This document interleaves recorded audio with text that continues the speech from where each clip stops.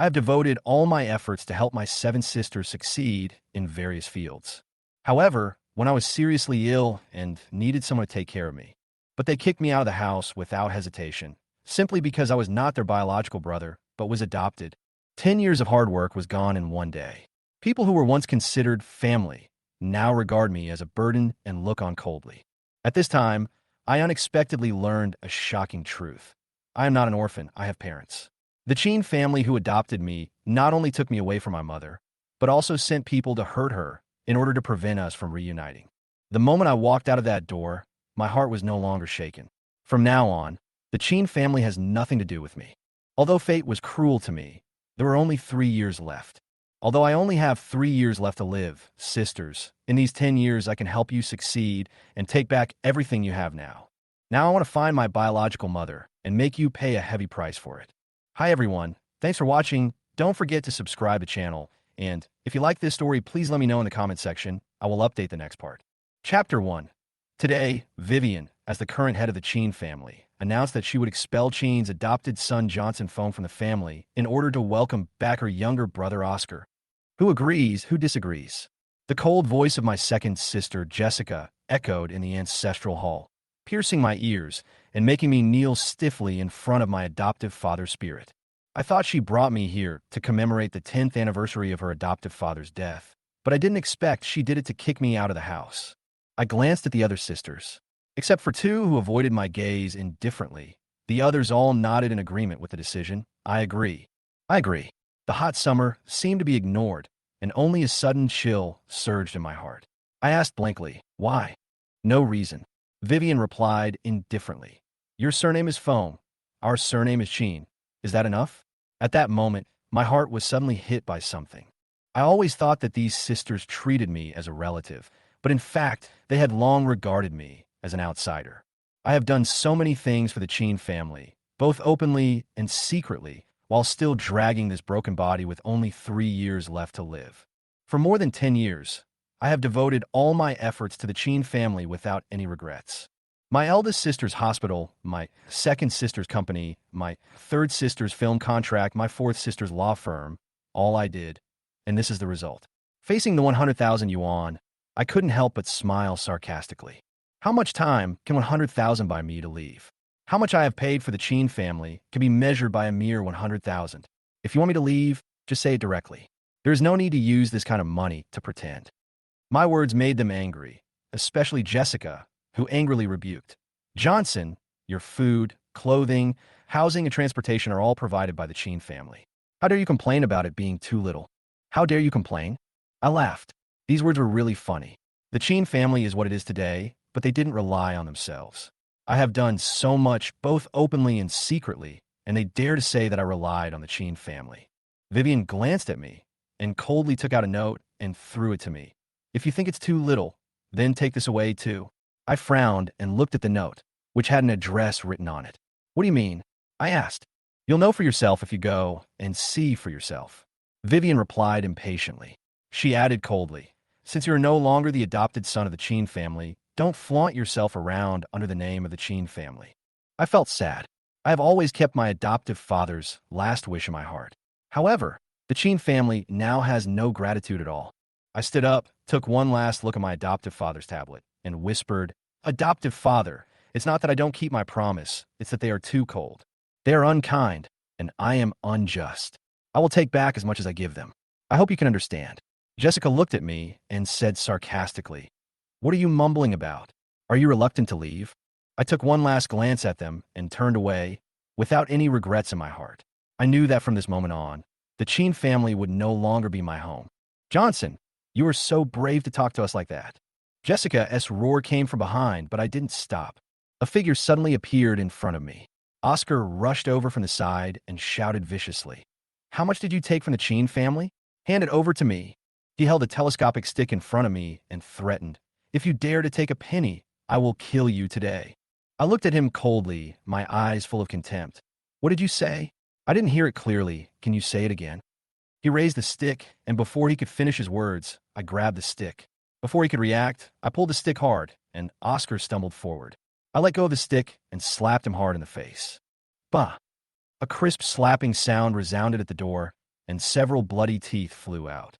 Oscar covered his face and wailed in pain. I have been so old that no one dares to pretend to be the boss in front of me. Who do you think you are?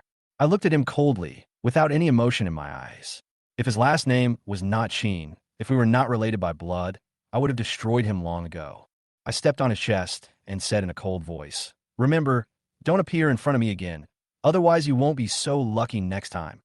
After that, I stepped on Oscar's chest and left without hesitation. Chapter 2. As soon as I walked out of the Chen family's gate, I heard an angry shout from behind. "Stop, you bastard!" I looked back and saw Oscar holding a telescopic baton, walking towards me aggressively with a fierce look in his eyes. He stopped in front of me and threatened coldly. "How much money have you taken from the Chen family over the years? Hand it over to me." The telescopic stick hit my chest hard, and his voice was full of hostility.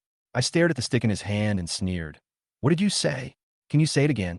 His eyes turned fierce, and he raised the stick and tried to swing at me. I moved quickly, grabbed the end of the telescopic stick, and pulled it hard. Before he could react, I pulled him, and he fell to the ground. I let go of the telescopic stick and raised my hand to slap him. Snap! The slap was loud and crisp, and several bloody teeth flew out. He covered his face and fell to the ground, wailing in pain. I looked down at him with a cold gaze. No one has ever dared to do this to me since I was a child. "Who do you think you are?" I sneered at Oscar. If his last name wasn't Chen, if he wasn't my adoptive father's biological child, I would have let him know what the price was. "Remember, don't show up in front of me again, or you won't be so lucky." I glanced at him with contempt, stepped on his chest, and left without looking back. "Johnson, you are so bold to speak to us like this." Jessica's roar came, but I didn't stop. When I was not far away, Oscar chased me angrily from behind. "Second sister, just wait. He must be in a bad mood because he was kicked out of the house, so he said such things. I will go and talk to him and ask him to come back and apologize to you." Oscar's figure quickly went away, as if he didn't want to miss a good opportunity to please them. "That's enough." I sneered in my heart and took more determined steps. The moment I walked out of the Chen family's old house, I felt unusually calm.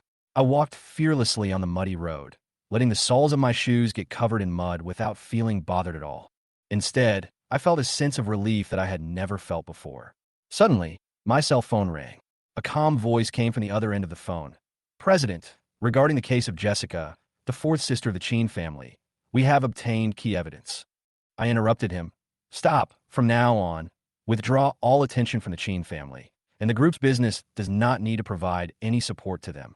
There was a moment of silence on the other end of the phone, and then he said hesitantly, "Then, President, your brain tumor.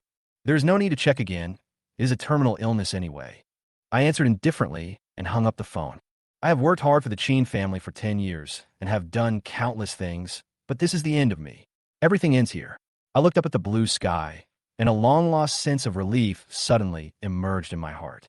Even though I was walking on the muddy road, I still felt my steps were exceptionally brisk. I arrived in front of a simple courtyard, which was the address Vivian left for me. The yard was full of waste, and the air was filled with a pungent smell. I walked in without thinking much. In the yard, a hunchbacked middle-aged man was sorting out scrap metal. I called out, "Uncle." The man instinctively turned his head, and when he saw me, his expression froze instantly. He blinked, his eyes changed from disbelief to ecstasy, and tears welled up almost instantly. "Johnson, you're really back." I was stunned. I couldn't believe what I heard. "Who is this person?" "We are your parents, Johnson." He held my hand tightly, tears streaming down his face. "Angela," he shouted into the house. "Angela, come out quickly. Johnson is back. The Chen family has released Johnson to see us." After a while, a woman's voice came from the house. A thin woman in plain clothes rushed out. She opened her eyes wide and shouted excitedly, "Johnson, is it really you?" She limped over, held my other hand, tears streaming down her face uncontrollably. "Thank goodness, the Chen family finally let you come back." I stood there in a daze, completely at a loss as to what to do. How could I have such parents? I looked into their tearful eyes, and my mind went blank. What on earth is going on? I asked in a low voice. Chapter 3. Ever since I can remember, I have been treated as an orphan by the Chen family. Although my sisters were not very good to me, I always believed that I was a child without parents, and no one would lie to me. But now, the truth suddenly came to me. I have parents, and they have been looking for me, but the Chen family stopped them. Since you know I'm in the Chen family, Why don't you take me back? I couldn't help asking. Angela choked up and replied, Johnson, it's not that we don't want to take you. It's that the Chen family won't let us. She grabbed my sleeve tightly, afraid that I would disappear in front of her. Angela's words made me completely confused. I didn't expect that I had been treated as an orphan because the Chen family stopped my biological parents. They said when I was 2 years old, I went to buy clothes with my mother, but I slipped out of the market and got lost. The couple searched everywhere, but to no avail. Calling the police was useless, and the missing person notice was torn off after being posted. Until one day, they heard that someone saw a child who looked like me in the Chen family's motorcade. My parents were so excited that they immediately wanted to find the Chen family to confirm, but they were intercepted by a group of thugs and even threatened that they would disappear if they looked for him again. My mother's legs were broken during the protest. I never expected that the Chen family would not only take me away from my parents, but also send someone to hurt my mother in order to prevent me from reuniting with them. This made me so angry that I almost exploded. I'll go find them and ask for an explanation, I said, and prepared to leave. No, Johnson. David hurriedly grabbed me, his eyes full of worry. They are your sisters after all. You can't do this. Angela was also anxious. We are already very happy that the Chen family let you come back. Don't do anything stupid. I'm no longer a member of the Chen family. I took a deep breath and tried to calm myself down. I briefly explained to the two elders how I was expelled from the Chen family. When they heard that I was driven away, they were so excited that they couldn't control themselves. My mother even hugged me, tears streaming down her face. God has mercy on us and has returned our son to us. Seeing how excited they were, my heart ached, but my anger still remained. I must settle the score for the harm done to me by the Chen family. Seeing this, David said in a trembling voice, Johnson, it's good that you can come back. Don't go to the Chen family to settle the score. Don't do anything stupid. The Chen family is big and powerful. We can't afford to offend them. It would be great if our family could live together in peace. I listened to the two elders pleading, and my heart became more bitter. Although I was filled with endless anger, looking at their anxious expressions, I finally nodded and agreed. Okay, I'll listen to you. At this moment, a cold female voice suddenly sounded. Johnson, come out. I turned my head suddenly, my face instantly darkened, and the anger in my heart erupted like a volcano. Dad, Mom, they came to us on their own initiative. I didn't go to them, I said lightly, and after saying that, I walked out the door without hesitation. When I walked out of the yard, I realized that it was so natural for me to call them Mom and Dad without hesitation. In the yard, Jessica was wearing a white silk short shirt, and her face was full of disgust. She was obviously dissatisfied with the environment here. When she saw me coming out, she immediately spoke with anger in her voice. Johnson, it's fine if you scold us, but you actually dare to attack our little brother? If you don't give me an explanation, believe it or not, I will immediately sue you for intentional injury and send you to jail. Oscar must have exaggerated this, but I'm not in the mood to care about it now. I looked at Jessica coldly. My tone was calm, but with a chill. You want to ask me for an explanation? I still want to ask you for an explanation, Jessica. She was stunned at first, then turned her head away awkwardly. You knew my parents were still alive, so why did you say I was an orphan? Why did you stop them and even send someone to break my mother's legs when they kept looking for me? Jessica's face turned pale, and it was obvious that she didn't know that the Chen family had done such a terrible thing. But she quickly regained her composure, and a sneer appeared at the corner of her mouth. Even if you are not an orphan, so what?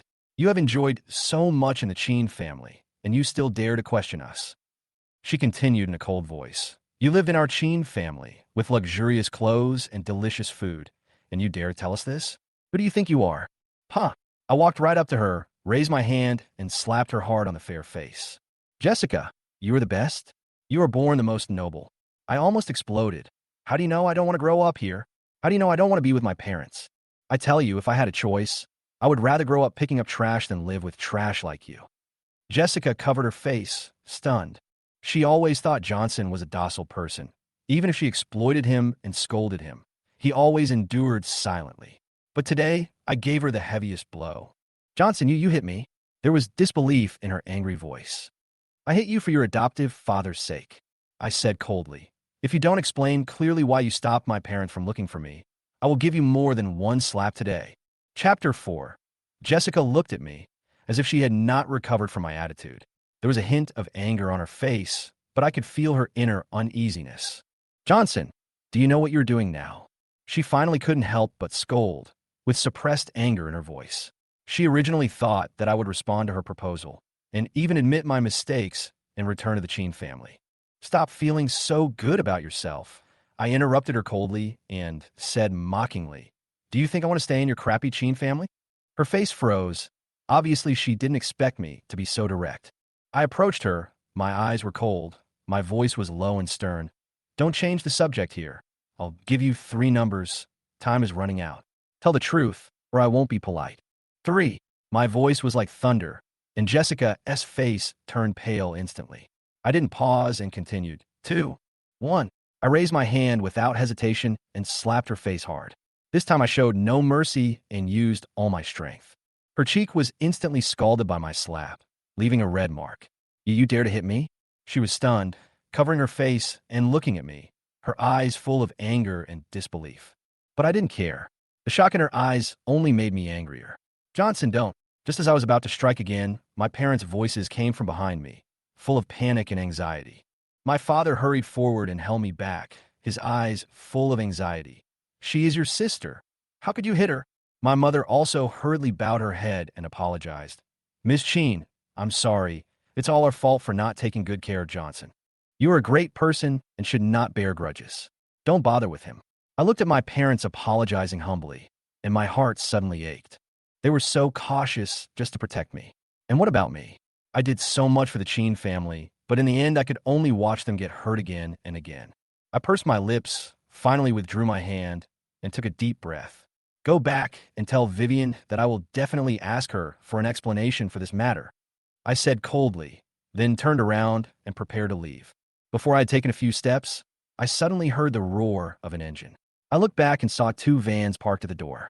The doors were suddenly pushed open, and several men in messy clothes and with hair all over their heads walked down, arrogantly. "David, it's time to pay the protection fee this month." Their leader, Robert, shouted loudly, with a threat in his tone that could not be refused. My father's hand suddenly trembled, and I turned to look at him. I saw that his face was pale, and his eyes were full of fear and helplessness. "Dad, what's going on?" I asked, feeling uneasy. David explained bitterly in a low voice. "They're from the security company in the next district. They used to collect protection money once a month, but now they come every few days. The scrapyard business is not good, so I have to pay out of pocket every month." I frowned. "Can't I just not pay?" The father's expression was even more painful. "If you don't give them, I will beat them to death. Lao Chen next door didn't give us money before, and now he is still lying in the hospital. It's useless to call the police." The rage in my heart completely exploded. How dare these people force my parents and even threaten them with violence? At this moment, Robert led a group of people into the yard. When he saw Jessica and I, his eyes changed immediately. Miss Chen Wu, why are you 2 here?" Robert bowed quickly, and the arrogance on his face disappeared without a trace. Jessica glanced at him and asked coldly, "You come here to collect protection money. How much do you plan to collect?" Robert hesitated for a moment, but finally answered, 100,000. 100,000? David was immediately furious and asked angrily, "It was fine if you only paid a few thousand each time before, but now you want 100,000 all at once. Why don't you just go and rob them?" Chapter 5. If you don't know the rules, don't shout here. Before it was short-term protection, now it's long-term protection. How can it be the same? Robert's words were full of confidence. He knew that he had Jessica's support and could do whatever he wanted without restraint. He looked at me confidently and continued, "After you pay the protection fee this time, our company will guarantee that you will be safe for the rest of your life. Compared to a lifetime of safety, is 100,000 a lot?" I didn't answer him, but I was filled with anger. 100,000? Did he think this money fell from the sky? But Robert seemed to notice that Jessica was still beside him, and he immediately changed his tone with a flattering smile on his face. "Of course, if Miss Chen Wu says so, I can still exempt myself from it within the scope of my authority." He turned his eyes to Jessica, his eyes full of flattery and dependence. "If our Tiger Lord knew about this, he might forgive you for your sake." Robert continued to please Jessica, completely treating our phone family as an object that he could manipulate at will. "No," Jessica said coldly, her voice emotionless. "Do whatever you want to do." Her tone was like an icy blade, which made me feel cold. Jessica then looked at me, her tone calm but threatening. "I only ask you one thing. If they don't pay the protection fee, what should they do according to the rules? Robert answered without hesitation. It's easy to do according to the rules. He seemed to be used to this kind of strong blackmail. Their scrapyard is worth a few dollars. You can use it as collateral. He then glanced at my family again. The Fong family has a girl who is still in school. She's not bad looking. It just so happens that our company also has several entertainment venues. Let her go in and sell for a few years. I felt a surge of anger in my heart, but I knew that I couldn't be impatient now.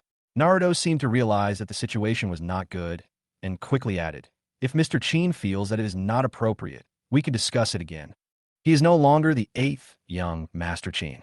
Jessica's words were like a thunderclap, shattering all fantasies. He was expelled from the Chen family an hour ago. From now on, he has nothing to do with the Chen family and us, she said lightly, with a ruthless indifference in her tone. Naruto was stunned. His eyes were blank at first. Then he quickly reacted. He glanced around nervously, and his expression suddenly became unnatural. At this moment, he no longer had the ease he had before. Jessica's words were like a sharp knife, cutting through their dependence and arrogance cleanly. She locked her eyes with me again, raised her chin slightly, and said coldly, Johnson, you heard everything Naruto said. Either you pay the 100,000 protection fee today, or you can only use the scrapyard as collateral and sell your children. I stared at Jessica, who had a contemptuous smile on her face, as if she had already decided my fate. She continued, if you are willing to kowtow to me and apologize for what you did just now, and come home with me to apologize to my younger brother and other sisters, I can help you pay for it. Her tone was cold and full of threats. I sneered and looked into her eyes. Just relying on a bunch of thugs like you think you could defeat me? I emphasized the word thugs with sarcasm. Jessica was stunned for a moment, and her face suddenly darkened. She seemed to be irritated by my words, and a trace of anger flashed in her eyes. She looked at Naruto and said coldly, this is my last chance for you. Don't miss it. I remained unmoved, with a sneer on my face. The anger in her eyes was obvious, but she didn't continue to get angry. She knew that no matter how much she threatened me, I couldn't surrender. Naruto, do whatever you have to do, she ordered coldly, seeming to have decided to let go and let Naruto carry out the next plan. I didn't respond to her, knowing that there was no turning back. Naruto continued, his voice slightly provocative. Master Chen? No, should I call you Master Fong now? He didn't seem to realize how ironic his words were, and still held on to a bit of luck. Mr. Fong, I, Naruto, am a law-abiding person. No matter who you are, or what your relationship with David's family is. As long as you can pay 100,000 for protection, I will leave immediately. Jessica coldly. My eyes were full of disdain. Jessica looked at me with cold eyes. She never really understood me, but I knew her to my core. She didn't know that I was no longer the Johnson she thought I could manipulate. Naruto continued. If you can't take it out. He paused, a hint of pride on his face. Then I can only use this scrapyard, and then go to school to take the Fong family's eldest daughter away. The threat in his words was self-evident. However, before he finished speaking, I suddenly stepped forward. Before Naruto could react, he only heard my cold voice. What are you doing? He raised his eyebrows, as if he didn't expect my reaction. Begging for mercy from me won't work. You have to beg Miss Chen Wu. Before he finished speaking, he suddenly let out a scream. His body suddenly bent, as if he was electrocuted, and the whole person flew out. His scream was shrill, and I kicked him in the abdomen mercilessly. Naruto didn't even have time to react, and he flew backwards like a kite with a broken string. Then, with a loud bang, he hit the wall hard, and then slowly slid down, hanging weakly like a painting. Why do you think I would beg for mercy from someone like you? I looked at Naruto falling to the ground, his face expressionless, his voice as cold as ice. Naruto's miserable state gave me a sense of satisfaction, and also made me see the direction of this game clearly. Jessica's expression instantly turned ugly. She froze in place, her eyes full of disbelief. She didn't expect that I would dare to attack Naruto. This situation, which should have been under her control, suddenly became unpredictable. She obviously did not expect that the Fong family's current predicament would actually inspire my counterattack. Behind Naruto is Jacob, a mad dog who is known for protecting his own shortcomings. Jessica must know that if the Fong family offends him, the consequences may not be as simple as 100,000 yuan in protection fees. Her face became more solemn, and her eyes were filled with fear. At this time, She had obviously realized that she was not facing a weak member of the Foam family, but someone who would no longer succumb to her oppression. With this thought, Jessica no longer wanted to stay here. She didn't even want to say anything harsh and wanted to leave immediately. There is no point in talking to a lunatic. Did I let you go? Seeing Jessica was about to leave, I wanted to chase her. Not only did she trip him up, but she also didn't answer the previous question. How could he just let her go? Chapter 6. I stood in front of my parents, looking at their pale faces and mixed emotions. David and Angela were obviously panicking.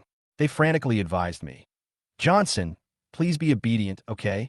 Their voices were filled with undisguised fear, which made my heart ache. The current situation was indeed getting worse for our Foam family. I don't want them to worry anymore, but I know now that things can't be solved easily. After Naruto was kicked away by me, almost no one dared to provoke us again, but the people behind these hooligans would never let us go so easily. I told Jessica couldn't be ignored. She had brought the problem upon us, and I had to buy some time for my parents and my sister. You better tell Vivian what I said. I said coldly to Jessica's back, my voice merciless. If she doesn't come to tell me the truth, I will go to her in person one day. Jessica didn't seem to hear me and walked faster. She and the people behind her didn't take us seriously at all, and seemed to think that everything could be manipulated at will. Seeing all this, I suddenly had an unprecedented determination. "Johnson, forget it." My mother's voice broke my thoughts. Angela said, tremblingly, "We have lived here for so many years, and we have saved tens of thousands of dollars." The worry in her eyes made me feel distressed. I knew she was afraid that the upcoming turmoil would affect all of us. My father also nodded quickly. "We can't afford to offend those people like Naruto. If you hit him, Blue Shield security will definitely not let it go." He paused and looked at me with reluctance in his eyes. "If you want to leave, leave now. It will be too late." My eyes fell on the pile of waste in front of me, and every word my parents said made my heart tighten. This is my home, and my parents have worked hard for a living for most of their lives. They had to face such threats for me. Although I knew what moving meant, I couldn't let my parents continue to suffer. "Dad, Mom, don't worry. I'll take care of everything." I spoke slowly, trying to calm them down. "I've built up some connections over the years, and this matter will never get out of hand. You just stay here and rest assured. No matter what happens, I'll handle it." David and his wife were relieved after hearing what I said. My father looked at me with a hint of hesitation in his eyes. "Is it really possible? If what you said is true, why don't you move? We can also move to another place and live a decent life." I looked at them with mixed emotions in my heart. If we really have to move, what will happen to my sister's school? Going to school in another city is not as convenient as in Ean High. Once all the formalities are completed, her studies will be delayed in the end. Although I just found out that I have a sister, her future has always been my biggest concern. At this moment, a sudden and urgent shout broke the silence. "Dad, Mom, are you okay?" Yvette's voice came from outside. She was wearing a school uniform, carrying a sack in her hand, and seemed a little hurried. As soon as she entered the door, she noticed me. Her voice suddenly paused, and then she shouted in surprise, "Brother." She obviously recognized me, and her eyes were full of disbelief and joy. She had heard her parents talk about me since she was a child, and even saw my photos on the internet, so she recognized me standing next to my parents at a glance, the brother she had never met. I didn't answer her, my eyes slightly sank. I looked at the sack in her hand, and my nose couldn't help but feel sour. I used to work like a slave for the 7 sisters of the Chen family, but what kind of life did my parents and sister live? This question made me feel guilty, but I couldn't stop. At this moment, in the hall of the Chen family's old house, Oscar was sitting there with a disdainful smile on his face. Eldest sister Grace was applying medicine to him, and Oscar whispered, "It doesn't hurt, elder sister." He approached Grace intentionally or unintentionally while speaking, with a greedy look in his eyes. Grace frowned slightly, obviously not liking Oscar's words, but she was his brother after all, so she continued to help him apply the medicine. "I have contacted the hospital. Wait for your 5th sister to bring Johnson to apologize, and the doctor from the hospital will come to fill your tooth." When the sisters nearby heard this, they all said indignantly, "Johnson was too cruel. He knocked out her teeth." Their words were full of anger, as if they had a great resentment towards me. "Johnson is nothing but an ungrateful bastard." One of them said, dissatisfiedly, "We have raised him for so many years, and he actually dared to hit others. He really deserves to be taught a lesson." Eldest sister Grace frowned and looked at Jessica. "5th sister, where's Johnson? Why didn't he come?" Jessica's face darkened. Don't mention that bastard. I asked him to come over and apologize, but he ignored me and even dared to scold me. There was a hint of suppressed anger in her tone, but she did not mention the beating she had been given. At this moment, the hall suddenly fell silent for a moment, and then a woman in a light blue cheongsam said coldly, "Have we ever spoiled it before? Don't we usually just order him around as a handyman?" Maria's words completely broke the atmosphere in the room. Grace was stunned for a moment, then looked at Jessica. "Why are you wearing a mask suddenly? Are you sick?" "Nothing. Nothing." Jessica was flustered for a moment. "It's a bit dusty outside." The other sisters sensed something was wrong and rushed over. Even though Jessica tried to resist, her mask was eventually taken off. After a while, the hall was filled with angry voices. "Who hit him?" "Johnson. I saw that the bastard was really rebellious and dared to hit people." Chapter 7. Just as the sisters were arguing to vent their anger for Jessica, the second sister Vivian's cold shout suddenly came from the study. "What are you doing? You can't even handle such a small matter." Instantly, the whole hall fell into a dead silence. Even Grace subconsciously slowed down her movements and even stopped applying the medicine. Vivian's pressure was unmatched in the Chen family, and even the eldest sister had to bow her head. In the study, Vivian's face was as cold as ice. She stood in front of the window holding her phone, and her voice was cold. "It's okay if one project loses money, but why do multiple projects lose money at the same time?" She was furious. Is the risk control department just for fun? Don't they do any risk assessment before investing? The voice on the other end of the phone was trembling. "Mr. Chen, you personally designated these loss-making projects." "Shut up," Vivian interrupted, becoming even more cruel. "These crappy projects have nothing to do with me. You guys messed them up." Her voice was so cold that it could almost freeze the air. "I'll give you 3 days. If you don't find a solution within 3 days, you will bear the consequences." After saying that, she hung up the phone without mercy. As she walked out of the study, she glanced at her sisters who were still silent. She fixed her eyes on Jessica and asked with a frown, "Where's Johnson?" Second sister. "Johnson didn't come." Jessica answered nervously. Although she was known as an iceberg lawyer outside, she was always afraid in front of Vivian. Johnson also slapped the fifth sister. Someone added, "Second sister, look, there's still a mark on her face now."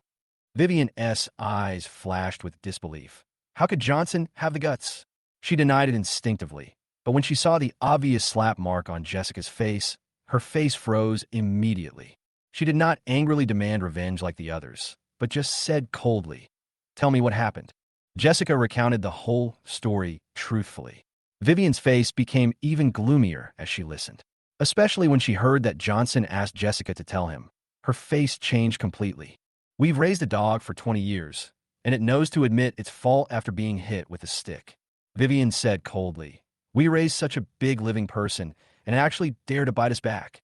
She paused, her eyes full of coldness. "If my stepmother hadn't stopped him, he would be like his parents now, making a living in a garbage dump." Her anger almost froze the air, but most of the sisters remained silent.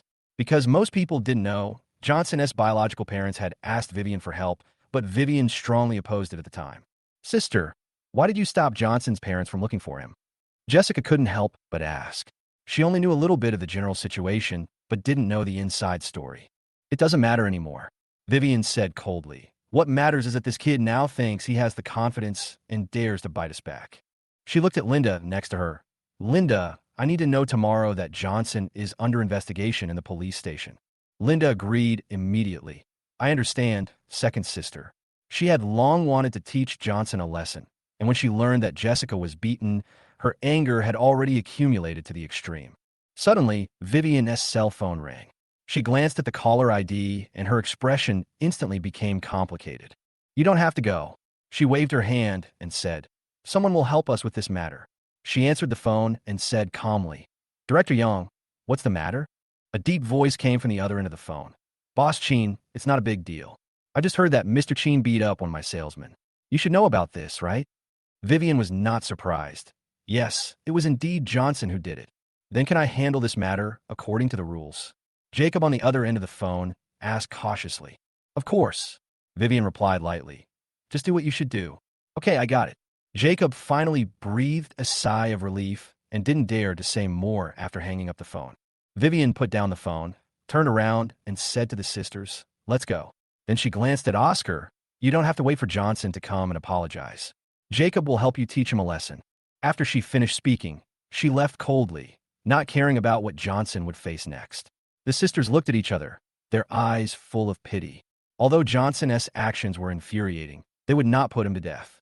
Even Linda, who originally wanted to teach Johnson a lesson, couldn't bear to see this scene.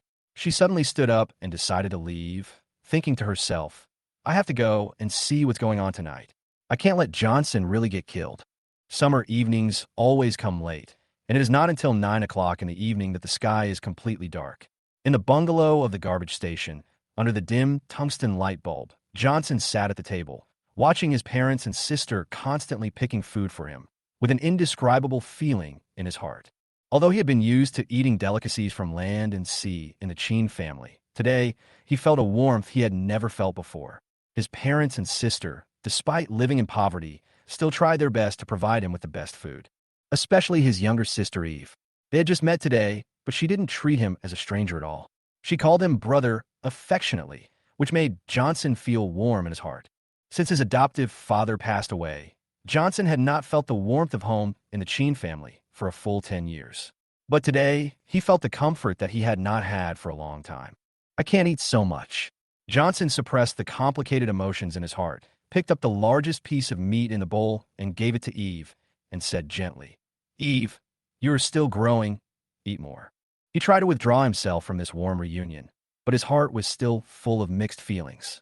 Before he finished speaking, a deafening engine sound suddenly came from outside the yard.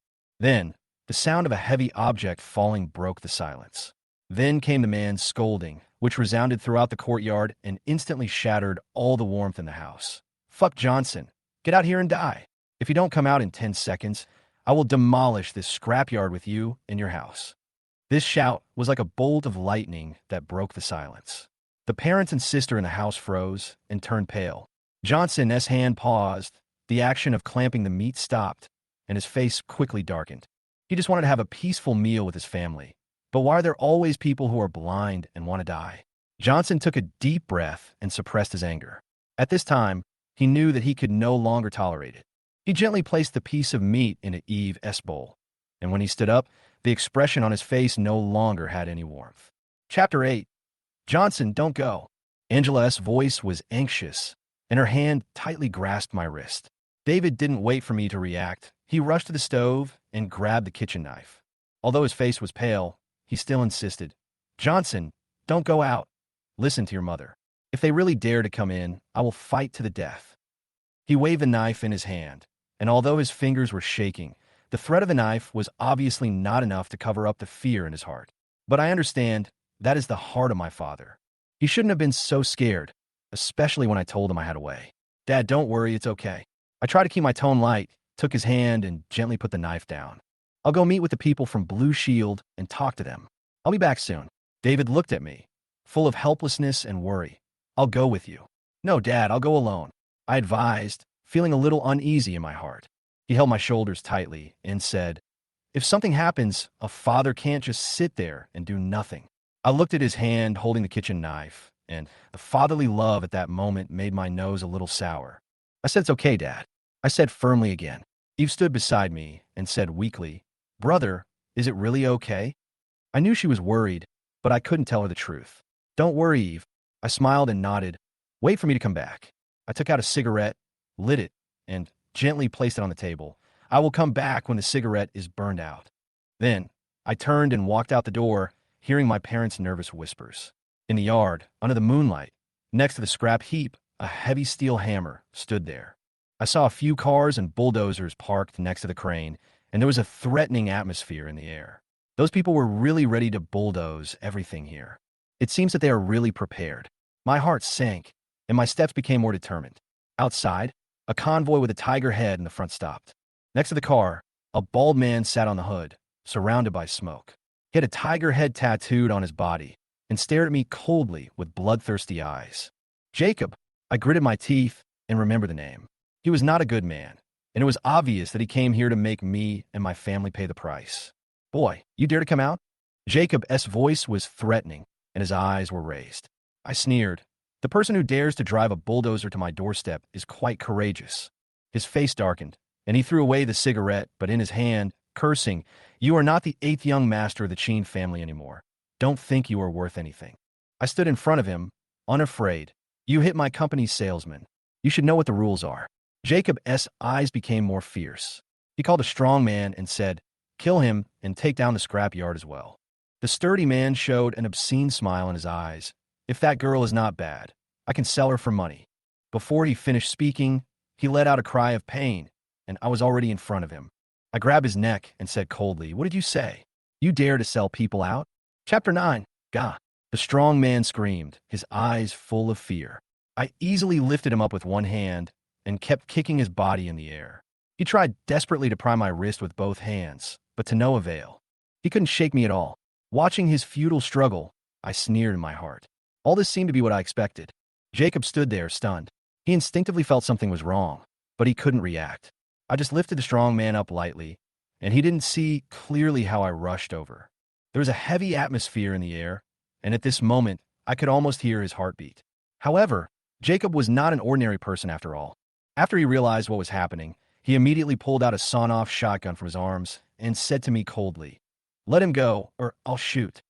His men also approached me with steel pipes and machetes, and the atmosphere instantly became oppressive and tense. I looked at them calmly and said with a cold smile, "You want me to let him go? How can it be so easy? Do you think I will lose face?" Facing the gun, I showed no fear and kept my tone calm. Jacob's face turned gloomy, and he pulled the trigger angrily.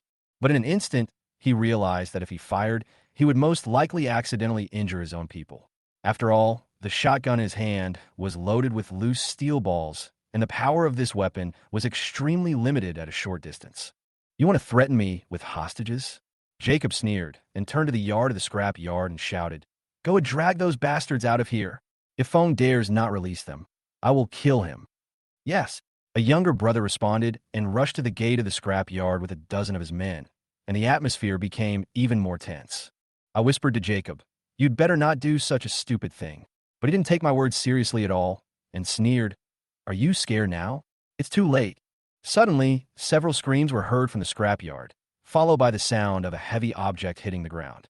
Jacob's face changed, and he turned back suddenly, only to see a group of his brothers flying backwards like sandbags, lying on the ground, and not even one of them could get up. This sudden situation stunned him.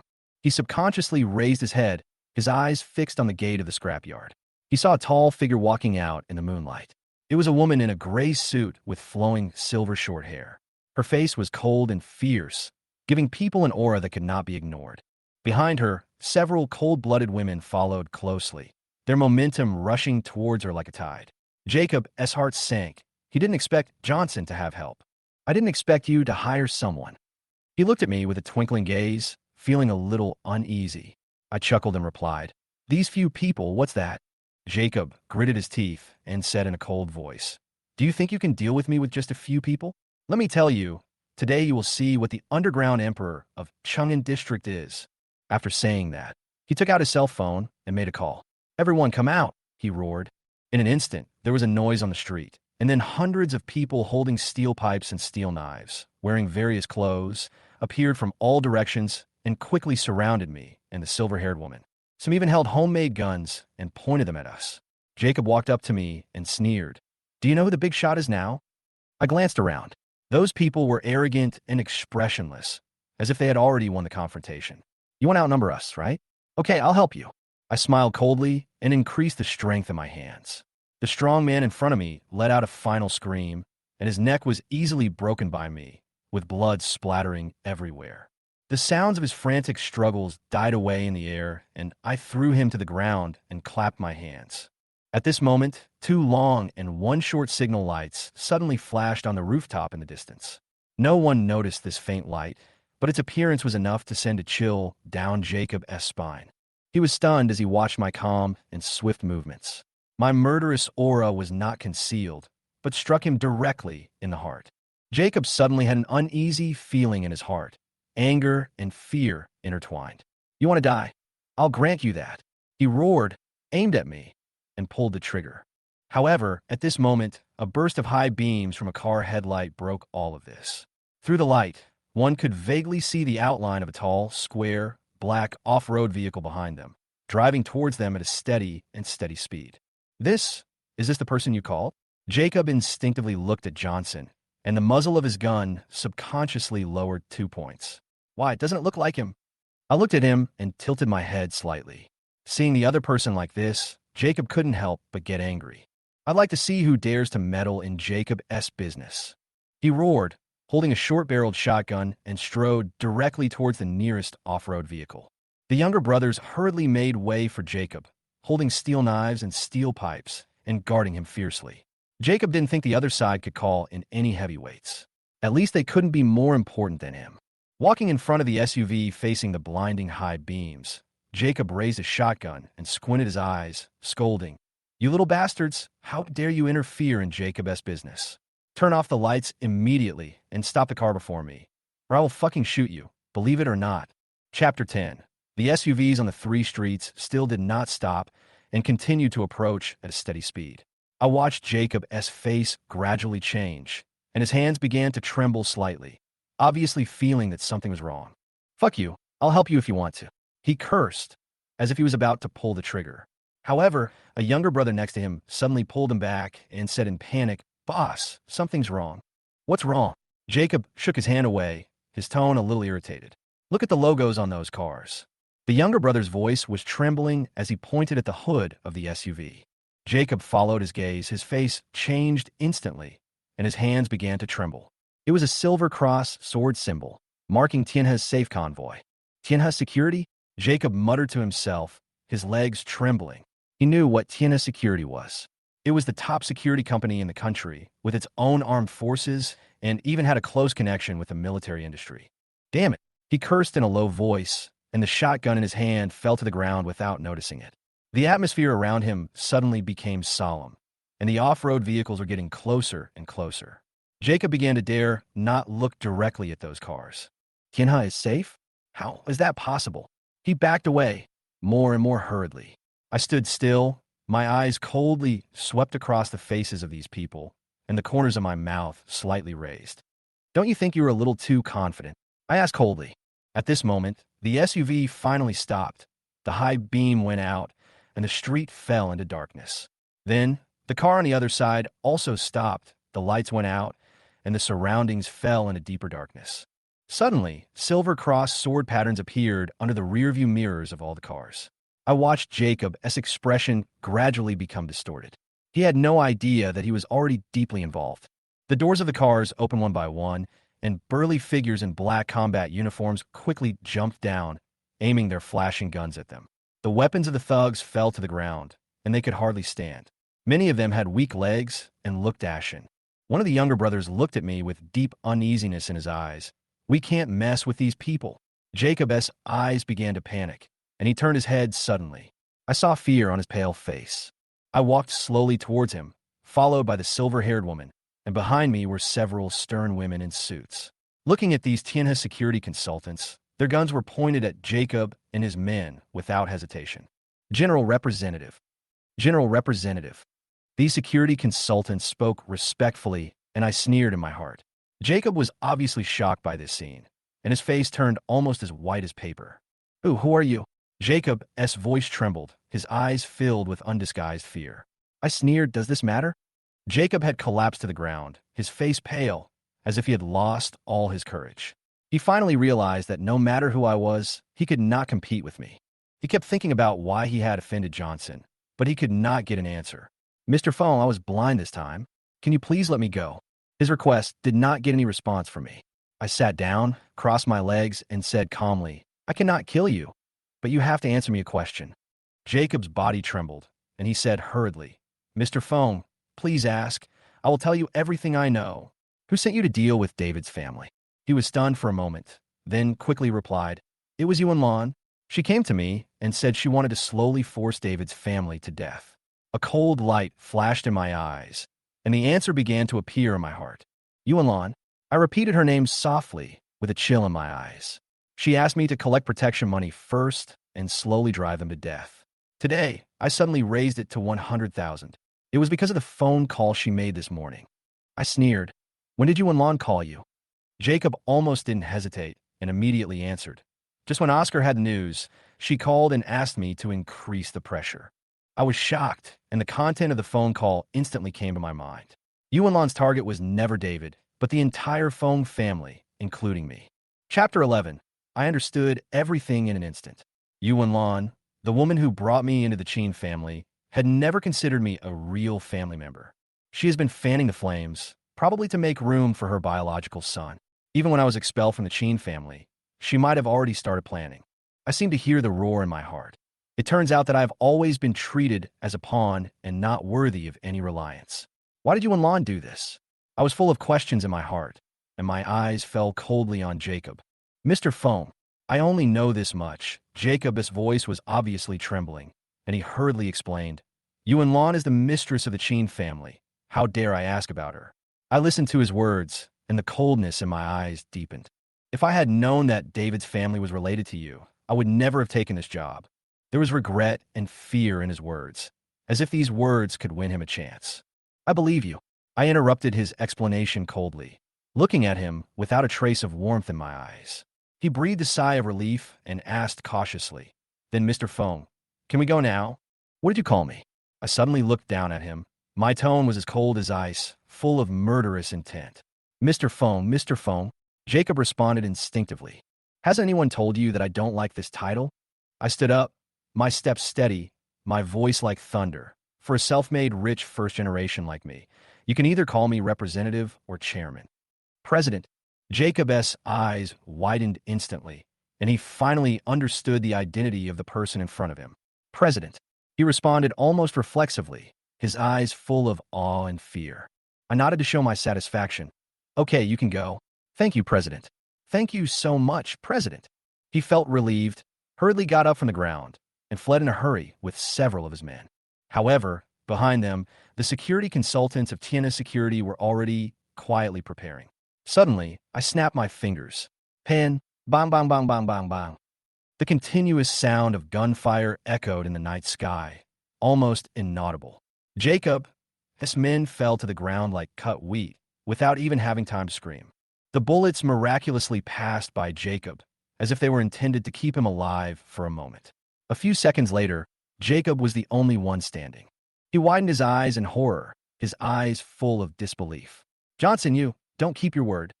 He coughed up blood. His voice was intermittent, but still full of anger and unspeakable regret. I raised my eyebrows. Really?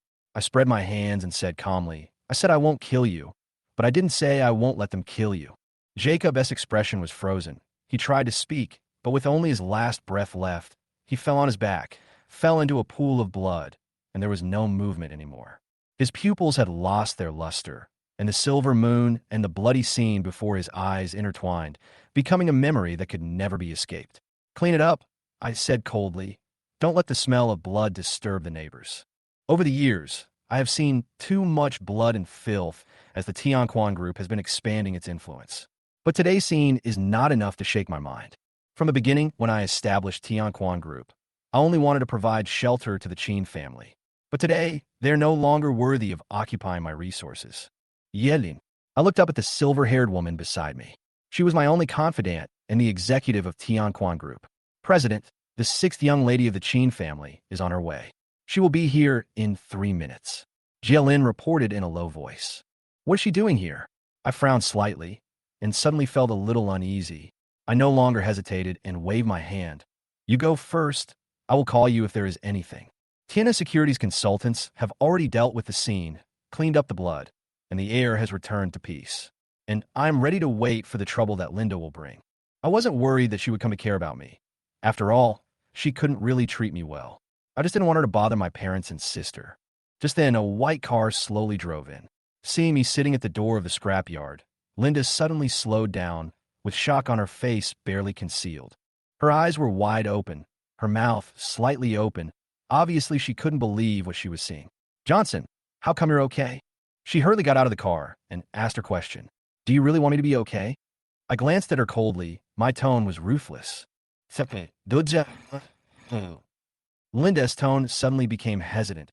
Obviously, she didn't expect me to respond so coldly. She came here with the intention of collecting my body. Jacob brought a large group of people to completely demolish the scrapyard, and I should have died long ago. However, she saw a situation that was totally different from her expectations. The scrapyard was safe and sound, and I was also unharmed. Where are Jacob and the others? Linda couldn't help asking, with a hint of anxiety in her voice. What Jacob?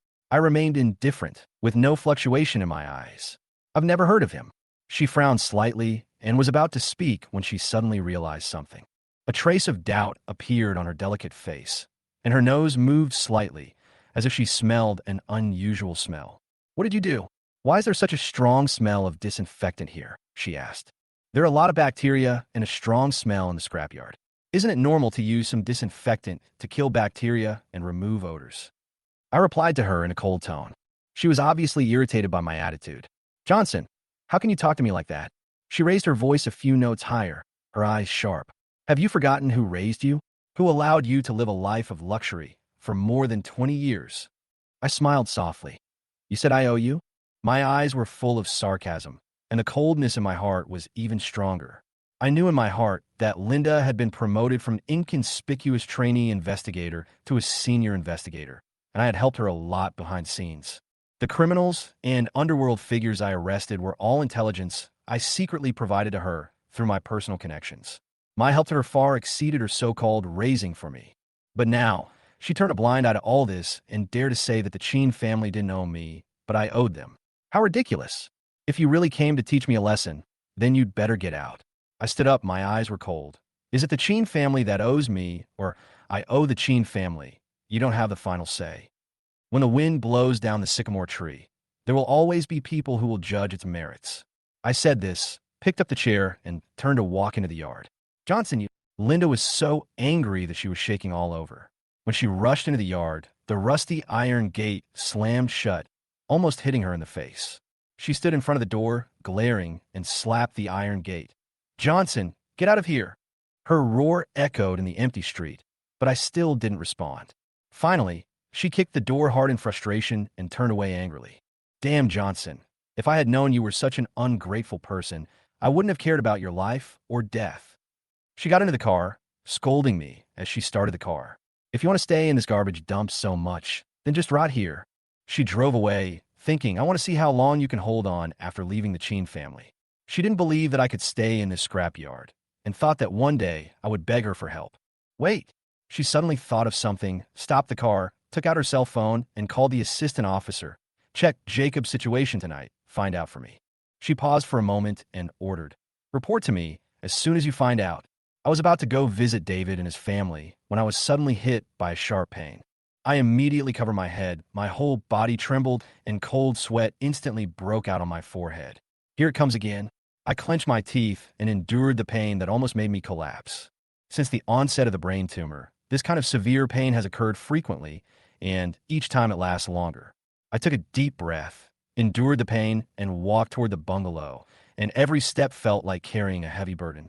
Just as I pushed open the door, a flash of cold light passed by, followed by David's voice. I'll fight you. I instinctively dodged the knife and quickly snatched the kitchen knife away. Dad, it's me. Hearing the familiar voice, David froze, his eyes full of shock and disbelief. Johnson, are you okay? He rushed forward and nervously checked around me. Did they do anything? Angela also rushed over, her face full of worry. Since I left, there's been no sound outside the yard, and David and his wife were extremely anxious. David couldn't help himself until the cigarette I mentioned before I left was burned out, and he was ready to rush out to take a look. Just as he was about to push the door, I suddenly came back with all the answers. Don't worry, Mom and Dad. I smiled. My connections are still useful. The deal has been settled. David and Angela's faces were filled with surprise and joy. Really? I nodded with a faint smile on my face. Of course it's true. Before I finished speaking, a figure suddenly threw himself into my arms, followed by Eve's choked voice. Woo, brother. You didn't lie to me. I stroked Eve's hair and whispered, of course not. At this moment, the severe pain in my head seemed to ease. Chapter 13. In a detached villa in Yipanmuan, Vivian sat in the study, staring at the screen of her mobile phone nervously, and saw the encrypted email just sent by her secretary. Her eyes slightly widened, and her heart was full of disbelief. How could this happen? She whispered to herself. She used to think that these loss-making projects had nothing to do with her, but now, 4 of the 5 loss-making projects were actually designated by her personally. She was unwilling to accept this fact. Since she entered the investment industry, she had never failed in the projects she had chosen, which also made Chen's venture capital quickly grow into the leader of the Silver Sea investment industry. Once known as the queen of investment in the industry, she has never experienced such a predicament. Now, if the losses of the 4 projects are exposed, not only will she lose the halo of queen of investment, but the reputation of Chen's venture capital will also be greatly impacted. How is that possible? There must be something wrong. She shook her head, her confidence unshaken. If I made a mistake in judgment, then there must be something else wrong. She picked up her phone and called her secretary. Within half an hour, send me all the relevant market project research reports and investment proposals submitted by other companies. The secretary was very quick, and within 20 minutes, the documents Vivian needed were already in front of her. Why are there so many? Vivian was shocked when she saw the pile of documents. When she usually screened projects, she remembered that there were at most 20 research reports and proposals each time. But this time they piled up into a pile of more than 200. The secretary's face was pale, and her voice was trembling. I'm sorry, Mr. Chen, I screened out some projects on my own initiative. What do you mean? Vivian's face suddenly became serious. You said that the projects I looked at were all screened by you? No. The secretary hurriedly shook his head and explained anxiously. The projects you looked at before were all selected by Johnson himself. Johnson? Vivian's face changed. Why would he select these projects? The secretary lowered her head and whispered. In the past, Johnson would come to the company to screen the projects before submitting them, and then give them to you. But recently, he didn't come to the company like before, and I saw that you were very tired every day, so I screened these on my own initiative. After hearing this, Vivian was shocked and could not accept this fact for a moment. So, I became the investment queen not because of my own ability, but because Johnson helped me screen all the projects in advance. She couldn't believe this fact. Her lips trembled. Johnson? How could he? She shook her head violently, shaking off the thought. Impossible. It must be a coincidence. She asked her secretary to bring all the projects that Johnson had screened, including those that were eliminated by Johnson. 2 hours later, all the project reports filled her desk. Vivian looked at them tiredly, with a flash of shock in her eyes. There are so many successful projects. She shuddered. She quickly browsed through the selected projects and found that 30% of the investments had huge returns, 50% had high returns, and the remaining few were long-term projects with low returns. And those projects that were not selected by Johnson almost all faced losses or even went bankrupt. How is this possible? Vivian muttered to herself. Impossible. She didn't want to believe that her past glory was actually related to Johnson. This unacceptable fact was churning in her mind. Finally, she sighed deeply, but still felt unwilling. No one can know about this. She ordered the secretary coldly. If I hear any rumors, you will pack up and leave. The secretary nodded and hurriedly left for fear of saying something wrong. Vivian sat quietly at her desk, feeling mixed emotions.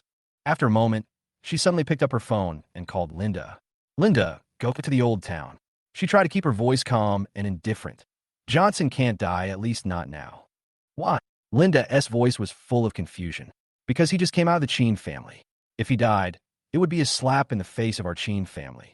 On the other end of the phone, Linda's anger was evident. I hope that ungrateful person dies. But Jacob didn't touch him. Vivian heard this. She relaxed a lot, and a hint of relief flashed in her eyes. She hung up the phone and glanced at the documents on the table. Her mind was already uneasy. Suddenly, a muffled sound interrupted her thoughts. Aunt Yang, what's wrong? Vivian came back to her senses and pressed the communicator on the table. Second miss. Fourth miss seems to have some problems with the song recording, and she is throwing a tantrum. She frowned, stood up, and left the study, and walked towards the recording studio of the fourth Miss Maria. She will participate in the variety show the day after tomorrow. How can she throw a tantrum at this time? Chapter 14. As I walked to the door of the recording studio, I saw Maria standing in the corner through the soundproof glass, with her favorite microphone and headphones scattered on the floor beside her. She was wearing silk pajamas, and her hair was messy. She had lost all her charm and confidence as a popular singer. What's wrong? She asked with a frown, picking up the scattered equipment. Maria raised her head, revealing a tired face with bloodshot eyes. Second sister. Her voice was hoarse. I have run out of ideas and can't write songs anymore. She is not only a popular singer, but also a well-known songwriter.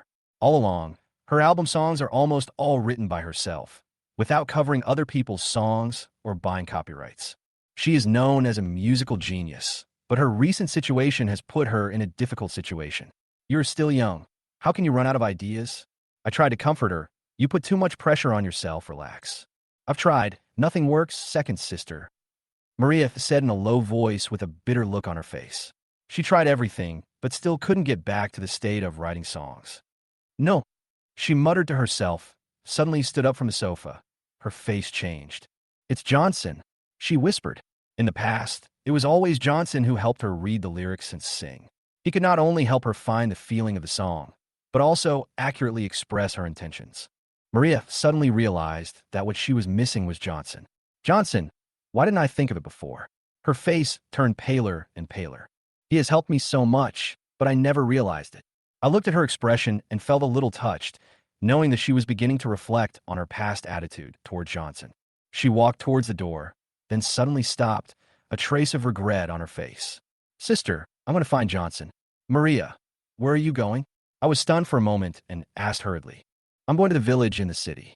Maria answered without looking back and left in a hurry. On the way, Maria called Linda to find out Johnson's address. After finding out the address, she drove directly to the scrapyard. Driving on a muddy road, Maria's mood became heavier. She was shocked by the scrapyard and the dirty environment around her. Why would Johnson live in such a place? She couldn't help but ask herself. She saw the garbage piles on the roadside and even rats running around, and her heart was filled with mixed emotions. She arrived at the door of the scrapyard and stood outside the car, hesitating whether to knock on the door. It's so late. What if I disturb him? She felt more and more depressed, and finally decided to go back to the car and wait.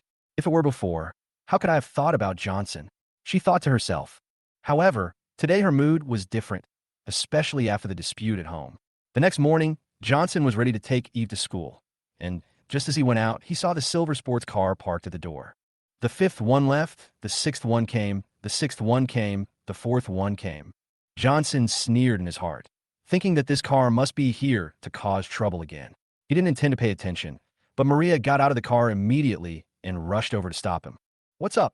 Johnson asked coldly. His face was not friendly. Maria's heart ached when she saw Johnson's indifference. She couldn't believe that Johnson, who was once close to her, was now so distant from her. Johnson, come back with me. Maria's voice softened, with a rare look of guilt in her eyes. The environment here is so bad. It's not good for your health. How about you come back with me, and I'll ask your second sister and stepmother for mercy. Johnson looked at her and couldn't calm down for a moment. Johnson used to be not so cold, but a younger brother who was willing to sacrifice for her. Chapter 15. Before Maria could speak, Eve pushed her hand away and stood in front of me like a chick guarding its food, her eyes full of vigilance. He is my brother. Since you have driven him away, don't even think about taking him back. Maria glanced at Eve, but didn't take it to heart. Her eyes were always focused on me. Come back with me, Johnson. I gently patted Eve's shoulder and pointed to the intersection ahead. Little Eve, go to the front and wait for me. Eve looked at me nervously. Brother, don't worry. I smiled and comforted her. Now that I'm home, I will always be with you. No one can separate us again. Said this not only to Eve, but also to Maria. As expected, Maria's face turned pale instantly after hearing what I said. Johnson, I know you must be very unhappy about being kicked out of the Chen family. Her voice trembled, but this was the idea of my stepmother and second sister, and it has nothing to do with me. I sneered at her. So this is why you didn't say a word in the ancestral hall and didn't even want to look at me? No. She hurriedly explained, but I interrupted her. Okay, stop being pretentious.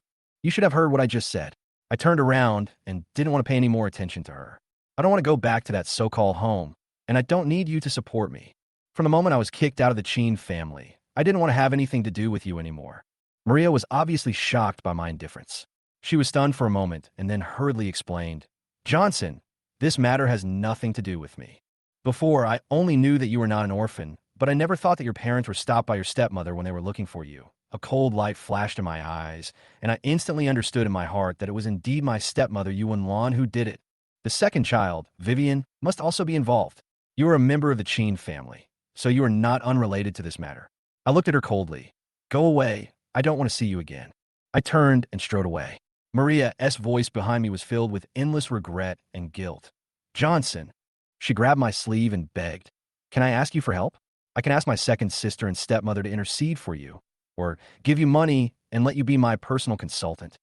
I gently shook off her hand and sneered, "Maria, you are amazing. I always thought you were a simple musician, but I didn't expect you to be so scheming." I stared into her eyes, my tone as cold as ice. "I've been your tool for 10 years. I've had enough. You should find someone else. You kidnapped me into the Chen family and prevented my parents from coming to see me. I will settle these accounts with you sooner or later." I turned and left without looking back. Maria stood there, staring at my back with a confused look in her eyes, as if she didn't understand why the brother who used to obey her in everything had become like this. Back at the villa, Maria was seen by Jessica as soon as she entered the door. She was obviously stunned for a moment. "Fourth sister, where have you been? Why are you so dirty?" Maria ignored her and went upstairs. Jessica hurriedly stopped her. "Fourth sister, what are you doing?" "What should I do? I want to see my second sister." Maria rushed upstairs with anger in her eyes. "I want to ask her why she drove Johnson away and why she didn't let his parents go find him." Her voice echoed in the corridor, and Jessica's face changed instantly. "Are you crazy? Johnson has been in our family for so many years, and we haven't treated him badly. Then why did you chase him away?" Maria said angrily. "Oscar is your younger brother, and so is Johnson. How can Johnson be compared with Oscar?" Jessica interrupted her. "Fourth sister, I think you are confused. How can you speak for an outsider? Go back to the house quickly. Second sister had a headache this morning, and eldest sister is treating her now." Maria was stunned when these words came out, and the anger in her heart was mostly extinguished. Vivian's headaches occurred. She was so irritable that even her stepmother didn't dare to provoke her. She suppressed her dissatisfaction and finally had to return to her own recording studio. "How about looking for previous drafts to see if I can find some inspiration?" she muttered to herself, hurriedly looking through past drafts of music scores. However, after searching for a long time, she found nothing. Could it be that someone took it? Her heart tightened, and she quickly checked the 2 months of surveillance. She saw Johnson enter the recording studio. She was stunned. "Johnson, what is he doing here?"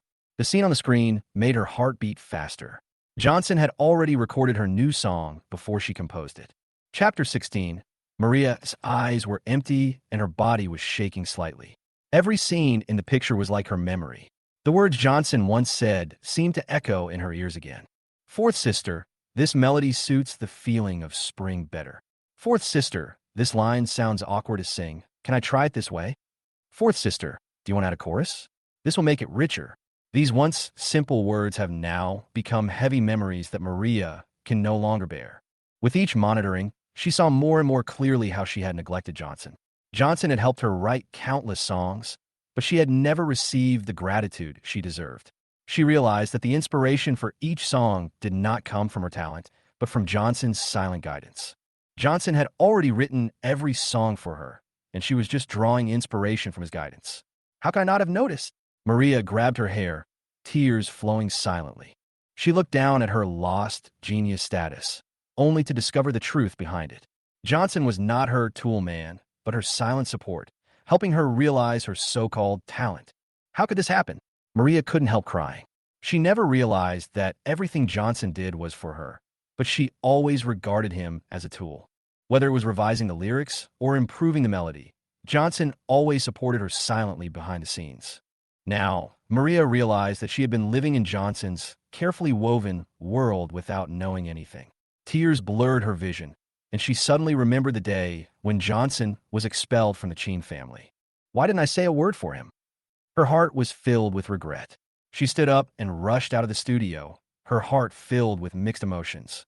She wanted to find Johnson, to apologize to him, to redeem everything she had lost. But she also knew that such a request would only make him hate her even more. She couldn't help but start to wonder if she still had a chance to make up for it. "Johnson, how can I win you back?" she murmured to herself, tears welling up again. Upstairs, Vivian was still suffering from a severe headache. Her face was still painful. Her brows were furrowed. Grace looked at her anxiously. She had given her medicine many times, but the effect was minimal. She didn't understand why the medicine she brewed had no effect today, as it had always been effective for Vivian. Vivian has always been a strong woman, and she never shows weakness easily. She endured the pain and gritted her teeth and said, "Forget it if it doesn't work." You go out first. I'll just bear for a while. Grace was anxious and wanted to find more treatments, but her eyes were suddenly attracted by a cup on the bedside table. What's going on with this cup? Grace's voice was full of doubt. Vivian took a look at the cup, and her face turned ugly instantly, and her pain was obviously increasing. I forgot to throw away the things left by that outsider, Vivian said in an unhappy tone, trying to avoid it. Grace continued to ask, Did you make the stuff in there yourself? Vivian shook her head. No. Every time you gave me medicine, he would bring me a cup of sweet tea. He knows I don't like sweet things, but he keeps trying to persuade me. Forget it. Let's not talk about that outsider. Vivian waved her hand, her face gloomy.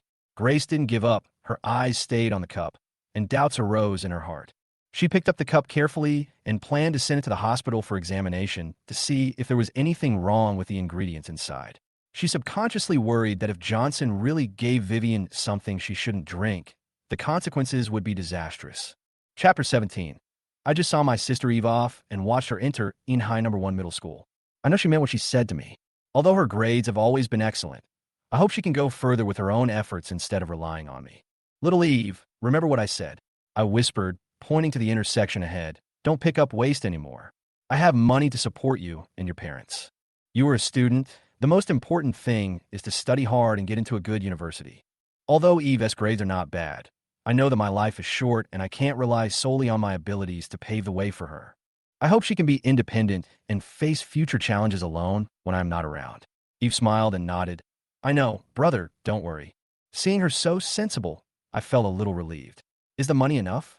I took out a wad of money from my pocket and prepared to give it to her. No, brother, you gave me enough last night. She waved her hand quickly, her face full of gratitude. Brother, remember to pick me up after school. Eve waved goodbye happily, and I watched her enter the school, feeling a little relieved. This tranquility only lasted for a moment. As soon as she entered the school, Eve was surrounded by a group of people. A greasy-haired boy led the group and said in a bad tone, Eve, was that guy your boyfriend? What's it got to do with you? Eve looked cold, pushed aside the student in front of her, and prepared to leave. Eve, don't be shameless, a girl said sternly. It's your honor that young Master Yang likes you. How dare you, a rag picker, pretend to be noble in front of young Master Yang? Would you like to try? Eve asked coldly, without any fear on her face. Her strong character told me that she was not as weak as she looked. All right, Xiaoxi. Yang Shan waved his hand, trying to calm the situation. Student Foam, please go in first. I was just asking casually. Eve snorted coldly and walked into the school without looking back. Yang Shan showed no trace of greed in his eyes. She is so ignorant, young Master Yang, should we? A follower asked in a low voice. Yang Shan gave a cunning smile. I will naturally have a way to deal with the dinner party. At this time, I was about to leave when suddenly a black stretch car stopped in front of me. The car door opened, and Jielin got out from the passenger seat and skillfully opened the door for me. President Jacob and his men disappeared last night, and the gray side of Silver Sea was completely blown up. I raised my eyebrows and said, It seems that someone is behind this. Jielin continued. Huang Peng, the chairman of Pengqing Property, took the lead and met with many Gray Enterprise leaders to discuss this matter. I took a sip of red wine and casually said, Let's go meet them and see what this turmoil can bring. Soon after, our car drove towards Pengqing Building. President, someone was following you just now, and they've been dealt with. Jilin said to me in a calm tone. I nodded slightly. Who sent them? A student named Yang Shan sent someone to deal with you for unknown reasons. Jielin added. I didn't take it seriously. As a leader of Tianquan Group, these small matters can be handled by subordinates. Pengqing Building is a landmark building in Inhai District. It is obvious that Huang Peng has great appeal. In the conference room, Huang Peng cleared his throat and said in a deep voice, Jacob disappeared overnight. Who is behind this? Cross River Fierce Dragon. The conference room suddenly fell silent, and everyone was thinking about the meaning behind it. We need to discuss how to deal with this matter. Huang Peng's eyes swept over every person in charge present. Chapter 18. In the conference room of Pengqing Building, the atmosphere became extremely tense. When Huang Peng just mentioned crossing River Dragon, a middle-aged man in a gray short-sleeve shirt interrupted and said, I have connections in the government, and I haven't heard of any actions recently. He continued, Blue Shield Security is not a small player. The authorities will not simply wipe it out. It seems that the Cross River Dragon has taken action. These words made everyone present change their expressions, knowing that this dragon crossing the river could easily destroy Blue Shield security and was able to deal with them easily. Boss Huang, have you found out who this dragon is? Someone couldn't help asking. Peng responded in a deep voice. We are still investigating, but the one who can easily make Jacob and his people disappear must be very powerful, at least not weaker than my Pengsheng property. So, I called everyone here to discuss countermeasures. Huang Peng glanced at everyone present. We are a great enterprise in Yinhai. Facing this external threat, we should work together. Mr. Huang, we listen to you. The middle-aged man said without hesitation. Your strength is obvious to all. The other people present echoed him, obviously knowing that they could not fight against such power alone. Huang Peng continued. We need to get all the gray companies to work together to find the trail of this dragon crossing the river. Once we find it. Before he finished speaking, the door of the conference room was suddenly kicked open and several women in black walked in. The leader was a tall, silver-haired woman with a strong aura. Who are you? Huang Peng stood up immediately, with dissatisfaction in his voice. This is Pengqing Real Estate. Arrest them quickly. However, as soon as Huang Peng gave the order, a group of young men in black suits rushed in from both sides of the conference room. Their stern faces made everyone feel a chill. These people were obviously very powerful, and for a moment, everyone realized that the situation was out of their control. Huang Peng, what do you want to do? Someone asked angrily. I don't know either. Huang Peng replied awkwardly, not understanding what was happening around him. The silver-haired woman glanced coldly at everyone present. Then she waved her hand lightly, and everyone quickly stepped aside. Then a handsome man in a neat suit walked out of the aisle, his steps steady, and each step was full of pressure. His appearance made the atmosphere in the entire conference room suddenly solemn. President. Everyone bowed their heads at the same time, their voices unified and respectful. The handsome man nodded slightly and said with a smile, Don't be nervous, just be at home and be casual. Everyone looked at each other in shock. How could this man dare to lead the meeting of Pengqing property so confidently, as if this was his territory? Who are you? Huang Peng was surprised and suddenly recognized Johnson. Weren't you kicked out of the Chen family?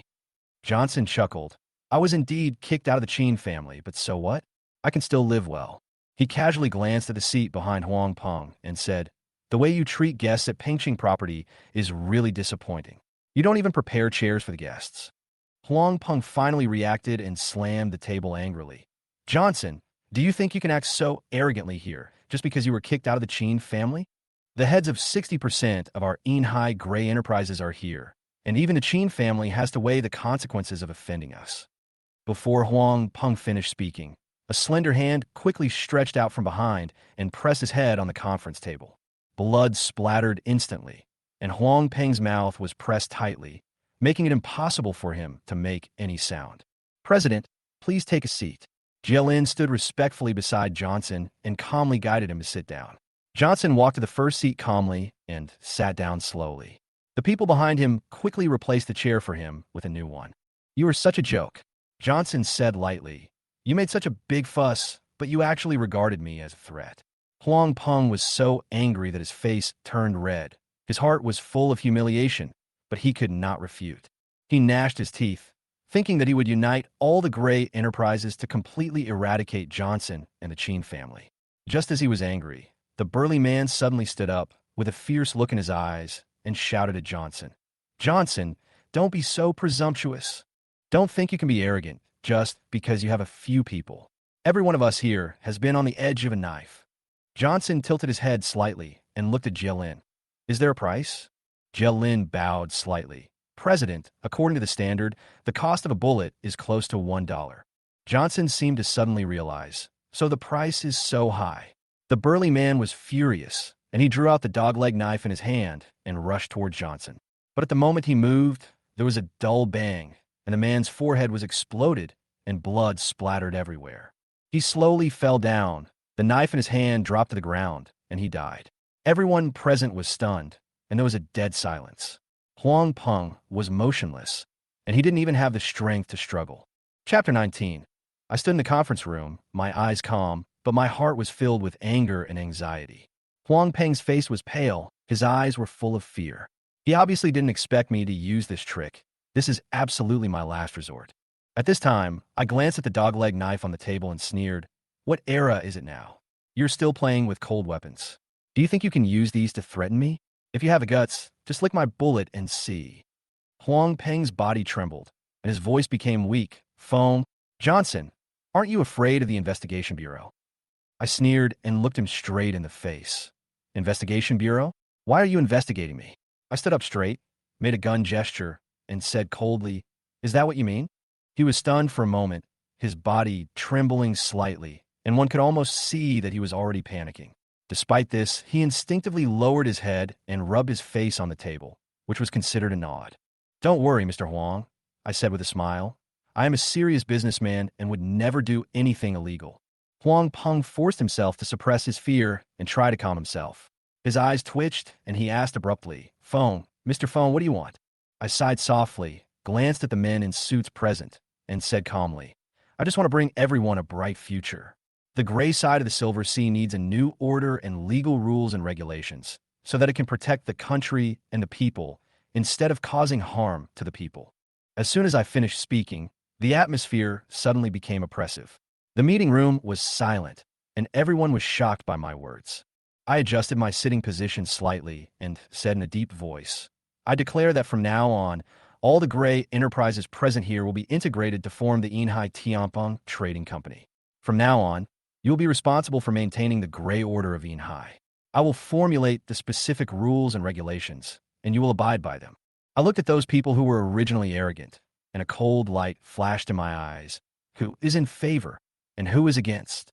For a few moments, the atmosphere in the conference room became dead silent. No one dared to speak. No one dared to refute. I watched them lower their heads one by one, their eyes full of fear. Mr. Feng, one of them wanted to speak, but after hearing the sound of gunshot, he could no longer speak. I'm asking who is in favor and who is against, so stop talking nonsense. I glanced at him coldly, without any warmth in my tone. As the body was dragged out, everyone's thoughts were instantly dispelled. Everyone nodded. I agree. I agree too. Mr. Feng, I have no problem at all. Tianpeng Trading Company will follow your lead. Huang Peng did not even dare to hesitate and said immediately. I glanced at him and sneered. Huh. He was stunned for a moment and quickly changed his words. It is Tianpeng Trading Company that follows your lead. Almost at the same time, others also stood up and echoed loudly. Tianpeng Trading Company is willing to follow your lead. I nodded with satisfaction. Although these people were not my opponents before, now they all bowed their heads. It seems that my plan is starting to work. Since you are all willing to push me to be the president, let me make one thing clear first. I whispered, with a hint of threat in my tone. I am a serious businessman, and Tianpeng Trading Company should naturally do serious business. I calmly picked up the documents on the table and continued. You must eliminate all irregular and illegal businesses within 3 days and keep legitimate businesses. Give me a clean trading company. If you can't do it within 3 days, I will get rid of you. Everyone present was shocked and responded almost subconsciously. Yes, President. I nodded with satisfaction, and my eyes became even colder. At this moment, my cell phone suddenly rang. Seeing that it was my sister Eve calling, I became alert and answered the call immediately. I heard her terrified voice from the other end of the line. Brother, I killed someone. Before I could say anything, there was a sudden noise from the other end of the line, and then the call was hung up. My heart tightened, and the phone in my hand was almost crushed. Let the Tiana Security Intelligence Department find out Eve's location immediately. I ordered through gritted teeth. Make sure she's safe. If anything happens to her, I'll kill everyone and their family if anyone dares to touch her. Understood, President. Jilin took action immediately and arranged everything. All the Gray Enterprise leaders present clearly felt the bloody taste in my words, and their faces turned pale instantly. I sneered, and I had already made a decision in my heart. Chapter 20. Haibei District, in front of Manhwa Restaurant. Suddenly, she heard a scolding from behind. She hung up the phone in a hurry, her face pale, as if something was holding her breath. On the busy street, her footsteps seemed to be pulled by some invisible force, and she lost her direction. She instinctively rushed to the other side of the road, and immediately there was a burst of angry shouts and surprised eyes from car owners behind her. She seemed to be unaware until she struggled to cross the traffic. She looked back, but did not get any comfort from the sight blocked by the traffic. Instead, She was filled with unspeakable despair. When she first arrived at the classroom, Eve learned that the class was going to hold a dinner party as an encouragement activity before the college entrance examination. Even though she was not interested in such social activities, in order not to waste the class fee she paid, Eve still chose to participate. But who would have thought that when she was going to the bathroom, she was blocked by Yang Shan and a group of people? Yang Shan's intention was obvious. Eve had no room to resist, and even the thought of escaping was suppressed. In an instant, Eve calmed down, and an idea flashed through her mind. She took out the knife that had been in her pocket and stabbed Yang Shan's henchman without hesitation when he approached. Yang Shan was furious and rushed toward her. Eve reacted instinctively and stabbed him again with the knife. She rushed out of the bathroom. The world in front of her was blurry. She rushed into the private room immediately to tell the teacher what happened. She thought she would be understood and supported, but what greeted her was shock, anger, and accusations. When the teachers heard that she said Yang Shan's name, their faces changed instantly. They didn't even investigate the truth of the incident. Instead, they directly contacted the restaurant staff and prepared to hand Eve over to the investigation bureau. She was slandered as a murderer, and at that moment, Eve's world seemed to collapse. Fortunately, she reacted quickly, escaped from the private room, and hid in the emergency passage. Her heart was beating fast, and her mind was filled with fear and helplessness. She knew that this was just the beginning. Soon the FBI would come to catch her. Not only would she become a murderer, but she would also bring unbearable shame to her parents. This was all too absurd. It was Yang Shan who started first, and Eve was just defending herself. She couldn't understand why no one would stand up and say something fair. Those who should have made the decision for her kept silent because of Yang Shan's identity, and even slandered her in return. Filled with anger and despair, her steps were almost powerless. She looked down, and the direction of the scrap yard quietly disappeared from her sight. Eve did not look back. She knew that she had no place to hide from all this. In the endless traffic, a black stretched sedan sped past, escorted by several Mercedes-Benz cars, clearing the way, causing almost all vehicles to come to a standstill. Even the traffic police had no choice but to give way when they saw this scene. At the front of the convoy, a long sedan slowly drove up. I sat quietly in the car, my eyes as cold as ice. The anger gripped my heart tightly. Even my breathing was suppressed. I will not allow anyone or anything to stop me from protecting Eve. If anyone dares to hurt her, I will make them disappear completely. At this moment, my cell phone suddenly rang. It was Jielin, and her voice was full of determination. "President, we have found the young lady's whereabouts. I am leading people to her location to ensure her safety." I was relieved to hear that. At least, Eve will be fine for now. As my only trusted confidant, Jielin never let me down. "Have you found out the situation?" I asked. Jielin immediately reported. "Yang Shan and the teachers are still in Manhwa restaurant, waiting for the investigation bureau to arrest the young lady. We have already grasped the whole situation." Hearing this, a flame of anger ignited in my heart. "Great. Go to Manhwa restaurant. Come over here quickly." Eve is fine for now. I'm not in a hurry to see her. Those who dare to stand on Yang Shan's side must pay the price. Let them see how Johnson settles accounts with those who act recklessly. After hanging up, as expected, the phone rang again. This time, it was Chen Yinji calling. She asked with questioning tone, "Johnson, did you know that your sister stabbed someone?" I didn't hesitate at all and answered coldly. "So what if you know?" Her tone sank. "You know the person she stabbed is a big shot. If they pursue the matter, Eve will spend the rest of her life in jail." Hearing this, I smiled, my heart full of sarcasm. Chen Yinji cares about Eve? She has never really cared about me.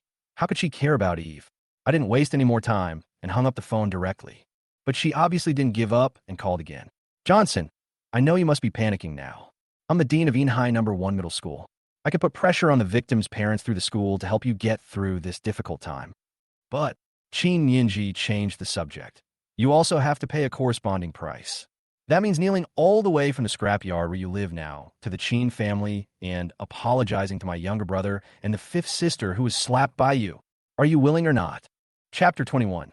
When I received Chen Yinji's call, I instinctively knew that this woman had some other plans. What tricks did she want to play? But this time, her idea really surprised me. "Chen Yinji, are you out of your mind?" I sneered. "Do you think I don't know about Manhwa restaurant? Yang Shan wants to do something to my sister, so she will fight back.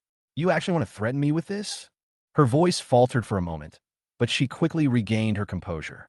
No matter what, Yangshan did not succeed, but your sister stabbed him and another person. The facts are the facts.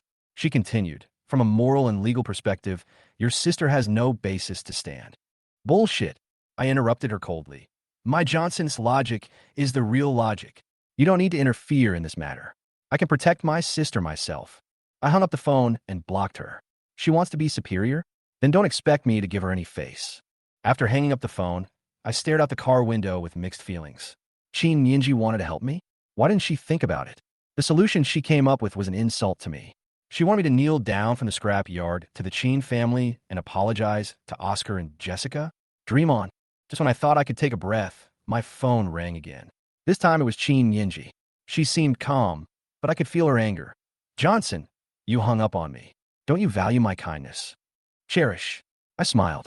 You don't deserve my cherishment for what you did. Chen Yinji was so angry that she almost lost control of herself. For the sake of your own face, you actually ignored your sister's future. She paused and said more firmly, I don't care about you anymore. Go protect your sister yourself. I want to see what you can do. As soon as I finished speaking, my motorcade had already arrived at Manhwa restaurant. Suddenly, I heard hurried footsteps and the sirens of police cars behind me. It was obvious that some important person had arrived. I remained unmoved and continued to focus on the front. Chen Yinji was standing in front of the restaurant when she saw several black cars passing by. The imposing manner of the motorcade made her freeze in her tracks. She was stunned and whispered, Who is this big shot? The people in Inhai have never seen such a scene before. I slowly got out of the car and smiled coldly when I heard her whisper. It was normal that she had never seen such a scene before. I was not someone she could easily mess with. Don't stand there, a rider from the Traffic Enforcement Bureau shouted, blocking the road in front of the restaurant. Chen Yinji was pushed aside, and everyone was driven away. She forced her way to the front of the cordon and said, I'm the dean of Inhai Number 1 Middle School. I'm here to handle a student case. Please let me in. There was a hint of urgency in her tone. Who cares if you're the director? The knight was not moved at all and pushed her away. From now on, no one can enter the restaurant. Chen Yinji was forcibly isolated and watched helplessly as the police blocked her outside, completely losing the chance to get in. Soon after, more than a dozen black Mercedes-Benz cars drove over quickly, forcing almost all the vehicles on the road to move out of the way without giving anyone time to react. The power of the convoy made everyone around retreat. Even though I had never seen such a large lineup, my heart was slightly moved. Who is this? The citizens around were discussing in low voices, completely unaware of the power hidden behind the scene before their eyes. Chen Yinji's face also changed instantly. She couldn't understand why there was such a huge battle here. Wait, she was stunned. The figures of the bodyguards in suits flashing in front of her seemed familiar. Before she had time to think deeply, the convoy had already stopped. I walked out of the car, and people around me moved aside. Apparently, no one dared to block my way. I walked towards the door of the restaurant. My eyes were as cold as ice. Chen Yinji watched this scene from a distance, and suddenly she felt a kind of surprise she had never felt before. Without waiting for Chen Yinji to react, I went straight into the restaurant. Yangshan was inside, and I wanted to make him understand that anyone who dared to attack my sister would have to pay the price. At this time, on the third floor of Manhwa restaurant, Yangshan sat on a chair and cursed. The doctor had just treated his wound, and he was still pale from the severe pain. His domineering CEO attitude had not changed at all. I won't leave until I catch Eve. Zhang Wei, the head teacher next to him, hurriedly advised, Young Master Yang, calm down. We have called the police. He will be caught soon. Chapter 22. Yangshan's smile gradually turned into a smug one, and the teachers beside him also began to make a noise. She is just a rag-picking student, and her parents are both low-class people. It is not a problem for you to ask her to pay the price. You are right, young Master Yang. Yangshan slapped the table with disdain on his face. Her parents will have to pay the price too. He stared out the door with contempt in his eyes. Wait until I throw her into the police station, and her parents will have to learn a lesson too. Before I could finish my words, the door of the box was kicked open. I stood at the door coldly, my eyes like a sharp knife piercing everyone's heart. What the hell do you want to do? Yangshan stared at me with wide eyes, his face no longer showing the previous arrogance. What I want to do depends on what you do. My voice echoed in the box with an unquestionable chill. Get over here and kneel down. Yang Shan trembled violently and wanted to resist, but I knew that at this moment he had realized that he was not facing a simple character. He wanted to threaten me and suddenly said, "You know my dad." Before he could finish his words, a scream of pain sounded. Two men in suits quickly rushed towards Yang Shan and kicked him hard in the leg joints, instantly making him fall to the ground, unable to resist. "So arrogant." I sneered, stared at Yang Shan, and said coldly, "Tell me, who is your father?" Yang Shan's face instantly lost all color. He couldn't answer. He could only twist his neck and struggle painfully. My eyes remained indifferent, and I continued to ask softly, "Is your father the chairman of Shanghai Group?" Zhang Wei, who was standing by, seemed to sense the danger and quickly said, "Young Master Yang's father is a well-known figure in Yinhai. You can't do whatever you want." I smiled wryly. "Oh, the chairman of Shanghai Group? Then I'd like to see what he can do." I winked at the two men in suits, and they instantly relaxed their grip. "Call your dad and tell him to get here within 10 minutes. My words made Yang Shan's body tremble again. "If you're 1 minute late, I'll cut off one of your fingers." Looking at his painful expression, I sneered. "Anyway, you have 20 fingers, which should be enough for your father to come." Yang Shan was stunned, his lips turned pale, and his eyes were full of fear. "Hurry, call Director Yang," Zhang Wei hurriedly urged. Yang Shan hurriedly took out his cell phone from his arms and dialed his father's number with trembling fingers. "Dad, come and save me. Someone wants to kill me. At Manhwa restaurant. You must arrive within 10 minutes. Before he finished speaking, a heart-wrenching cry was heard. "If you are late by 1 minute, I will break a finger." I sat there, watching all this with a cold eye, thinking to myself that Yang Hai had to come even if he didn't want to. In this drama, not only Yang Shan, but also the people behind him had to give me an explanation. Yang Hai of Shanghai Group was furious after receiving the call and decided to act almost instantly. He was already angry about his son's injury and was ready to rely on the power of the investigation bureau to solve the matter. But he didn't expect his son to get into trouble again, which he couldn't stand at all. Yang Hai called his old friend, his tone filled with suppressed anger. "Old Zheng, my son is in trouble. Bring people over to support him. I promise that the benefits I give you will not be reduced in the slightest." After hanging up the phone, a hint of coldness flashed in his eyes. "Today, I will let everyone understand what it means to have both black and white." 10 minutes later, Yang Hai and Zheng Feng arrived at Manhwa restaurant with a convoy. "You are really capable." Zheng Feng looked at the heavily guarded cordon in front of him, surprised. "The Traffic Law Enforcement Bureau is also helping you?" Yang Hai showed a confident smile on his face. "This scene was arranged by my friend from the Investigation Bureau." He walked towards the lobby and said coldly, "The Traffic Enforcement Bureau is them, and you are you. Today, I want everyone to understand the true meaning of black and white." Zheng Feng nodded, in awe of Yang Hai's ability and connections. When they entered the restaurant, Yang Hai didn't notice it for a while. Until he got closer, he felt that the license plates of the luxury cars looked familiar. But Yang Hai was eager to move forward, so he didn't think about it anymore, and immediately led his brothers in directly. At this time, outside the restaurant, Qin Ninji stood in the crowd. Witnessing all this, she was shocked and curious. She had seen some big shots before, but today the scene in front of her was simply unbelievable to her. She tried to see what was happening inside the restaurant through the cracks in the glass curtain wall, but she couldn't see anything clearly. However, she didn't know that the situation inside the restaurant had changed dramatically. Yang Hai and others came to the third floor, and the atmosphere became increasingly tense. Yang Hai kicked open the door of the private room, and suddenly a scream reached his ears. He turned his head abruptly, his face changed, and he instantly realized that everything was completely out of control. Chapter 23. In the dim light of the box, I witnessed a chilling scene. Yang Shan was pinned down on a coffee table by two men in suits and watched as one of them cut off his fingers one by one with a dagger in hand. That was his last finger. As blood flowed like a river, Yang Shan's scream of pain instantly pierced the air. Obviously, his consciousness disappeared for a while, but soon, another man in a suit roughly injected a dose of unknown drug and forcibly pulled him back from his coma. When Yang Shan woke up again, he was in unbearable pain and screamed continuously. I walked towards them with a light smile, my steps leisurely. Yang Hai suddenly roared and rushed towards me, trying to grab the knife to kill me. But the moment he took a step, two men in suits quickly attacked and pinned him to the ground. The sound of my knees hitting the ground was crisp, but I didn't feel nervous at all. Instead, I watched everything calmly. My eyes penetrated Yang Hai's fear, calm, and with a hint of teasing.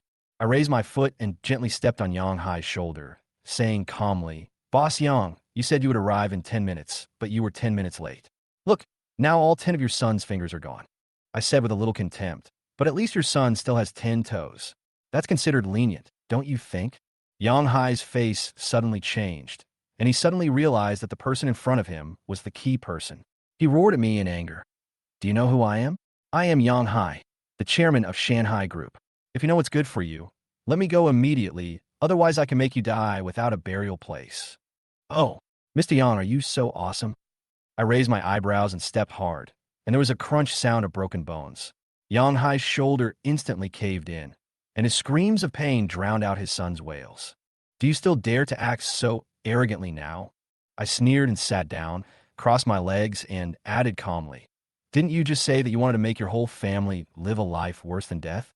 Then I will make you live a life worse than death first. Yang Hai was extremely angry and suddenly roared at Zheng Feng outside the door. Old Zheng, what the hell are you standing there for? Hurry up and do something. However, Zheng Feng's face was ashen. He just stared at me blankly, his whole body shaking like a sieve. Suddenly, Zheng Feng recalled something, and his expression became more terrified.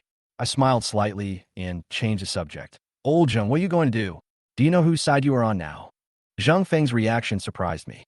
He turned around without hesitation and knelt down in front of me with a plop. President, I didn't know it was you. His voice revealed fear and regret.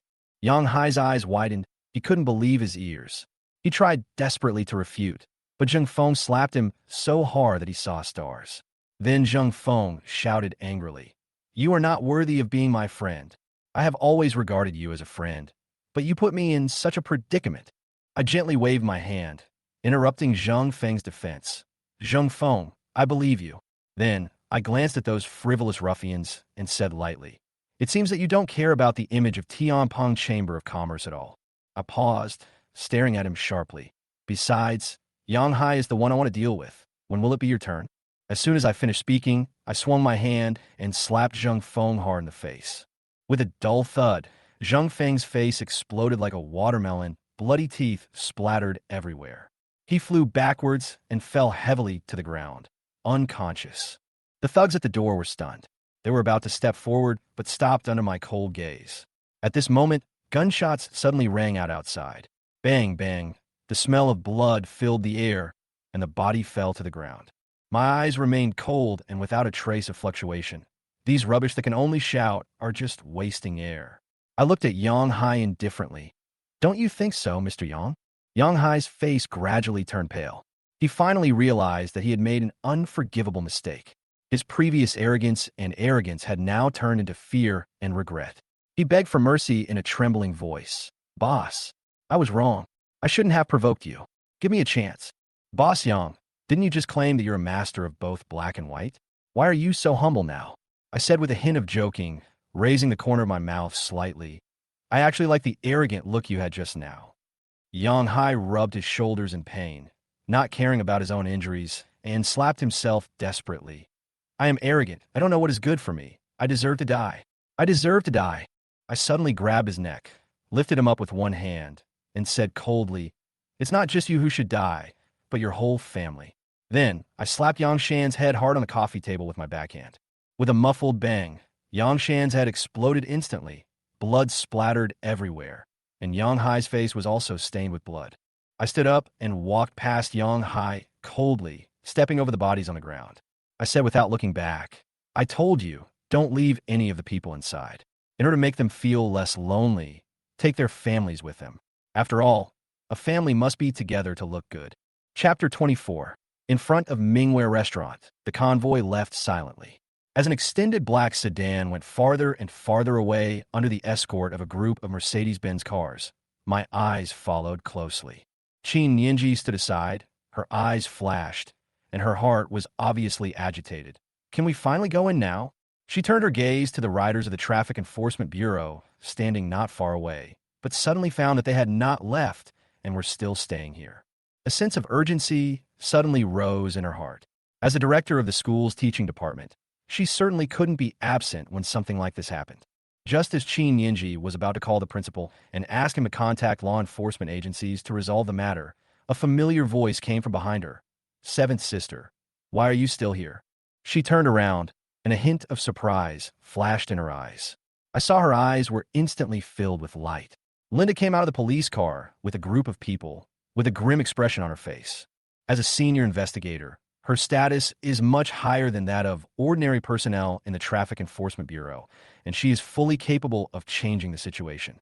Qin Yinji quickly pointed at the knights of the Traffic Enforcement Bureau and said anxiously, "Sixth sister, it's not that I don't want to go in, it's that they don't let me in." She frowned slightly, her words full of grievance. Linda's face suddenly darkened, and she glanced at the knights sharply. "What's wrong with you?"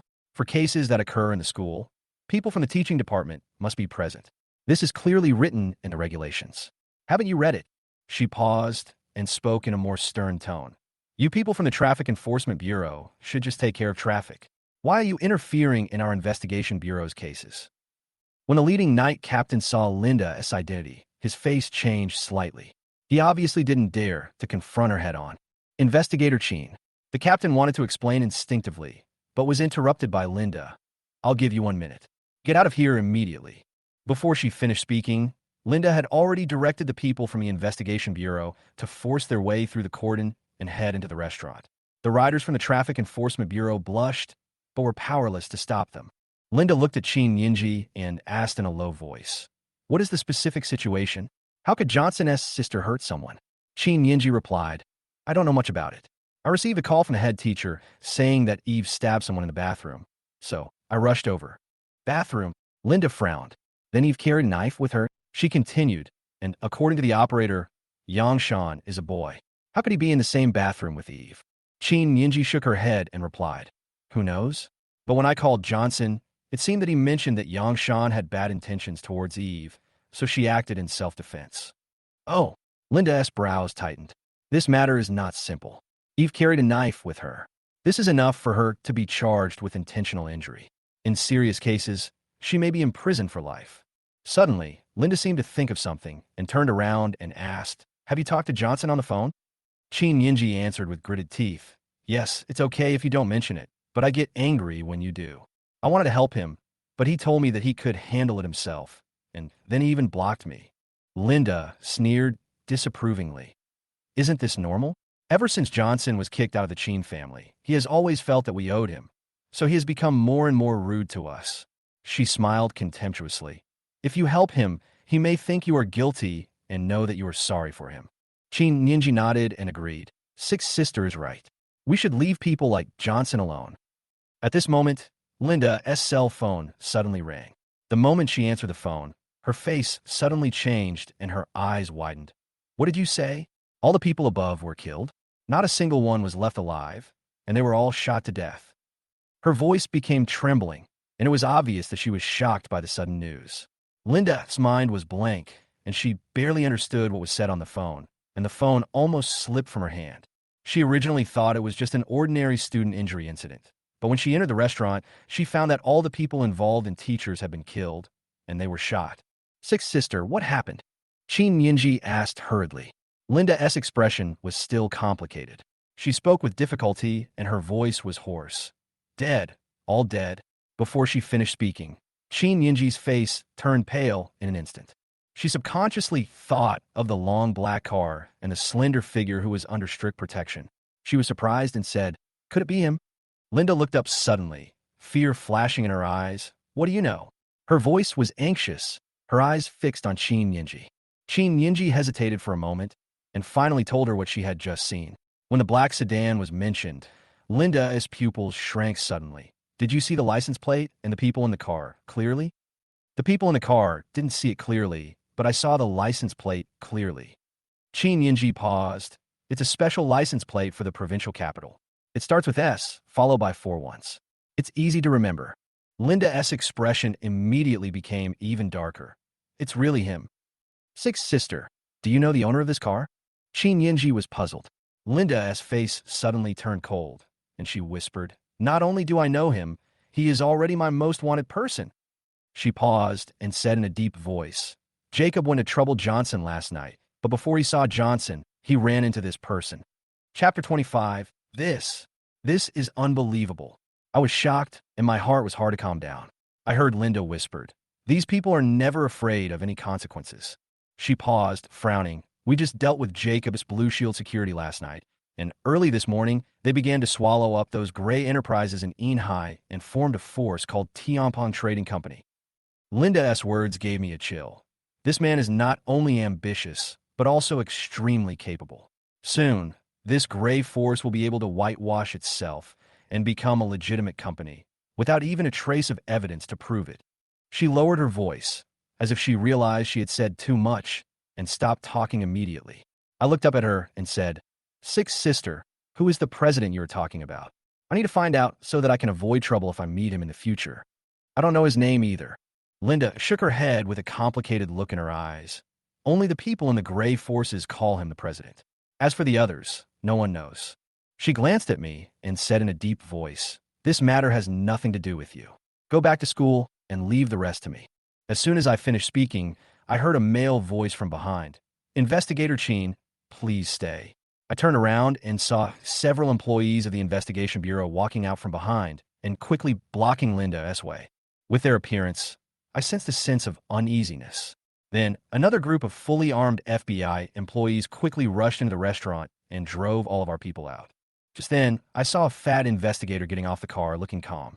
He walked over with his hands behind his back and whispered, "Excuse me, Investigator Chen, this case is now handed over to me." His eyes were full of confidence. I looked at him angrily. "Lu Jun, what do you mean? I am in charge of this case." Lu Jun just smiled and said lightly, "This is the director's order. If you have any questions, you can go directly to him." His tone was cold and ruthless. He waved his hand and said, "People from the Traffic Enforcement Bureau, immediately seal off Mingware restaurant. No one is allowed to enter." Hearing this, I became even angrier and wanted to question the director on the spot, but when I dialed the number, I found that the director's phone was turned off. "Lu Jun," I couldn't help but roar in a low voice, "you'd better investigate this case. Otherwise, I will definitely complain to the Independent Commission Against Corruption about you. Then you'd better complain to the director as well." Lu Jun remained calm and showed a contemptuous smile. I was extremely angry, gritted my teeth, and angrily led my men away. But I knew in my heart that the so-called president was definitely not a simple person. I suddenly realized that perhaps not only the Traffic Enforcement Bureau, but also the Investigation Bureau might have been infiltrated by him. Just wait. One day, I will catch all of you who are in cahoots with each other. I swore secretly in my heart. The moment I walked out of the restaurant, I was filled with doubts and anxiety. There must be some powerful force behind Lu Jun, and even the director dared not offend him. And I seemed to be deeply trapped in it, and I could not escape this undercurrent storm no matter what. As I was thinking about this and walking towards the garage, my cell phone suddenly rang. The name of the director appeared on the screen. When I answered the call, the director's voice came from the phone. "Johnson, what's going on? Is there any trouble?" I frowned and suppressed my anger and replied, "Director, those people are obviously behind this. I feel like I'm in trouble." The director was silent for a moment, then slowly said, "You have to be careful. Eve's recent situation is not simple. You have to handle it well, and don't let anyone know about our relationship." I held the phone tightly and replied coldly, "Don't worry, I'll take care of it." After I hung up the phone, I was even more suspicious. I didn't know much about Eve's jumping into the lake, but it was clear that there were more unknown secrets behind it. I had to find out the truth to know what to do next. I drove to Inhai Park and saw Eve sitting by the lake, her eyes blurred as if she was thinking about something. I walked towards her and saw her soaking wet figure. Suddenly, I felt pity for her. "Eve, are you okay?" Eve raised her head and looked at me, the corners of her mouth slightly raised, but there was no smile in her eyes. "I'm fine. I just want to be quiet." I sighed and patted her shoulder. "Don't do anything stupid anymore, come on. I'll take you to change clothes." Eve nodded silently and followed me to the car. She obviously hadn't recovered yet, but I could feel her loneliness and helplessness. All this seemed to tell me that our fate was irreversible. Chapter 26. No matter how great the flood is, I will bear it for you. By the lake, Eve, whose mind was in a mess, suddenly felt a slight heaviness on her shoulders. She was so frightened that her body trembled and she almost jumped off the chair like a frightened bird. Fortunately, she soon discovered that he was just wearing a suit jacket on his shoulders. Eve quickly turned her head and saw Johnson behind her. A moment. Her nose felt sore, and all the grievances in her heart suddenly burst out. She hugged Johnson's neck tightly across the back of the chair. Elder brother. Eve had just choked up and called out brother when she couldn't stop crying. It's all right, little Eve. Johnson ruffled the other's wet hair and whispered to comfort him. Everything is over. Having said that, Johnson could sense from Eve as sobbing how wronged and desperate she had felt. He tightened his arms around the other's back, with a cold look in his eyes. If Yangshan wasn't already dead, he would have tortured this bastard with his own hands. Eve suddenly loosened her grip and pushed Johnson away. Brother, please go. With tears streaming down her face, she said quickly. I killed someone. The people from the investigation bureau will be here soon. You will be implicated if you stay with me. Hearing Eve's words, Johnson was stunned at first, then he reacted. No one of the other party is so desperate. Until now, Eve still thought that she had stabbed Yangshan to death. You only stabbed Yangshan in the abdomen. It didn't hurt his internal organs. He won't die, Johnson explained with both heartache and amusement. Don't worry, I've already discussed this with Yangshan and the family of another student. This matter is ultimately the responsibility of Yangshan and the teachers. Yangshan and his family have already promised to transfer all those guys to other schools. Those teachers will also be dismissed by the school for failing to supervise properly. As for you, not only will you not be prosecuted, you won't even have to go to the investigation bureau to give a statement. Eve's eyes widened when she heard Johnson's words. Brother, you didn't lie to me? After those 2 stabbings, she felt her life became bleak. Not only will her own future be ended, but her family will also be brought into disgrace because of her. That's why Eve jumped into the water. She couldn't find any other way except this one. It's impossible to let the investigation bureau arrest her and then label her as a murderer, making her parents and brother ashamed to face the public. Right? Do you think I would lie to you? Johnson said seriously. Facing her brother's gaze, Eve shook her head for a long time. No.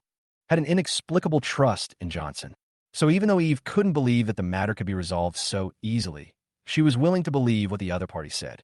Johnson walked around the bench and sat next to Eve, holding her thin shoulders in his arms, and whispered, Next time you encounter something, don't be so impulsive. You are still young and have little experience, so your vision will be limited. Many things that you think are unsolvable can actually be easily solved by looking at them from a different perspective. For example, what happened today was actually very simple, but you made it complicated. When you were diving, didn't you ever think about how sad your parents would be and how sad I would be if something really happened to you? Eve opened her mouth, but felt as if her throat was blocked by something, so she could only lower her head. I'm sorry, brother. Don't be sorry. Johnson ruffled the other's hair and said gently, I should be the one to say sorry. I failed to protect you. Eve leaned her head against Johnson's chest for a while, and then she said in a trembling voice, But brother, I still can't figure it out. It's obvious that Yangshan wants to do something bad to me. Why, when I told the teacher about this, everyone was speaking for Yangshan and no one stood on my side. Just because his family is rich and powerful, can he do whatever he wants and influence the truth? Even though the matter has been resolved perfectly, Eve still feels aggrieved. In the past, she didn't dare tell her parents about any injustice she suffered. Firstly, they knew there was nothing they could do, and secondly, they didn't want to make them worry about themselves. Now that Eve has a brother, she finally has someone she can talk to. Johnson was stunned when he heard Eve's words. After a moment's silence, he whispered, This is how the world is. The law of the jungle is the essence of the world. Only when you are stronger than others can you speak the truth. Otherwise, it's just a joke. Eve fell silent. After a while, she leaned her head against Johnson's chest and whispered, Brother, I don't want to study anymore. What? Johnson frowned slightly. In fact, Eve didn't know what she was thinking. She only knew that if she continued to follow the routine, took the college entrance examination, went to college, and went to work after graduating from college, she would definitely not become the strong person her brother talked about. Eve just couldn't express her specific thoughts. She was worried that Johnson would not agree, so she didn't dare to look up at him. It was beyond her expectation. Johnson did not ask further questions, nor did he refuse outright. He simply held her little face with the hand that was around her shoulders and said with a smile, Let's put aside whether to study or not. Anyway, there is still a period of vacation after the college entrance examination. If you want to do something, tell me, and I'll help you. If it doesn't work out, go to my friend's company to train first. and I'll arrange a rotation for you. During this time, you can plan your future." Eve raised her hands in surprise, hugged Johnson's neck, and kissed him hard on the face. "Thank you, brother." Johnson wiped his face with a smile, looked at Eve's smiling face, and thought silently in his heart. Fly with confidence. In the next 2 years, no matter how great the flood is, I, as your brother, will bear the brunt of it. Johnson could actually guess that Eve was moved by what he had just said, but she just couldn't find the direction to become stronger, so she suddenly said that. Although in Johnson's opinion, reading is one of the important factors in becoming stronger. But Eve's ability to execute what she wants to do is even more valuable. Books can be read anytime and anywhere, but this attitude of the other party needs to be affirmed. After all, Johnson originally wanted to train Eve, and now that the other party has such an idea, he is naturally happy to see it happen. Johnson only has 2 years left. Eve cannot be trained into a truly powerful person within 2 years. How will the other party be able to take over the huge business empire he left behind? Johnson gently rubbed Eve's wet long hair, with anticipation and melancholy in his eyes. "Johnson, it's really not easy to find you." Right at this moment, an angry female voice sounded from behind. "I have searched all over the Silver Sea for you, and yet you still have the mind to talk about love here." Johnson frowned and turned his head to look. The visitor was wearing high heels, black stockings, and a slit cheongsam with a black background and red flowers that wrapped her graceful figure. She looked like a blooming peony. It was the eldest sister Grace. After all, Dean Sheen is a famous doctor. He can't be blind in his early 30s, right? Johnson's face suddenly turned cold. "Can't you recognize that this is my sister?"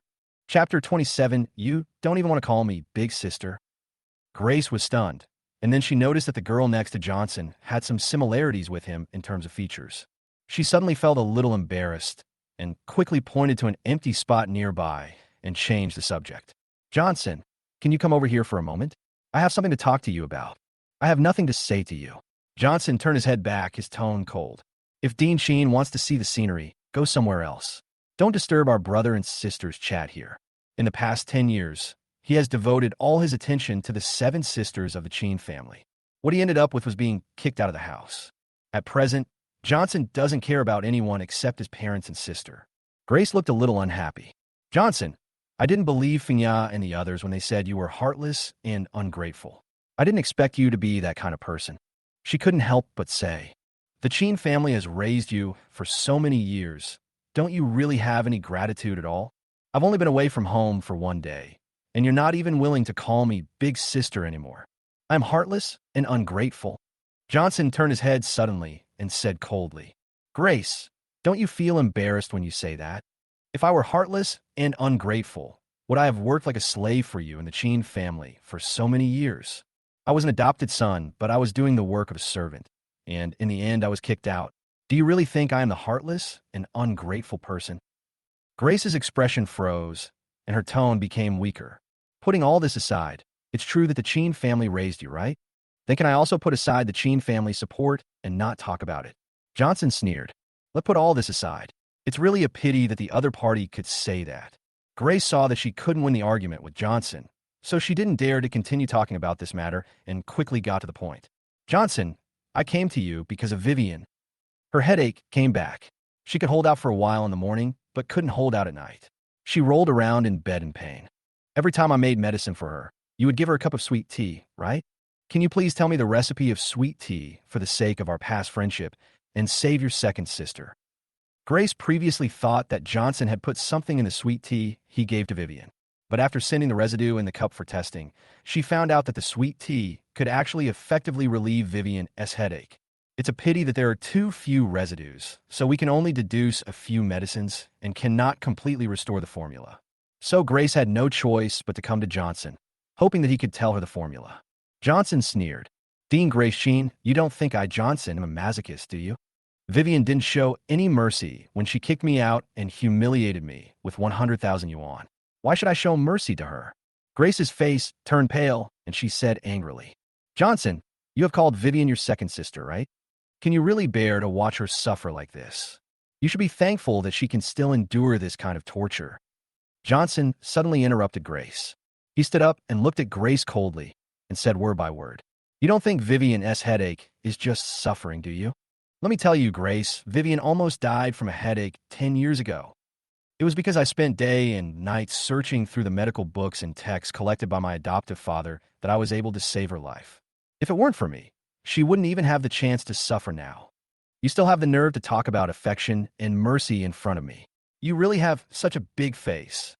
Johnson's voice became sarcastic at the end.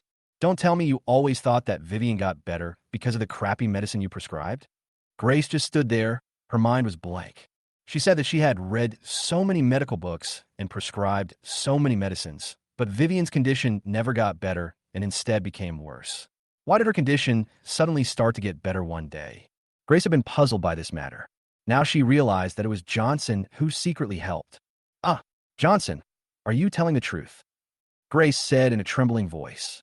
Don't you know whether it's true or not? Johnson sneered. Don't mention that until now you don't know whether the medicines you prescribed at that time were effective for Vivian. After saying, he didn't want to waste any more time talking to Grace, so he took Eve and left. Grace finally reacted and hurriedly went over to grab Johnson's hand. Johnson, since you cured Vivian last time, and you were also the one who alleviated her headaches over the years, can you help her again? Don't worry. As long as you save Vivian, she will definitely ask stepmother to let you stay in the Chen family. Johnson shook off Grace's hand and sneered. Don't mention the damn Chen family in front of me all the time. I don't care. He ignored Grace and walked away with Eve. Johnson, please. Looking at Johnson's receding back, Grace gritted her teeth and knelt on the ground, tears streaming down her face. Hearing the slight, muffled sound of knees hitting the floor from behind, Johnson paused slightly. Just when Grace thought that the other party had softened his heart, he raised his foot again and left without looking back. Grace collapsed to the ground, her eyes filled with despair. She didn't expect that, even after she knelt down to Johnson, he was still unwilling to forgive them. But on second thought, Grace somehow understood Johnson's psychology. She was the one who saved Vivian's life and had been helping her relieve her headaches over the years, but she was kicked away in the end. I'm afraid she would feel resentful about this. Only, it was stepmother Yu Wenlan's decision to drive Johnson away, as the current mistress of the Chen family. Not to mention Grace, even the current head Vivian cannot go against some of Yu Wenlan's decisions. It was unknown how long it took before Grace managed to get up from the ground. If Johnson can find a solution from the medical books and texts his father collected, I'm sure I can too. Grace encouraged herself in her heart and left the park. The other side. Brother, is your heart really made of iron? Eve, who had just left the park, couldn't help but touch Johnson's heart and whispered. When that sister knelt down just now, I, a stranger, felt a little sorry for her. How come you didn't feel anything at all? People are all made of flesh and blood. Nothing is made of iron. Johnson looked up at the night sky, no expression on his face. If the Chen sisters' actions had not broken his heart, why would he have done this? Even though Johnson's face showed no expression and his words were very calm, Eve still felt her heart tremble. She couldn't figure out what those people in the Chen family had done to Johnson to make her brother so heartless. Eve had no sympathy for Grace at all. She grabbed Johnson's hand and said seriously, Brother, next time I see someone from the Chen family, I'll help you scold them. Johnson was slightly startled and then felt much better. Don't learn to curse people, just pretend they don't exist. He smiled and patted the other person's head, putting the Chen family's affairs behind him. Let's go home. It's too late and Mom and Dad will be worried. He now has parents who love him and a well-behaved sister. So why should he care about a group of outsiders who don't take him seriously? Chapter 28, Father's Diary. It's late at night. A silver-white car crushed the stars on the ground and stopped at the door of the Chen family's old house with an emergency brake. Grace got out of the car, hurriedly opened the door, and rushed into the yard. The medical books and classics collected by my father Chen Feng during his lifetime are all in the main room in the backyard. So Grace came here directly after leaving the park. Johnson was able to find a way to treat Vivian from the medical books and texts in her father's collection, and she believed she could do the same. Walking along the corridor to the backyard, Grace pushed open the door of the main house and stood there in a daze. The originally tidy main room was now in a mess. Not only were those precious books, calligraphy, and paintings scattered all over the floor, but most of the antique porcelain vases that my father treasured were also broken into pieces. What's going on? Grace's eyes widened, her heart full of disbelief. Although since their father's death, the sisters rarely come to the old house except on each other's memorial anniversaries every year. Even when they came to the old house to mourn their father, they never went to the backyard for fear of being reminded of the past. But my stepmother often comes here to clean and trim weeds and plants. Everyone felt that the other party had deep affection for her father, so they respected her even more. Only, since my stepmother often comes to the old house to clean, how come his study has become like this? Grace couldn't understand. Did he get robbed? Her heart tightened, and she quickly glanced around. Fortunately, apart from her, there was no movement around, so Grace breathed a sigh of relief. After discovering that these objects scattered on the ground were covered with a thin layer of dust, she felt completely relieved. Even if the old house was robbed, it probably happened a long time ago. Thinking of this, Grace no longer hesitated and bent down to search through the books. But soon her brows furrowed. I don't know if it was a coincidence or something, but all of my father's books were there, except for those related to medicine. There were nearly 100 medical books and classics originally, but now not a single one is missing. Could it be that this thief was also here for the second child's illness? Grace thought about it, the more frightened she became. After all, the only sick one in the Chen family is the second child, Vivian. Could it be that Johnson did this? A thought flashed through Grace's mind, and her face suddenly became extremely ugly. She couldn't think of anyone else who would do such a thing except Johnson. Maybe the other party just didn't want her to find a way to treat Vivian. He wanted to use this method to retaliate against them, or to threaten them to pay a price. Johnson, you have such a vicious heart. Grace was extremely angry and was about to go find trouble with Johnson, but suddenly she thought of something. Wait, there seems to be a secret compartment in Father's master bedroom. Will he place all the truly important tomes there? Grace no longer cared about Johnson, turned on the light of her cell phone, and rushed into the master bedroom. Johnson can be dealt with later, but Vivian's illness cannot be delayed. The other party is the pillar of the Chen family. If something happens to her, the Chen family will have no future. Grace quickly found the secret compartment under her father's bed, according to her memory. As soon as she opened it, she saw with the help of the light from her mobile phone that a thick notebook was lying quietly in the secret compartment. On the cover of the notebook, there are 4 large, powerful characters written in pen, Chen Feng's notes. Is this my father's handwritten diary? Grace was a little stunned. How come she didn't know that her father also had a hobby of writing a diary? After searching the secret compartment again and finding nothing except this diary, Grace could only flip through it casually with some disappointment. As soon as she turned to the last few pages, Grace's expression froze. She widened her eyes and stared at the contents of the notebook. On September 13, 2013, my second brother had a headache and was in critical condition.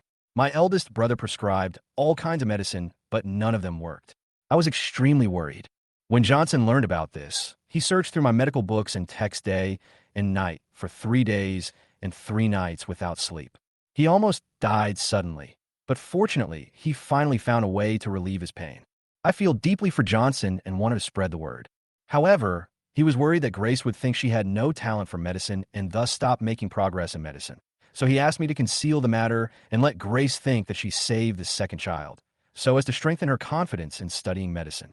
I couldn't resist Johnson's pleading and finally agreed, but what Johnson did shouldn't be ignored, so I wrote it down in my notes. When I'm 100 years old, if the eldest and second sons can see this note, I hope they will say thank you to Johnson. Johnson is a good kid. My only regret is that if Wanlan's incident hadn't affected him, he would have been given a foreign surname. He should have been named Chen. Even so, Johnson is still the shining pearl of the Chen family. I only ask the daughters of your family to cherish him and not let him be covered in dust and feel disappointed. Grace read line by line, her voice becoming smaller and smaller, and her hand holding the notebook becoming more and more trembling. She never doubted that it was Johnson who saved Vivian. But she didn't expect that Johnson didn't make the matter public because he didn't want to discourage her and affect his medical aspirations. When Grace thought of her previous attitude towards Johnson, she felt a sudden pain in her heart and her face turned pale. But Grace couldn't understand it. Johnson was so good to his sisters. Why did he take those medical books away? Did he want to take revenge on them just because they drove him out of the Chen family? Isn't this still an ungrateful person? Despite what she was thinking, Grace felt something was wrong. She quickly flipped through a few more pages of the diary and found that they were all things Johnson did for his sisters. It's just that these 7 sisters are either arrogant, conceited, or have fragile hearts. So many of the things Johnson did for them were done in secret, and only their father knew a little about it. Grace looked, the more painful her heart became, and the more she felt that something was not right. How could Johnson, such a good brother, take away the medical books that could treat the second brother just because he was kicked out of the Fong family? Grace accidentally flipped to a diary entry, and her pupils shrank suddenly. October 2nd, 2003. Although it is a thing of the past, as a man, I still feel aggrieved. However, Yuan begged and pleaded to admit her mistake. I was soft-hearted, but also worried that the Chen family's reputation would be damaged. In the end, we just decided to secretly drive Oscar away. Out of sight, out of mind. We told everyone that he was lost. As for Yuan, I choose to give her another chance. I hope she can turn over a new leaf in the future. On October 5th, 2003, perhaps to please me, Yuan brought home an orphan from the orphanage. I hate him and I don't like him. But this child is innocent and cute, which really makes people happy. I finally decided to open a temple to worship my ancestors and take him in as my adopted son. Just to avoid repeating the same mistake, I didn't give him the surname Chen, but a foreign surname of Fong with a single name of Quan. When seeing this, Grace's mind went blank.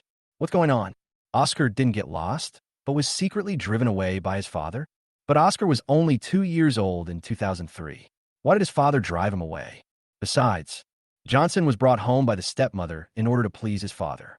She even lied to his father that Johnson was an orphan from an orphanage. Why? Why does the stepmother want to please my father, and why does she want to please him in this way? Chapter 29, this is Johnson's scam. Grace's mind one after another, and she felt as if she was wrapped in a thick fog. The only thing she could understand at this moment was, the diary left by my father is not just a record of events. It probably contains shocking secrets unknown to the public. In order to find out the reason, Grace hurriedly continued to flip forward. Suddenly, a slender white hand suddenly reached out from the side and snatched the diary away. Grace was so frightened that she sat down on the ground, her face suddenly losing all color. As soon as she raised her head, the fear on her face turned into astonishment. Little mom, why are you back? The person who took the diary was a mature woman with a charming face and wearing a black lace long skirt. It was Chen Feng's second wife, the current mistress of the Chen family, Yuan. Logically speaking, shouldn't Yuan be busy transferring Oscar his household registration at the place where he was found? Why did you come back suddenly? Oscar's matter has been settled, so of course I have to come back. Yuan put the diary into her handbag and said calmly, Why? You don't welcome me back. Grace finally calmed down at this moment. No. She stood up quickly, her eyes unable to stop looking at Yuan's handbag. Little mom, this is something my dad left for us. We are all family. Why separate you and us? Yuan interrupted Grace. Then she glanced around the bedroom and frowned. Why did you make such a mess here? Is it easy for me to clean such a big place by myself? Without giving Grace a chance to speak, she pushed her out the door. Okay, go out and don't cause me any trouble here. After watching Grace's back, which kept looking back every few steps, disappear completely from her sight, Yuan took out the diary from her handbag. Flipping through 2 pages at random, her eyes were full of sneer. Old man, I was wondering why I couldn't find any evidence even after searching the whole house. I thought you really forgave me, but I didn't expect you to hide it so deeply. It's all right now. Yuan glanced around with a wild smile on his face. From now on, my position as the Chen family's mistress will be as stable as Mount Tai, without any potential risks. My son Oscar will definitely become the heir of the Chen family. Grace returned to the car in a daze. She always felt that her father's diary must have recorded something extraordinary. It's a pity that the diary was taken away by my stepmother, etc. Grace's body stiffened, and she suddenly reacted. Why did my stepmother take away the diary? Is there something shameful inside? If this is the case, the diary should not be given to each other, but should be shown to all sisters. Thinking of this, Grace suddenly opened the car door and was about to return to the old house. But the moment she got off the car, the expression on her face froze. Suddenly, a raging fire started from the backyard of the old house and spread to the entire house in just a few breaths. A strong smell of gasoline hit my face. Under Grace's dull gaze, Yuan's graceful figure walked out of the gate that was about to be engulfed by flames. There was a fire behind her, and her face was full of apology. Sorry, Grace. I didn't pay attention to fire prevention when I was cleaning the old house, so this happened. But don't worry, I've already called the fire department, and They should be here soon. Grace no longer cared about what Yuan Lan said. She just stared with her eyes wide open, staring at the flames rising into the sky. Under the orange-yellow light of the flames, her face turned pale. This moment, Grace vaguely understood something. Maybe the thief in the backyard was not Johnson, but the stepmother who stole from the company. So, from beginning to end, Johnson was the one who truly loved the sisters. But she had actually doubted the other party so much before. First time in life, Grace feels like she is not a human being, but a pig. The dumbest pig in the world. Second brother, why are you all in the hospital? Half an hour later, Grace rushed to her private hospital. Looking at the sisters at the operating room door, her anxious mood paused, and she felt a little confused. Not old 7 yet. Vivian leaned back in her chair and rubbed her temples. Her expression was distorted with pain, and her voice was a little hoarse. She just fainted suddenly for some reason. We couldn't contact you, so we had to take her to the hospital together. Sister, where did you go just now? Jessica also frowned and asked. If you were at home, you wouldn't have to send me to the hospital, right? The other sisters were also confused. Grace didn't bother to pay attention to them at the moment, and didn't even bother to care about the 7th child in the emergency room. She just grabbed Vivian and said anxiously, Second brother, come with me first. I have something to tell you. Vivian rarely saw her elder sister like this. So even though she had a terrible headache, she still went with the other person to a deserted place. Although the other sisters were curious, no one dared to come over and eavesdrop. Why, sister? Vivian asked, enduring the pain. Second brother, I just looked for Johnson and went to the old house.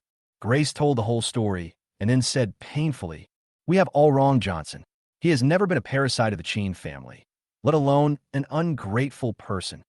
In order to take care of our self-esteem, he did so many things for us secretly, but he never told us. If we kick him out of the Chen family without asking any questions, we will be the truly ungrateful ones. Second brother, what do you think we should do now? If I were Johnson, I would hate it too. Vivian's expression froze. After a while, she said expressionlessly, Sister, don't make up lies to me just because you feel pity for Johnson. You don't know who Johnson is, but I do know who he is. Let's not talk about the other things he did, just the fact that he relieved my headache. How could a loser who didn't even graduate from high school do this? Even if you want to plead for him, can you find a better reason? Grace said quickly, Second brother, I know you won't believe it, but this is written in the diary left by our father. Others may lie to us, but he won't, right? I can clearly see the words in the diary. It's our father's handwriting, and the diary is very old. Vivian was unmoved and said coldly, With today's science and technology, it's very easy to forge handwriting and make it look old. I have reason to suspect that this was a scam by Johnson from the beginning. He just wants us to believe that he has done a lot for us, so that we will feel as guilty about him as you do now. Grace was furious, and her voice couldn't help but rise a bit. Then how do you explain that my stepmother burned down the old house? Chapter 30, Who do you call a slave? Vivian fell silent. After a while, she said expressionlessly, Maybe it was a fire? Don't make malicious assumptions about your own relatives just because you feel pity for an outsider. 7th sister is still in the emergency room. Instead of caring about a piece of trash, why don't you go in and check on her condition?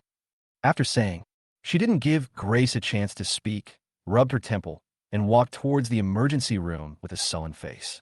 No one knows what Vivian is thinking at this moment. She never reveals her emotions in front of others. Grace looked at Vivian's back and froze there. She knew Vivian was a very stubborn person. Once a decision is made, it will be executed even if you know it is wrong. But Grace didn't expect that the other party would be so stubborn. She had put the evidence right in front of her, yet the other party was still going to make the mistake. Could a fire that smelled like gasoline be a fire? Even a fool would know that it was impossible. Vivian, I think you are the most emotionless person. Grace rarely lost her composure and angrily said to Vivian's pretty back, You knew you were wrong, but you insisted on doing it just to save face. Do you have a clear conscience? Vivian kept walking, as if she didn't hear it. The other sisters didn't know why the eldest and second sisters suddenly started quarreling. They looked at each other and remained silent. Right at this moment, the door to the emergency room suddenly opened. Boss Chen, Miss 7 has congenital myocardial infarction. Why don't you always keep the special medicine ready for her? The emergency doctor asked quickly, full of confusion and anxiety. After hearing these words, all the Chen sisters were stunned. including Vivian and Grace. How come they didn't know that the seventh child, Chen Yinji, had congenital myocardial infarction? The college entrance examination comes and goes quickly.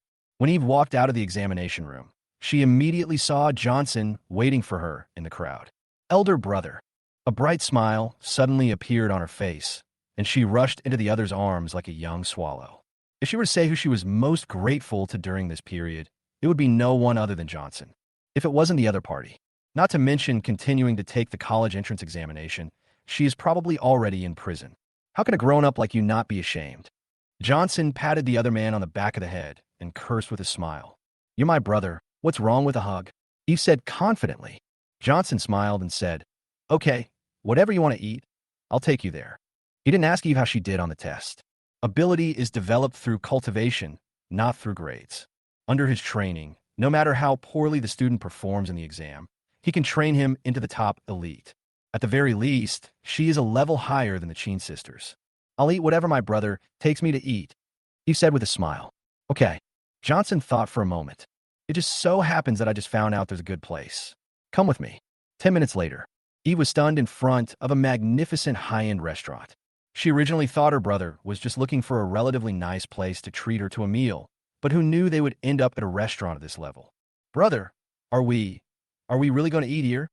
Eve stumbled over her words, feeling awkward. How about we go to another place? This fly restaurant is also good.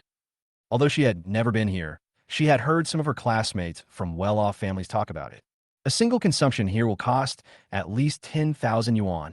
Although Eve knew that Johnson was rich, as she picked up plastic bottles to help her family, she knew what tens of thousands of yuan meant to a family.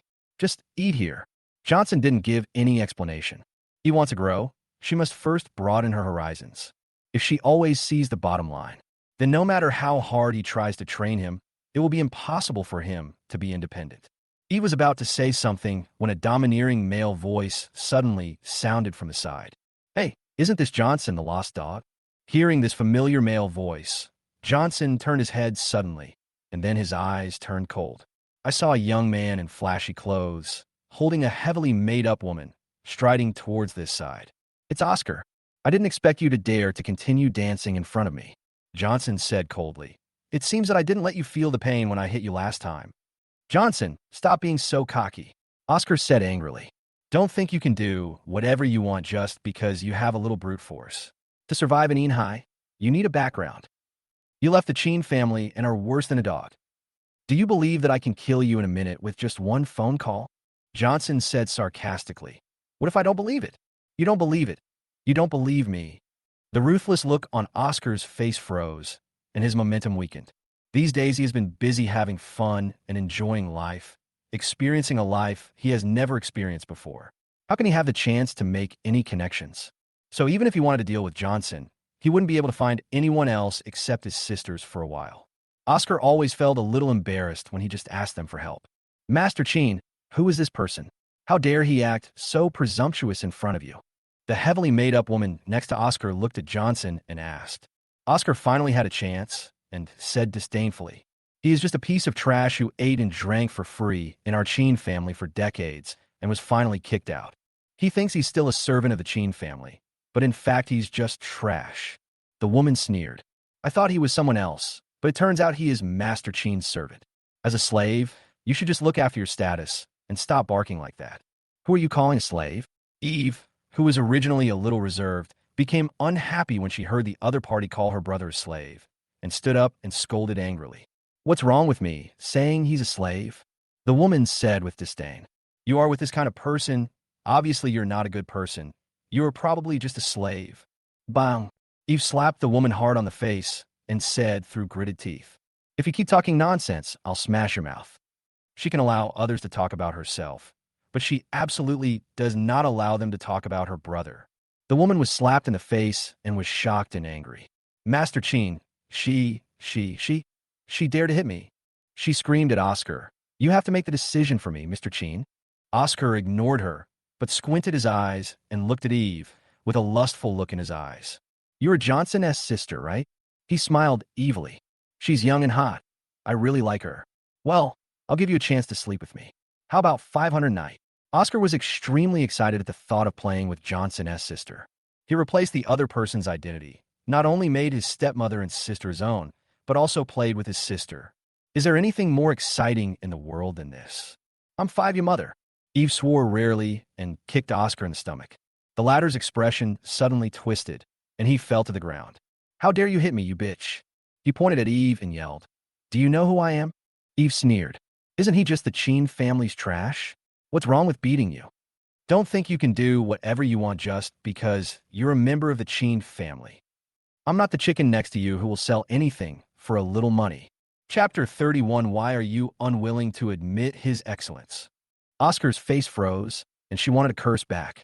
But Oscar had been beaten, so she really didn't dare to provoke Eve again. Johnson, on the other hand, saw this scene with some appreciation in his eyes. As expected, she is his sister. Although his vision is not broad, his work style is quite strong. He has the style of his old days. Right at this moment, a group of waiters in neat suits, led by a middle-aged man, suddenly rushed out of the restaurant, ignoring even the guests who had entered. Oscar saw this scene. He thought they were coming for him. I immediately felt confident. Stinky bitch, stop being so fucking crazy. Oscar suddenly got up, covered his face, and said viciously, I will let you know now the power of the Chen family in Inhai. The words fell. He pointed at Johnson and the other man and said loudly, I am Oscar, the young master of the Chen family.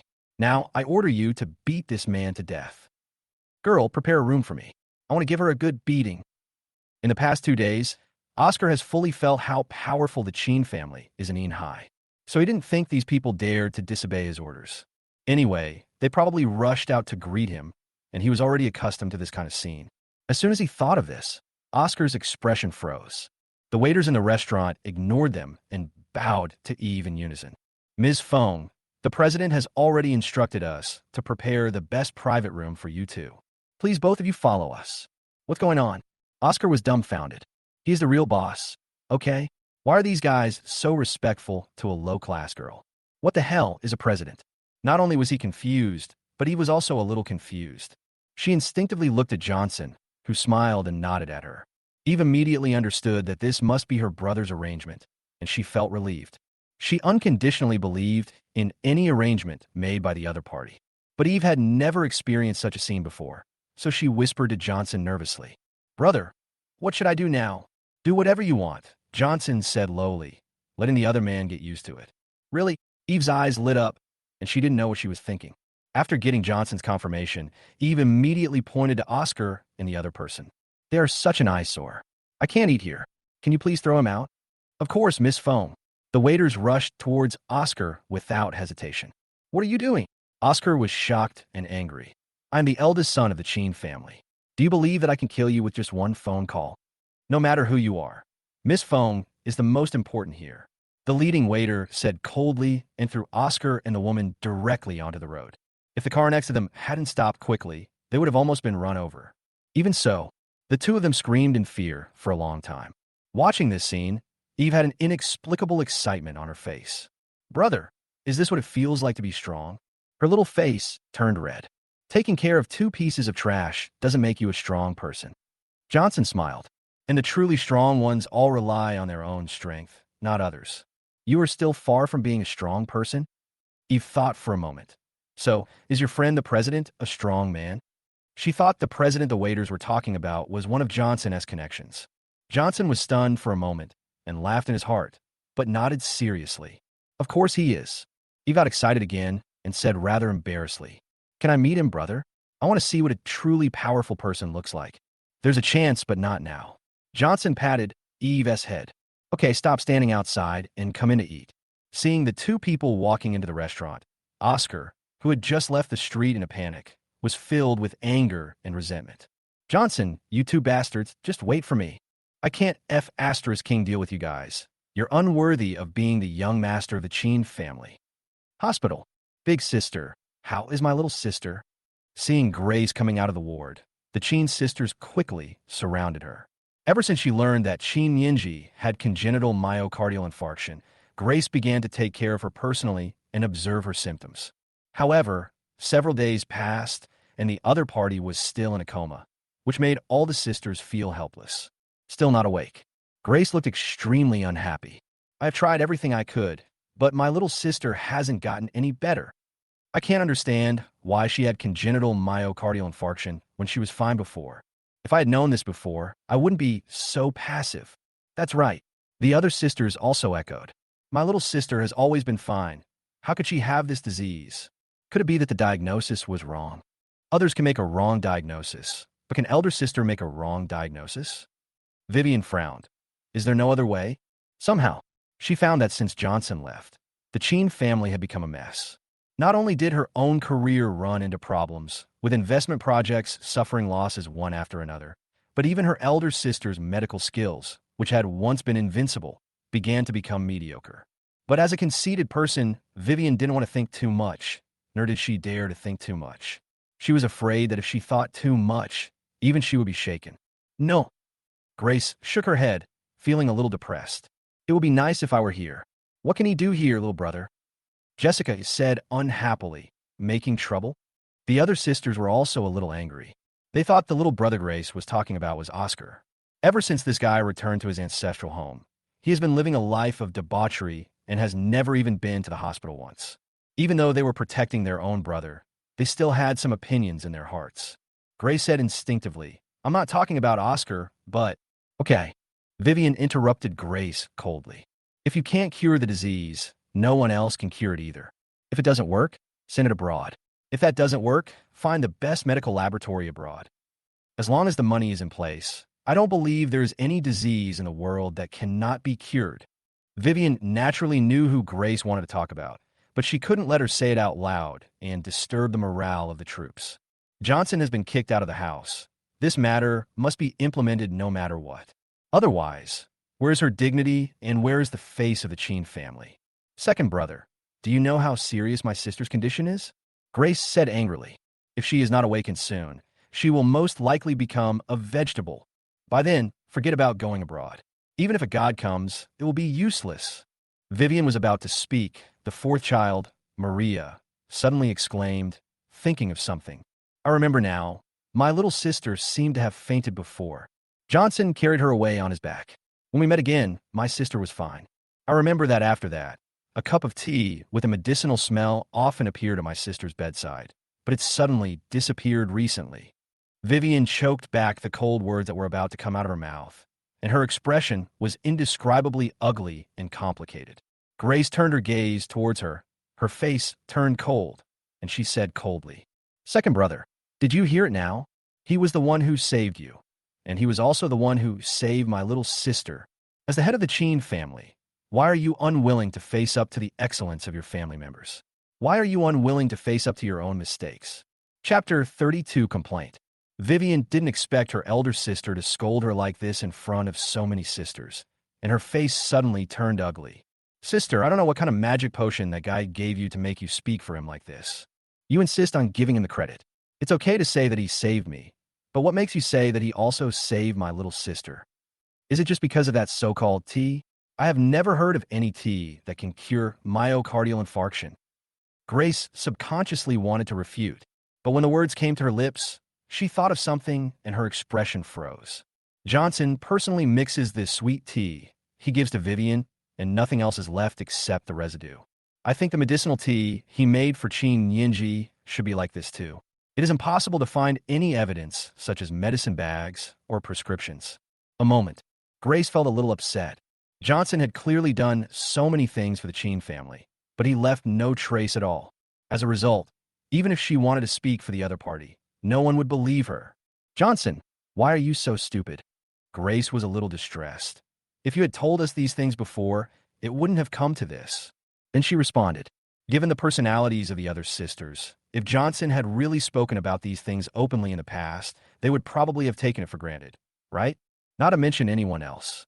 Even in the past, didn't she think it was natural for Johnson, an outsider, to work for the Chen family? Etc. Grace's expression suddenly froze. If Johnson gave Chen Yinji sweet tea, he didn't leave any medicine bag or prescription. Doesn't that mean my little sister's life is really in danger? No, I have to find Johnson. Grace was anxious and wanted to find Johnson immediately, although the other party is currently very indifferent to them sisters. But Grace believes that Johnson must still have feelings for them deep in his heart. He couldn't just ignore Qin Yinji's life or death and watch her die. Right at this moment, second sister, eldest sister, my little sister seems to be awake. Jessica at the door of the ward suddenly exclaimed. A moment. Both Grace and Vivian were shocked, surprised and happy. They subconsciously ran towards the ward, followed by the other sisters. Moment. In the ward. Looking at Qin Yinji, who was lying on the hospital bed, looking pale and no longer as bright as usual, all the sisters felt a pain in their hearts. Little sister, how do you feel now? Vivian asked cautiously, fearing that a louder voice might startle the other person. Second sister, I feel like I'm sleeping. Qin Yinji opened her eyes with difficulty, only to feel her eyelids sinking down. Vivian's heart skipped a beat, and she said in panic, Little sister, don't sleep. She was worried that if Qin Yinji closed her eyes again, she would fall into a coma again like before. Or maybe you just can't wake up. Second sister, don't worry. Qin Yinji forced a smile on her face. Big sister's medical skills are so strong. She can definitely cure me. Just let me sleep for a while. Grace was originally still feeling grief and guilt, but she finally woke up after hearing this and asked hurriedly, Little sister, don't go to sleep yet. Do you remember the medicinal tea Johnson made for you before? The kind that's by your bed. That. Qin Yinji's voice became weaker and weaker. In the past, Johnson would pester me to drink. I had no choice but to drink a sip in front of him and then pour it out. After Johnson was kicked out, I didn't want to keep his stuff, so I just threw the remaining few bags into the trash can. Grace's body trembled. She never expected that Johnson actually left a medicine bag for Qin Yinji. Wait for me, little sister. I'll go find a medicine bag now. After saying that, Grace left the hospital directly. Watching her elder sister leaving, Vivian hesitated to speak and finally chose to remain silent. Although she didn't believe, or didn't want to believe, that Johnson saved her and her younger sister.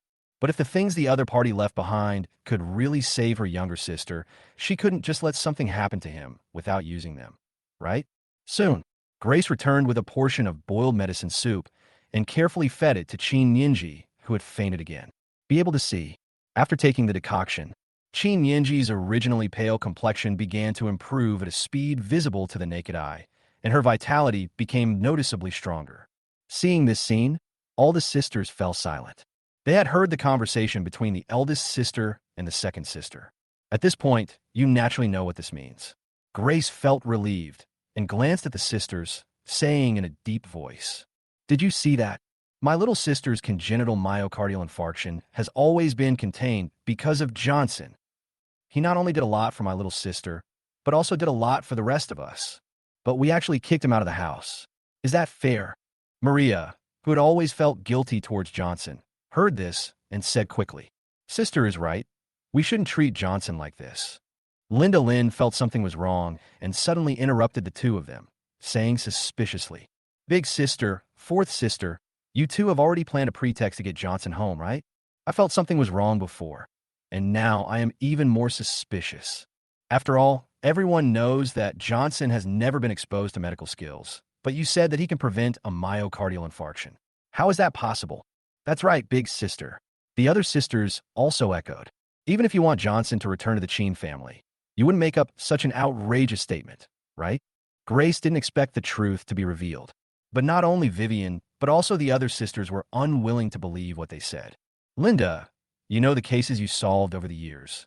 Grace was about to tell Linda what Johnson had done for her when a sharp male voice suddenly sounded from outside the door. Second sister, you have to make the decision for me. Oscar strode into the ward with a slap mark on his face and his flashy suit in tatters.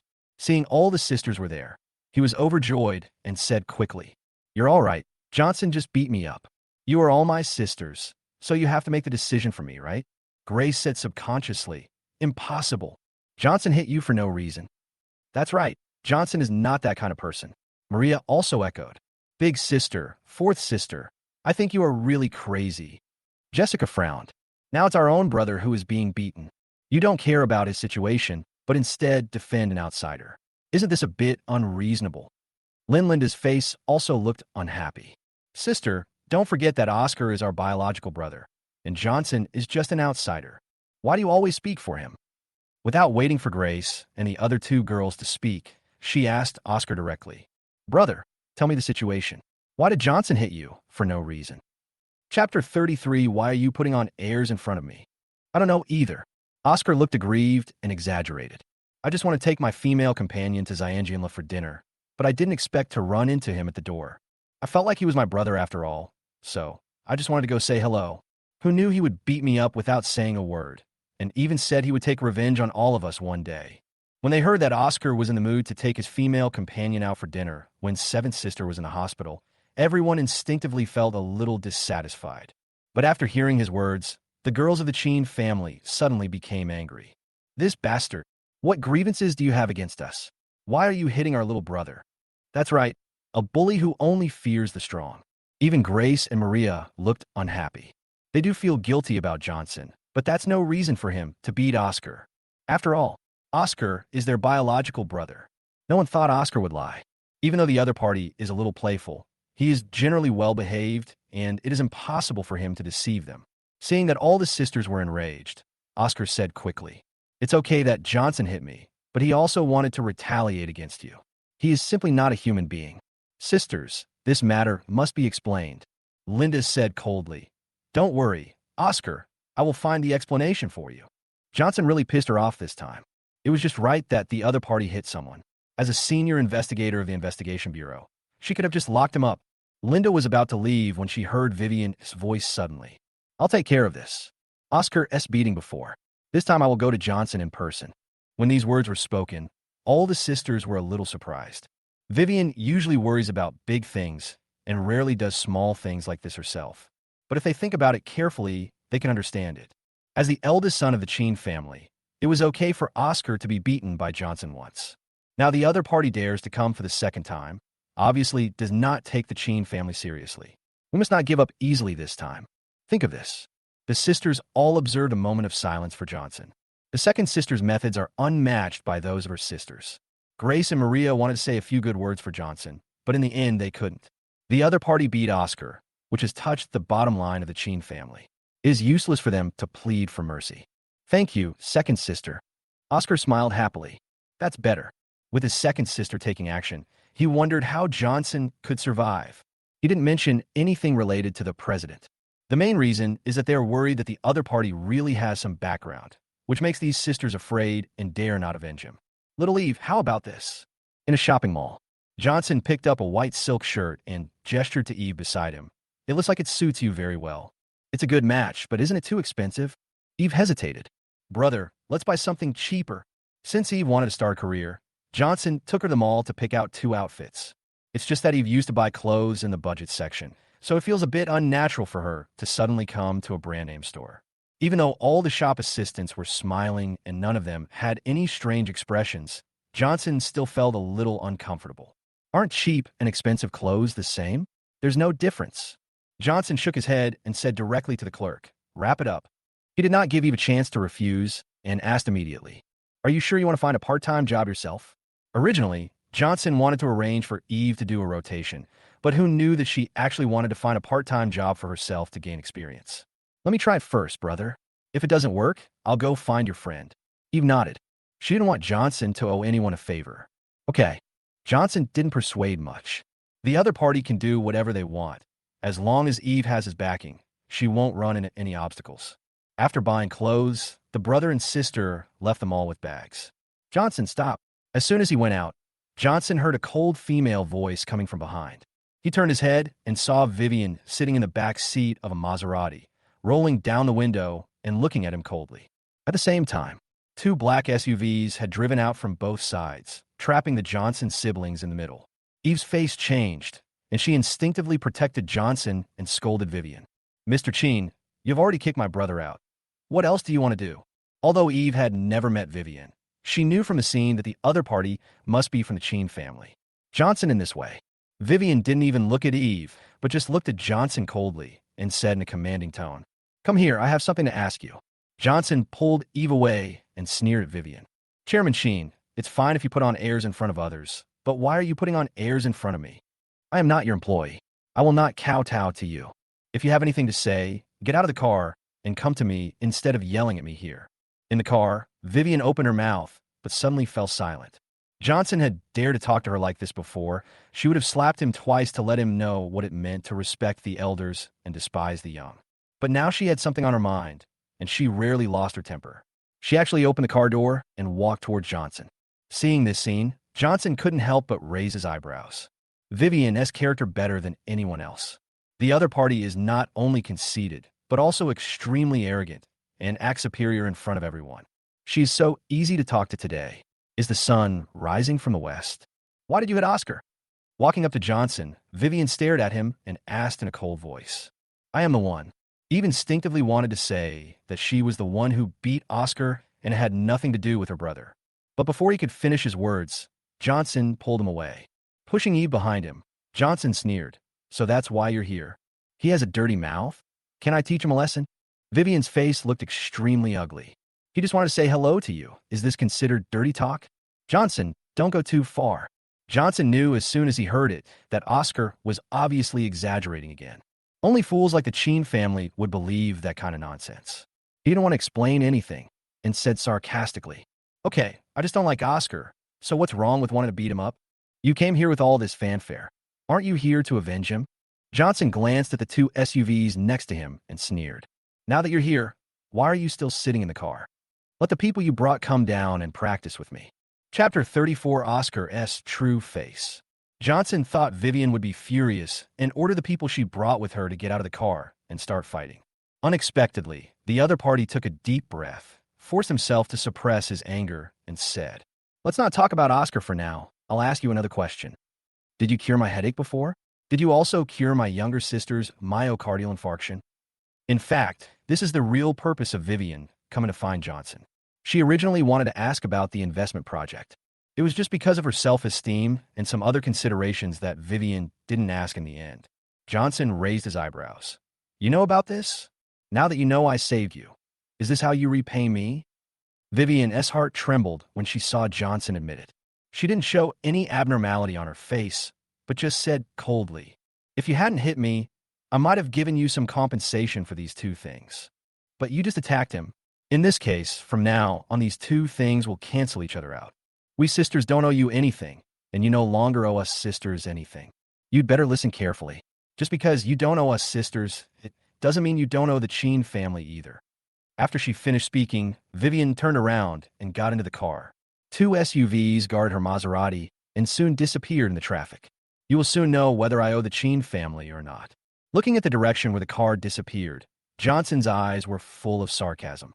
He has already started making arrangements to take back everything that was given to the Chen family. Even though Vivian is still in a high position now, she will soon feel the despair of losing everything.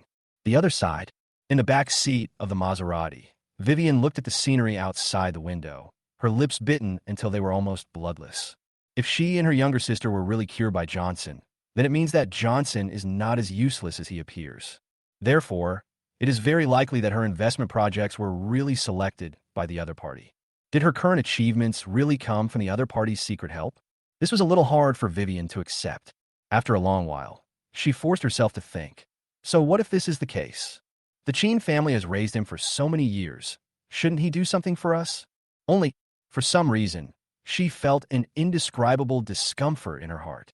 Vivian returned to the hospital. Oscar, who was waiting there, came to greet her. How's it going, sister?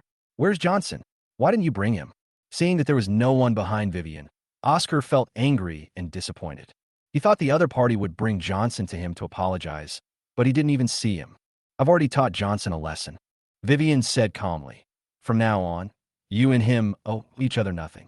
Also, since you know who he is, don't greet him when you meet him next time. He is not a member of the Chen family, nor is he your brother. After saying that, she walked towards the ward. On the way, the eldest sister called and said that Chen Yinji had woken up again and her condition was much better than before. Oscar was shocked and angry and forgot to pretend for a moment and roared at Vivian. Vivian, stop right there. Is this how you help me get revenge? Do you care about me? Vivian turned back suddenly, staring at Oscar. Didn't you say before that it was okay for Johnson to hit you? The most important thing was that he shouldn't be disrespectful to us. Why is it that now it has become revenge for you? Oscar's expression froze, but since he had given up pretending, he simply stiffened his neck and said, You are my sisters. Shouldn't you avenge me? You are the legitimate son of the Chen family, but you were beaten by an abandoned child who was expelled from the family. Aren't you afraid of being embarrassed if you tell others about it?"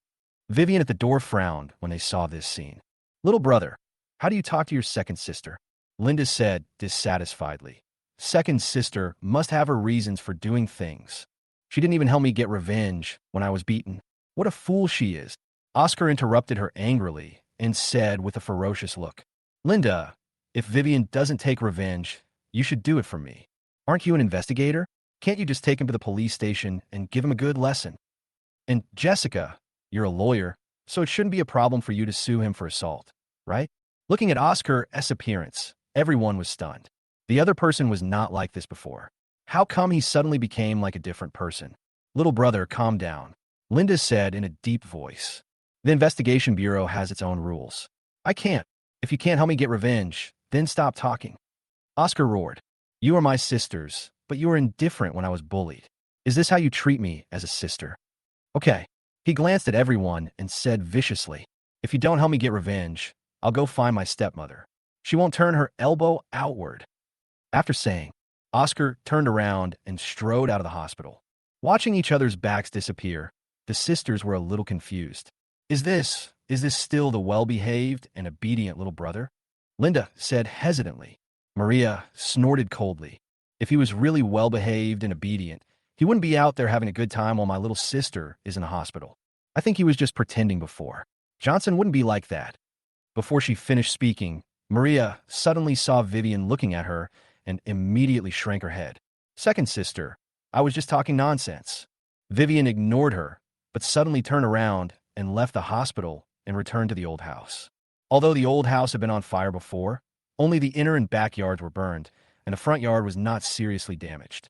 Vivian had someone remove the memory card from the surveillance camera at the front gate, and then connected it directly to the computer to play the first time Johnson beat Oscar. Just before seeing Oscar, he told himself and others that he would go and talk to Johnson properly. He then rushed out of the door with a stick in his hand, blocked Johnson's way, and pretended to beat him. Vivian's expression froze for a moment, and her eyes flashed with shame and anger at being made a fool of. Before this, she had never thought that Oscar would lie. Until just now, Maria accidentally said that Oscar's previous appearance was all a disguise. In addition, Johnson beat him up twice for no reason, and Vivian began to feel that something was wrong. That's why she went back to the old house to see what happened that day. Who would have thought that Oscar was such a guy who said one thing in front of others and another behind their backs? "Close your computer." Vivian looked out the window with a confused expression. A long time, she sighed softly, took out the memory card, crushed it, and threw it out of the window. No matter what, Oscar is the legitimate son of the Chen family. It's impossible for her to teach her own brother a lesson for an outsider, right? It doesn't make sense nor reasonable. Oscar must have developed some bad habits outside these years. With proper training, he should be able to correct them. Vivian thought so, and he suppressed what had just happened deep in his heart and left. Chapter 35. What kind of evil are you trying to do? Since using the medicine pack left by Johnson, Chen Yinji's condition improved within 2 days. The Chen sisters were all relieved about this. They no longer had to stay in a hospital in fear and could start to get busy with their own things. Early in the morning, Linda saw her elder sister Grace was going out. She thought she was going to work at the hospital, so she said quickly, "Big sister, please give me a ride on the way. I'm taking a break today. I want to go to the hospital to see my little sister." "You drive there yourself." Grace shook her head. "I'm not going to the hospital." "Ah." Linda was stunned. "Then where are you going?" "I'm going to a friend's house." Grace evaded the question and drove away from the villa. Something is wrong. Linda frowned, feeling that her elder sister was hiding something from her. She hesitated for a moment, then drove away from the villa, ready to follow her elder sister to see what was going on. As an investigator, her tracking wasn't very good, but there was no way Grace would be able to detect it. Half an hour later, seeing Grace park her car next to the job market, Linda was full of doubts. "What are you doing at the job market, sister? There's no need for a hospital to come here if it wants to recruit people, right?" Seeing Grace about to enter the gate, Linda quickly parked the car and chased after her. "Sister, what are you doing here?" Grace was startled, and then her face turned ugly. "Sixth brother, are you following me?" "Sister, can you please keep it from me first?" Linda kept pestering. "If you don't tell me why you're here, I'll follow you all day. I'm not working anyway." Grace knew Linda S character, and after struggling for a while, she finally said, I can tell you, but you can't tell anyone else, especially your second sister. Linda quickly said, I keep my mouth shut. You should know that, big sister. I came here to find Eve. Grace lowered her voice. What do you want to see Eve for? Linda's eyes widened. To tell you the truth, Linda.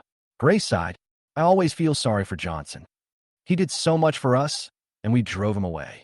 It was so ungrateful. I know it's unrealistic to take him back to the Chen family, so I want to make some compensation for him. Sister, have you been deceived by Johnson? Linda frowned and said, What can he do for us? Isn't it just washing clothes and cooking? Did he cure my little sister? Grace asked directly. No one would believe her if she told other things. But this matter was a foregone conclusion. Linda's expression froze. Before, she thought that this matter was fabricated by her eldest and fourth sisters as an excuse to speak well of Johnson. But later, Chen Yinji herself admitted that it was indeed Johnson who was with her when she fainted as a child. And since she started drinking the medicinal tea given by Johnson, she has not had any relapses. So there is nothing much to say about this matter. Johnson has been helping to suppress Chen Yinji's congenital myocardial infarction. Thinking of this, Linda could only say, Johnson for this, why don't you just give him some money? Why are you looking for Eve? Johnson won't take our money, so I can only start with Eve, said Grace. She didn't explain much and went straight into the job market. Linda was helpless and could only follow closely. At this time, somewhere in the talent market. Hey, isn't this that guy? Eve, who was dressed neatly, passing by, a young woman with heavy makeup behind a workbench raised her eyebrows and said immediately, I thought you were so great, but I didn't expect you still have to find a job. Looking at your age, I guess you've just turned 18. Why are you going out to make a living right after graduating from high school? Eve paused, looked in the direction of the sound, and then frowned. She didn't expect that when she came out to check out the situation, she would run into the woman who had been with Oscar before. What does it have to do with you whether I find a job or not? Eve said coldly. This is really my business. The woman raised her badge. All I saw was a line of words Talent Market Management Department printed on it. The name below is the woman's name, Lu Hong. This talent market is the Chen family's business, and I happen to be one of the persons in charge here. Lu Hong held up her badge and said proudly, Companies here won't hire high school graduates like you, not even part-time workers. So, please get out. In fact, Eve just came here to take a look and never thought that any company would really recruit her. But Lu Hong's attitude annoyed her. She sneered, Lu Hong, right? I advise you not to jump in front of me, or I'll tell you all about your little shit. What did you say? Lu Hong slammed the table and stood up, shouting at Eve. You dare to say something nonsense on my territory? Eve is not a person who is afraid of trouble. She sneered and said, When I saw you sleeping with Oscar before, I thought he could give you some benefits. I didn't expect that you were just a watchdog in the Chen family's talent market. You were so complacent about this. Your body is really cheap. As soon as these words came out, several colleagues around Lu Hong immediately looked at her with astonishment in their eyes. Even people from other recruitment companies nearby subconsciously cast their eyes over here. Lu Hong's face immediately turned red. You bastard. I'll let you talk nonsense. She screamed. Where's the security? Get this troublemaker out. Seeing several security guards rushing over, Eve's face changed slightly, and she was about to leave. A female voice suddenly sounded. Who is so powerful that you can beat people up whenever you want? Who do you think you are? Lu Hong didn't expect that someone would dare to talk back to her, so she turned around and cursed. Who's barking? I'm one of the people in charge here. I can beat anyone I want. Before she finished speaking, her body suddenly trembled and her face turned pale. Miss, why are you here? The person who spoke was none other than Grace, the eldest daughter of the Chen family. Although Grace doesn't care about the Chen family's business. But as an employee of the Chen family, Lu Hong still knew the other party. Especially when she saw that Miss Six Linda was standing next to the other person, Lu Hong's face turned even paler. She finally got the chance to show off her power, but was caught by two young ladies from the legitimate family. Isn't she too unlucky? This is the Chen family's property, not yours. Can I take a look? Grace said coldly. Then she looked at Eve, her expression softening. Eve, you want to find a job, right? Tell me which company you like, and I'll get you in. If all else fails, how about coming to the Chen family's business? Education is not a problem. I promise to have someone guide you step by step. To Grace's surprise, Eve not only did not show any gratitude, but instead said with a look of vigilance, What kind of monster are you trying to do? Why?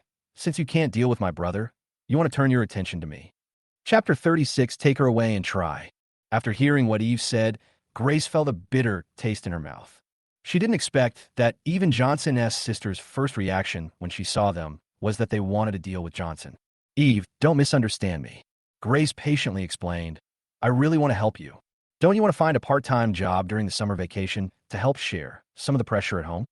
As long as you are willing, you can join any company in this talent market. Not only will they offer you the highest salary, but there will also be no probation period. If you want, you can come to my hospital to do logistics. In order to start with Eve, give Johnson some compensation to make his conscience feel better.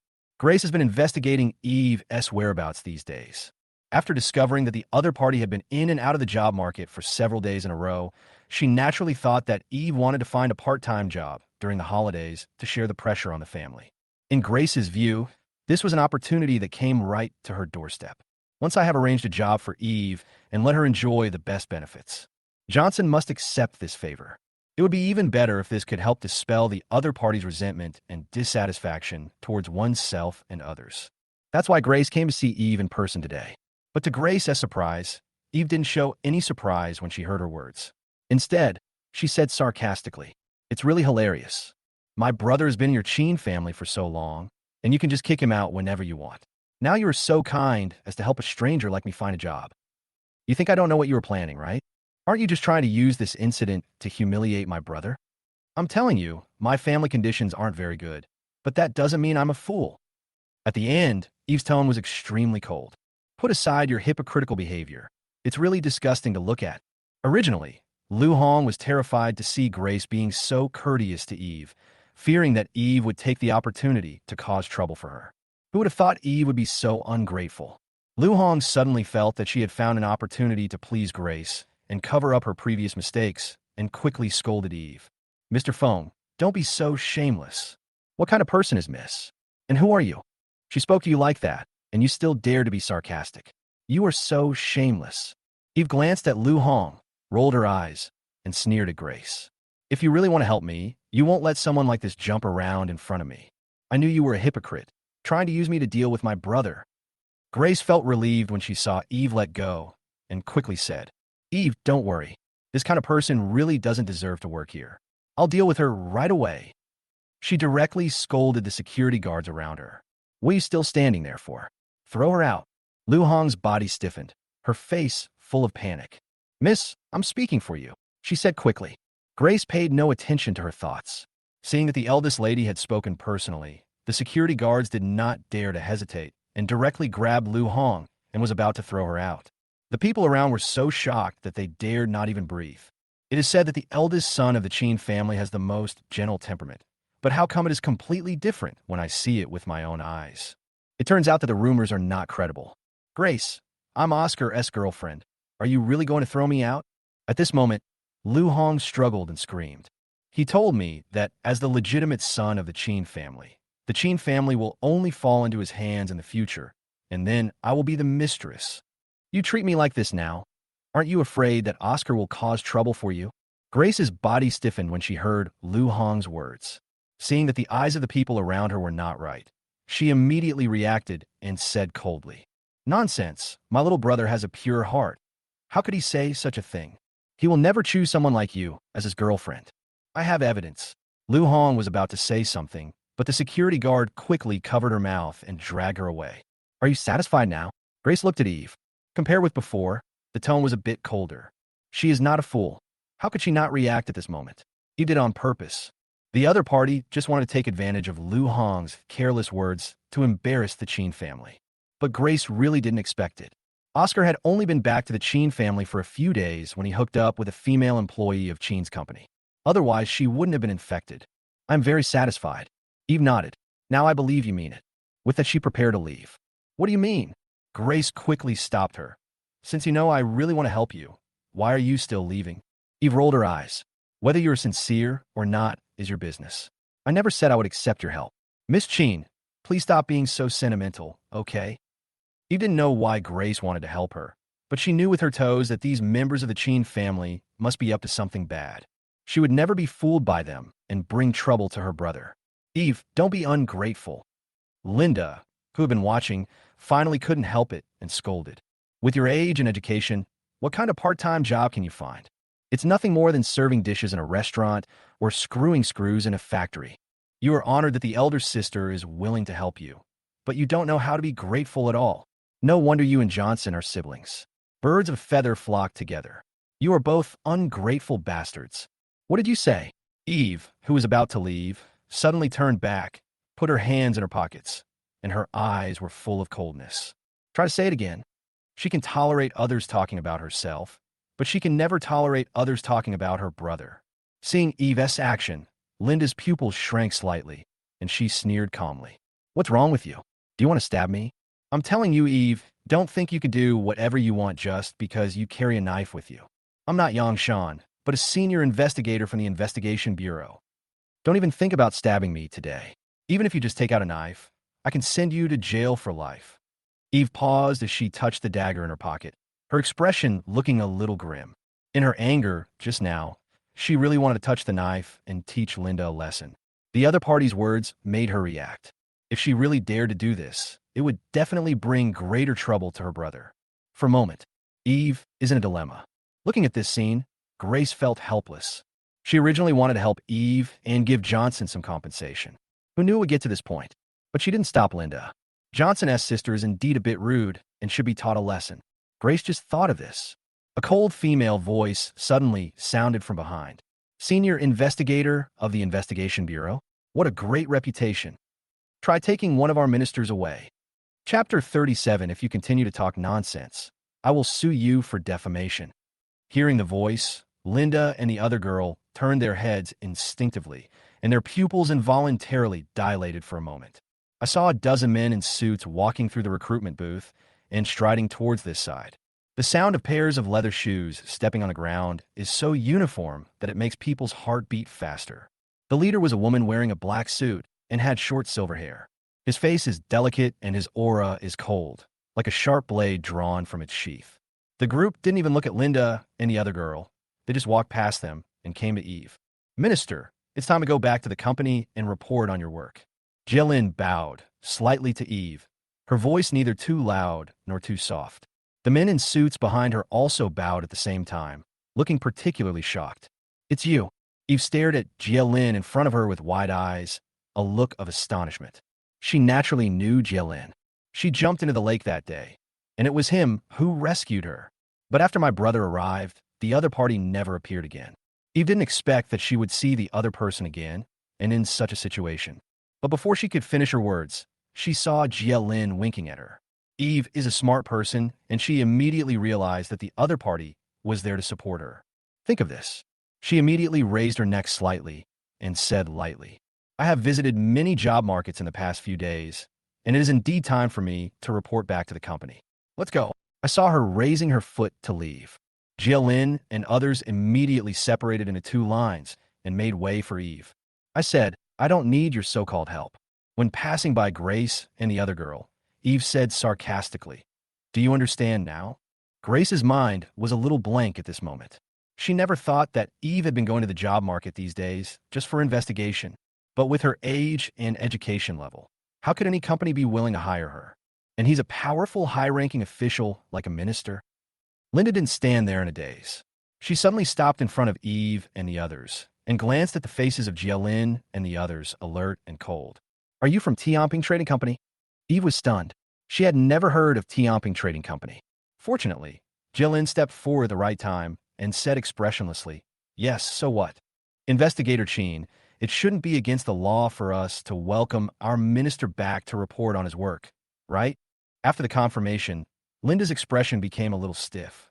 She had some doubts before whether Eve had any connection with Tianping Trading Company. After all, the other party stabbed Yang Shan that day and said nothing about it afterwards.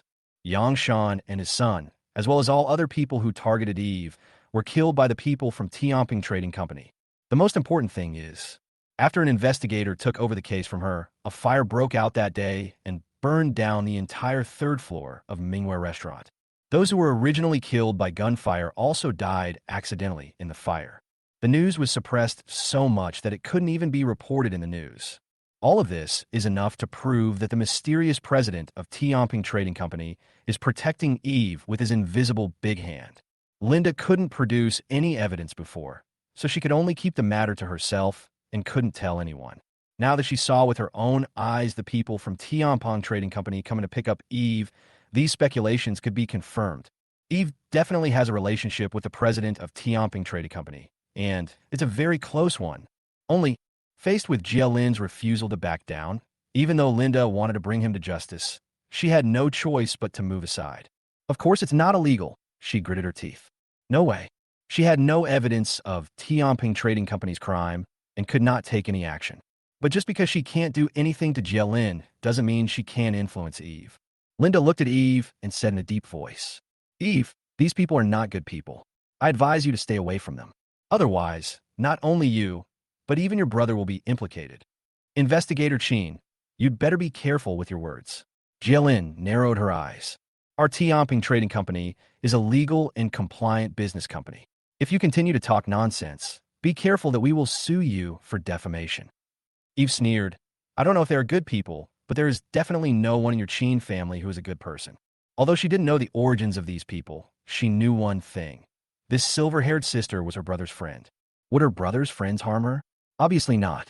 So after saying this, Eve ignored Linda and left with her head held high. Jia Lin glanced at Linda coldly, then led people to follow Eve. Watching the group of people walk away in a swagger, Linda clenched her fists tightly and looked extremely ugly. Wait until I find evidence that Tianping Trading Company has committed a crime, and I'll see if you can still be so arrogant. She was secretly furious. Old Four, do you know who they are? Looking at Linda's expression, Grace asked quickly. I know.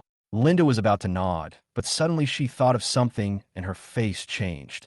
No, I still have to talk to Johnson. Eve is related to the dangerous existence of Tianping Trading Company. It will definitely affect him and even our Chen family.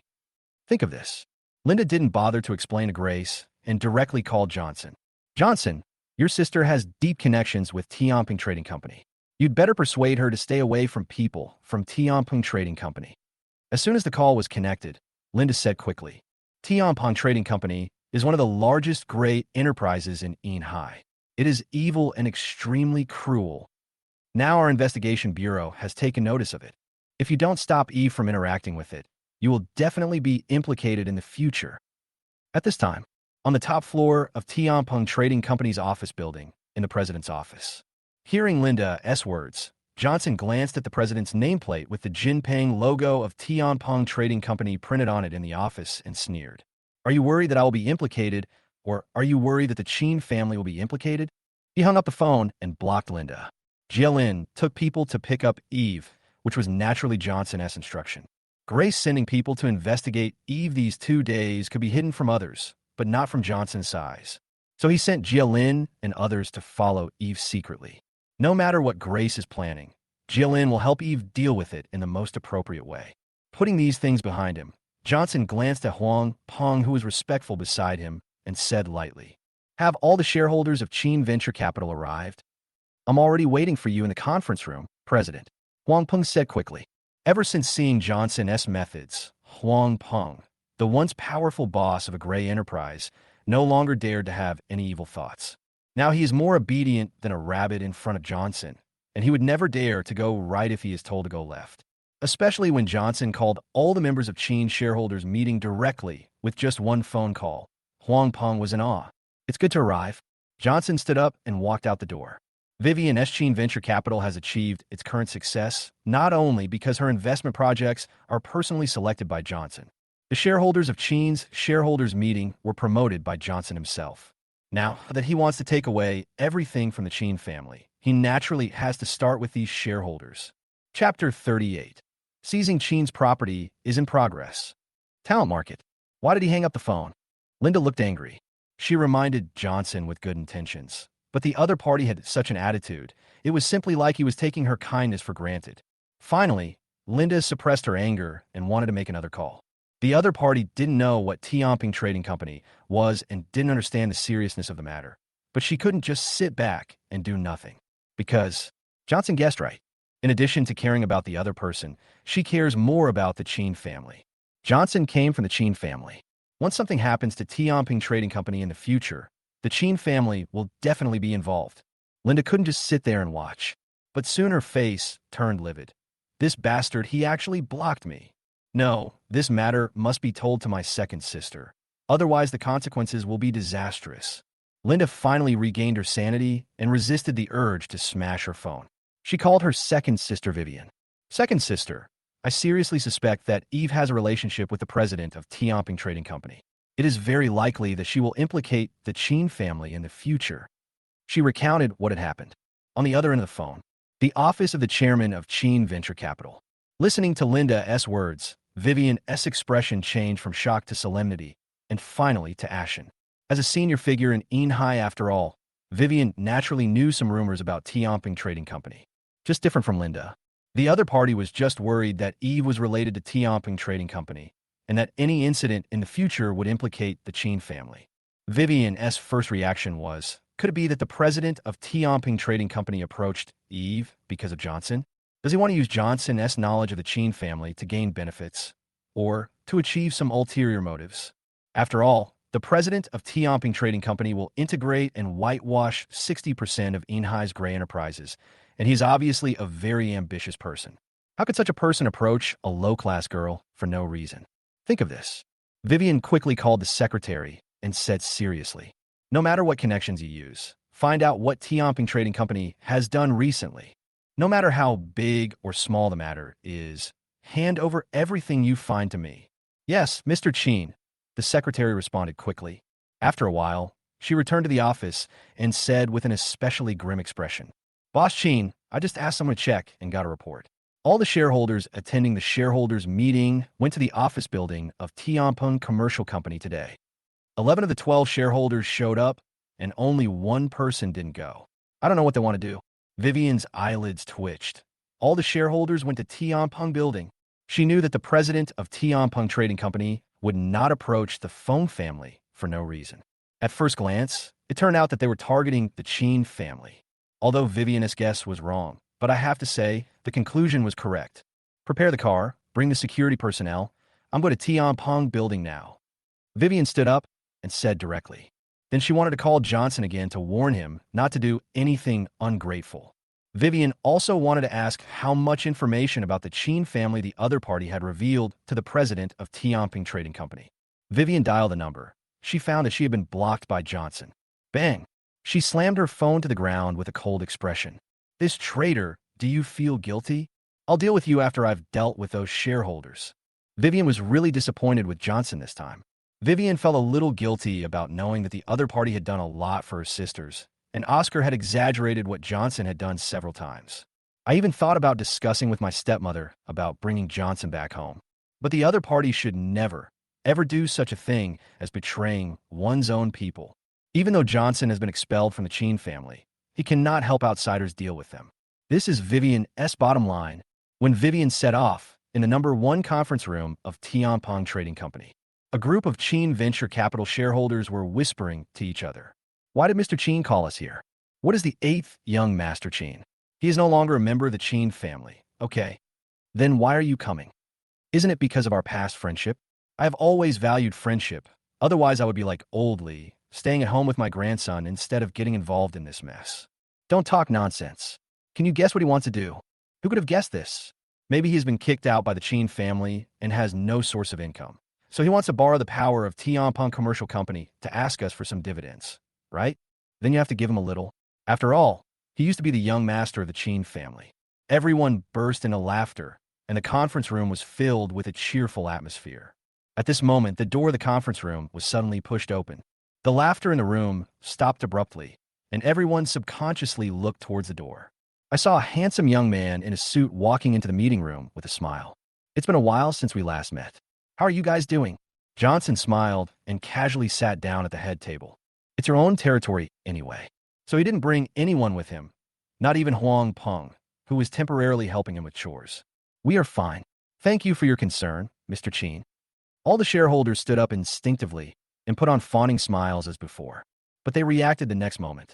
This is a damn instinctive reaction. Johnson is no longer the 8th young master of the Qin family. Why are they still so respectful to him? Thinking of this, A bald man sat back in his chair and said carelessly, "Sorry, I'm so used to calling you Master Chen that I almost forgot your last name isn't Phone. Let's not waste any more time talking nonsense. Just tell us why you want us here. You've helped us a lot in the past.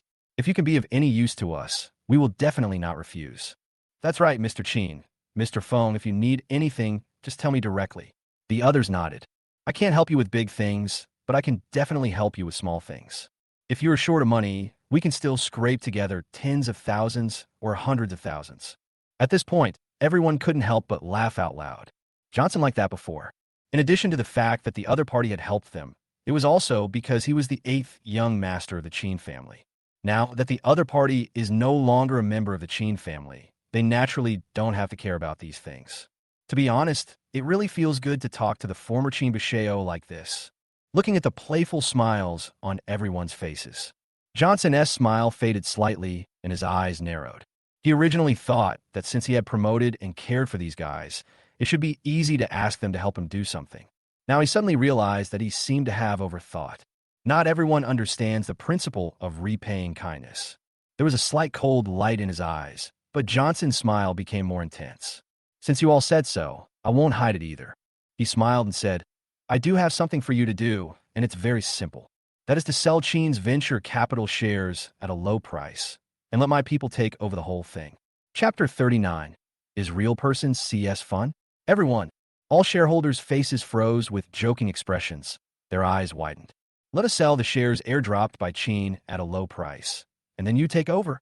The bald man stood up suddenly and said in a lost voice, "Johnson, you want to short Chen's?" The others were also horrified. They had never expected Johnson to want to do such a thing.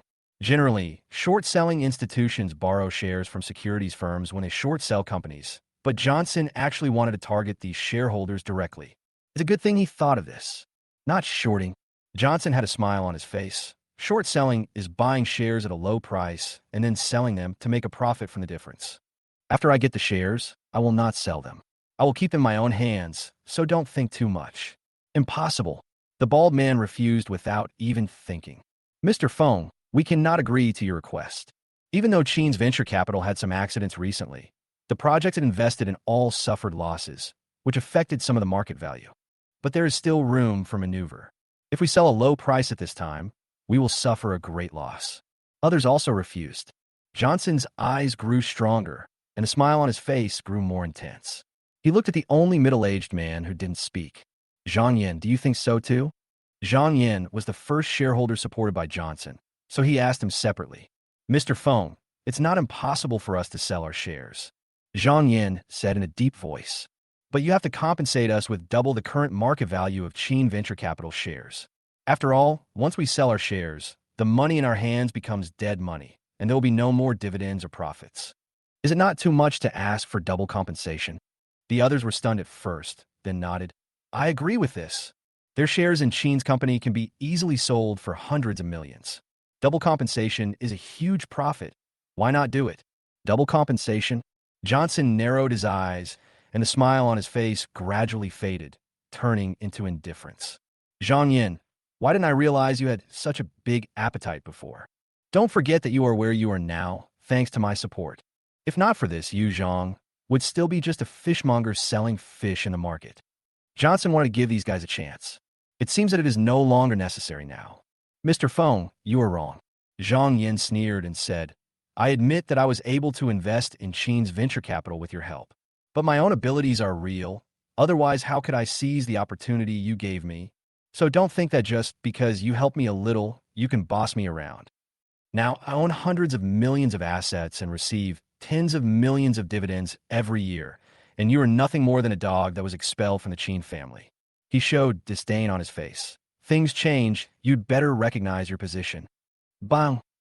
Johnson suddenly threw the teacup in front of him toward Zhang Yan.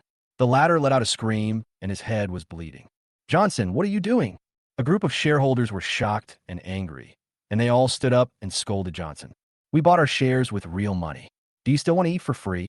Don't think that you can repay us just because you have done us a small favor. You beat people up if we can't reach an agreement. Do you think you are still the young master of the Chen family? Do you think we will still be servile to you?" Facing the criticism, Johnson sneered. "A bunch of idiots. Do you really think everything you have now is your own property? Without my support, where would you be today? I'll give you one last chance. Either sell off your shares at a low price or return what doesn't belong to you. Or I'll show you what the consequences will be if you don't repay a favor. Johnson viciously. Johnson, don't think we're afraid of you just because we're in Tianping Trading Company. We have been through so many ups and downs over the years, and we are not afraid of anything. Do you think you're the only one with connections in the gray enterprise? We have connections too. Let me tell you, we already greeted our family when we came. If we come home any later today, they will immediately offer a reward for your head. The others also refused to give in. Their eyes were extremely vicious. Don't think you can control us just because you do us a little favor. Everything we have is earned through our own hard work. It has nothing to do with you. A stray dog wants to control us? He's dreaming. Good, good, good. Johnson applauded and said good 3 times in a row. As expected of the dogs I supported, they are really strong-willed. He sneered. I hope you can still be so arrogant after you finish reading this. As soon as he finished speaking, he pressed the remote control on the table. A picture immediately appeared on the projection screen behind Johnson. The picture is from the first-person perspective. A hand wearing a tactical glove, holding a tactical rifle, can be seen moving along the cobblestone road towards a single-family villa. In the frame of the picture, figures in black combat uniforms can be seen flashing left and right from time to time. The sound of light and heavy footsteps came from the loudspeaker, making everyone hold their breath. If the scene wasn't so realistic, it would look like the game was being played from a first-person perspective. Johnson, what do you mean? Zhang Yin asked with a frown. Keep reading. Johnson said calmly. Someone noticed something and said in a lost voice. This seems to be the villa yard of old Li's family.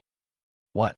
Everyone's heart was shocked, and they instinctively had an ominous premonition in their hearts. Old Li was the shareholder who did not come. Sudden, the man with the gun in the picture stopped and made a sign language gesture for action forward. The next moment, as the sound of loading rifles rang out from the loudspeakers, fully armed figures rushed out from both sides of him one after another. The 2 people in front picked up a battering ram and smashed the door of the villa open with a bang. The people behind threw in 2 black balls. As the white fog exploded in the house, the remaining people put on gas masks and rushed into the house in an orderly and efficient manner. And then, bang, bang, bang, bang, bang. A dull, sound like a heartbeat continued to ring out. The shareholders could faintly hear familiar screams coming from shareholder Lao Li and his family. At some point, the dull sound stagnated. In the camera, the hand wearing tactical gloves loosened the grip of the gun and made a thumbs-up gesture to the camera. Report to the president. The mission is completed. Please give me instructions. A dull and hoarse voice sounded. Johnson did not respond. He just looked at the shareholders who were stunned and pale and smiled. Is real-life CS fun, everyone? Chapter 40. You won't give up even if you don't see Yin Luo. I'll satisfy you. Inside the meeting room, all shareholders looked extremely pale. They stared at the projection screen with wide eyes, their bodies shaking like sieves. Even through the screen, they seemed to be able to smell the smoke and blood at the scene. Fun. Johnson, what did you do? Zhang Yan's voice began to tremble. What can I do? It's just taking back something that doesn't belong to someone. Johnson leaned back in his chair, crossed his legs, and said casually, Old Li owed someone a loan shark and was almost forced to jump into the river with his entire family. I helped him settle his debts and lent him some extra money, which enabled him to make a comeback. Now I need him to do something for me, but this guy doesn't even want to come over to see me. Instead, he's at home with his grandchildren, enjoying the so-called family happiness. He doesn't even think about who gave him everything he has now, who gave him his life and the lives of his grandchildren. Even birds know to repay kindness by tying grass and carrying rings, but he, as a human being, does not understand this principle at all. Johnson paused, glanced at everyone on both sides of the conference table, and a slight sneer appeared on his face. In that case, isn't it only right for me to take back everything I gave him? As soon as these words were spoken, the meeting room fell into dead silence. Everyone felt as if they were falling into an icy cave. Not only were their hands and feet freezing, but the way they looked at Johnson was filled with extreme fear. They originally envied the shareholder Lao Li for being thick-skinned and not taking Johnson as call seriously, and enjoying family happiness at home. Who would have thought that Johnson was so cruel and directly attacked Lao Li and his family? The screen projection video lasted only half a minute, but Lao Li's entire family was wiped out. How cruel. Johnson, you are so reckless. Aren't you afraid of the FBI? Zhang Yin glared at Johnson, his voice hoarse. Longxia has always been trying its best to control private armed forces. Johnson used armed force in broad daylight, which was a clear provocation to the authorities. First of all, my personnel have all the necessary credentials, and carrying weapons is legal. Johnson said calmly. Secondly, they were not carrying out any revenge action just now. Instead, they were cooperating with the Bureau of Investigation to conduct a police exercise. As for Lao Li's family, he was just an unlucky guy who was accidentally affected during the exercise. Both my company and the Investigation Bureau would like to apologize for this. At this point, Johnson spread his hands. So, why do you think I'm afraid of the Bureau? We are in the same group. The expression on Zhang Yan's face froze completely. He originally thought that Johnson was using gray power. Who knew that the other party had joined forces with the Investigation Bureau and was carrying out open revenge. The faces of the others had completely lost all color. They thought that Johnson would no longer have any power after leaving the Chen family. But the result is just the opposite. Johnson's power is not only more terrifying than when he was in the Chen family, but his methods are also extremely cruel and brutal. Phone. Johnson, if you do this, aren't you afraid of being punished by God? Zhang Yin pointed at Johnson with trembling fingers, and his voice began to tremble. God's punishment? Johnson looked puzzled. I have already expressed my apologies for the death of Lao Li's family, okay? If I still have to suffer divine punishment, isn't God too blind? Johnson's words made Zhang Yan's face turn red with anger. But what he felt more was fear. Right now, Johnson made him feel like a madman. There is nothing to worry about when doing anything. Only, Zhang Yin was still somewhat unwilling to sell his shares at such a low price. He forced himself to suppress the fear in his heart and tried his best to make his voice less trembling. Johnson, you can team up with the FBI to kill Lao Li's family in the name of an exercise. Can you kill us all? So many people were accidentally killed in one exercise. Even the Investigation Bureau can't suppress it. Johnson raised his eyebrows slightly. Sure, Zhang Yin. Why didn't I know before that you really have the quality of not giving up until you see Yamaluo? Okay, I'll satisfy you. Johnson snapped his fingers and pressed a button on the remote. Next second, the large projection screen behind him was directly divided into 12 small projection screens. The first one is the screen projection scene of Lao Li's house. And as for the remaining 11, isn't this my yard? This is my villa. And my family. That's right. The remaining 11 were all claimed by the shareholders present. Some people even saw their family members hiding behind the window, looking in the direction of the camera with frightened faces in the projection screen. I originally thought that punishing Lao Li would make you realize your mistakes. Johnson put his elbows on the table, crossed his fingers, and clenched his fists against his chin, and said with a half-smile, But Zhang Yin insisted on seeing my courage, so don't blame me for being cold-blooded. You can only blame Zhang Yin. After all, if it wasn't him, I wouldn't want to kill so many people's families at once. As soon as he finished speaking, the hands wearing tactical gloves in the projection screen were just like those in Lao Li's video. They loosened their gun grips at the same time and made sign language commands for action towards the front. No, Mr. Fong. Finally, someone reacted, rushed to Johnson, knelt down, and said hurriedly, Master Fong, I know I was wrong. Please let my family go. I am willing to sell my shares at a low price, Mr. Fong. I can arrange it now. Is this true? Johnson said jokingly. Don't you want double compensation? No, the man said in panic. You didn't agree just now. Why do you suddenly agree now? Johnson's face became more playful. You haven't been threatened or forced, have you? I'm a serious businessman. I don't like playing this game. Seeing that the armed figures in his own screen were about to rush to the door of his house, the shareholder was so anxious that he kowtowed on the ground frantically, and soon his head was covered with blood. Mr. Fong, I volunteered. There is no threat, really no threat. Please let my family go, please. Johnson sneered at the man who looked like a completely different person. You won't cry until you see the coffin. Wouldn't it be better if you did this earlier? He took out a walkie-talkie from his arms and said casually, Team 3 ceases the exercise and withdraws. Johnson's purpose was not to kill people, but to make the shareholders of Chen's venture capital cooperate with him and short Chen in a short period of time. Otherwise, even a rabbit will bite when it gets angry. If we really kill everyone present and their families, who knows what kind of trouble will arise. Chapter 41. If you don't kill him, I will kill you. Seeing one of the armed figures on the projection screen withdrawing, the other shareholders finally woke up. They rushed to Johnson at the fastest speed in their lives and knelt down one after another. I also know that I was wrong, Mr. Fong. I'm willing to sell it at a low price. Mr. Fong, me too. I'm willing to sell it voluntarily. I'll arrange for someone to sell it now, Mr. Fong. The price can be as low as you want. Johnson sneered as he scanned the terrified and pale faces. Really? Kindness cannot correct a person's mistakes. Only the butcher's knife can do that. Except for Team 2, all other teams will withdraw. He spoke casually into the intercom and then looked at Zhang Yan. The other party was the only shareholder who did not come forward to beg for mercy. You have a lot of guts, Zhang Yan, Johnson said with a wry smile. I didn't expect you to be such a big shot. In fact, Zhang Yan had no backbone at all. He was completely frightened. In his original idea, Johnson was very brave. He certainly wouldn't dare to kill the entire family of so many people. Even if so many ordinary people died, at once it would cause a sensation. Not to mention that they're all business tycoons with status and position. Unexpectedly, Johnson really became a madman. He actually arranged people at the doorsteps of all shareholders early on. It's obvious. From the very beginning, the other party was prepared to kill their entire family if they dared to disobey. Hearing Johnson's words, Zhang Yan's body trembled and he finally woke up.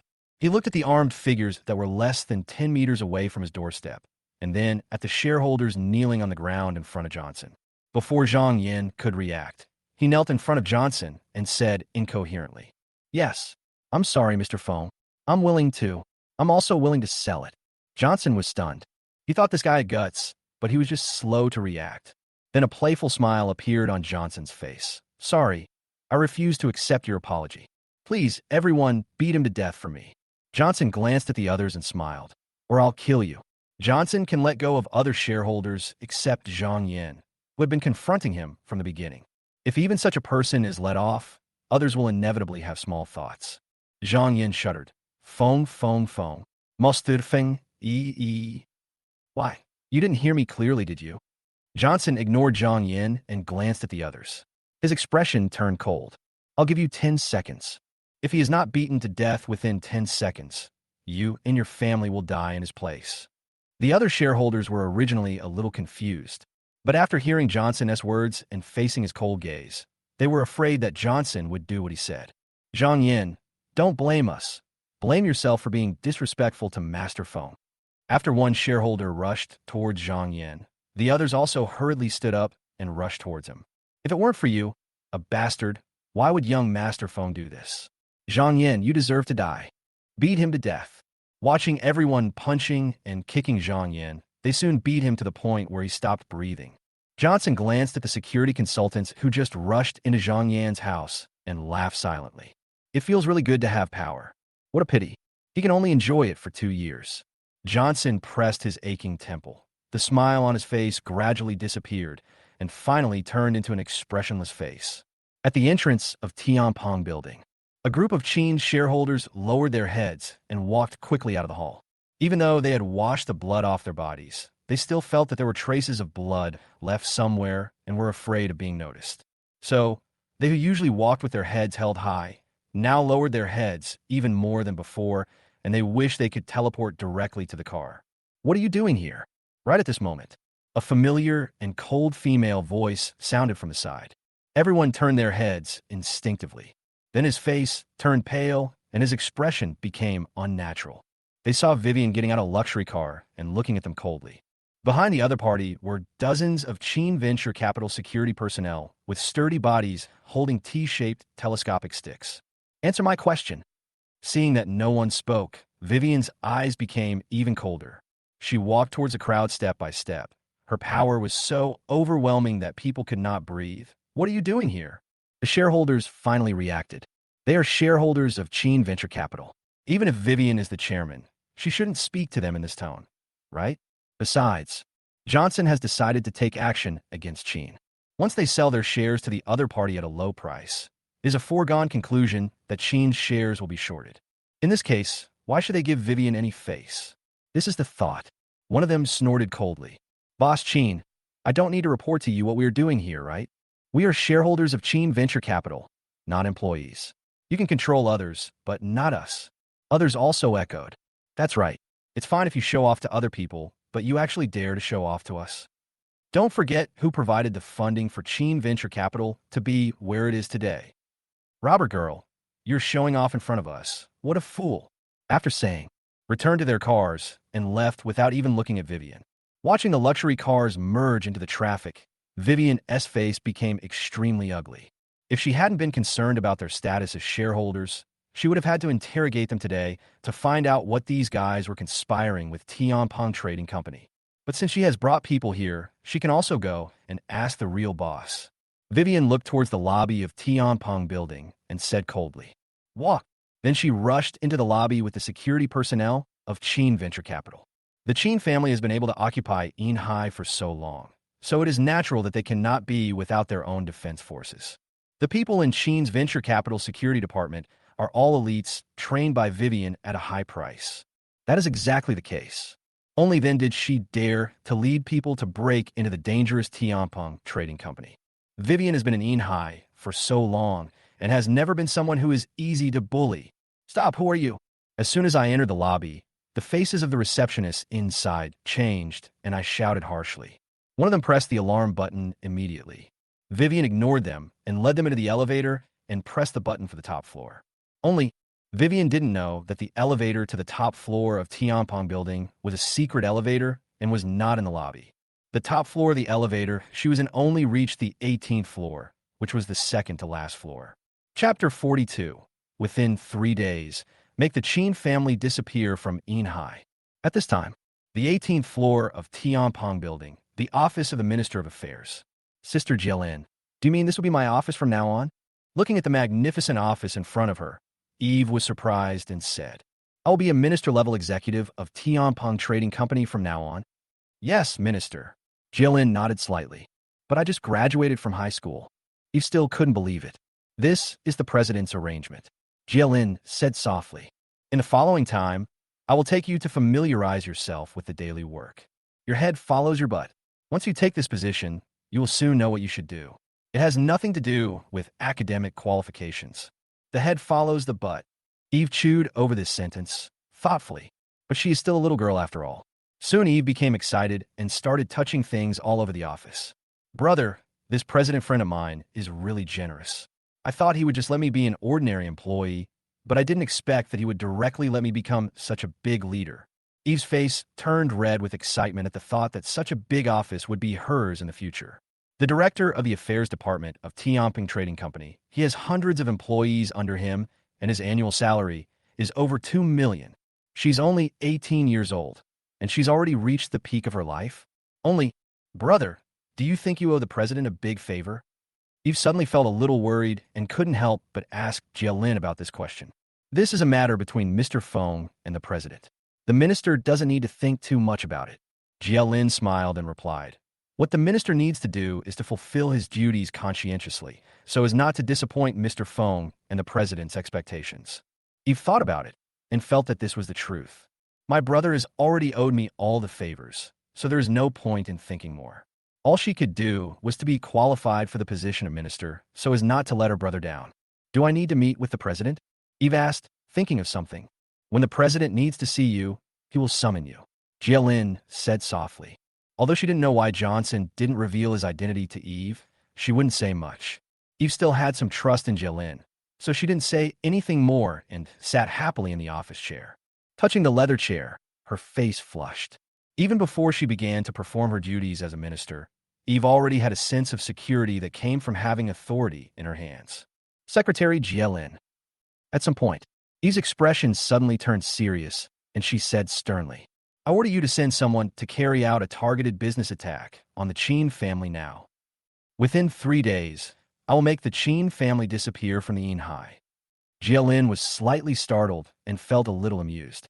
Still a child after all. If Johnson said this, she would definitely contact the Tianquan Group's coordination department immediately and make relevant plans. But Eve, she's not qualified yet. At least not now. Seeing that Jialin didn't say anything, Eve was afraid that she would be angry, so she quickly explained with a smile. Sister Jillian, I am. But before he could utter the word, just kidding, the office door was suddenly pushed open. Eve, you are so good. I knew that Tianping Trading Company had no good intentions when inviting me. A shareholder of Chen Corporation. Vivian strode into the office with her companions, looking at Eve with extremely cold eyes. I originally thought you were being used, but I didn't expect you to really have bad intentions. Eve didn't expect that she was just making a joke, but she was actually bumped into by the real person, and she subconsciously panicked. But she reacted immediately. He is now the powerful minister of Tianping Trading Company. Moreover, this is the territory of Tianping Trading Company. Why do the Chen family members act so arrogantly here? Thinking of this, Eve's face turned cold. What do you mean by having bad intentions? I just want to destroy your Chen family. What's wrong with that? No matter who you are in the Chen family, I will only tell you one thing. I will definitely return everything you did to my brother to you. Vivian was so angry that she laughed. You are not old, but you have such a big mouth. Don't think that just because you have gotten close to Tianping Trading Company, you can really become an enemy of my Chen family. The Tianping Trading Company is just a small company that has gained a little fame through military force. If we really compare influence, it's not even as good as a toe of my Chen family. And she paused. Her eyes suddenly turned cold. It's not like my Chen family doesn't have military power. As soon as the words fell, only a series of click sound were heard. All the Chen security guard behind Vivian pulled out the T-shaped sticks from their waists and swung out the long and narrow steel sticks. A solemn and murderous atmosphere instantly filled the entire office. Since Jielin had introduced the situation of Tianping Trading Company to Eve before, she was not panicked at all. Instead, she sneered. I thought the Chen family was doing an honest business, but I didn't expect them to resort to such violence and violence. Why? Do you still want to do this to me here? Vivian said coldly. Of course my Chen family is doing a legitimate business. But when it comes to people who don't play by the rules, I never tell them the rules. I'll give you 3 minutes to get your president and Johnson over here. Otherwise, starting today, Tianping Trading Company will no longer exist in Yinhai. Eve stood up, her face full of sarcasm. You're the only one who wants to see the president. Who do you think you are? As for my brother, don't even think about seeing him. From the moment you kicked him out of the Chen family, you no longer have the qualifications to talk to him. If you know what's best for you, you'd better get out of here right now, or I'll make sure you can't even leave this door. Vivian's eyes flashed coldly. Catch this sharp-tongued girl, Robert. With her here, I don't believe Johnson won't show up. She had to see today whether Johnson was being used by others or actively colluding with outsiders to deal with the Chen family. If it's the former, Vivian can still give him another chance. But if it's the latter, then don't blame her for not remembering the past. Vivian finished speaking. A group of security personnel immediately rushed towards Eve. Suddenly, there were neat and quick footsteps coming from outside the office. Director Chen, their security forces have arrived. The security captain reminded. Destroy them in 1 minute. Vivian said coldly. She didn't take the security forces of Tianping Trading Company seriously at all. How can a mere thug compare to the elite forces under her? The security personnel obviously thought so too. So when they heard Vivian's words, they immediately rushed out of the office with telescopic batons. But as soon as they stepped out of the door, everyone froze there. Why don't you do it? Vivian frowned, thinking they were hesitating about something, and said directly, if anyone is injured or killed, the Chen family will be responsible. Before she finished speaking, her voice stopped abruptly, because Vivian suddenly discovered, the security personnel that I brought with me are more than just freezing people. Many people had beads of sweat on their foreheads, and some even dropped the T-shaped sticks in their hands.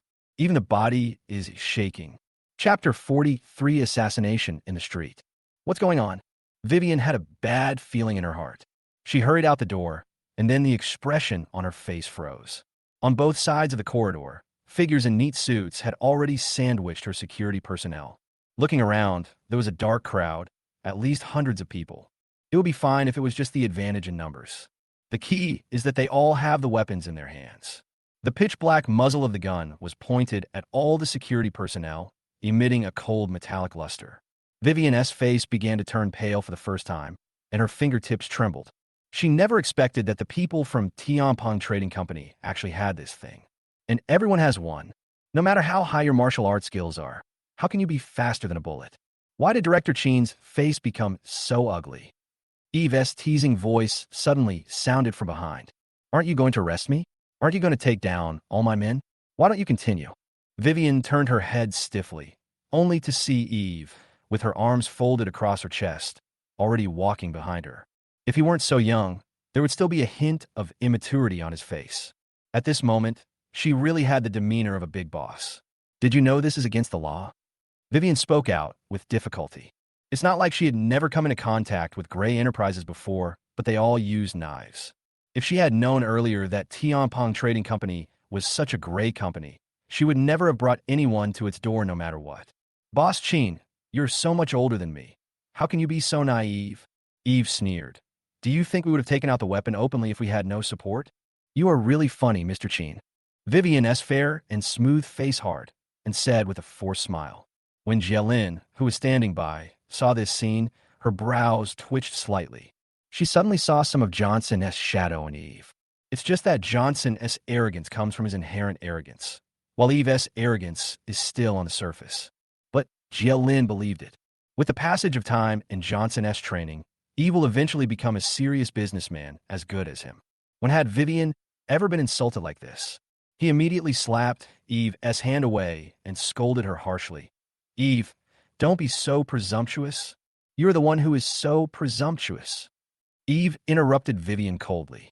Not only did you bring people to force your way into Tianpeng Trading Company, you even brazenly wanted to meet the president and my brother. You even wanted to attack me here. I was very merciful by not letting them beat you to death. I'll give you 3 seconds. Take your people and get out of Tianpeng building. Otherwise, even if I beat you all up in the name of self-defense, the Bureau of Investigation won't be able to say anything. Do you believe it? Eve really wanted to kill Vivian. But no matter what, the other party is Johnson's former sister. She didn't want Johnson to feel bad about her. Let's take a step back. Even if Johnson has no feelings for Vivian and others, but he should be the one to deal with them, and Eve dare not interfere. Vivian felt extremely aggrieved at being humiliated by a little girl of 17 or 18 years old. However, with so many guns pointed at her, she finally didn't dare to say anything and left the place in embarrassment with her men. See Mr. Chen off. Eve sneered. Otherwise, if she takes something from the company, we will be at a huge loss. She followed him directly. The men in suits put away their guns and followed her in an orderly manner. Hearing the noise behind her, Vivian felt like her chest was about to explode, and she couldn't help but quicken her pace. 1 minute later, at the entrance of Tianpeng building, Eve felt extremely relieved when she saw the famous investment queen in Silver Sea leaving with her people in disgrace. Dare to bully my brother? I'll kill you. She snorted coldly. Her eyes swept over the crowd of men in suits behind her, and she felt relieved. My brother was right. Only the strong can talk to the strong. If it were her old self, Vivian probably wouldn't even look at her.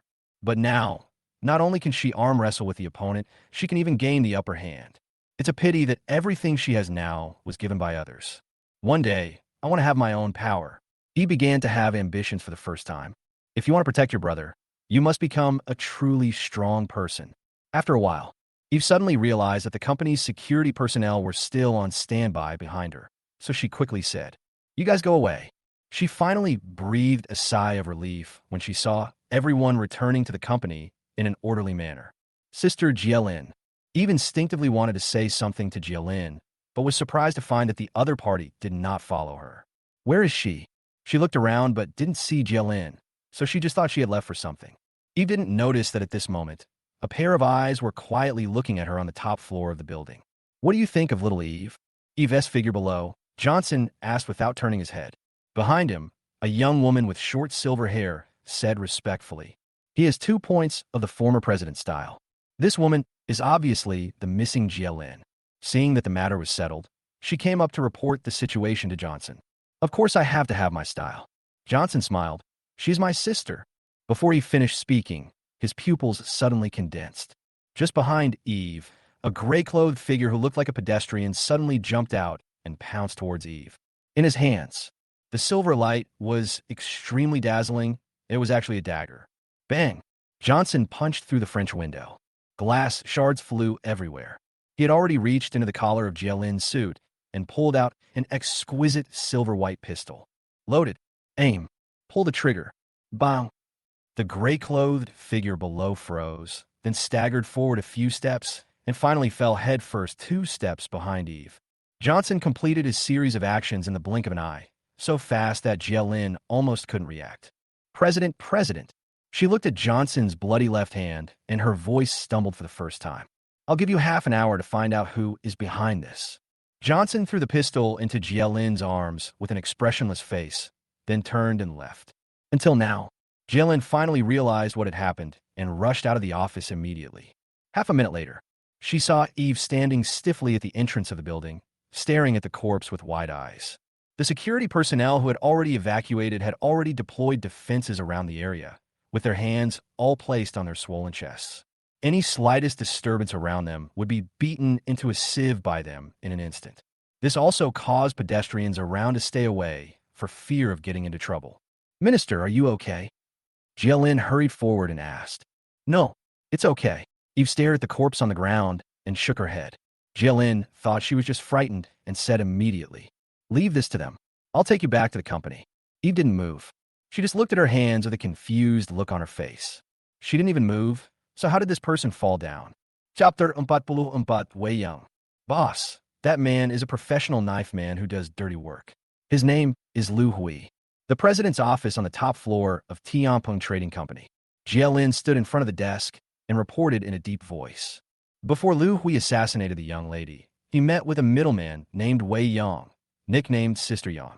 Not long after they met, Wei Yang bought an anonymous bus ticket and boarded a long-distance bus to another province. As for Lu Hui, he hid near Tianpeng building until the young lady showed up. I have already contacted Xiao Na, who is stationed at the branch office, to block Wei Yang on the highway. She will be brought back to Yinhai in an hour at most. Behind the desk, Johnson lowered his eyes and gently applied iodine to the small wound on the tip of his fist, with no expression on his face. Only his eyes were like an ancient well, emitting a cold light that made one's heart chill. After finding Wei Yang, bring her to the suburban dock. Johnson threw the cotton swab into the trash can, said something, and got up and left. He didn't say anything else from beginning to end. However, Jielin felt as if an invisible mountain was pressing down on her shoulders, making her feel suffocated and unable to breathe. She knows, if we can't find out from Wei Yang, the middleman, who wants to harm Eve, then we will know. Then all the forces on the gray side of the Silver Sea will probably face an extremely bloody purge. On the highway, a long-distance bus heading to another province is moving forward at a steady speed. In the corner of the last row, a figure wearing a felt hat and a gray mask on his face was hanging his head, as if dozing off. Although she wrapped herself tightly, but it can still be seen from the exposed eyebrows and the skin on the back of the hands. This is not only a woman, but also a beautiful woman with a graceful demeanor. This woman's name is Wei Yang, nicknamed Sister Yang on the street. She is a middleman who specializes in helping people contact knife men. Wei Yang is quite famous in the industry because he has never capsized in all his years of work. The reason why she never flipped over was entirely due to a habit she developed a long time ago. Once he helps a client contact a knife man, regardless of whether the matter succeeds or not, Wei Yang will leave Yinhai as soon as possible and hide in another province for a while. Not until she feels that enough time has passed and there will be no more troubles will she return to Yinhai and resume her old business. The same is true this time. After helping the customer contact the knife man, Wei Yang immediately bought an anonymous ticket through private channels and boarded the bus to another province. Suddenly, Wei Yang's phone vibrated. She suddenly opened her eyes, calmly took out her cell phone, and saw that it was a call from her spy. Putting on headphones, Wei Yang answered the call. But before she could open her mouth, a hurried male voice sounded from the other end. Sister Yang, things are not good. That high school girl is not an ordinary person. She is related to Tianpeng Trading Company. Lu Hui is dead, and the people from Tianpeng Trading Company are... Who are you? Before he could finish his words, the man on the other end of the phone suddenly screamed. Then there was a muffled bang sound from the receiver, and everything fell into silence. Wei Yang's body had become stiff, and his face, covered by the mask, was pale as a bee. How is this possible? She stared at the phone that was still on the call, her eyes full of horror and disbelief. As a middleman in the underworld, she certainly knew what Tianpeng Trading Company was. That is a large enterprise formed by incorporating 60% of Yinhai's gray enterprises. It is a real behemoth. But The intelligence she obtained clearly showed that the target was just an ordinary high school girl. The other party's family is even a low-class family that collects rags. How could such a person be related to Tianping Trading Company? Right at this moment, the call was suddenly hung up, which made Wei Yong tremble, and he woke up with a start. No, I want to get off. This thought came to her instinctively. But after taking a look out the window, he sat back down again and regained consciousness. What happened to Tianping Trading Company? No matter how fast they move, there's no way they can catch up with me, right? I had just handed the task to Lu Hui and left Yinhai. The bus has now reached the border of Yinhai. Unless the people from Tianping Trading Company can go to heaven and earth, it is impossible to catch her. Wei Yong breathed a sigh of relief. It's better not to go back to Yinhai in the future. Just do business honestly in your hometown, she thought secretly in her heart. Faced with the existence of Tianping Trading Company, no matter how long she hides outside, she will be targeted as long as she returns to Yinhai. So it's better to quit and never come back. Anyway, she has earned a lot of commissions by being a middleman over the years. I will run a business of moderate size in my hometown, and in 2 years I will find an honest man to marry and spend the rest of my life with. This life can be considered complete. Just as Wei Yong was imagining a peaceful and beautiful life in the future and his tense body was slowly relaxing, the bus suddenly stopped. Her body tensed up again, her eyes suddenly sharpened, and she subconsciously asked, "What's wrong?" People from the Traffic Enforcement Bureau and the Investigation Bureau are checking the cars. The passenger in front casually replied, "Maybe there are some criminals on the run. It has nothing to do with us." When Wei Yong first heard the word criminal, his heart tightened.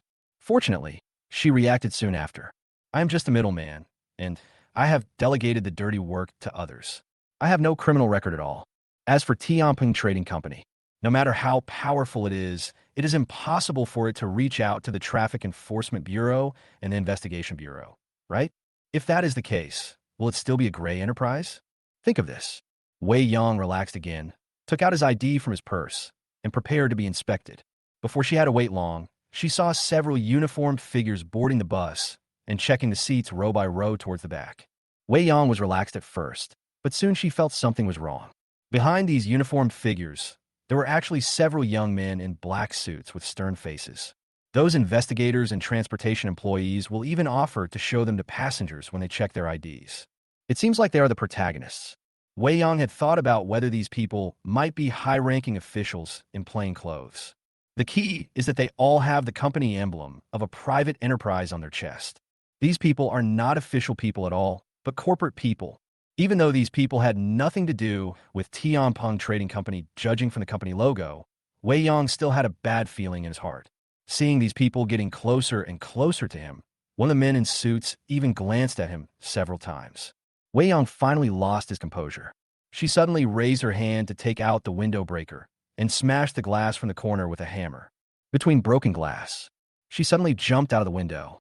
The series of actions were so smooth and fast that the people in the car didn't even have time to react. Having been in the gray area for so many years, Wei Yong has never been a weak woman. Chapter 45, it doesn't matter who we are. What matters is that the president wants to see you. Outside the bus, as countless pieces of glass fell to the ground, Wei Yang's figure also fell to the ground. After she rolled a few times to release the force, she wanted to rush directly into the weeds that were as tall as a person on the side of the road. Only, just as she moved, a touch of coldness suddenly touched her forehead. Wei Yong kept sprinting like this, his whole body frozen in place. She raised her head mechanically. What caught my eye was a pitch-black pistol and an expressionless woman in a suit with a short ponytail behind the pistol. She also had the company emblem on her chest, but it's different from the other company emblems. The woman's emblem was printed with a dark golden cross sword, which made it particularly special. At the same time, dozens of men in suits appeared around them at some point, their chests bulging, and they had already surrounded Wei Yong. Inside the bus, several men in suits have stopped checking the passengers' identities. Looking at the woman below, with a gun pointed at her forehead, they had sneer in their eyes. Even if they only sent one Tiana security consultant to guard the branch, not just any Tom, Dick, or Harry could escape from their hands. "You, who are you?" Wei Yong swallowed, his voice trembling. She felt that the company emblem on the woman's chest was very familiar, but she couldn't remember where she had seen it. The woman did not answer Wei Yong. She just put the gun back in her arms and said expressionlessly, "It doesn't matter who we are. What matters is that the president wants to see you." Without waiting for Wei Yang to reply, she ordered, "Take her to the dock." "Yes, Consultant Xiao." All the men in suits bowed slightly, their voices uniform and solemn. 1 hour later, on the outskirts of Yinhai, in an abandoned dock by the sea, Johnson sat in a thick leather chair, facing the sea, and dozed off with his eyes closed. Not far from him, there was an oil drum as tall as a person and a pile of freshly mixed cement mortar. Jialin stood quietly behind Johnson, faithfully performing her duties as a secretary. At some point, "President, the people have arrived." She took a step forward and whispered. Almost as soon as she finished speaking, several black cars appeared at the end of the road and soon stopped a few meters behind Johnson. "Get off." Several men in suits dragged Wei Yang out of the car. The woman in the suit also strode behind Johnson and bowed. "President, Wei Yang is here." While speaking, she winked at the men in suits. Several people took Wei Yang directly in front of Johnson and then kicked her in the leg joint. Before Wei Yang could react, he was already kneeling in front of Johnson. "I don't want to ask any nonsense." Johnson didn't even look at Wei Yang. He just looked at the blue sea and said calmly, "I'll give you a minute to speak for yourself." Wei Yang is not a fool. How could she not understand at this moment that the person in front of her must be a senior executive of Tianping Trading Company? She was extremely frightened. If she had known that Tianping Trading Company could mobilize even the Investigation Bureau and the Traffic Enforcement Bureau, she would never have dared to assign a high school girl to the mission. But even so, Wei Yang did not dare to tell Johnson about his employer. Because the middleman organization she belonged to knew her hometown address and the identities of her family members. Once she breaks the middleman's rules, her whole family will disappear from the world the next day. After a long while without any response from Wei Yang, Johnson leaned back in his chair and his tone became cold. "You don't want to say it, right? Work." The words fell. Several men in suits from Tianping Trading Company stepped forward and threw Wei Yang into an oil barrel as tall as a person. Wei Yang had just let out a scream when a shovel of cement mortar hit her in the face with a bang. Her pretty face was instantly in disarray, and her clothes were soaked with cement mortar. "Don't want." Wei Yang screamed in horror. She finally understood why the oil drums and cement mortar were placed here. These people want to bury her alive. Even though Wei Yang had worked in the gray area for so many years, he had never seen such cruel and brutal methods. She could accept being killed, but she could not accept being tortured to death in this way. Johnson didn't say anything, so the man in the suit shoveling the cement mortar naturally didn't stop. He just kept throwing the mortar into the oil drum, one shovel after another. Soon Wei Yang's body was half submerged. Even the upper body that was not submerged has turned into a mud figure. I say. Wei Yang finally broke down. She no longer cared about her parents and relatives back home, and said hoarsely and hurriedly, "My employer is Oscar, the young master of the Chen family. He asked me to find someone to kill Eve. I still have the video recording of Oscar looking for me. I can help you identify him. Please let me go." On the leather chair, "Oscar." Johnson repeated these 3 words, murderous intent in his eyes. In fact, he had already suspected Oscar when Eve was assassinated. But the other party is his adoptive father's son after all, and Johnson can't deal with him just based on suspicion. It's okay now. There are witnesses and evidence, so don't blame him for not talking about his past friendship with his adoptive father. Foster father, he was the first to attack. If you knew, you should understand, right? Johnson looked up at the blue sky and muttered. But he didn't let the man in the suit stop shoveling the mud. "Wei Yang paniquet. Boss, what I said is true. It was Oscar who really found me," she said in horror. "If I die, you won't have any witnesses, Wu." Before he could finish his words, Wei Yang's voice suddenly turned into a whimper. But the cement mortar had already covered her mouth. She struggled desperately in the bucket, but it was of no use. Soon, everything returned to calm. At the last moment of his life, Wei Yang finally remembered what the dark golden cross sword represented. But that was no use anymore. Half an hour later, watching the solidified cement barrels being loaded onto a speedboat by several men in suits and eventually thrown into the depths of the sea, Jialin leaned over and whispered, "President, do you need me to send someone to bring Oscar over? We are serious businessmen. How can we do such a thing?" Johnson waved his hand. "Let the Investigation Bureau handle this matter and sue him in the name of Tianping Trading Company.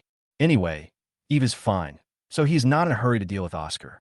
Just hand this guy over to the Investigation Bureau to maximize the benefits." Once the fact that the young master of the Chen family hired a killer to commit murder was exposed, The market value of all Chen's industries will be affected, and even the Chen sisters will be implicated. And just because Oscar went to the FBI doesn't mean Johnson can't deal with him. With so many benefits, why not do it? But the witness is dead. Jielin subconsciously glanced at the sea level. I'll let the Bureau do its job. No witnesses are needed, Johnson said casually, as long as there is evidence. Killing Wei Yang or not makes no difference to Johnson. The reason why he killed the other person was actually because he was thinking about Wei Yang. After all, it's so dirty, how much trouble is it to clean it? It's better to fill it with cement mortar and throw it into the sea. Chapter 46, The Investigation Bureau wants to arrest Oscar? Johnson thought of something and turned to look at the woman in the suit and ponytail. Shauna, how long have you been stationed at the branch? President, it's been 2 years. The young woman named Shauna said respectfully. 2 years. Your temper should have been tempered enough. Johnson hesitated for a moment and said directly, you don't have to stay at the branch office anymore. You can return to the group directly to serve as the head of the intelligence department. You will take office today. Shauna, like Jielin, can be considered as confidants. It's just that Shauna is very impulsive because of her high fighting power and always likes to solve problems with her fists. Johnson therefore assigned her to a local branch office to temper her character. Now that I see Shauna again, she is obviously much calmer than before and can help me with my responsibilities. Shauna's body trembled slightly, and a rare look of excitement appeared in her eyes. I will never let the president down. She suddenly bowed and said solemnly, Chen family villa. Vivian opened the door and went straight upstairs. Linda, who had been waiting in the living room, came over quickly and said, Second sister, Johnson and Tianping Trading Company. Don't mention Johnson to me. Vivian suddenly interrupted Vivian. Her face was extremely gloomy and her breathing was a little heavy. She had been in the company for half a day and had calmed down. She even forced herself to suppress the frustration of being humiliated by Eve. Now that Linda mentioned Johnson, these negative emotions were immediately ignited. It was the first time that Linda saw Vivian lose her composure, and she was so frightened that she stood still. She was also worried that Tianping Trading Company would use Johnson to do something bad to the Chen family. So she was so concerned. Who knew my second sister would react so strongly? Vivian also realized that she had lost her composure. She took a deep breath and tried to speak in a calm tone. I already know the matter. Don't worry. I will handle it. Also, from now on, Johnson is a complete outsider to the Chen family. Whoever says anything good about him again, get out of the house. Grace, who was also in the room, was shocked and was about to speak, but was interrupted by Vivian coldly. Don't ask me why. If you want to know the answer, it's that Johnson is a traitor and conspired with the people from Tianping Trading Company to deal with our Chen family. Now his sister, who hasn't even grown all her hair yet, has become the director of Tianping Trading Company. Doesn't this prove something? Maybe Johnson was just being used. Grace also wanted to say a few good words for Johnson. Second brother, you know him. He would never do such a thing. Just 3 hours ago, I went to Tianping Trading Company. Vivian said coldly. Do you know what I saw? Tianping Trading Company has invited all the shareholders of Chen Venture Capital. Afterwards, as soon as I returned to the company, I heard that some shareholders began to sell off Chen's venture capital shares at a low price. Grace's expression froze. Even though she is not in business, she knows what this means. Tianping Trading Company wants to short Chen's venture capital. As the pillar industry of the Chen family, once Chen's venture capital fails, the status of the Chen family will at least drop by 2 levels. How could Johnson do such a wicked thing? Linda was shocked and angry. I've seen him have a good relationship with the shareholders of Chen Venture Capital before, but I didn't expect that he could actually lead them to rebel. Second brother, can we sue these shareholders for abnormal business practices? Grace also said anxiously. How to sue? Vivian laughed at herself. It would be fine if it was just 1 or 2 shareholders, but now almost all shareholders are selling their shares. This only proves that they are no longer optimistic about Chen's venture capital and want to cut off their tail to survive. This is an act of commercial self-protection. How can we sue them? Vivian is really tired now. If the company's project department makes a loss, it would be fine. She can just use the money to buy back the shares of these shareholders. Although the market value of Chen Venture Capital will still decline due to the behavior of shareholders, it will ultimately be able to maintain its basic foundation. However, several of the company's major investment projects have been losing money, causing the company's accounts to be on the verge of running out of money, and there is no extra money to acquire shares. If this continues, it is only a matter of time before Chen Venture Capital is shorted. Fortunately, Vivian has her own trump card, which is also the key to her current stability. Okay, you don't have to worry about the company's business. This is my business. Vivian rubbed her head, which was beginning to ache again, and went upstairs after saying something. Right at this moment, her cell phone suddenly rang. Vivian didn't want to answer the call, but she was worried that it was a company matter, so she had to endure the pain in her head and take out her phone. Just by taking a quick look at the contact, she realized it was her stepmother's number. Vivian was a little confused. Her stepmother hasn't contacted her since she returned home. Why is she calling her suddenly now? She pressed the answer button and then heard a sharp female voice. Vivian, where the hell have you been? You keep talking about developing the Chen family, but now people from the investigation bureau have broken into my house to arrest Oscar. Is this how you develop the Chen family? Get over here right now. Vivian's face froze. What's wrong, second sister? Linda below only heard some of the tail sounds, but still felt something was wrong from the sharp tone of her stepmother Yuan-Lan. The investigation bureau broke into my stepmother's villa and wanted to arrest Oscar. Vivian said with a serious face. What? Linda's eyes widened. Why did they arrest Oscar for no reason? The next second she thought of something and her face suddenly changed. This must have been done by Tianping Trading Company. Second sister, I have long suspected that Tianping Trading Company has infiltrated the investigation bureau, and now it seems to be true. We have to hurry over there, or else we'll be in trouble. Vivian also felt that something was wrong, so she and Linda left the house immediately. Soon, several other sisters also received the news. In shock, except for those who did not have time to go home, everyone else rushed to the Juvenland villa at the same time. About 10 minutes later, the girls of the Chen family finally gathered at the gate of Yuan-Lan's villa. The girls didn't bother to talk and hurried into the yard. Why don't you try to touch him today? As soon as they entered the yard, they saw Yuan-Lan, who was wearing a black dress, confronting a group of investigators with anger on her face. I tell you, my Chen family is not easy to mess with. You know Linda, right? She's a senior investigator at the Bureau of Investigation now. She has to call me Little Mom and Oscar her brother. If you dare to touch Oscar, I'll let her skin you one by one. What's going on, stepmother? Vivian hurriedly stepped forward and asked, followed by the other sisters. Chapter 47, How could the Chen family raise a bunch of trash like you? They said Oscar hired someone to kill someone. We need to catch him. As soon as he saw Vivian and others arrive, Juvelin immediately felt confident. Oscar may be known to everyone, but don't you know him? How could he do such a thing? I think these bastards just want to take advantage of my Chen family. Yuan-Lan looked at Linda and said in a domineering manner, Linda, aren't you a senior investigator? Suspend them all immediately. Without this skin, I don't think they can continue to show off their power. Linda looked a little unhappy.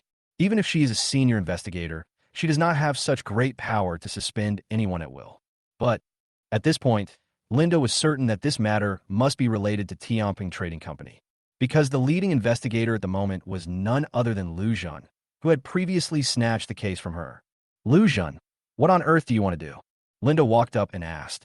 Last time you snatched the case from me, I'll just let it go without saying anything to you. Now you actually bring people to my house to arrest my brother? You don't really think I'm easy to bully, do you? Lu Zhen touched his big belly and said with a smile. Investigator Chen, I am just doing my job impartially. As an investigator of the same level, you can't talk nonsense and make a fool of yourself. I'm talking nonsense. Linda sneered. You have to produce evidence if you want to arrest my brother, right? If you can't produce evidence, then it means I'm not talking nonsense. Don't blame me when the time comes for reporting you to the Provincial Supervisory Department, saying you're in cahoots with local companies. The smile on Lu Zhen's face suddenly turned gloomy, and he said sternly, Linda, you are so brave. Not only did he obstruct law enforcement as an investigator, but he also dared to slander and accuse me here. Open your dog eyes wide and take a good look at this. What is this? He pulled out an arrest warrant from his arms and smashed it directly into Linda's face. The arrest warrant was actually just a piece of official document. When it hit Linda's face, it was just light and there was no pain at all. But when Linda saw the seal of the Supervisory Commission on it, her head started buzzing. Because if the Investigation Bureau does not provide solid evidence, the Control Yuan will definitely not stamp and issue an arrest warrant. So, Lu Zhen and others did not arrest people randomly, but they had evidence? Investigator Chen, do you dare to repeat what you just said? Lu Zhen sneered. It's fine if you slander our colleagues, But you even dare to slander the Overwatch Council that issued the arrest warrant. You're really brave. Facing Lu Zhan's sarcastic gaze, Linda woke up with a start. She suddenly turned her head and looked at Yuan Lan. Little mother, where's Oscar now? What on earth did he do? What did he do? Yuan Lan scolded. Linda, I told you to get rid of them, not to come with them to question me. Vivian and others felt something was wrong. Sixth brother, what's wrong? Vivian asked in a deep voice. Second sister, the supervisory council has even issued an arrest warrant. Linda's face looked particularly ugly. What does this mean? Vivian was a little confused. She is not an official, so naturally she doesn't know these things. Jessica knows what this means. Her eyelids twitched as she said, this means that the FBI has evidence that Oscar hired someone to kill someone, otherwise this arrest warrant wouldn't be issued. What? Vivian looked incredulous. How could Oscar hire someone to kill someone? Although Oscar likes to say one thing in front of others and another behind their backs, and he's also a naughty person. But Vivian still couldn't believe that the other party could do such a thing. Even she, who knew Oscar as character, didn't believe it, let alone the other sisters. Sixth sister, could this evidence be false? Qin Yinji, who had already been discharged from the hospital, asked doubtfully. The evidence may be false, but the arrest warrant is real. Linda's expression was grim. There's an arrest warrant. Even if I give up my skin today, I can't stop them from arresting people. After hearing Linda's words, everyone finally understood the seriousness of the matter.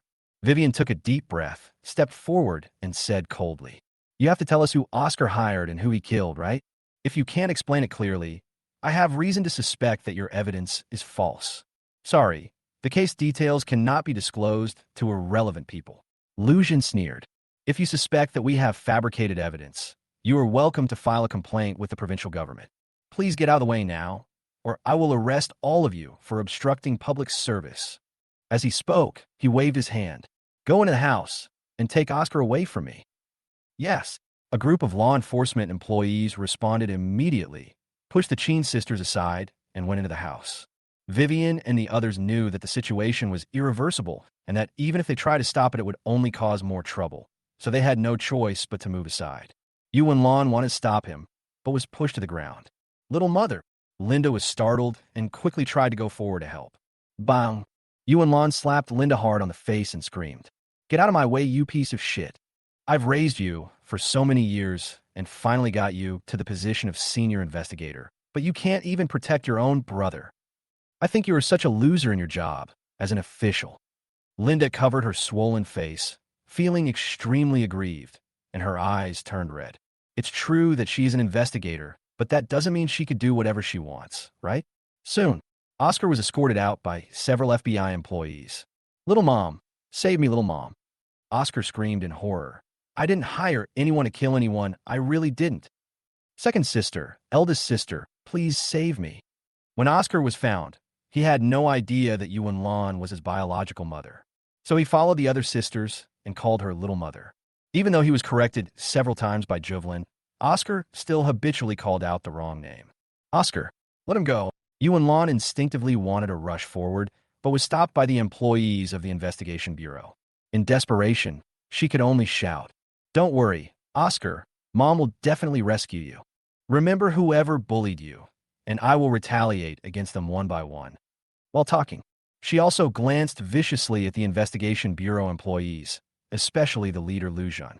Lu Zhan sneered, not taking her threat seriously at all, and took Oscar directly into the car. Listen carefully. If Oscar gets hurt in the slightest, I will make sure you guys pay for it. Yuan Lan shouted at the departing law enforcement vehicle. Seeing the car disappear without stopping, she suddenly turned around and slapped Vivian hard in the face. Then she grabbed Vivian by the collar. Her face twisted and she yelled, is this how you become the head of the Chen family? Your brother was taken away right in front of you, and you couldn't do anything about it. I really don't know how the Chen family could raise a loser like you. Chapter 48. Yes, I just treat you as a fool. Subconsciously covering her burning face, Vivian looked at Yuan Lan with her eyes wide open. She never thought that the other party would hit her, and in front of so many sisters. When others saw this scene, their hearts tightened. Even Grace, the eldest sister, looked a little pale at this moment.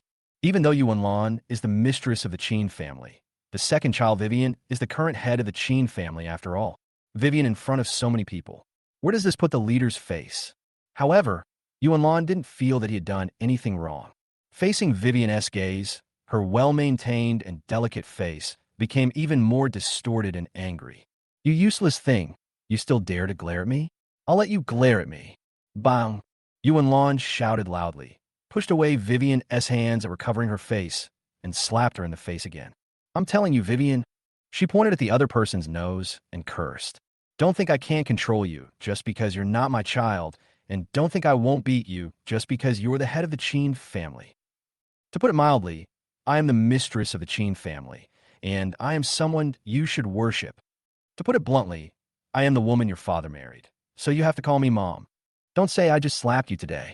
Even if I kick you out of the Chen family, no one would dare to say anything. Yuan glanced at Grace and others again and said sharply, and you rubbish. On weekdays, they're all full of themselves with titles like dean, lawyer, investigator, etc., but none of them are useful at the critical moment. Everyone is riding on my Chen family's head and shitting and pissing, and you guys don't even dare to fart. You are useless people that you can't find anywhere in the world. If you don't get Oscar out to me, you'll all get out of the Chen family like Johnson.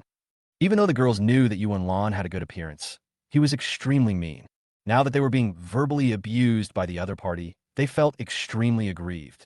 Lu Zhan came here with an arrest warrant from the Supervisory Commission. They can't possibly stop them, right? If we really do this, it won't just be Oscar who will be arrested today, but everyone present. However, facing Yuan's anger, no one present dared to refute him at all. Even Vivian could only cover her face and lower her head, not daring to confront him at all. Just as Yuan said, even though she's a stepmother, everyone still has to call her mom. Anyone who dares to disrespect her is unfilial. Once the news gets out, they won't have any chance to stay in Yinhai anymore. Sudden, a joking male voice sounded from the door. I've been away from the Chen family for so long, and my stepmother still cares about me so much. It's really touching. Everyone was shocked and turned their heads to look towards the gate of the courtyard. I saw a low-key black car parked at the gate of the courtyard at some point. Johnson in the back seat had rolled down the window and was looking at him and the others with a smile on his face. Looking at the smiles on each other's faces, the Chen sisters were dazed for a moment. Once upon a time, Johnson always keeps this smile in front of them. However, since being expelled from the Chen family, whenever any of them saw each other again, they only saw coldness and indifference. Originally, the girls thought that they would never see such a smile on Johnson's face again in their lifetime. Who would have thought to see it again now? And it's still under such circumstances. Just as they thought of this, the women woke up in horror. The Chen family's current situation is closely related to Johnson, the ungrateful bastard. Why are they still reminiscing about the past? Damn it. Linda was the first to react, and she rushed towards the black limousine. Johnson, did Oscar's arrest have anything to do with you? You are a traitor, and you have hooked up with the president of Tianping Trading Company, and you want to join him a deal with our Chen family. While she was questioning angrily, she reached out and tried to pull Johnson out of the car. But before Linda could get close to the car door, the driver's door was suddenly pushed open. Then, a shadow flashed, and a man in a suit with a stern face stood in front of Linda, and his hand reached into his swollen chest through the collar of his suit. Looking at the other person's actions, Linda's expression froze, and she subconsciously paused. As an investigator, she knew very well what this action meant. Even so, Linda's eyes did not diminish at all, but became even stronger. Answer my question, Johnson. The others also stared at Johnson, waiting for his answer. Miss Chen Lu, what are you talking about? I don't quite understand. Inside the car, Johnson chuckled. Oscar hired someone to kill someone. So, shouldn't he be arrested? What does it have to do with me? Linda roared. Your sister has become the director of Tianping Trading Company, and you are riding in Tianping Trading Company's car? Even this, you still say it has nothing to do with you. Do you think I'm a fool? Congratulations, you guessed it right. Johnson clapped his hands and smiled. I just treat you as a fool. What can you do to me, Investigator Chen? Everything Linda has now was given by him, but the other party teamed up with others to drive him out of the Chen family. If this isn't a fool, then what is he?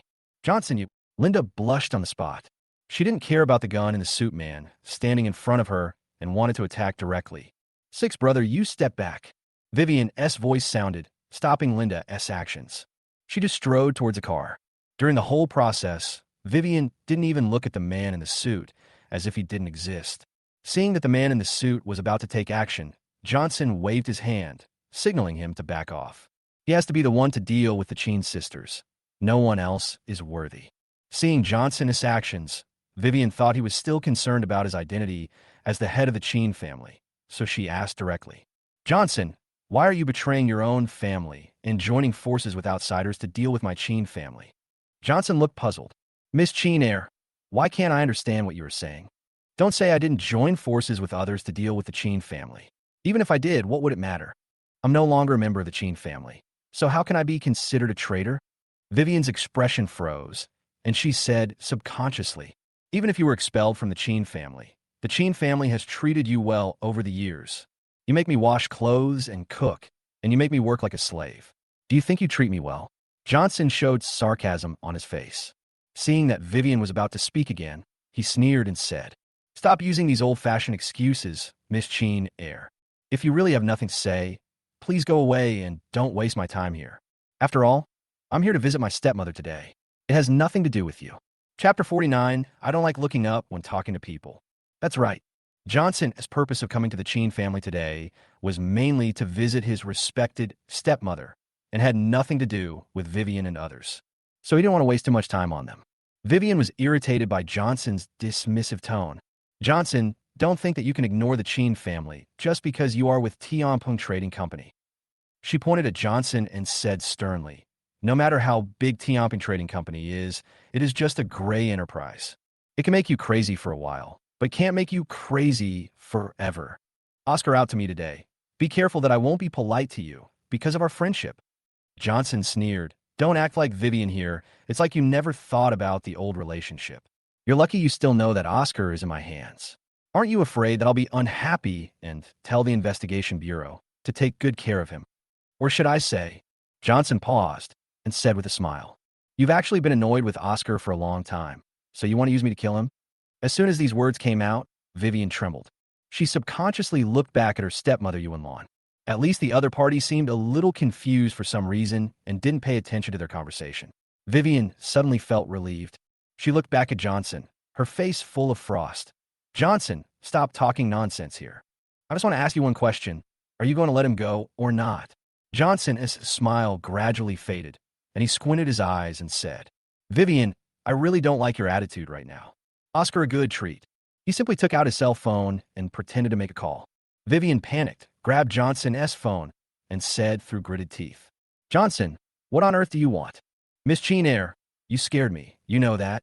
Johnson sneered and said to Jilin, who was in the co-pilot's seat, Call the investigation bureau and tell them that I was frightened by Vivian and ask them to take good care of Oscar. Seeing the silver-haired woman in the passenger seat also took out her cell phone, Vivian could no longer maintain her cold look.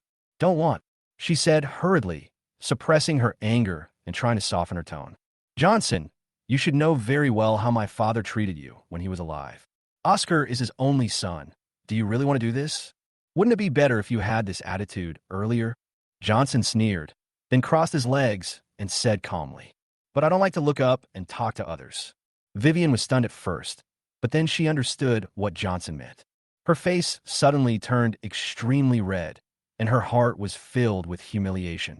Johnson, don't go too far. Vivian wanted to yell, but was interrupted by Johnson's words. Be careful. I'll deal with Oscar.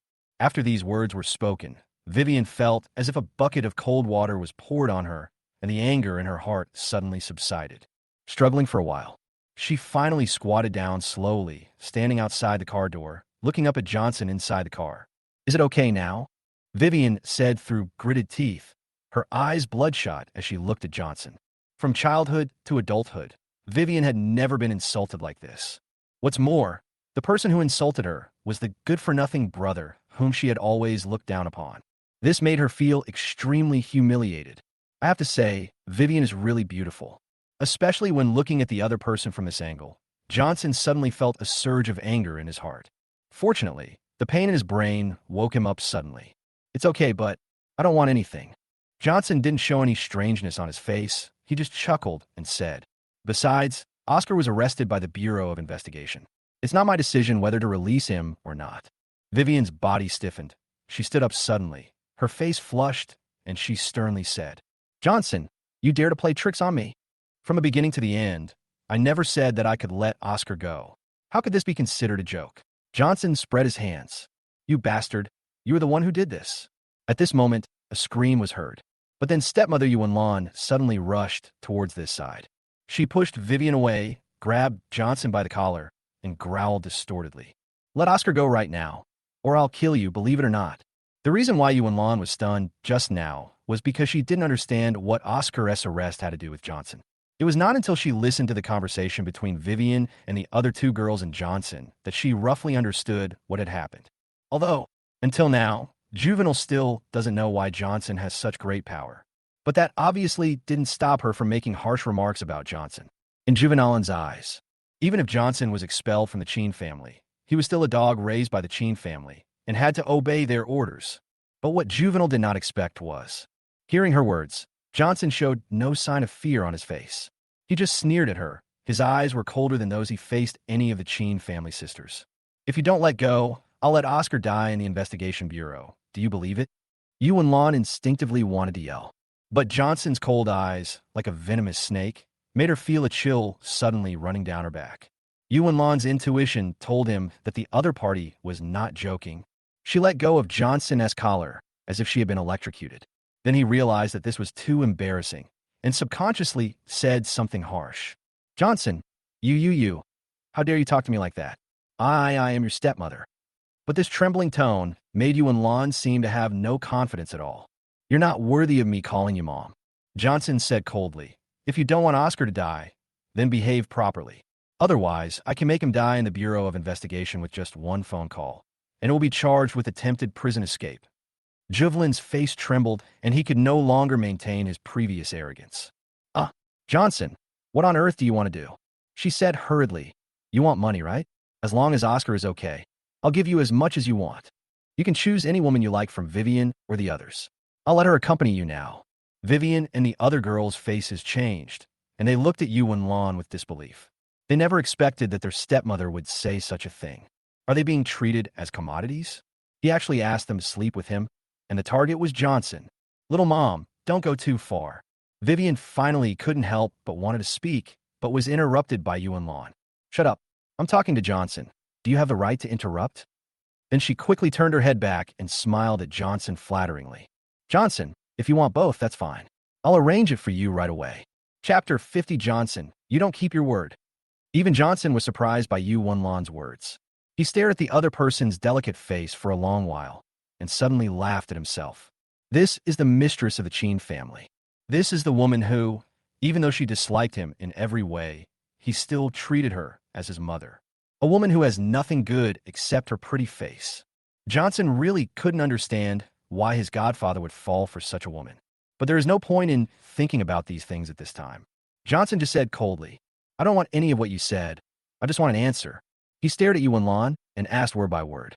Tell me, why did you bring me into the Chen family in the first place, and why did you repeatedly stop my biological parents from looking for me?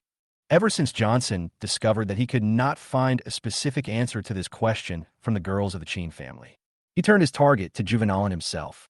Anyway, she is definitely the one who knows the matter best. The expression on Yuan's face froze. She forced a smile and said, Johnson, are you mistaken about something? When I picked you up, I didn't even know you had biological parents. I just thought you were an orphan, and I didn't stop them from looking for you. Johnson sneered. If that's the case, how did Vivian know my parents' address? Could it be that she was the one who stopped my parents from looking for me? Was she also the one who sent Jacob to cause trouble for me before? Seeing that Yuan actually wanted to nod and admit it shamelessly, Johnson's face suddenly turned gloomy. He said with a fake smile, Yuan, you'd better not act stupid with me here. From now on, if I find out you've told a lie, I'll have someone chop off one of Oscar's fingers and make it in a barbecue and send it to you. I want to see if you can eat it then. Yuan's face trembled. Thinking of that scene, she was terrified and frightened and quickly scolded Vivian and others. Get out of the way. I want to talk to Johnson. After estimating that the girls couldn't hear the sound from this side, Yuan smiled dryly to Johnson. Johnson, this isn't really my fault. Your brother Oscar was abducted by human traffickers not long after he was born, and we couldn't find him no matter how hard we tried. Your godfather couldn't eat for several days and nights because of this, and I was also very depressed. I was just planning to go out and relax that day, but I happened to run into you when you were lost. At that time, I really thought you were an orphan. Plus, you had just learned to walk and couldn't speak clearly, so I brought you back to the Chen family. Then why did you stop my parents from looking for me? Johnson deadpanned. When your parents found you, didn't we already have feelings for you? Yuan Lan laughed dryly. Besides, you also regarded the Chen family as your own home at that time, and your adoptive father was so good to you. Once your biological parents come to your house, it will be a harm to both you and us. Instead of hurting so many of us, it's better to hurt only the two of them. That's why I took the initiative to secretly stop them from looking for you. Yuan Lan's voice became lower and lower as he spoke, because Johnson's face was extremely cold. It's better to hurt them than to hurt us. If it's true as you say, you have feelings for me. Why did your attitude towards me suddenly change after my adoptive father died? And why did you repeatedly sow discord between me and Vivian and the others? Vivian and the others have always disliked Johnson is Juvenal's secret instigation. Otherwise, even if you raise a cat or a dog for 10 or 20 years, you will develop feelings for it. How could they treat Johnson like this? Yuan Lan's expression froze for a moment. She wanted to lie badly. But for Oscar's comfort, he could only tremble and say, I just saw that you had such a good relationship with your adoptive father, and I was worried that my son Oscar would have no status when he came back, so that's why I do this. Johnson, you have to understand me. Until now, Johnson finally understood the full story. From the beginning of the relationship, Yuan Lan only regarded him as a substitute. Even though she hadn't found Oscar yet, she was already making plans for his return. So you had Jacob target my parents and even try to wipe out our family in order to strengthen Oscar's foundation? Johnson sneered. Are you worried that my presence will make Vivian and the others nostalgic and affect Oscar? Yuan Lan's face turned pale and finally nodded stiffly. Yes. Bang. Johnson slapped Yuan Lan in the face. The force was so great that she was knocked out of the car. The black skirt turned up, revealing her round, white and smooth calves. How could there be such a vicious woman like you in the world? I used to call you young mother. Johnson looked down at the other party and said coldly, From this slap on the face, we are done with each other. From now on, we will have no relationship at all. Drive. He retracted his gaze and said coldly, If it weren't for his adoptive father's sake, he would definitely have given Yuan Lan more than just a slap in the face. The driver outside quickly got in the car and drove away. Johnson's slap made Yuan Lan's head buzz. It wasn't until the car left that she finally reacted, and she stood up and screamed, Johnson, you bastard. You don't keep your word. You said you would release Oscar. You lied to me. Little mom.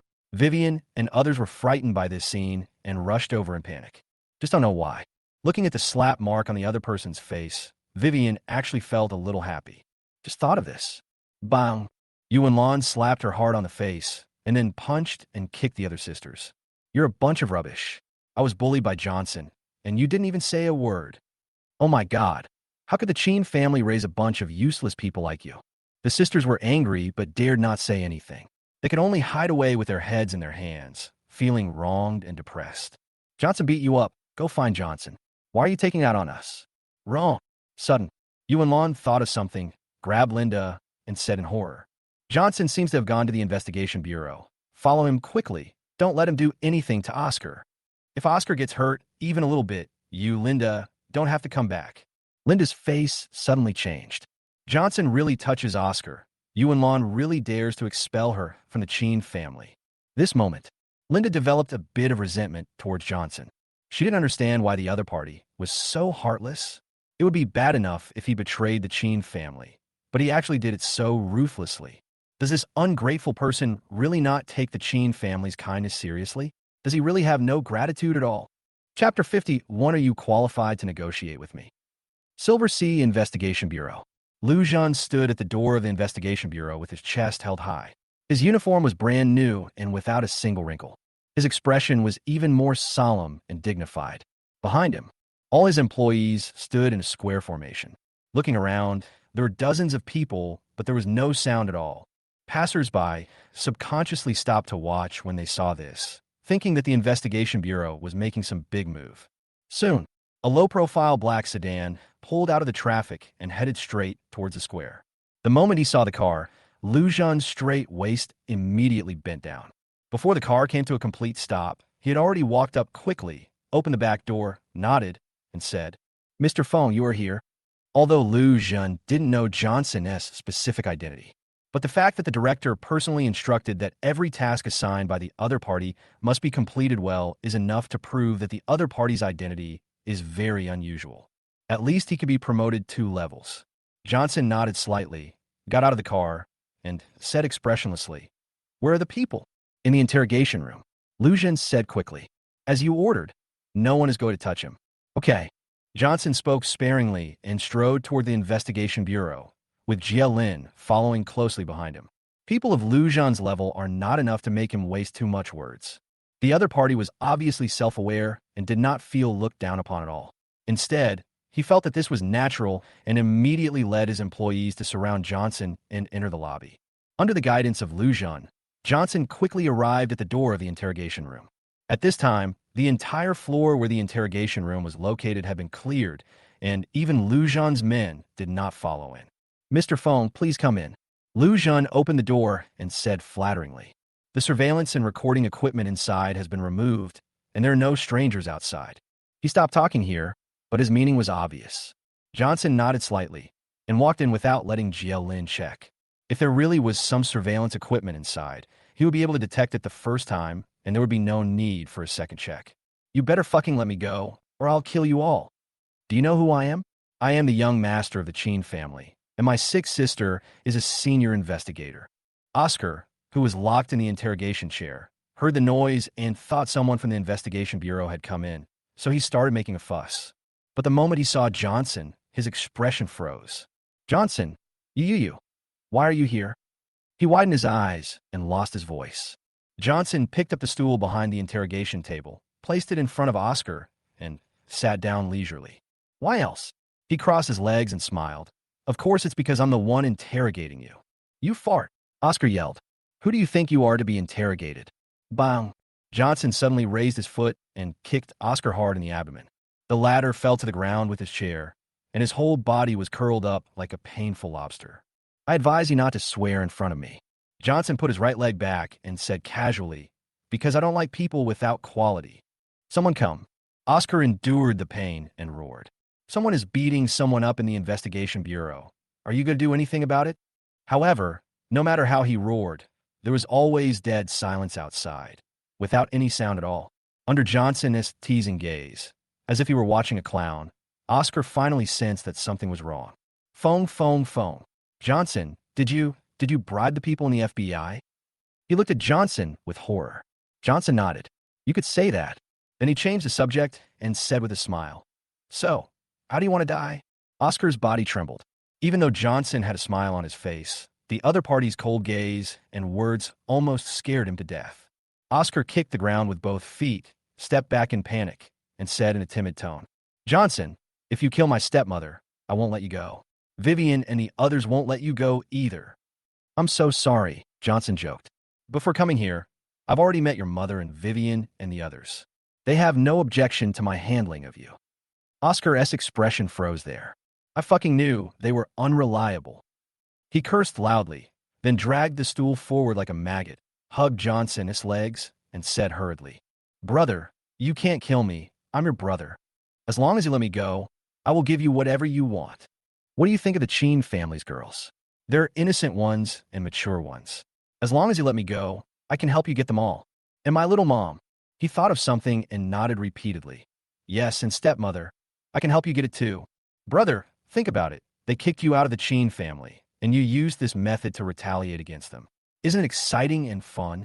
When saying this, Oscar felt so heartbroken that he couldn't breathe.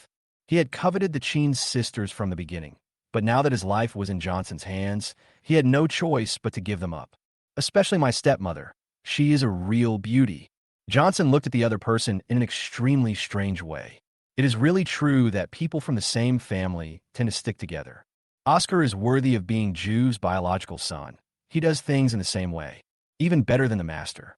"You are really generous," Johnson said sarcastically. "Yuan Lan is your biological mother." "I've never seen her before, so I don't care if she's my biological mother or not."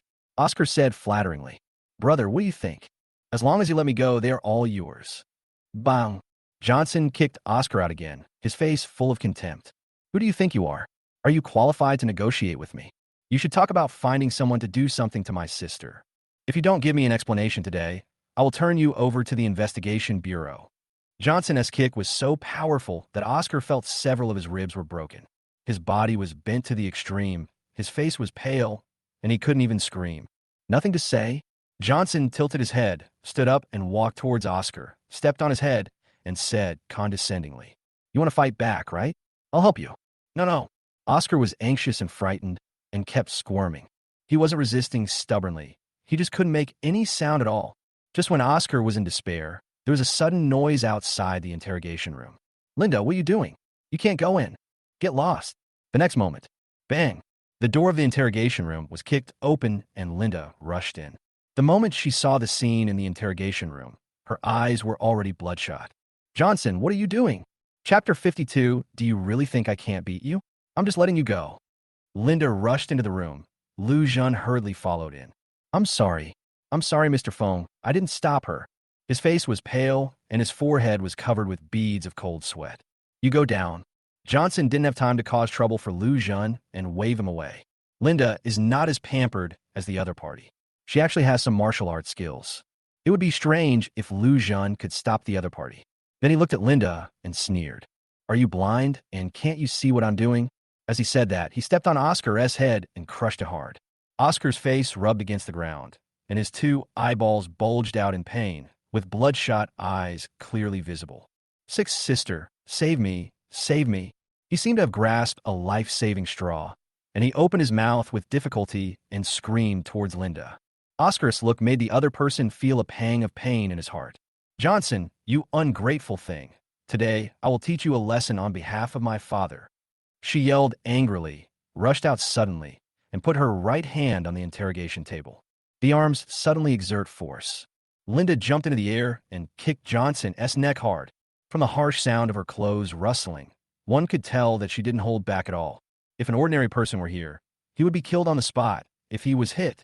Although Linda did not hide the truth from Johnson before, she had never thought of taking action against him. After all, in her heart, she also felt that it was wrong to kick the other person out of the house.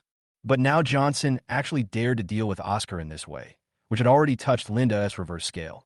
She didn't want to worry about past friendship or her identity as an investigator. Now Linda just wants to vent her anger for Oscar and get rid of the harm to the Chen family. Seeing Linda's slender and round legs wrapped in a fierce wind, rapidly enlarging in front of his eyes, Johnson's face had become extremely gloomy. "I have been so good to the girls of the Chen family, so it's fine if they don't appreciate my kindness." Now, for a beast like Oscar, Linda actually wanted to kill herself. "Get out of here." Johnson's right hand shot out like lightning, instantly grasped Linda's ankle, and gave it a sudden shock and a push. Linda immediately felt her whole leg go numb. Before she could even react, the scene in front of her eyes was rapidly receding. But she flew back at an even faster speed. Bang! There was a dull thud, and Linda fell heavily on the floor, then fell to the ground like a sandbag. Her chest heaved violently, and she spat out a mouthful of blood with a wow. At this time, Linda's face had turned pale, and her body was twitching uncontrollably. Even so, Johnson intently, unable to suppress the fear and disbelief in her eyes. "Johnson, how could you? How could you have such skills?" Johnson once learned martial arts from her father Chen Fong. Linda knew that. But in her memory, Johnson only learned the basics, not even 30-year-old skills. Because every time she challenged Johnson to a sparring match, he would end up with a black eye and a swollen face, while she would remain unscathed. "What you want to say is, how can I possibly beat you?" Johnson walked up to Linda step by step. He looked down at his former sister with a sarcastic smile on his face. "Linda, you don't really think I'm a useless martial artist. Do you really think I can't beat you?" To tell you the truth, when I had been learning martial arts from my adoptive father for 3 months, I was already able to beat you who had been practicing martial arts for 3 years. It's just that I treat you as my sister, and I don't want you to feel embarrassed, so I give in to you every time we practice. Now that you're no longer my sixth sister, do you think I will still give in to you like before?" Hear what Johnson said. Linda felt as if she was struck by lightning, and her brain was buzzing. The reason why she was able to beat Johnson black and blue every time in the past was because the other party let her. The other party has never been a martial arts loser, but a true martial arts prodigy. Linda couldn't believe it and felt her face burning hot. She wished she could find a hole in the ground to crawl into. You know, she used to practice against Johnson often, And every time she beat the opponent, she always liked to teach Johnson that he had poor talent and needed to practice more. Otherwise, he would always be such a waste. It seems that she's the real clown now. Who knows how Johnson was laughing at her in his heart at that time? For the first time in her life, Linda felt like she was just a figurehead. As a senior investigator, she has never been able to see the truth behind it. Fortunately, Linda reacted quickly. Her purpose of coming here was not to compete with Johnson, but to save Oscar. Thinking of this, Linda said hurriedly, "Johnson, since you said yourself that you learned kung fu from my father, why did you treat his only son like this? Even if you have a grudge against us, you wouldn't drag my dad into this, right? He has always treated you like his own son." Johnson sneered and said nothing. It was because he was concerned about his adoptive father's kindness that he only let Oscar suffer a little physical pain. Oscar had already said goodbye to this world at the door of the Chen family's old house. How could he still jump in front of him? But Linda cares so much about Oscar. Johnson wanted her to see what kind of person this so-called brother she cared about was. Thinking of this, Johnson turned his head and sneered at Oscar. "Oscar, do you want to live?" Oscar's body was shaken, and he suddenly climbed up from the ground and said excitedly, "I do, of course I do." Oscar was in despair when he saw Linda was defeated by Johnson in one move. Unexpectedly, there was a ray of hope after all the difficulties, and the other party actually gave in. "You can live if you want, but you have to fulfill your promise first." Johnson pointed at Linda and said in an inexplicable tone, "I'll give you half a minute to strip her clothes off for me. Is that okay?" Linda was stunned at first, then her face suddenly turned red. She never expected that Johnson would say such a thing. "Johnson, you beast, what do you want?" Linda was ashamed and angry and yelled, "If I had known you were this kind of person, I should have beaten you to death." But the next moment, the expression on her face froze. Oscar on the other side nodded repeatedly. "Okay, brother, I'll take her clothes off now." He even said flatteringly, "Don't worry, I'll close my eyes and won't look anymore. After I finish stripping you, I will cover my ears and stand aside. You can do your thing. I will never interfere with your good deeds." Linda brain. "Gene, Oscar, what are you talking about?" She stared at Oscar with eyes wide open, full of disbelief. Chapter 53, You Say I'm a Beast? Then I'll show you how beastly I am. "What do you care about what I say, you useless thing?" Oscar was so angry that he didn't dare to vent on Johnson, so he immediately threw it all to Linda. "If you know what's best for you, take off all your clothes and pose for us. Otherwise, I won't be polite to you when I start fighting." Linda had saved Oscar. His attitude towards her would have been better. However, the opponent was killed instantly by Johnson. And you can't blame Oscar for showing his true colors. Linda felt a black screen before her eyes, and the world seemed to be spinning. How could Oscar talk to her like this? "Oscar," Linda said in a lost voice. "What are you still doing here?" Oscar shouted angrily. "I'm the only child of the Chen family. What's wrong with you making a sacrifice to save me? Don't say it's my brother who wants to sleep with you. Even if someone else wants to sleep with you, you still have to take off your clothes. You don't want to take it off? Okay, I'll help you." As he finished speaking, Oscar strode towards Linda, squatted down, and tried to strip her clothes, cursing. "Without you, if I'm gone, the Chen family will be extinct. You don't even understand such a simple truth." Linda was dumbfounded at this moment. In order to save Oscar, she broke into the police station with the determination to ruin her future. But now the other party treated her like this. Is he still a human being? Seeing that Oscar had grabbed her collar, Linda finally reacted. "What are you doing, you beast?" Oscar hard in the abdomen. The latter screamed, flew backwards, and fell heavily to the ground. After his body twitched a few times, his head tilted and he fainted, because Oscar was still holding Linda's collar before flying backwards. This also caused her collar to be torn and the buttons to break. Linda didn't care about that at the moment. She just looked at the unconscious Oscar angrily, her chest heaving violently with anger. "Beast, beast." She kept saying these words, her eyes filled with anger and disappointment. If it was such a beast, she would never come to the investigation bureau. Pa! At this moment, applause suddenly came from the side. Linda instinctively turned her head and saw Johnson clapping his hands and saying jokingly, "It makes people envious." Seeing the other party, Linda became more and more angry. "Johnson, you are worse than an animal. I will definitely expose your true colors." Johnson's face was full of joking, which gradually turned into a sneer. "Linda, you are hilarious. The one who scolds you is Oscar, and the one who takes off your clothes is also Oscar. And now you're here calling me a beast. Is there something wrong with your brain? Linda said angrily.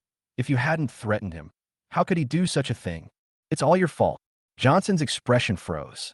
Oscar treated Linda like this, and she actually blamed herself for the mistake.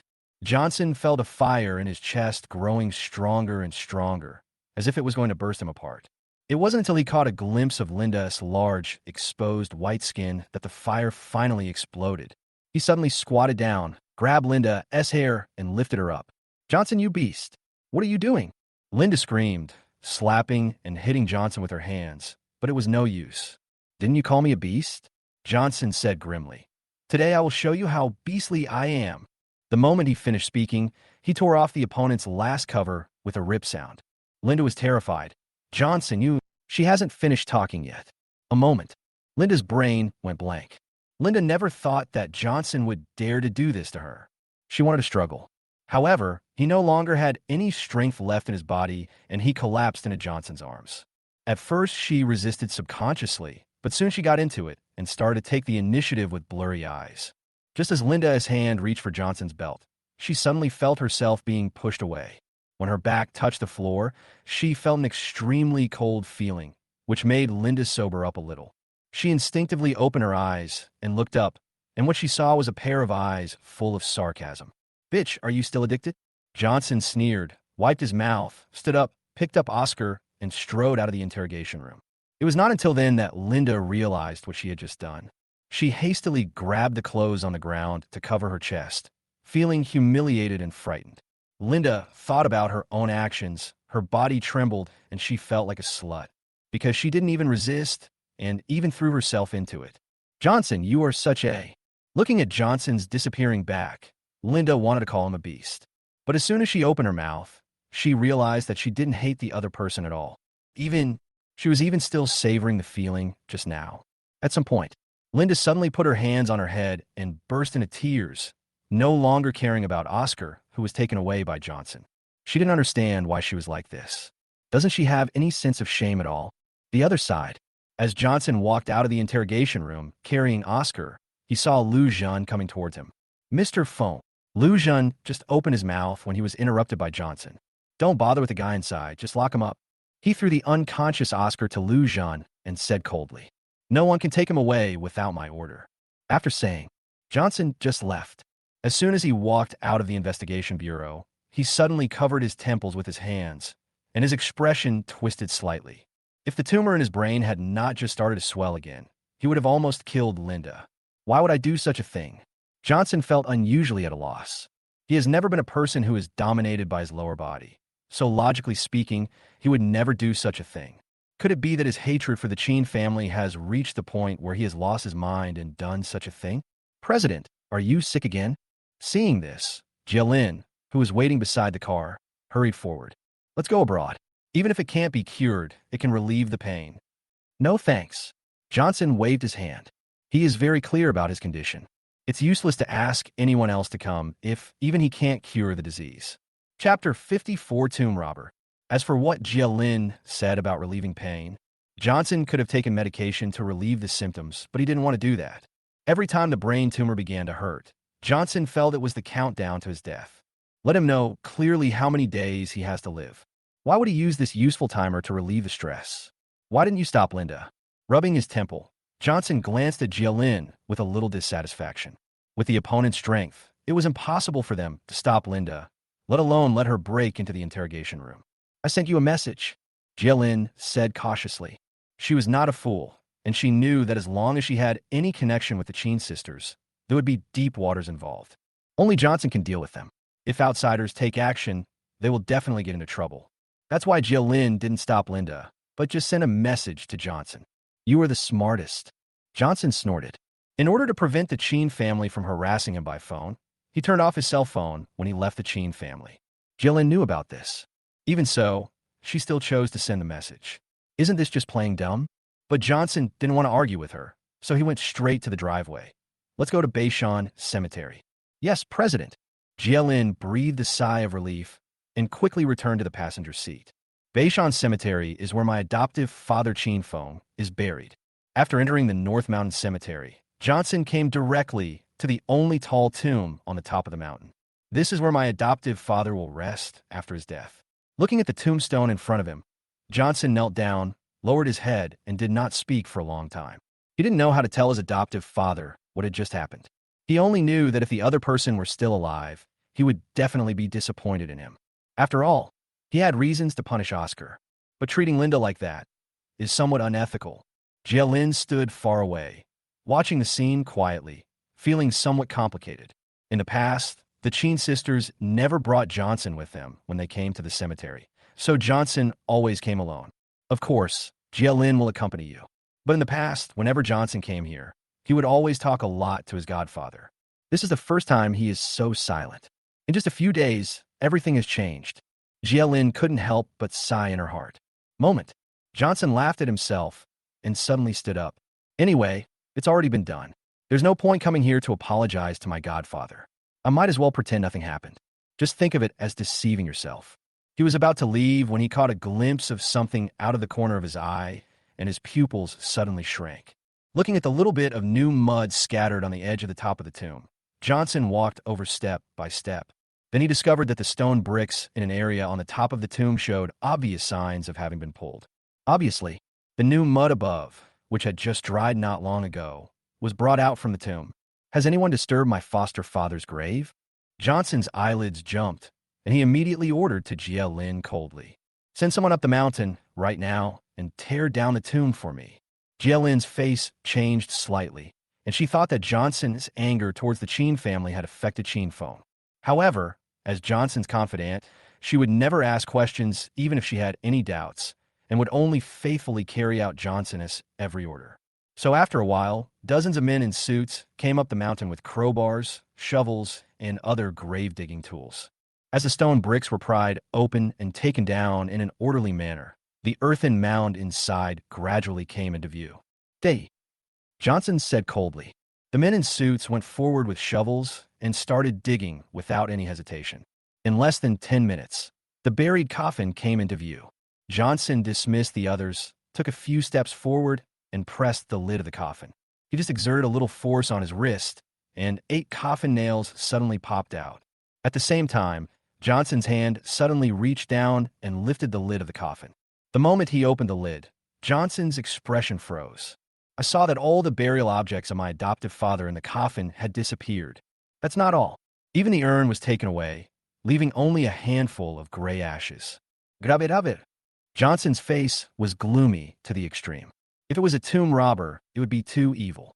It would be fine if they just took the burial objects, but they didn't even leave the urn. That's simply unscrupulous. Johnson, what did you do? Sudden, a female voice sounded in disbelief.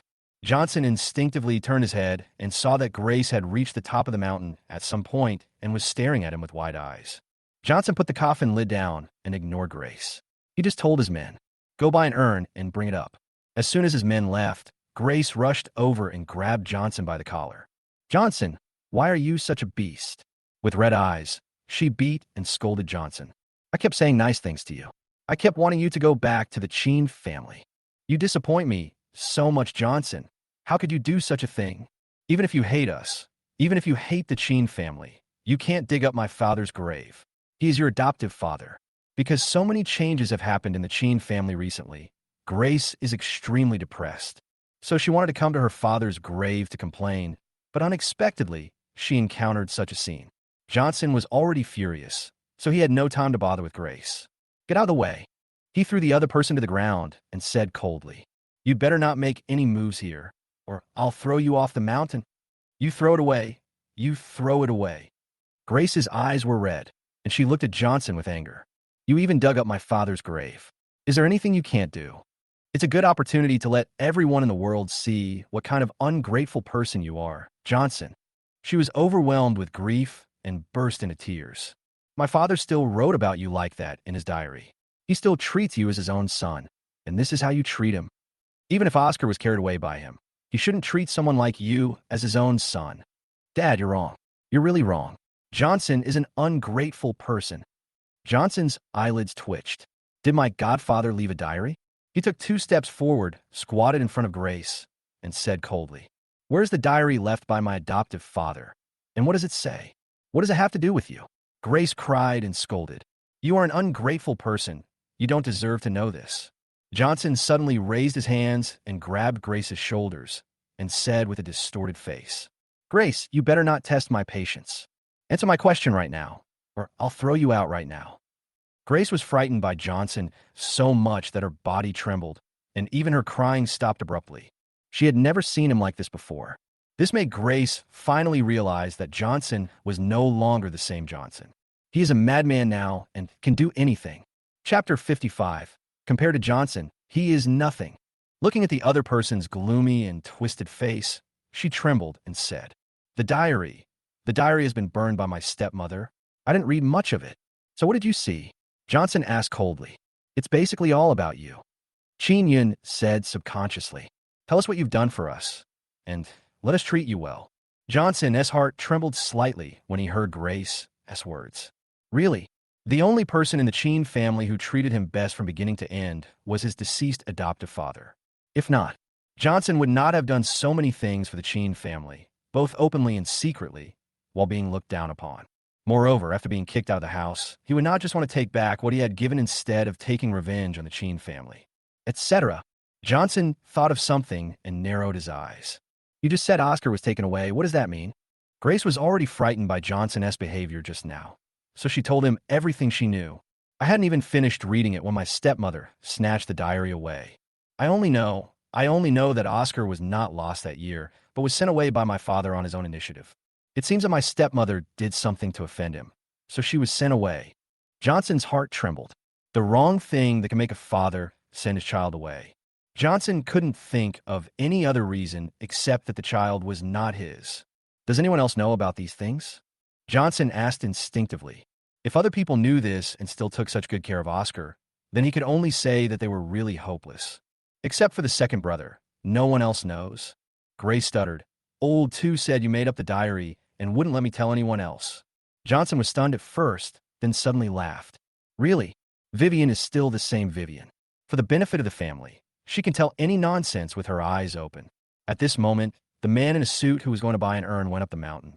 Johnson ignored Grace, took the urn, and walked towards the coffin.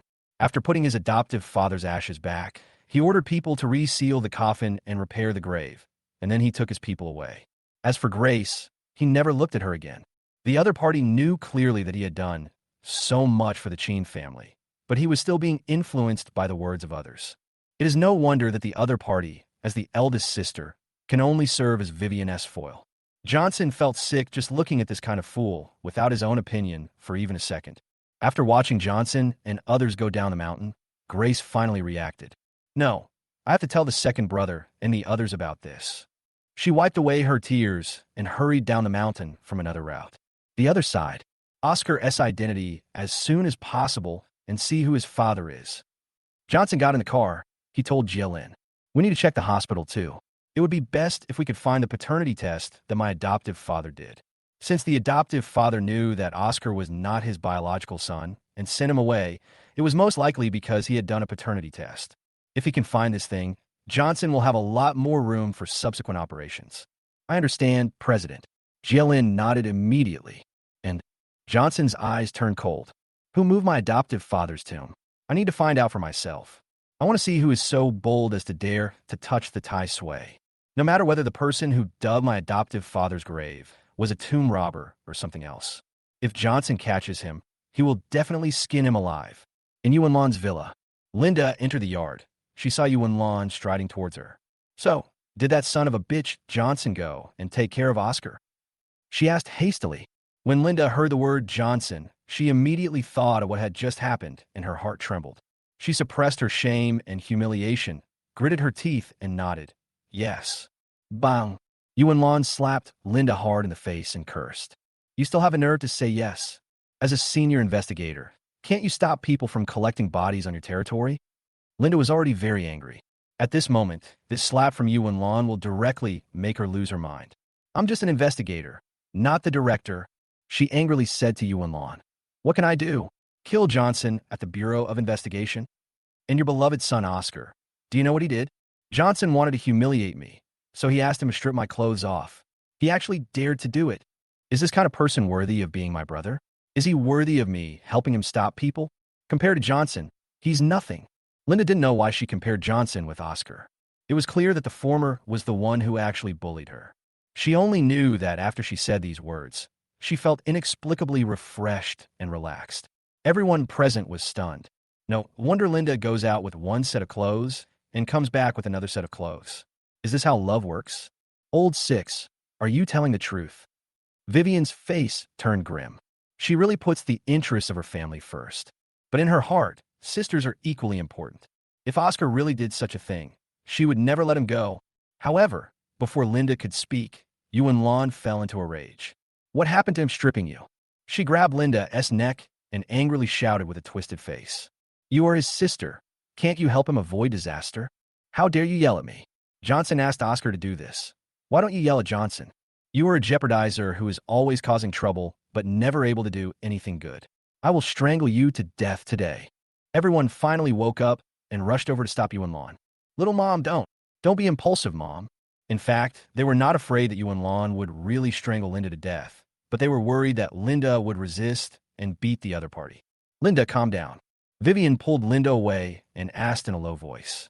How is Oscar now? Not dead, Linda said unhappily, rubbing her neck. She has been in the investigation bureau for so many years, so she still has some connections. Although I can't see Oscar, it's still okay to ask about him. That's good. Vivian breathed a sigh of relief, then hesitated for a moment before asking. Is what you just said true? Second sister, do you think I would tell such a lie? Linda said angrily. Vivian was silent. After a while, she said, Oscar was certainly wrong, but in the final analysis, it was still Johnson's coercion. You need to know clearly who you hate, and don't do things that would make your loved ones sad, but your enemies happy. Don't worry, after Oscar is rescued, I will help you teach him a lesson. Linda instinctively wanted to refute, but facing her second sister's calm gaze, she finally lowered her head. Okay, she dared to yell at Yuan, but she didn't dare to do so to her second sister Vivian. On the other side, Juvelin was still cursing. If the other sisters hadn't stopped her quickly, she would probably have rushed forward and refused to give in. Sudden, Grace's car slammed into the yard.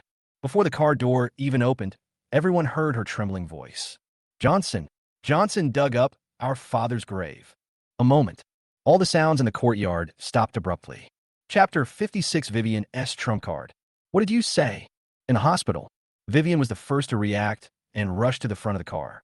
The other sisters also rushed forward and surrounded the car door, their faces full of disbelief. Big sister, you are not kidding, right? Yuan was just stunned for a moment, cursed damn dog, and then fell silent. Obviously, compared to Chen Feng's grave being dug up, she cared more about the safety of her son Oscar. Of course it's true. I originally wanted to go to the cemetery to see my dad, but when I got up the mountain, I saw Johnson and his men digging graves.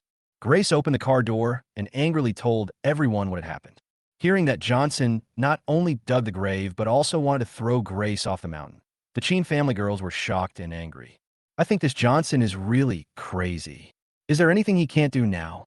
How could the Chen family raise such an ungrateful person? I wanted to give him a chance before, but now it seems that I shouldn't have kicked him out of the house in the first place. I should have beaten him to death with sticks. First he put Oscar in jail, and now he's digging up my dad's grave. He's a real beast. Johnson must pay the price. To the end, all the sisters were outraged and wanted Johnson to pay the price. Even Maria, the fourth child, whose feelings towards Johnson had changed drastically, was now filled with anger. She doesn't understand. Why did the brother who used to obey her in everything become like this in just a few days? Does he really hate the Chen family that much? Even though they have done something unfair to Johnson, it was the Chen family who raised him after all. That's enough. Vivian spoke in a deep voice, suppressing everyone else's voices. You should all know what kind of person Johnson is by now. Not only did he betray our Chen family, but now he is doing such a heartless thing. He is no different from a beast. Within 3 days, I will make him pay with blood to tell our Father's spirit in heaven.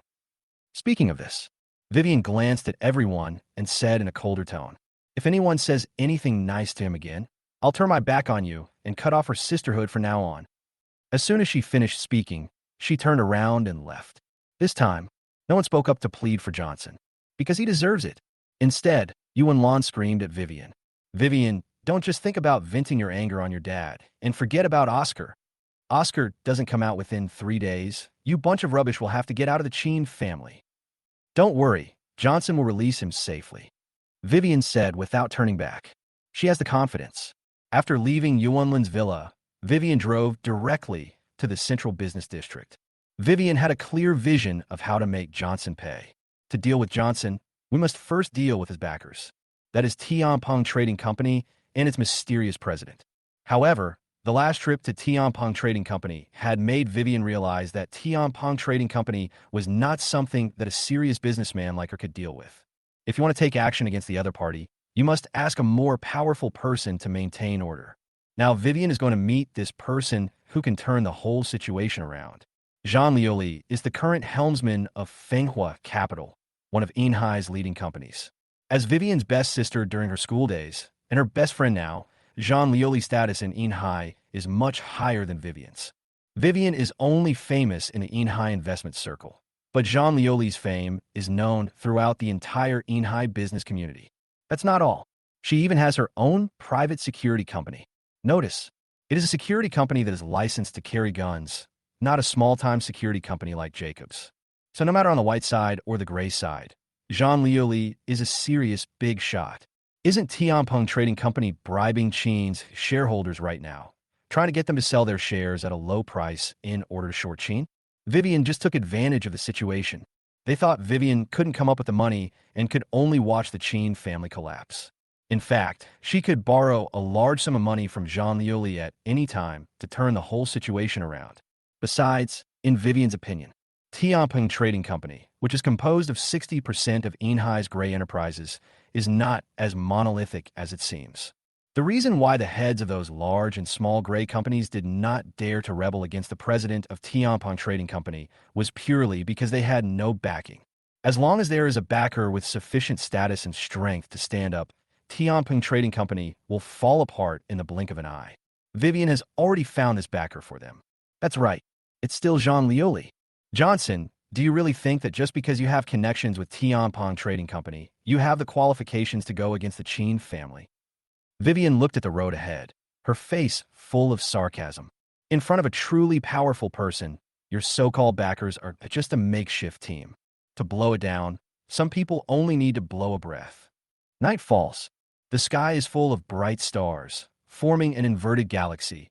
It is the summer fire of July. Johnson, why isn't Little Eve back yet so late? Recycling station, in the kitchen.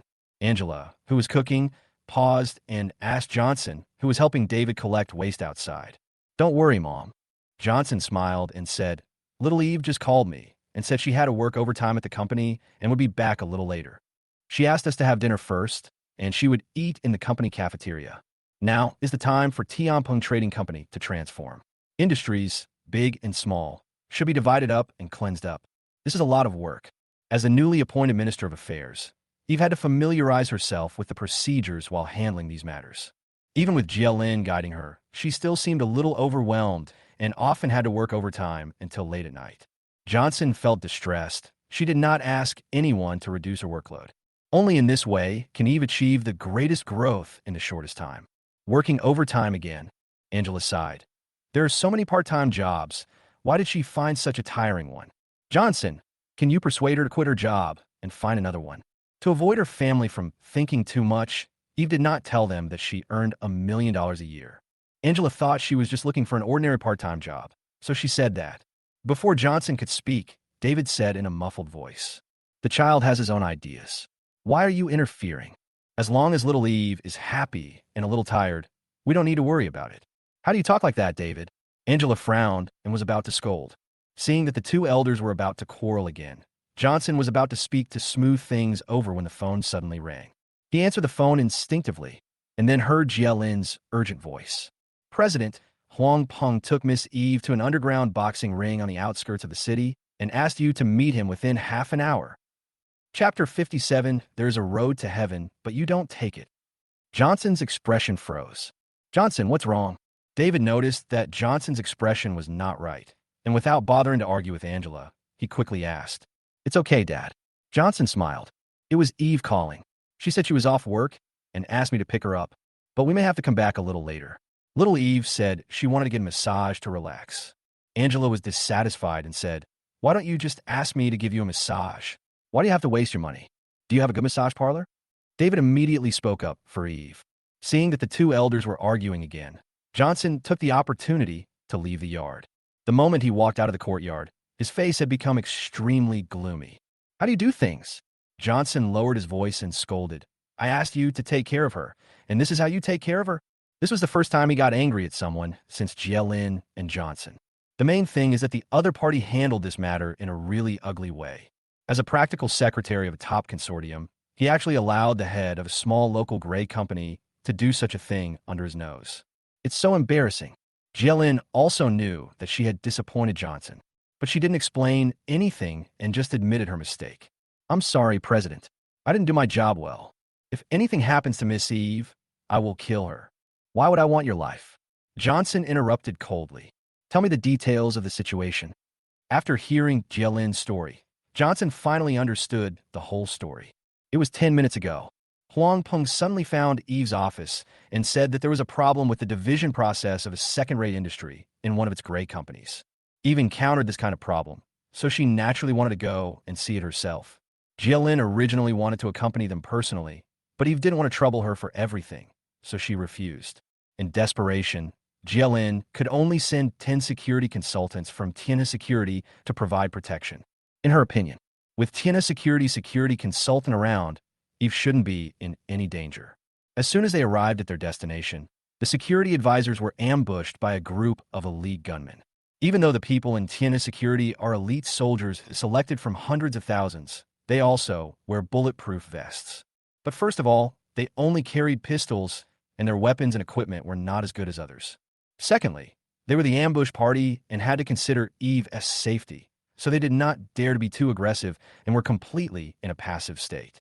In addition, Huang Peng and his men suddenly turned against them and attacked Tiana Security from behind, catching them off guard. Due to various reasons, out of the 10 top security consultants, only one came back alive. He was also forcibly taken away by Huang Peng and issued a declaration of war to Jielin. He asked Johnson to get to the underground boxing ring on the outskirts of the city within half an hour, and he could only go alone. Otherwise, he will kill Eve. After hearing what Jielin said, Johnson was silent for a moment and then suddenly laughed. The coldness and bloodiness in that smile made Jielin's back feel cold even through the phone. "Wait for me outside the city. Take my sword." Johnson hung up the phone after saying just this one sentence, but it gave Jielin a shock. In the entire time she had known Johnson, he had only used a sword once. That was 5 years ago. At that time, Johnson, with just his sword, killed nearly 1,000 people from the largest family in the North without leaving a single one alive in just one night. Even when he walked out of the door, covered in blood and holding his sword. Behind the door, in the mansion that looked like an ancient royal palace, not even a chicken or a dog was left. Whenever she thought of the scene that night, even Jielin felt extremely terrified. She thought she would never see that kind of scene again in her life. "I didn't expect to see you again so soon." Huang Peng, there's a road to heaven, but you don't take it. Jielin sighed in her heart. 20 minutes later, on the outskirts of Yinhai, next to the highway, Jielin held a long wooden box in her hands and stood motionless beside the car, waiting. One could vaguely see that her arms were trembling slightly. It seems like what is being held is some extremely ferocious creature. Moment. A black car quietly slid in front of her. The back seat window rolled down, revealing Johnson's expressionless face. Jielin woke up immediately and bowed quickly. "President." Johnson ignored her and just raised his hand to press the lock. As the lid of the long wooden box popped open with a click, a dark red sheathed sword was exposed under the cold starlight. The blade and hilt are the same width, and there is no guard. The whole sword looks like a well-proportioned flat stick, but the dark golden patterns inlaid on it add a touch of refinement and mystery to the sword. This sword was an ancient weapon that Johnson had managed to obtain at all costs. Originally, he wanted to give it to his godfather as a gift on his 60th birthday. It's a pity that the other party couldn't hold on until that time. Raising his hand to take the long sword, Johnson said, "Location. There's a fork in the road 1 kilometer ahead, and at the end of the fork is an abandoned factory." Jielin quickly said, "The underground boxing ring is inside the factory." The moment she finished speaking, The car window was closed, and then the car disappeared like an arrow, and within a few breaths, there was no trace of it. A gust of cold wind blew, and Jielin realized that her clothes were completely soaked with sweat. Even though Johnson never scolded her from beginning to end, the feeling of oppression that Jielin felt still almost suffocated her. Faintly, she seemed to smell blood in the air, thick and pungent. Another sleepless night of murder. Following Jielin's instructions, Johnson saw the outline of the abandoned factory in just a few minutes. Just park the car at the door.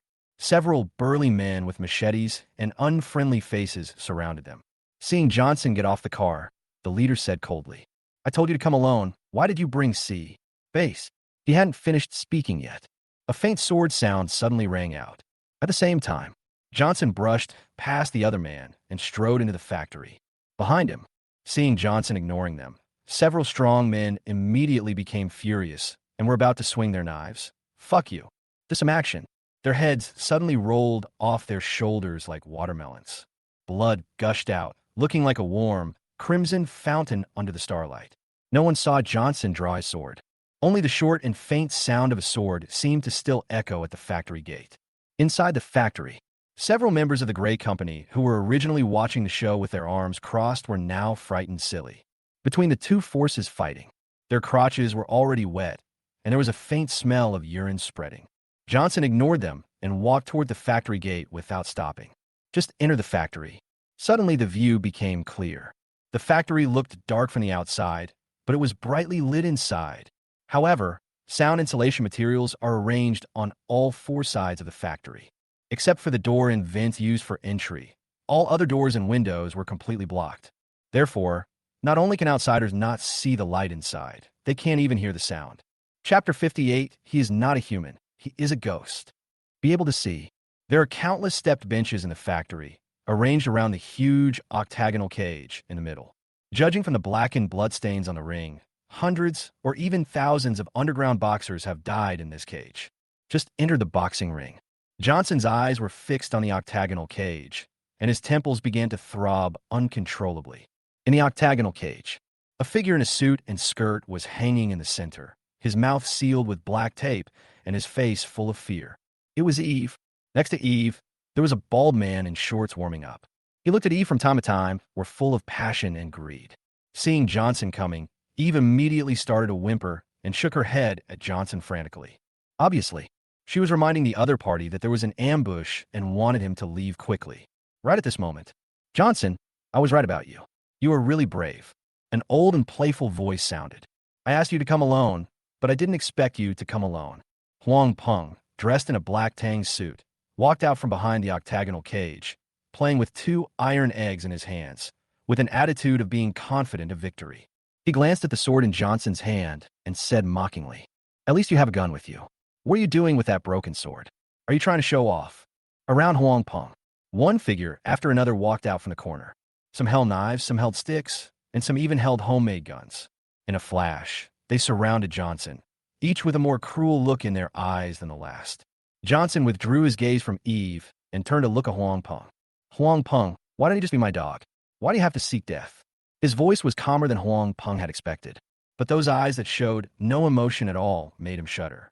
However, Huang Peng reacted quickly and sneered, "Am I looking for death? Johnson, are you frightened? Why are you talking nonsense here? Look around you. There are thousands of skilled fighters with weapons. Don't even mention you have a broken sword. Even if you have a machine gun, they can chop you into a pulp in an instant." Speaking of which, Huang Peng sat leisurely on the chair that was carried over, raised his chin, and sneered. "If you know what's good for you, you should kneel down and be my dog now. Otherwise, not only will I turn you into a meat paste, but I will also let my men fuck your sister right in front of you. It's a pity that I'm old. Otherwise, I wouldn't let anyone else do this."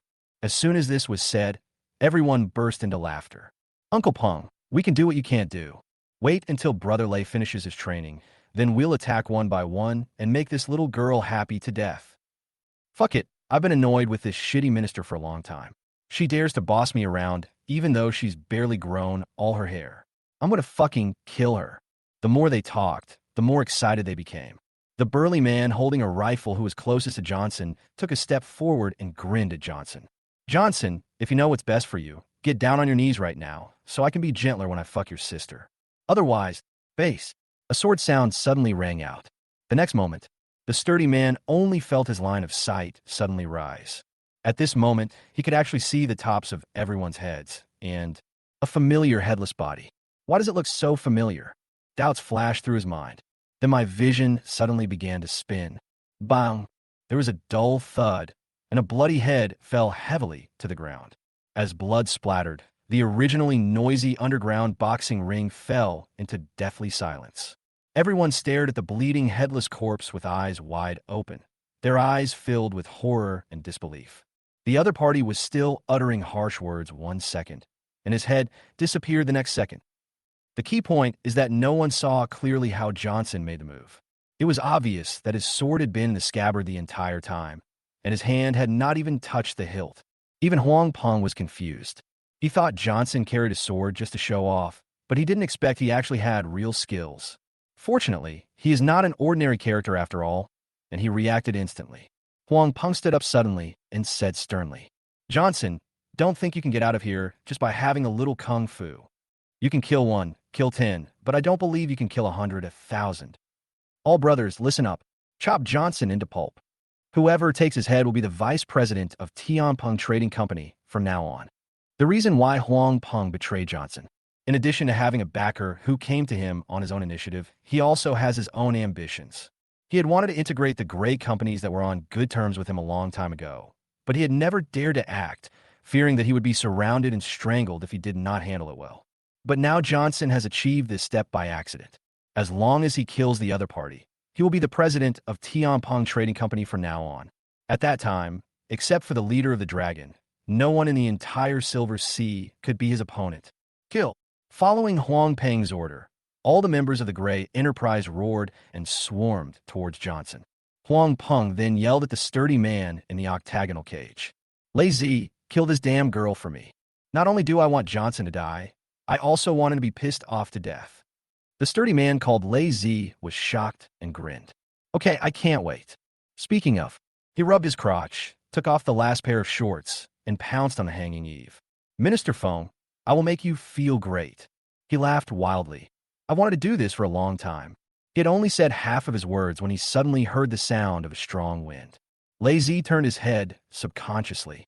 I saw a machete instantly pass through the gap of the octagonal cage and quickly enlarged in my sight. Before he could even react, he felt a chill on his forehead. Lazy froze there. He mechanically raised his hand and touched his forehead. Before it touched my skin, I noticed that my vision suddenly split to the left and right, and then fell into darkness. Outside the octagonal cage, looking at Lazy being split into two, Huang Peng's expression froze and his face twitched violently. He turned his head in horror to look at Johnson, but found that he could not be found at all. Huang Peng could only see a ghost-like figure moving through the crowd at an extremely fast speed, with faint flashes of silver light. Every flash of silver light was accompanied by the sound of a sword. At the same time, the heads of one or even several Gray Enterprise members also rose into the air. It only took a few breaths. The silver light had already turned into dark red, and the sound of a sword had also become dull. Even though Huang Peng couldn't see Johnson as figure or the movement of drawing the sword, but he could guess. At this moment, the opponent's sword is probably already covered with thick blood. At some point, he's not a human, he's a ghost. Suddenly, someone dropped his gun in fear and ran away. Chapter 59. The rivers and lakes are dangerous. Sting enforcement. This seemed to have set off a chain reaction. The others dropped their weapons and fled in all directions like headless flies. Voices of panic and fear echoed throughout the underground boxing ring. Johnson's powerful and ruthless skills finally intimidated the rest of the people. What good is it if someone has a homemade gun if he can't even see his own shadow? This fucking person is not someone that ordinary people can mess with. No one doubted it. If this continues, Johnson could really kill nearly 1,000 people present. However, when Johnson came in, he had already locked the factory door. This also resulted in these Gray Enterprise members being unable to get out at all, and they could only bang on the door and shout in despair. Seeing these people fleeing, Johnson did not take any more action. He just held the sword, stepped over one headless corpse after another, and walked towards Huang Peng with an expressionless face. At this time, Johnson's hands were covered in blood, and the color of his black suit was deepened by 2 dimensions. It looks like the Grim Reaper crawling out of hell. At the same time, his long sword, which had been hidden in the scabbard, finally revealed its true appearance. The sword is long and narrow, with delicate hollow patterns inlaid on it. At this time, the pattern was filled with blood like blooming flowers. Seeing Johnson getting closer and closer, Huang Peng's body began to tremble wildly. Originally, he still thought, if Johnson hadn't brought those gunmen with him, he would have killed the other party with just a flick of his hand. Who knew this guy was so perverted? One man and one sword killed thousands of people. Kill him, kill him. Huang Peng screamed in fear, but the only response he got was even louder and more frightened noises. He finally realized that no one could save him at this point. If he had known that Johnson was so strong, he should have asked his backers to come and support him, instead of letting the other party wait for his good news. President. In despair, Huang Peng suddenly knelt down in front of Johnson. I know I was wrong, President. Please forgive me, President. I swear, I will be loyal to you from now on and will never do such a thing again. Johnson was speechless.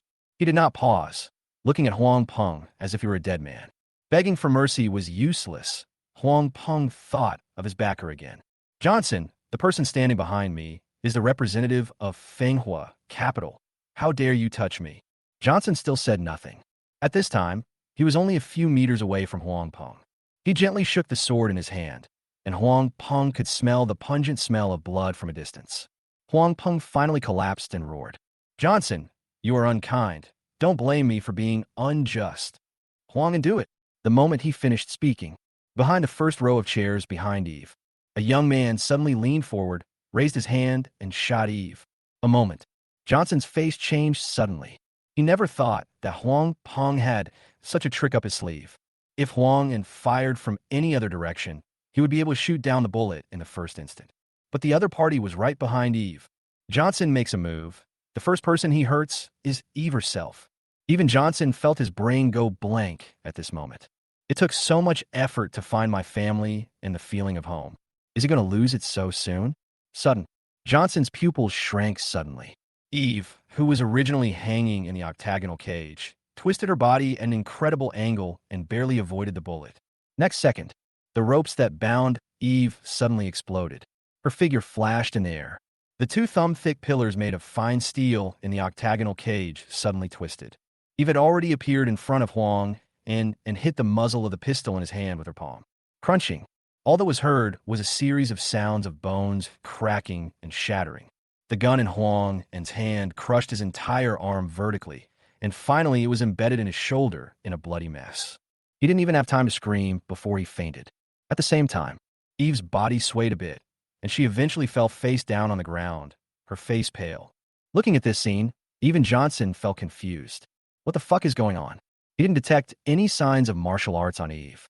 How could the other party suddenly burst out with such strength?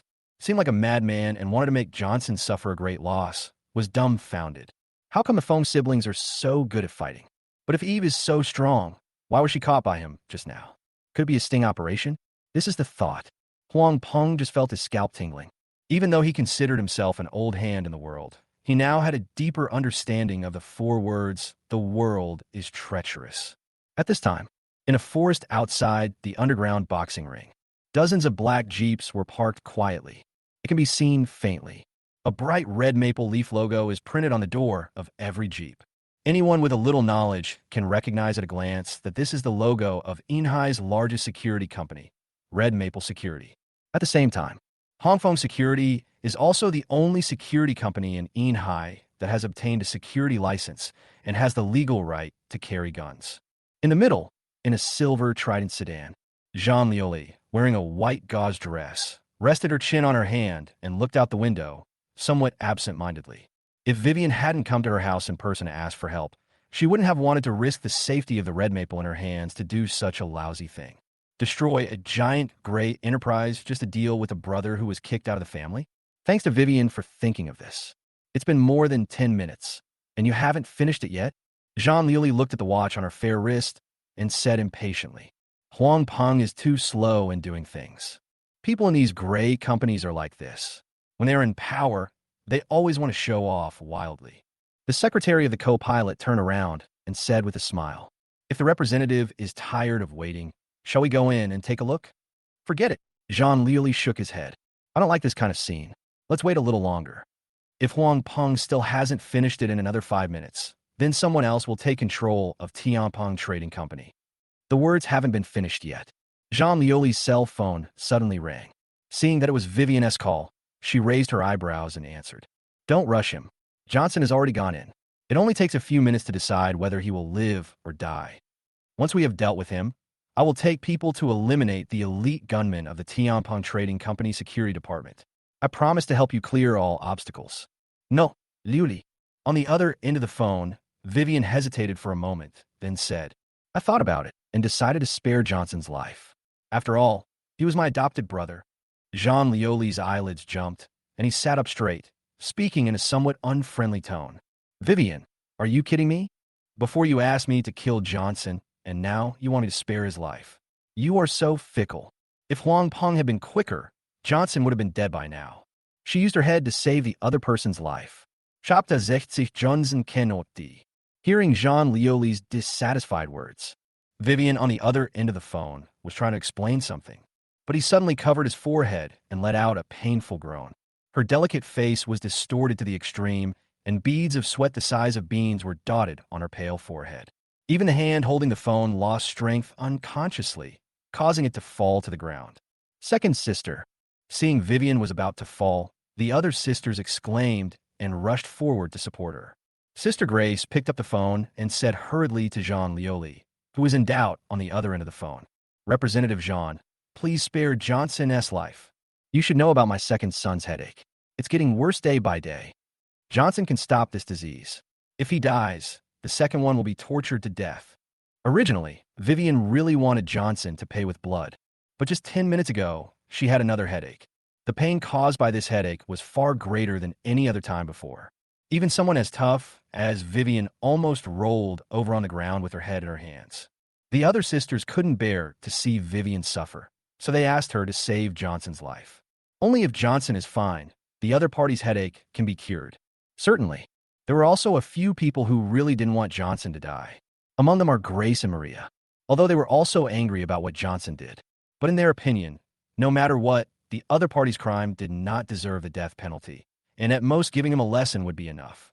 But before this, the other sisters were outraged and all agreed to make Johnson pay with his blood. Grace and the other two girls did not dare to speak up to plead for Johnson, and Vivian's recent headache gave them a suitable excuse. Really, when they proposed that only Johnson could cure Vivian's headache. The other sisters changed their previous remarks and persuaded Vivian to save Johnson's life. Vivian was in great pain at the time and didn't hesitate for too long before calling Jean Lioli. Obviously, the pain from this disease was becoming more and more unbearable for her. Johnson for the moment and just wanted to get rid of it quickly. Why didn't you tell me about this earlier? Hearing Grace's words, Jean Lioli's expression changed slightly. She never expected that Johnson was so important to Vivian. If that's the case, why did the other party let her kill before? Isn't this a brain problem? Old Second was so angry before. How could he have time to think about this? Grace's mouth was a little bitter. In any case, Johnson is very important to us. Representative Jean, please spare his life. Vivian made the decision. How could the sisters have any say in it? If she hadn't had a headache, this would definitely have gone according to plan. If so, Grace couldn't even imagine how Vivian would suffer from the headache in the future. Okay, I got it, Jean Lioli said in a deep voice. I will ask about the situation inside. But you better pray that Johnson is still alive, otherwise I don't have the ability to bring the dead back to life. After saying, she put down the phone in annoyance. What the hell is going on? Secretary Chen, call Huang Peng and ask about Johnson's situation. Jean Lioli instructed the secretary of the co-pilot. If Johnson is still alive, have him hand him over to me immediately. Although the secretary didn't know why Jean Lioli suddenly changed his mind, he still called Huang Peng immediately. But soon she said in astonishment, Deputy, Huang Peng didn't answer.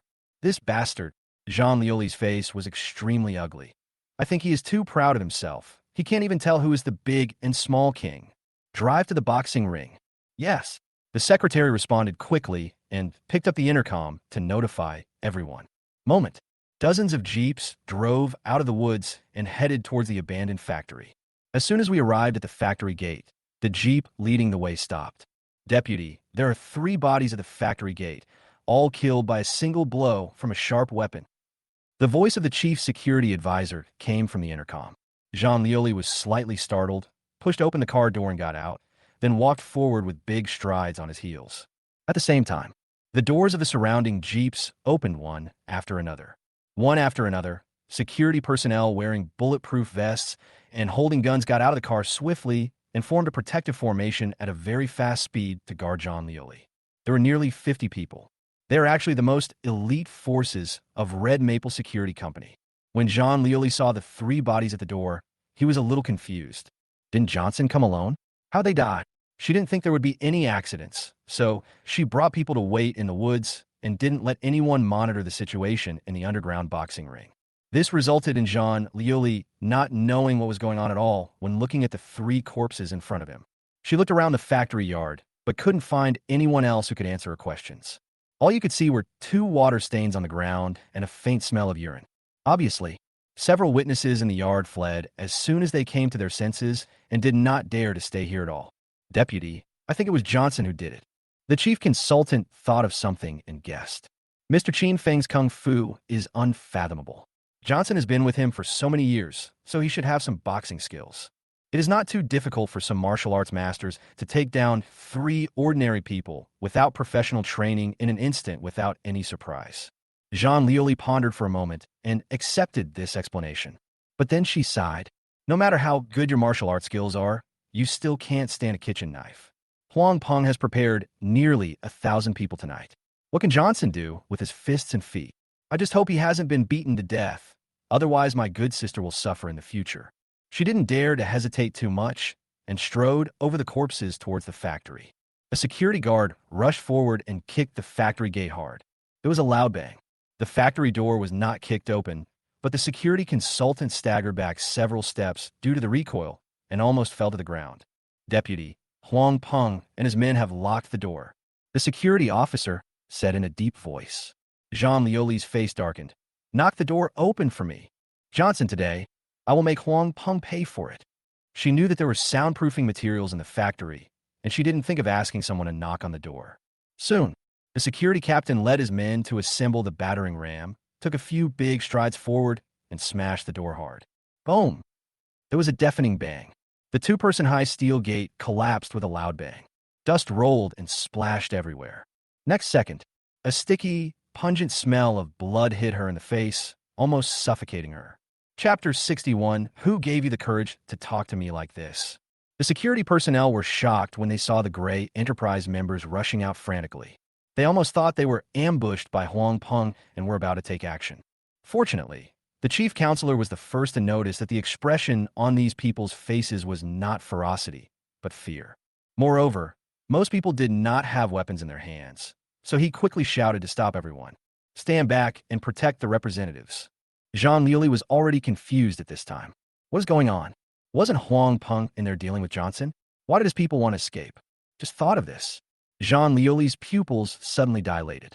But when all the Gray Company personnel fled, the situation of the underground boxing ring behind the door also came into her sight. Inside the boxing ring, under the bright lights, nearly 100 headless corpses lay in front of the octagonal cage. Blood gathered into a river beneath the corpses, dark red with a sticky, pungent smell of blood. One could vaguely see some heads scattered around with eyes wide open and fear in them. The whole scene was like hell on earth. Look at the entire boxing ring. The only one who could stand at this moment was a tall and straight figure holding a sword. At the edge of the ring in front of him, Huang Peng was slumped on the ground with a look of horror on his face, trembling all over. The noise coming from behind finally brought Johnson back to his senses. He took a deep look at the unconscious Eve and then turned his gaze to Huang Peng. After all, we have worked together for a few days. I'm not a heartless person, Johnson said coldly. Don't worry, you'll be reunited with your family down there soon. The moment the words fell, the sword in Johnson's hand trembled slightly. Jean Lioli at the door was startled and said instinctively, No, but it was too late. There was a flash of silver-white sword light, a string of blood splashed, and Huang Peng's head soared into the sky. Looking at the headless corpse twitching on the ring, Jean Lioli's face lost all color, and he looked at Johnson's back with disbelief in his eyes. Of course, she had met Johnson. But at this moment, she did not dare to associate the executioner-like figure in front of her with the Chen family's adopted son, who always had a gentle face, no matter how he was ordered around by the Chen sisters. Johnson ignored John Lioli.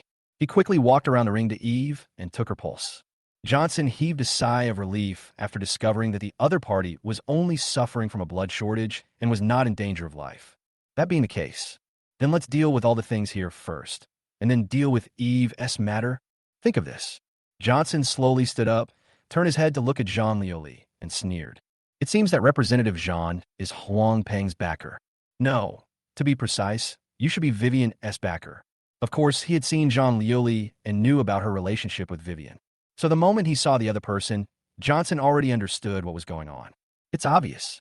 The reason why Huang Peng dared to lead people in rebellion was because he had the support of Jean Lioli. But common sense.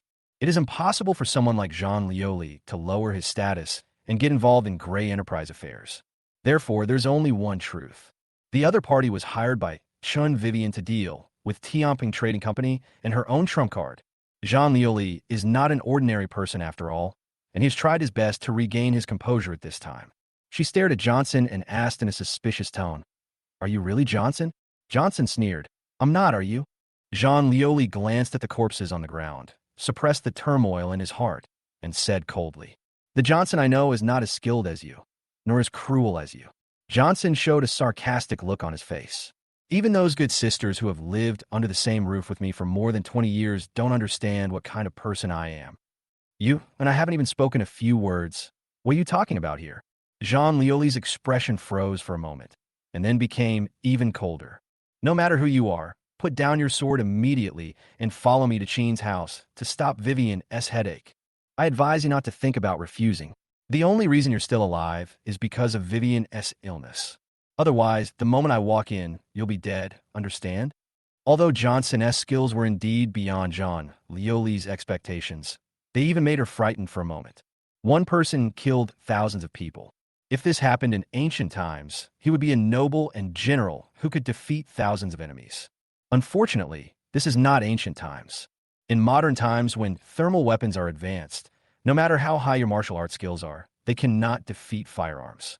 Johnson, with just his sword, can only kill those useless people under Huang Peng. However, the nearly 50 security personnel around Jean Lioli were able to kill them all in a short time. That's the difference. I thought Vivian could hold on forever, but I didn't expect she would have to ask for help one day. Johnson's tone was playful. When Jean Lioli and his men first appeared, he thought they were here to support Huang Peng. Who would have thought that the other party never took action? Johnson was confused at first, but now he understands. It seems that Vivian couldn't bear it anymore, which is why Jean Lioli showed up. "Johnson, I'm not begging you now. I'm ordering you," Jean Lioli said coldly. "I'll give you 5 seconds to put down the sword in your hand. Otherwise, don't blame me for being rude to you." Johnson narrowed his eyes. "I really don't understand. What gave you the courage to say such words in front of me?" Jean Lioli was stunned at first, and then suddenly laughed, smiled sarcastically. "Johnson, you don't think you can rule the world just by having a little kung fu, do you? No matter how good you are at fighting, can you beat a gun? No matter how fast you draw your sword, can you beat a bullet? My men are not comparable to those rubbish under Huang Peng. 47 experts with guns, 47 submachine guns loaded with bullets. One encounter will make you into a sieve, understand?" The moment Jean Lioli finished speaking, the security personnel on our left and right were already lined up, with the muzzles of their black guns pointed at Johnson. The whole place was suddenly filled with a solemn and murderous atmosphere. Even the sticky smell of blood in the air seemed to be diluted a little by the faint smell of gunpowder. Jean Lioli is confident. No matter how powerful a martial arts master is, facing such a scene, he has no choice but to wait for death. Just as she thought, Johnson looked at the gun muzzles and seemed to have lost the idea of resisting. He shook his wrist, and the blood in the veins of the sword was suddenly thrown out, leaving a radial blood line on the ground. There was a flash of silver light, and Johnson had sheathed his sword. But to Jean Lioli's surprise, the other party stopped moving immediately. Although he put away his weapons, he didn't look like he was going to surrender. Jean Lioli frowned. "I asked you to put down the sword, not put it away. Otherwise, I won't let you go with me." Johnson was very powerful, and she was worried about him getting close to her with a weapon. "Who said I'm going to leave with you?" Johnson looked puzzled. Representative Jean, where does your mysterious confidence come from? Chapter 62. Sorry, this is also a misunderstanding. Jean Lioli's expression froze, and he suddenly became gloomy. She stared at Johnson and spoke word by word. You mean you want to resist? As soon as the words fell, the security personnel on both sides stepped forward with guns in hand, their murderous aura becoming even stronger. Johnson remained calm and said, do you think you can defeat me with these few men and these few guns? Isn't it? Jean Lioli sneered. Can you dodge bullets? Johnson did not answer the question. He just looked behind Jean Lioli and said inexplicably, I want you to look behind you before you point a gun at someone. You can't do things without thinking about the end. Otherwise, you will suffer a great loss. Jean Lioli mocked. Johnson, you take me for a 3-year-old, right? You want to divert my attention and take advantage of the opportunity. Before Jean Lioli finished speaking, a chaotic sound of panic suddenly came from behind, accompanied by faint screams of trampling. What is that? Run! You stepped on me! Get out of my way! Her expression froze, and she turned her head suddenly. I saw that the members of the Gray Enterprise who had escaped had turned back from a distance. The fear on everyone's face was even stronger than before. Many people accidentally tripped and fell to the ground, but just as they screamed, more people stepped on them. The whole scene was in chaos, as if something extremely terrifying was chasing them from behind. Jean Lioli was stunned. Didn't these guys already escape? Why are they back? Although her security personnel were also surprised and confused, they still responded immediately under the order of the Chief Counsel. Half of the men turned around immediately, pointed their guns at the Gray Enterprise personnel who were rushing over, and shouted, Stop! Everyone stop, or I'll shoot. Upon seeing this scene, the Gray Enterprise employees at the front immediately froze in their tracks. However, the people behind kept pushing and shoving, causing the entire crowd to move towards the factory gate. Shot! The chief consultant's expression changed slightly, and he gave the order decisively. The next moment, da-da-da, a series of bullets swept at the front of the crowd, and the sound was clearly heard by everyone. The remaining members of the Gray Enterprise finally realized what had happened and froze, not daring to move. Jean Lioli just breathed a sigh of relief, but then his pupils suddenly widened and his body began to tremble slightly. Even the security personnel around her had faces twitching violently, and their breathing suddenly stopped. I saw it just behind those Gray Enterprise personnel. One after another, heavily loaded off-road vehicles bathed in moonlight were slowly driving out of the surrounding mountains and forests. Around these off-road vehicles, a dense crowd of fully armed figures, with their guns pointed forward, were marching in neat steps, following the vehicles and approaching this side. Originally, Jean Lioli felt that the personnel and equipment of his security company were good enough. But when she saw the people in front of her, she realized what it meant to be truly well-equipped. Not only are all kinds of tactical equipment available, but they're even able to coordinate infantry and vehicles. Even the army is no more than this, right? The key is that they're not the army yet, because Jean Lioli didn't see any epaulets or anything like that on them. With the help of the cold moonlight, she could only see something similar to the company logo on the chests of those figures. Does Representative Jean still think he can defeat me? Johnson's teasing voice sounded from behind. Jean Lioli turned his head mechanically. Johnson was seen holding a sheathed sword, stepping over corpses and walking towards him. If it had been before, she would have definitely had someone shoot her. But now, faced with the densely packed armed personnel outside, Jean Lioli didn't have the courage to give orders at all, even if she really dared to give this order. The pale-faced security personnel around her probably didn't dare to pull the trigger. They are your people? Jean Lioli squeezed out the word from his throat with difficulty. Johnson asked back, What do you think? Even though he had some guesses, Jean Lioli still felt as if his brain had gone blank at this moment. She couldn't figure it out. Johnson come up with such a lineup. You know, even the security license she had managed to obtain only had a quota of 50 guns. There are at least thousands of people in front of us. Not only are they all fully armed, even the heavy-duty off-road vehicles are armed. Even if a security company takes on external security tasks, it is impossible for it to send such a team into the country all at once. So there are only two possibilities. Or these people are Johnson's employees themselves. Or maybe they were hired by Johnson through his connections. No matter which one it is enough to prove that Johnson is not simple. Jean Lioli couldn't figure it out. Vivian drive such a person out of the Chen family? Why would she be crazy and want to kill such a person? It is clear that with him around, the Chen family can continue to prosper and even last for decades. Don't you think that your 47 men and 47 guns are very powerful? At this time, Johnson had already walked in front of Jean Lioli. He looked down at the other person, his eyes full of teasing. Would you like to compete with my people? Jean Lioli's body trembled, and he forced a smile on his face and said in a trembling voice, "Phone, Johnson, I think there might be a misunderstanding between us." Misunderstanding. The smile on Johnson's face suddenly disappeared. He suddenly grabbed Jean Lioli's fair and slender neck and lifted her delicate face in front of him. You had someone point a gun at me and then shamelessly said some bullshit in front of me. Can you call this a misunderstanding? Johnson said with a wry smile. When you can provoke me, you'll show your teeth and claws. If you can't provoke me, you'll just open your mouth and make misunderstandings. How about I break your neck now and say misunderstanding to your corpse? Representative. The security personnel of Maple Security were horrified and subconsciously aimed at Johnson. Let go of Doc. But they didn't say they finished the action. Before he could even finish his words, he heard muffled bang-bang sounds coming from the forest in the distance. Just a moment. 47 red Maple Security employees tilted their heads at the same time. A string of blood splattered. They fell to the ground one after another like cut straw, raising waves of surging dust. Jean Lioli's entire body froze, and he could no longer feel the pain in his neck.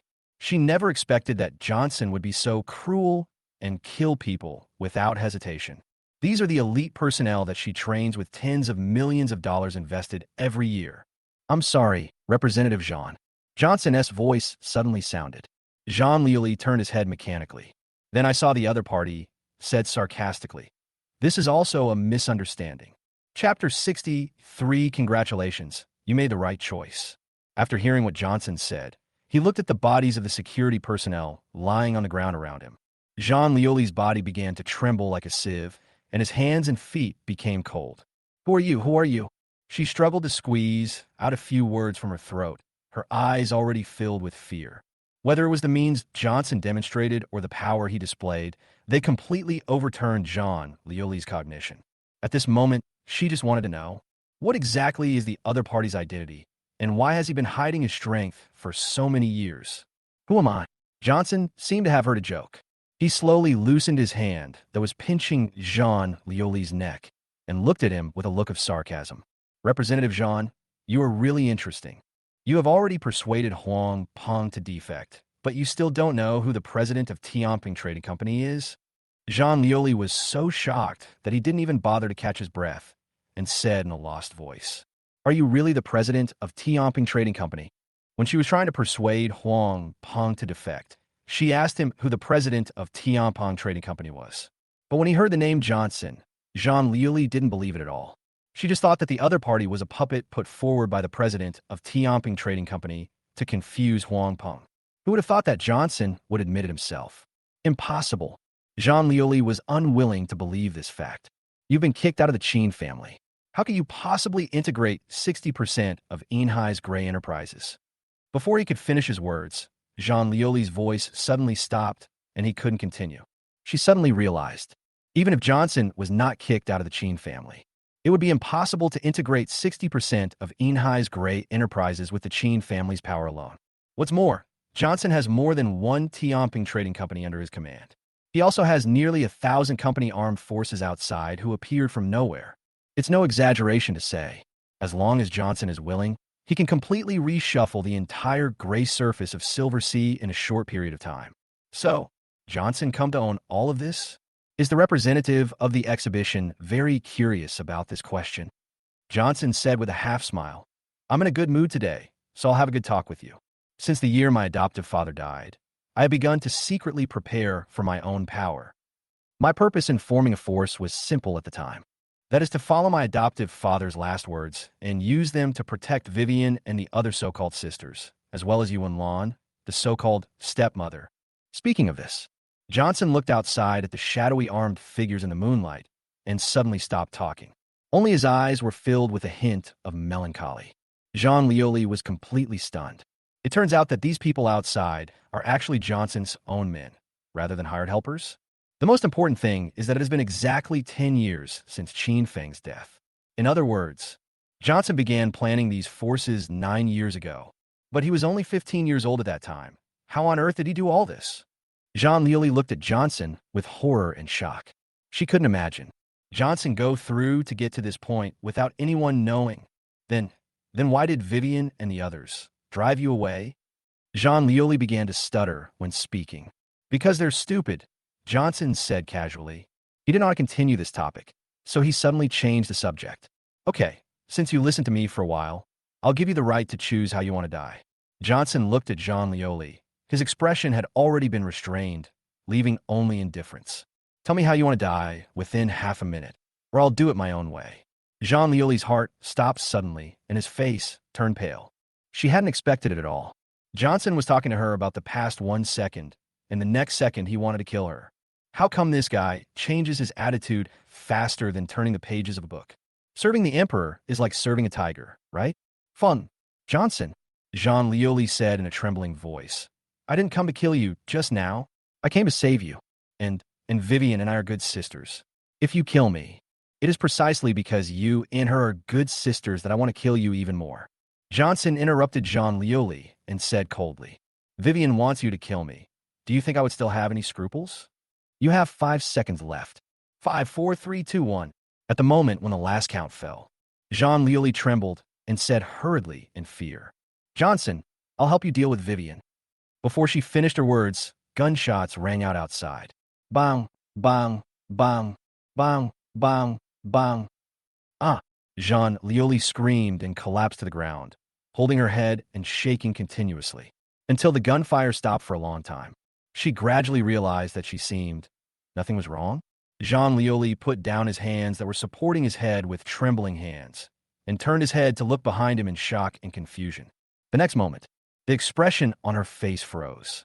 Those members of the Gray Enterprise who were forced back were now lying on the ground in a mess. The smell of blood mixed with the smell of gunpowder rushed into Jean Lioli's nose, making her stomach churn. Plus the mood swings are too great. Jean Lioli actually fell to the ground and vomited bitterly, no longer having the elegance and composure that a business queen should have. Congratulations, Representative Jean. Only after Jean Lioli finished vomiting did Johnson's calm voice sound from behind. Jean Lioli turned her head in fear, and what came into view was a hand with distinct joints and a face with a faint smile. You made the right choice. Johnson kept Jean Lioli for so long was not because he wanted to use her to completely kill Vivian. Otherwise, he would have crushed her neck long ago. How could he have spent so much time talking to her? Inside the Chen family villa. Second sister, are you okay? Vivian, who was carried to the sofa, finally recovered. The sisters quickly surrounded her. Vivian rubbed her temples, which were still aching, and said in a hoarse voice, I can still hold on. That being said, her face was extremely pale, and she couldn't even speak with strength. He looked extremely weak and haggard, not at all like his usual vigorous and energetic self. Sudden, the phone on the table rang, and the note showed, Lioli. It's Representative Jean's call. It must be about Johnson. Grace became excited. Don't worry, Johnson will be fine. The other sisters also comforted Vivian and told her not to worry. Watching the sisters talking to each other, Vivian gritted her teeth, her expression looking particularly complicated and ugly. Come to think of it, this was the first time in her life that she went back on her word. If her headache hadn't become more serious, she would have been unable to hold on any longer. Vivian would never call Jean Lioli and ask him to let Johnson, the ungrateful bastard, go free. Chapter 64, I want the prescription, and I want the person too. Hurry up and answer it, big sister. Seeing the phone ringing nonstop, Linda hurriedly urged Grace. After all, Jean Lioli's identity is there. Apart from Vivian, only Grace, as the eldest sister, is barely qualified to talk to the other party. Grace did not hesitate and immediately turned on the speaker to answer the call. Don't worry, Johnson is fine now. Jean Lioli's voice rang out from the receiver, putting everyone at ease. Very good. Chen Fingao breathed a sigh of relief. Now my second sister's headache won't be a problem anymore. The other sisters also looked delighted. Grace suppressed the joy in her heart and confirmed. Deputy Jean, did Johnson give you the prescription for curing headaches? Everyone looked at the phone hopefully. Even Vivian couldn't help but look over there. But the next moment, everyone's expressions froze. But Jean Lioli said, he didn't give any prescription. What? The Chen sisters were furious. We let him off the hook, but he didn't even give us a prescription. Deputy Jean, where's Johnson now? Let's go find him now. Can you please listen to me? Jean Lely said helplessly. Johnson said he could give the prescription, but he wouldn't put Oscar in it. He asked you to choose between Oscar and the prescription. The Chen sisters were silent at first, and then became more angry. He actually dares to put forward conditions. We gave this ungrateful bastard his life. Where does he get the confidence to do this? Even Grace became angry. Representative Jean, is Johnson in your hands now? Please send him to the Chen family. I will definitely teach him a lesson. Johnson is not here with me, Jean Lely replied. His sister was slightly injured, and I was worried that he would give up, so I couldn't force him to stay. I could only let him take her to the hospital first. The anger on everyone's face froze. Unbeknownst to them, Johnson's sister was injured in the incident. No wonder Johnson only agreed to one of their conditions. It seemed that the other party was angered by this matter. Didn't you say that you would only let Johnson pay the price and not hurt innocent people? Grace looked at Vivian with a grim expression. How did Eve get hurt? Eve is the director of the affairs department of Tianpon Trading Company. Do you think she is innocent? Vivian said coldly. She forced herself to stand up and raised her hand to pick up the phone. Lioli, where's Johnson now? A small hospital on Pingshin Road. My people are keeping an eye on him. Jean Lioli replied. Thank you for your help. I'll treat you to dinner later, Vivian said politely. Then she hung up the phone, picked up her coat, and was about to go out. Second sister, where are you going? Jessica asked subconsciously. Go find Johnson, Vivian said expressionlessly. I want him to know that he has no choice in this matter and can only passively accept his fate. I want the prescription for headache, and I want Oscar too. After saying, she went straight out the door. The girls in the Chen family were worried about Vivian being alone, so they all followed her quickly. The other side, the entrance of an abandoned factory. Looking at the hung-up phone, Jean Lioli could no longer maintain his calm tone. She laughed miserably and collapsed to the ground. At this time, the bodies inside and outside the factory had already been cleaned up. Even the blood was diluted and washed away by chemicals, leaving no trace. But the lingering smell of blood in the air and the despair in Jean Lioli's heart could not be shaken off.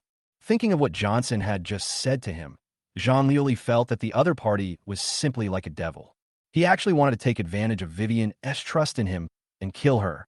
The key is, Jean Lioli could only follow Johnson's instructions. Otherwise, those security personnel and Grey Company employees who were beaten to a pulp will serve as a warning to her. Vivian, I always thought you were a smart person, but I didn't expect you to be so stupid. Jean Lioli couldn't help but cursed. If you hadn't driven Johnson away, there wouldn't be so many problems. Now, even I've been affected. I think you deserve to be killed. After a burst of angry cursing, Jean Lioli finally found a reason for what he was going to do next. I have fallen to this state because of Vivian. Don't blame yourself for cheating her. Pingshin Road. Inside a small hospital. Mr. Fong, Miss Eve is fine. A middle-aged doctor in a white coat said respectfully to Johnson. She fainted because the hidden power in her body suddenly erupted, causing her body to overload. Just a good night's sleep will get you better. This hospital looks like a small hospital in a remote area. A top medical laboratory secretly prepared by Tianquan Group in order to treat Johnson's brain tumor. However, no matter how much the laboratory researched, they could not find a cure for Johnson's brain tumor. So gradually Johnson stopped coming. But this does not hinder the fact that, even in the whole world, the strength of this medical laboratory is at the top level. When Johnson saw Eve suddenly burst out with powerful strength, he immediately thought that there must be something wrong with her body. So after leaving the underground boxing ring, he immediately brought Eve here for examination. As for Jean Lioli, who stayed there, he wondered whether he would do as he asked. Johnson isn't worried. The other person is a smart woman. After seeing her own power, she would never give up her life for so-called friendship. Hearing the doctor's words, Johnson frowned. Is this hidden power in her body innate, or is it acquired? The doctor answered very seriously. After repeated verification, the possibility of heredity is 90%, and the possibility of acquired inheritance is only 10%. In addition, this power can erupt when the host is in danger of life, which is also an important characteristic of innate inheritance. Johnson was a little confused. How is this possible? Only when both parents are strong warriors who have reached the pinnacle of martial arts can their children inherit innate energy. My parents are ordinary people. Before he could finish his words, Johnson's expression froze. It suddenly occurred to him. There is one possibility that could have led to the current situation. That is, Eve is not her biological child, but was adopted. Maybe. I need to have a good talk with my parents. Johnson thought so. Sudden. Johnson, are you really here? A female voice sounded from behind. Johnson instinctively turned his head and saw Vivian and a group of sisters striding towards him along the corridor. What are you doing here? Johnson's face turned cold. What are you talking about? Jessica, the fifth child, asked. Johnson, it would have been fine if you hadn't handed over the prescription for curing my second sister's headache before. Now that we have saved your life, you are still indifferent. Has your conscience been eaten by a dog? Chapter 65, I choose the third one. I'll give you a slap. Jessica, no wonder you can become a lawyer. You are really good at confusing right and wrong. Johnson showed a sarcastic look on his face. It's obvious that you wanted to kill me, but you stopped in time because you remembered that I had the prescription to cure Vivian's headache. And now you are here brazenly talking about saving my life. What did you use to save them? The swords and guns of Jean Lioli's men, Jessica scolded. Why do we treat you like this? Don't you know? If you hadn't put Oscar in jail for no reason, if you hadn't dug up my father's grave with such a conscience, would we have treated you like this? The other sisters also echoed. Fifth sister is absolutely right. Johnson, you had the protection of Tianping Trading Company before, so you could act arrogantly. Now that Tianping Trading Company is gone and your backer is gone, do you still think you can do whatever you want? If you don't hand over the prescription today, don't blame us for being rude to you. Seeing the women indignant, Johnson laughed. You said I dug up my adoptive father's grave. I have nothing to say, but you said I put Oscar in jail for no reason. Isn't that a bit too much of a lie? Didn't you go to the investigation bureau and ask why they arrested Oscar? Jessica looked disgusted. Why else? Isn't it that you and the investigation bureau colluded and gave false testimony to slander him? Johnson sneered. I don't know how you got into the bar. Don't you know what the Overwatch Council is? It and the investigation bureau not only have a cooperative relationship, but also a mutual supervision relationship. If the Bureau of Investigation really wants to submit false evidence, the first one that won't let it go is the supervisory yuan. How could they possibly issue an arrest warrant for it? Johnson glanced at everyone, his face full of sarcasm. Don't tell me that from the time Oscar was arrested until now, none of you has inquired about the specific details of the case. Everyone's expression froze. Oscar was arrested, they did ask about the case, but were rejected by Lujan. Johnson arrived at the scene later. Everyone instinctively thought that this was a frame-up by Tianping Trading Company. So no one wanted to understand the case anymore. They just want to find a breakthrough through the president of Tianping Trading Company or Johnson and rescue Oscar. Even Linda, the investigator, thinks the same way. But now Johnson's words made them shocked. Is it really not that simple? Sixth brother, you're a senior investigator. Do you know the details? Jessica instinctively turned her gaze towards Linda. Let me ask. Linda quickly took out her phone and dialed the number of her confidant. Soon, Linda's expression froze. My people said, Oscar hired a killer through a gray-faced middleman to kill Eve. Facing the gazes of the sisters, Linda stuttered. There's not only evidence of money transfer, but also a complete chain of evidence, including witnesses and video recordings. There is no possibility of forgery. At this point, Linda finally understood why Lujan was not worried about her reporting. It seems that all his actions are legal and compliant. Even if he asked Johnson to deal with Oscar in the interrogation room, all the surveillance equipment had been turned off, so he would not be able to catch any evidence against him. It is entirely possible to tell the outside world that Johnson was there to cooperate with the investigation. The other sisters were also dumbfounded. They always thought that Oscar was framed, but who would have thought that the other party would actually dare to do such a thing? No wonder Johnson has such an attitude now. First, Oscar sent people to retaliate against Eve, and now Vivian has affected her. Johnson didn't get angry. Do you still think I wronged Oscar? Johnson sneered. If Eve hadn't been affected, it wouldn't matter if I gave you this prescription. But she got into trouble twice, and that really pissed me off. I'm very kind to let you choose between the prescription and Oscar. Johnson had already planned to let Oscar go. It would be too easy for him to kill the other party just like that. Johnson will take away everything the other party thinks he is step by step and finally crush him in a slag with one foot. Besides, if he didn't agree to any of the conditions, Johnson was worried that Vivian would become suspicious of Jean Lioli. Letting Oscar go is also a way to provide some insurance for what Jean Lioli will do next. Anyway, such a clown will never cause any trouble no matter how long he lives. Seeing that all the sisters were speechless after being spoken by Johnson, Vivian's face darkened. Johnson, you are not qualified to negotiate with me. She took a step forward and spoke word by word. I tell you, until this moment, your life and your sister's life are still in my hands. As long as I give the order, the security personnel under Jean Lioli will rush in immediately and continue what was not completed before. She walked up to Johnson and her tone gradually became stern. So I also give you two choices. Either die or hand over the prescription and Oscar. Bang! Johnson raised his hand and slapped Vivian in the face. I choose the third one, which is to slap you. Vivian, don't King think that you can take me down just because Jean Lioli is here. If you have the guts, call her people out and see who dies first, you or me. This stupid woman really thinks she is in control of the situation. So funny. Feeling the burning pain on her face, even Vivian was stunned for a moment. When she heard that Johnson had hit other people, she was just angry. But she never expected that Johnson would even dare to hit himself. Could it be that the power and authority that she had cultivated as the leader over all these years was all fake? Even the other sisters were confused. Even they had never thought that Johnson would do something to Vivian. The moment they realized what was happening, the girls instinctively wanted to scold Johnson, but were interrupted by Vivian. Someone kill this bastard. It was fine if he was slapped by his stepmother, but now even Johnson dared to do the same. This made Vivian feel that her dignity was being trampled on the ground. So even if what she said before was more of a threat, now, because of losing my mind, it has become a reality. All the sisters were so frightened that they froze in place, and no one dared to persuade the furious Vivian. Only Johnson, with his arms folded across his chest, watched the scene with a playful look on his face.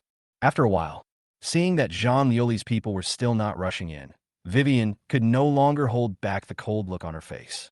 She turned her head to look at the empty yard outside the hospital, and subconsciously called Jean Lioli and asked, Jean Lioli, where are the security personnel you arranged outside the hospital?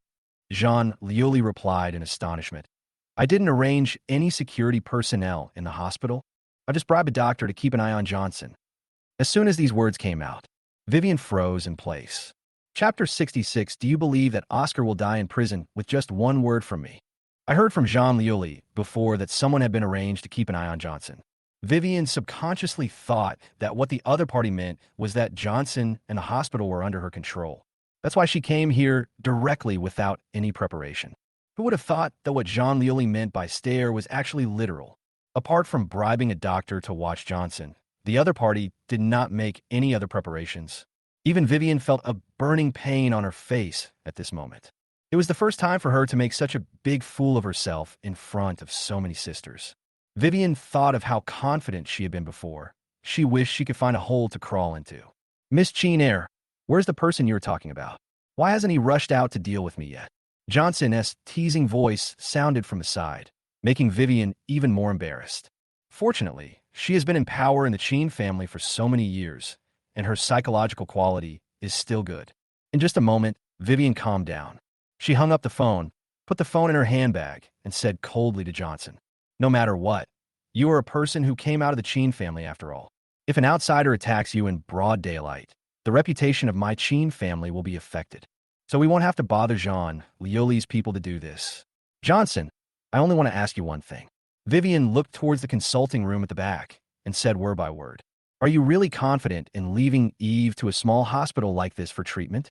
I checked the hospital's resume when I came here. Not only is there no famous doctor, but even the relevant certificates are incomplete. If they treat Eve badly, will you be able to live with your conscience? Johnson was stunned. Vivian well enough, but he still underestimated how shameless she was. The last second, this guy wanted Jean Lioli's people to deal with him. After realizing that something was wrong, he changed his expression without any embarrassment the next second and started to reason with him. No wonder Vivian could recognize the head of the Chen family. Not to mention her own abilities, just her thick skinness is something that not everyone can match. Seeing Johnson didn't speak, Vivian thought she had hit the nail on the head, so she struck while the iron was hot. Johnson, I understand that without the support of Tianping Trading Company, you are in a very difficult situation now. Otherwise, I wouldn't have brought Eve to a place like this for treatment. As long as you give me the prescription to suppress my headache and release Oscar, Eve sent to the best hospital for the best treatment. Besides that, how about I not pursue anything you did to the Chen family in the past? Vivian asked herself if Johnson could refuse this condition. After all, Tianping Trading Company is now bankrupt, and the other party has lost its backing and has become a waste with no background or connections. As long as the Chen family is willing, crushing him to death is as easy as crushing an ant. As long as Johnson is not a fool, he will definitely agree to his conditions. As soon as she thought of this, Vivian's expression froze. Johnson sneered and said, "I'll take Eve to a place for treatment. You don't have to worry about it, Miss Chen. Don't think that I will be grateful if you say don't let the Chen family pursue you. From the beginning to the end, I have never let the Chen family down, but the Chen family has let me down. Even if you don't want to cause trouble for me, I will cause trouble for your Chen family." Vivian finally couldn't suppress her anger. "Johnson, you better put yourself in your place. Believe it or not, I will make your whole family sleep on the street. Oscar can die in prison with just one word from me." Johnson suddenly raised his voice. Then he took 2 steps to Vivian and said coldly, "Vivian, don't think that I can only let you control me if Tianpeng Trading Company goes bankrupt. As long as I don't take the initiative to withdraw Oscar's case, his life will always be in my hands. If you're not afraid that Yuan Lan will fight you to death, just do, as you said just now." Vivian's face twitched violently. It has to be said that Johnson really grasped her lifeblood. Whenever something happens to Oscar, Yuan Lan will definitely fight with her to the death, causing unrest in the Chen family. Otherwise, Vivian wouldn't have talked so much nonsense to Johnson. He used his power to control the other party's family and forced Johnson to hand over the prescription. "Vivian, now you know who is the big and small king?" Seeing that the other party was speechless, Johnson raised his hand, patted Vivian's smooth face twice, and said with a forced smile. This action, which was not very harmful but extremely insulting, not only made the other sisters stare with their eyes wide open, but also made Vivian lose her mind in an instant. She took several steps back, her pretty face flushed with anger. "Johnson, you want to die? I think you want Oscar to die." Johnson approached Vivian again and said grimly, "If you take another step back, I will make sure Oscar will never be able to leave the prison gate in his life." These words were like a bucket of cold water, which suddenly extinguished Vivian's anger, and her flushed face immediately turned pale. Even if I feel extremely humiliated and indignant, she could only watch Johnson walk up to her again. "I thought you were really the Chen family's heaven." Johnson grabbed Vivian's smooth and delicate face, pulled it hard, and said sarcastically, "I didn't expect that the one who really has the final say in the Chen family is Yuan Lan." Seeing Vivian's body shaking wildly with anger and humiliation, the look in her eyes looked as if she wanted to eat her. Johnson patted the other person's face and joked, "You feel humiliated, want to resist, and want to kill me, right? If you want Oscar to die in prison, you can try this." Vivian's face twitched, and she finally closed her eyes in humiliation and powerlessness. Her body was shaking more and more, her hands were clenched into fists, and her nails were digging into her flesh. If I had known earlier that Johnson, relying on Oscar in his hand, would humiliate me like this, Vivian would never go through this. Seeing Vivian enduring humiliation but unable to do anything, Johnson felt strangely relieved. Let the other party be arrogant and proud, and you can still manipulate him however you want, right? Okay, get lost. He slapped Vivian's face and said sarcastically, "If you know what's best for you, you'd better not show up in front of me anymore. Otherwise, your dignity as the leader will be gone." After saying, Johnson turned and went into the consulting room. Vivian heard the footsteps fade away, but she didn't move. She stared at the other person's back, gritting her teeth, her eyes filled with anger and resentment. The other sisters stood aside without daring to breathe. No one dared to speak at this time, and no one dared to step forward to comfort Vivian. Because they know, if you comfort the other person at this time, you'll just be used as a punching bag by the other person. Chapter 67, It's you who should take care of yourselves. Inside the hospital, I don't know how much time passed. Vivian finally turned around and left. Although she lowered her head and said nothing, some people still noticed that her eyes were a little red. Big sister, what should I do?" Jessica asked Grace stumblingly. It was the first time they saw Vivian like this. The main reason is that no one dared to treat her like this before. Even they didn't expect that Johnson was so brave. He had just slapped Vivian, but he also relied on Oscar to humiliate her again and again. Isn't he afraid that his second sister will really lose her mind and kill him without any care? You guys follow and make sure nothing happens to the second brother. Grace took a deep breath and said, I'll talk to Johnson again. Seeing the sisters leave, Grace walked straight to the clinic and opened the door. Johnson, I know. Johnson sitting beside the bed. Her eyes were filled with anger and disappointment.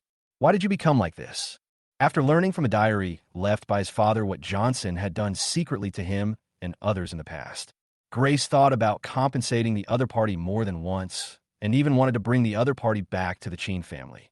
But what Johnson had done recently really made her feel hopeless and despair. Grace couldn't figure out, the obedient and sensible Johnson become like this? There's no bottom line or taboo in doing things, it's like a madman who wants to do whatever he wants before he dies. Johnson turned around, looked at the elder sister at the door, and sneered. The Johnson you knew was already dead the moment you drove him away. Now you're asking me why I became like this. Isn't this your own choice? Grace's expression froze. She really wanted to say that the Chen family shouldn't have done this since they raised Johnson to this age. But when I think of all the things Johnson has done for the Chen family in them, Grace couldn't say these words. If you really count them, what Johnson has done for them is much more than what the Chen family has done for him. You're on your own, Johnson. Grace could only leave after saying this. This moment, she no longer had any hope for Johnson. Looking at the other person's back, Johnson's face was full of sarcasm. It's you who should take care of yourself. From a moment he launched the Chen family's resource integration plan, the Chen family's fate was already doomed. Now they're living in a high-rise building that is about to collapse without realizing it. Johnson, is there something wrong with your brain? Just thought of this. A person Johnson didn't expect rushed into the consulting room. Linda looked at Johnson with dismay and said angrily in a low voice, You could have used this incident to make peace with the Chen family. So why did you humiliate my second sister like that? Don't you know how arrogant and conceited my second sister is, and how cruel her methods are? Aren't you afraid that she will be so mad at you that she'll throw herself at you regardless of Oscar's life or death? Linda didn't say anything during the whole process, but she was more anxious than anyone else. It was obvious that Johnson could have used this incident to turn the danger into safety, but the other party chose to commit suicide. It's so infuriating. Linda's angry face. Johnson's expression became strange. What's wrong with this guy? Why does it feel like he's thinking about me in everything he says? Seeing that Johnson didn't say anything, Linda became even angrier. Johnson, do you realize the seriousness of this matter? She took 2 steps to Johnson and said angrily, Now that you have no one to back you up, it would be as easy for second sister to kill you as it is to kill an ant. She finally spared your life because of your headache. Why didn't you seize the opportunity? Linda, it's Vivian who is being insulted now. Johnson interrupted Linda with his head tilted and said with a smile, You didn't go with the others to comfort her, but instead you are here saying these words to me. Aren't you afraid that other people will hear these words and think you are in cahoots with me? Linda's expression froze and then suddenly turned red to the extreme. Phone! Johnson, stop talking nonsense here. Her tone was stumbling. When did I become involved with you? I was just worried about my second sister. Johnson suddenly stood up and forced Linda into the corner in 2 steps. He looked down at the other person and said jokingly, Vivian, from your words, it's obvious that you're concerned about me, right? Raising his hand and pinching Linda's chin, Johnson lowered his voice. Tell me, why do you care so much about me? Could it be that our dear investigator has some kind of Stockholm syndrome and was conquered by my kiss? Johnson's words and actions made Linda's brain buzz, and it went blank in an instant. To be honest, Linda herself didn't know why she was worried about Johnson's safety. Logically speaking, she should resent the other party, but her actual actions were quite the opposite. Don't be so sentimental. How could I possibly care about you? Linda gritted her teeth and said, I'm just concerned about my second sister. Before she could finish her words, her mouth was blocked. Then the only sound in the clinic was MMM. At first, Linda struggled symbolically, but soon she was immersed in it like last time, even more proactive. At some point, Johnson's brain throbbed again. He woke up with a start and opened his eyes suddenly. In addition to Linda's charming face that was close at hand and full of concentration with her eyes closed, what caught their eyes was also a hospital bed that was only 1 step away from them. Johnson's body stiffened as he felt the other party's greedy tongue demanding his pleasure. What did he do? He is clearly a man with great self-control, so why couldn't he help but bend down and kiss her just now? This is not him. Definitely not him. Johnson pushed Linda out of the clinic and slammed the door shut, his face looking extremely gloomy. He would never admit that he had any dirty thoughts about these so-called sisters. Because he can't be that kind of person. Something must have taken control of me. It must be. Johnson thought so in his mind and decided to have a comprehensive physical examination later. Outside the clinic, Linda looked at the closed door and was completely stunned. It took her a while to realize what had just happened. Johnson, the guy, actually flirted with her again. Johnson, you're a beast. She kicked the door of the clinic in shame and anger and left in a panic with a red face. But judging from the way she subconsciously licked her lips, as if she was savoring the taste of the moment, she definitely didn't seem like the one being flirted with. I was about to leave the hospital. Linda's eyes unconsciously swept across a consulting room, and her expression suddenly froze. Chapter 68. What? He has a terminal illness. Late at night, inside the park, Vivian sat beside the flower bed, staring at the starry sky. But her mind was full of the scene of being humiliated by Johnson. The other party's extremely hateful voice kept echoing in my ears, and I couldn't get rid of it or forget it. Johnson, Johnson. Vivian squeezed out the other person's name through gritted teeth, her expression a little distorted. Finally, her clenched fists loosened powerlessly, and she closed her eyes and shed tears of humiliation. After all, Oscar is in Johnson's hands, and she has no way to retaliate against him. Even after what happened just now, Johnson realized how much he valued Oscar. There is a high possibility that he will go back on his word and no longer be willing to release the person. As long as the other party keeps Oscar in his hand, he can always keep himself from making any wrong moves. When my stepmother holds me accountable, how will I explain myself? Vivian rarely felt regretful. She shouldn't have been so impulsive in going to Johnson. Otherwise, you won't end up losing a handful of rice while trying to steal chicken. Not far away, Grace and others quietly looked at Vivian as back. Big sister, please go and comfort the second sister. Maria whispered. I won't go. Grace refused decisively. Go ahead, Lao Wu. You're a lawyer, and you know how to comfort people better. Although Grace is the eldest sister, she doesn't want to offend Vivian at this time. The fifth, Jessica, shook her head repeatedly. I can file a lawsuit, but I can't comfort people. She is not a fool, so how could she be a punching bag? The sisters looked at each other, and no one dared to step forward. Big sister, second sister, look. Right at this moment, Linda's urgent voice sounded from behind. I saw her running towards me with a thick stack of medical records in her hand, and her face looked a little pale. I don't know if he was tired or scared. Old six, you're looking for death. Jessica lowered her voice and scolded. Didn't you see the second sister like that? Linda didn't care about that at all. She stuffed the case in Linda's hand and said in a trembling voice, Fifth sister, Johnson. Johnson has a terminal illness. Jessica was startled at first, then sneered. Are you kidding me? Johnson, does he look like he has a terminal illness? I think he's more like suffering from hysteria. The other sisters also sneered. It would be better if he really had a terminal illness, so that he wouldn't continue to harm people. I'm not lying, just look for yourself. Linda was anxious. Seeing that the other party didn't seem to be joking, the sisters were stunned. They instinctively looked at the cases separately, and soon everyone was horrified. He was diagnosed with a brain tumor in 2016. Wasn't that 7 years ago? Here is a case from 5 years ago, also related to a brain tumor. Here is the medical record from the beginning of this year. It says Johnson only has 2 years to live? How is that possible? Looking at the information in their hands, everyone's face was filled with disbelief. Lao Lu, where did you get this case? Jessica suddenly raised her head and looked at Linda. That's the hospital. Linda trembled and said, Originally, I wanted to find Johnson to get a prescription for my second sister. But when I was leaving, I found a consulting room with a picture of Johnson projected on the screen. I just wanted to see what was going on, but I found these. The moment she discovered the case, Linda felt suffocated, as if something important was about to be lost.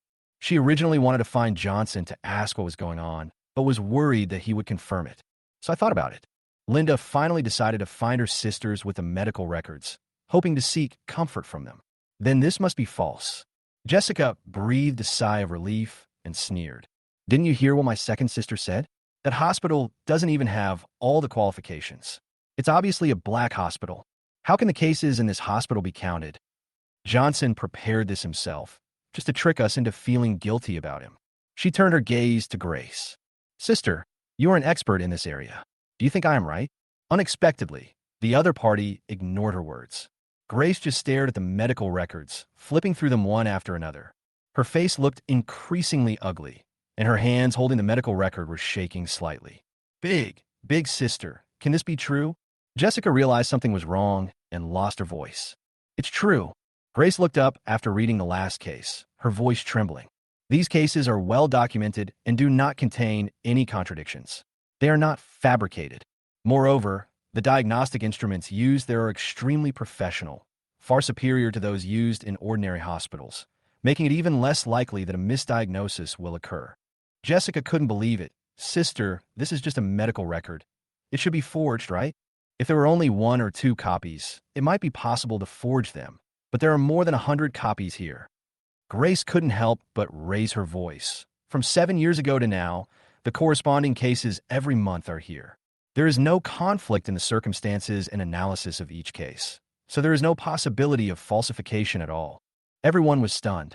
Even Jessica, who had previously said that Johnson might have a terminal illness, felt a pang in her heart at this moment. So Johnson knew all along that he had a terminal illness, but never told anyone. So when he was kicked out of the Chen family, he only had 2 years left to live. But even in this situation, Johnson did not use this matter as a bargaining chip. He didn't even mention it. For a moment, whether it is Jessica, who has always been unhappy with Johnson, or Grace and Maria, who are completely disappointed with Johnson, they all felt a sharp pain in their hearts. At this moment, they finally understood why Johnson hated the Chen family so much and why he acted like a madman and acted recklessly. Put yourself in their shoes. What if they were suddenly kicked out of their home when they were diagnosed with a terminal illness and had only 2 years to live?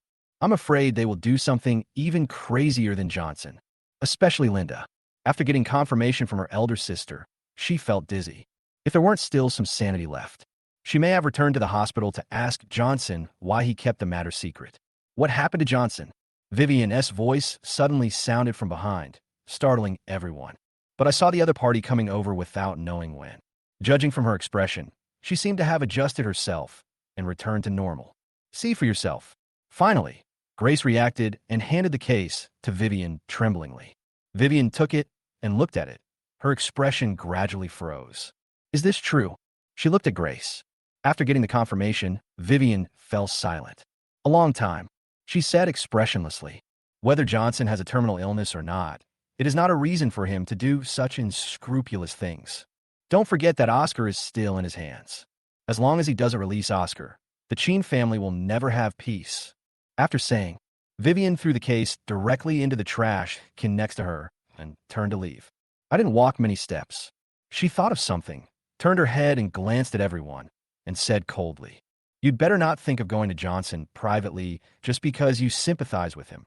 He is a lunatic now. He won't understand your good intentions at all. He will only make you frustrated." Of course, this is not a warning, just a reminder. Chapter 69, I don't need anyone's pity. After learning that Johnson was suffering from a terminal illness, several sisters did consider meeting him privately. Among them are Grace and Maria. But Vivian's words startled them awake. Johnson is indeed no different from a madman now. If they really wanted to go find each other, they would probably just bring shame upon themselves, considering that Johnson had dared to humiliate Vivian before. The two girls' faces trembled slightly, and they both gave up the idea of looking for each other. Among a group of sisters, only Linda's face had completely lost all color, and her body was shaking slightly. Only God knows how she felt after her elder sister confirmed the case. It was as if something extremely important was about to leave her forever. When her sisters were about to go home, she used the excuse that the investigation bureau suddenly had a mission to do so in order to separate from them. Since Linda always did this before, the girls didn't think much about it. But the eldest sister, Grace, suddenly noticed something and asked with some confusion, "Sixth brother, why is your mouth a little swollen?" As soon as these words came out, the other sisters instinctively turned their eyes to Linda's lips. I saw that it was indeed slightly swollen. Linda's heartbeat slowed down. Fortunately, she was an investigator after all, so she reacted quickly and waved her hand immediately. Nothing, just a little irritated. "Okay, big sister, second sister, you guys go back first. I'm going to the investigation bureau." After saying that, She turned around and trotted away, her ears already red. Fortunately, it was night and couldn't be seen clearly. Looking at the other person's back, Grace frowned slightly. As a doctor, she could certainly tell that the other person didn't look like he was angry. But she didn't think much about it and got in the car with the other girls and left. The other side, Linda, who was hiding in the dark, emerged from the darkness and ran towards somewhere after seeing all the cars had gone far away. The place she rushed to was the hospital. A few minutes later, bang, Linda pushed open the door of the clinic. Johnson, why didn't you tell us you had a brain tumor? Johnson, who was sitting beside the bed, her eyes a little red. You know everything? Johnson was stunned. Not only do I know this, but the other sisters know this too. Linda became even more angry. If I hadn't discovered your cases by accident, would you have kept them secret from us? Johnson just looked at Linda calmly. It was not until the other party's voice became lower and lower under his gaze that he said with a hint of sarcasm, It's no secret that I've been coming to this hospital every month for the past 7 years. If you had cared about me at all, you would have known this a long time ago. Now you're blaming me for keeping a secret from you. Linda, don't you think it's funny to say that? Linda's expression froze. She suddenly recalled that Johnson did seem to go to the hospital quite often. Once she asked the other party to fight, but he rarely refused her, saying that he had to go to the hospital. But at that time, she didn't care why Johnson went to the hospital. Instead, she felt that he was just trying to be perfunctory. Linda was very angry about this and beat Johnson up. Now think about it. At that time, what Johnson meant by going to the hospital was probably to check for a brain tumor. Think of this. Linda's heart trembled, even in that situation. Faced with his own unreasonable behavior, Johnson still gave in to himself as always. Not only did he not reveal his strength to fight back, he didn't even say a word of complaint. Linda thought about it. The more she felt that she had been like a beast. It would be fine if I didn't cherish such a brother, but I always think that all his kindness to me is a matter of course. Now she realized her mistake, but it was too late. Linda was filled with extreme regret and burst into tears without knowing when. She walked a few steps to Johnson and squatted down. I am sorry, Johnson. I am sorry. She held the other person's hand tightly, trembling and sobbing. It's all my fault. I'm sorry for you. Johnson, will you please forgive me? Can we not get treatment here?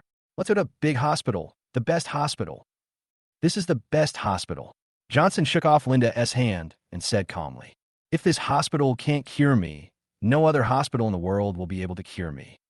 Linda subconsciously wanted to refute. This is a shady hospital. How can it be the best? Before she could finish her words, she responded. Even the eldest sister said that the instrument specifications recorded in the medical records were of very high quality, which was enough to prove that this hospital was indeed not as simple as it seemed on the surface. Linda quickly changed her words. Then let's go abroad. There must be a way to cure you abroad. Don't worry, Johnson. I will cure you even if it costs me everything. Johnson laughed at himself. No need to waste your time. If I could really be cured abroad, I wouldn't be in high now. Linda's expression froze. After a while, she trembled with despair and asked, Is it really incurable? Don't worry, it really can't be cured. Johnson sneered. If you find it disgusting to kiss a dying person like me, you can. Before he could finish his words, the words on his lips were suddenly blocked, and he let out a sound. But Linda suddenly jumped up, hugged Johnson's head, and kissed him madly and randomly. She proved her ideas with practical actions. Johnson's mind was blank for a moment. Before, he was the one who forced kisses on the other person. Why is it the other way around now? Suppressing the throbbing in his heart, Johnson suddenly pushed Linda to the ground. What are you doing? He said coldly, with a hint of glitter in the corners of his mouth. Linda was a little flustered. Johnson, I just want to... Before she could finish her words, Johnson interrupted her directly. If you are out of sympathy, I hope you can understand that I, Johnson, do not need anyone's pity. Don't say I only have less than 2 years to live. Even if I only have less than 2 days, I can still live a wonderful life. Of course, if you have other purposes, then I can only tell you one thing, dash. Johnson leaned forward slightly, raised his hand and pinched Linda's chin, and said expressionlessly, You make me feel cheap. After saying, he let go of his hand and sent the guest away coldly. Go away, don't make me kick you out. Linda's eyes were red. She just looked at Johnson, her lips trembling again and again. But I just felt like my throat was blocked by something and I couldn't say anything. Linda never thought that even after she had done so much, Johnson still had this attitude. Does he really have no heart? Chapter 70, is saliva poisonous? Johnson, I never want to see you again.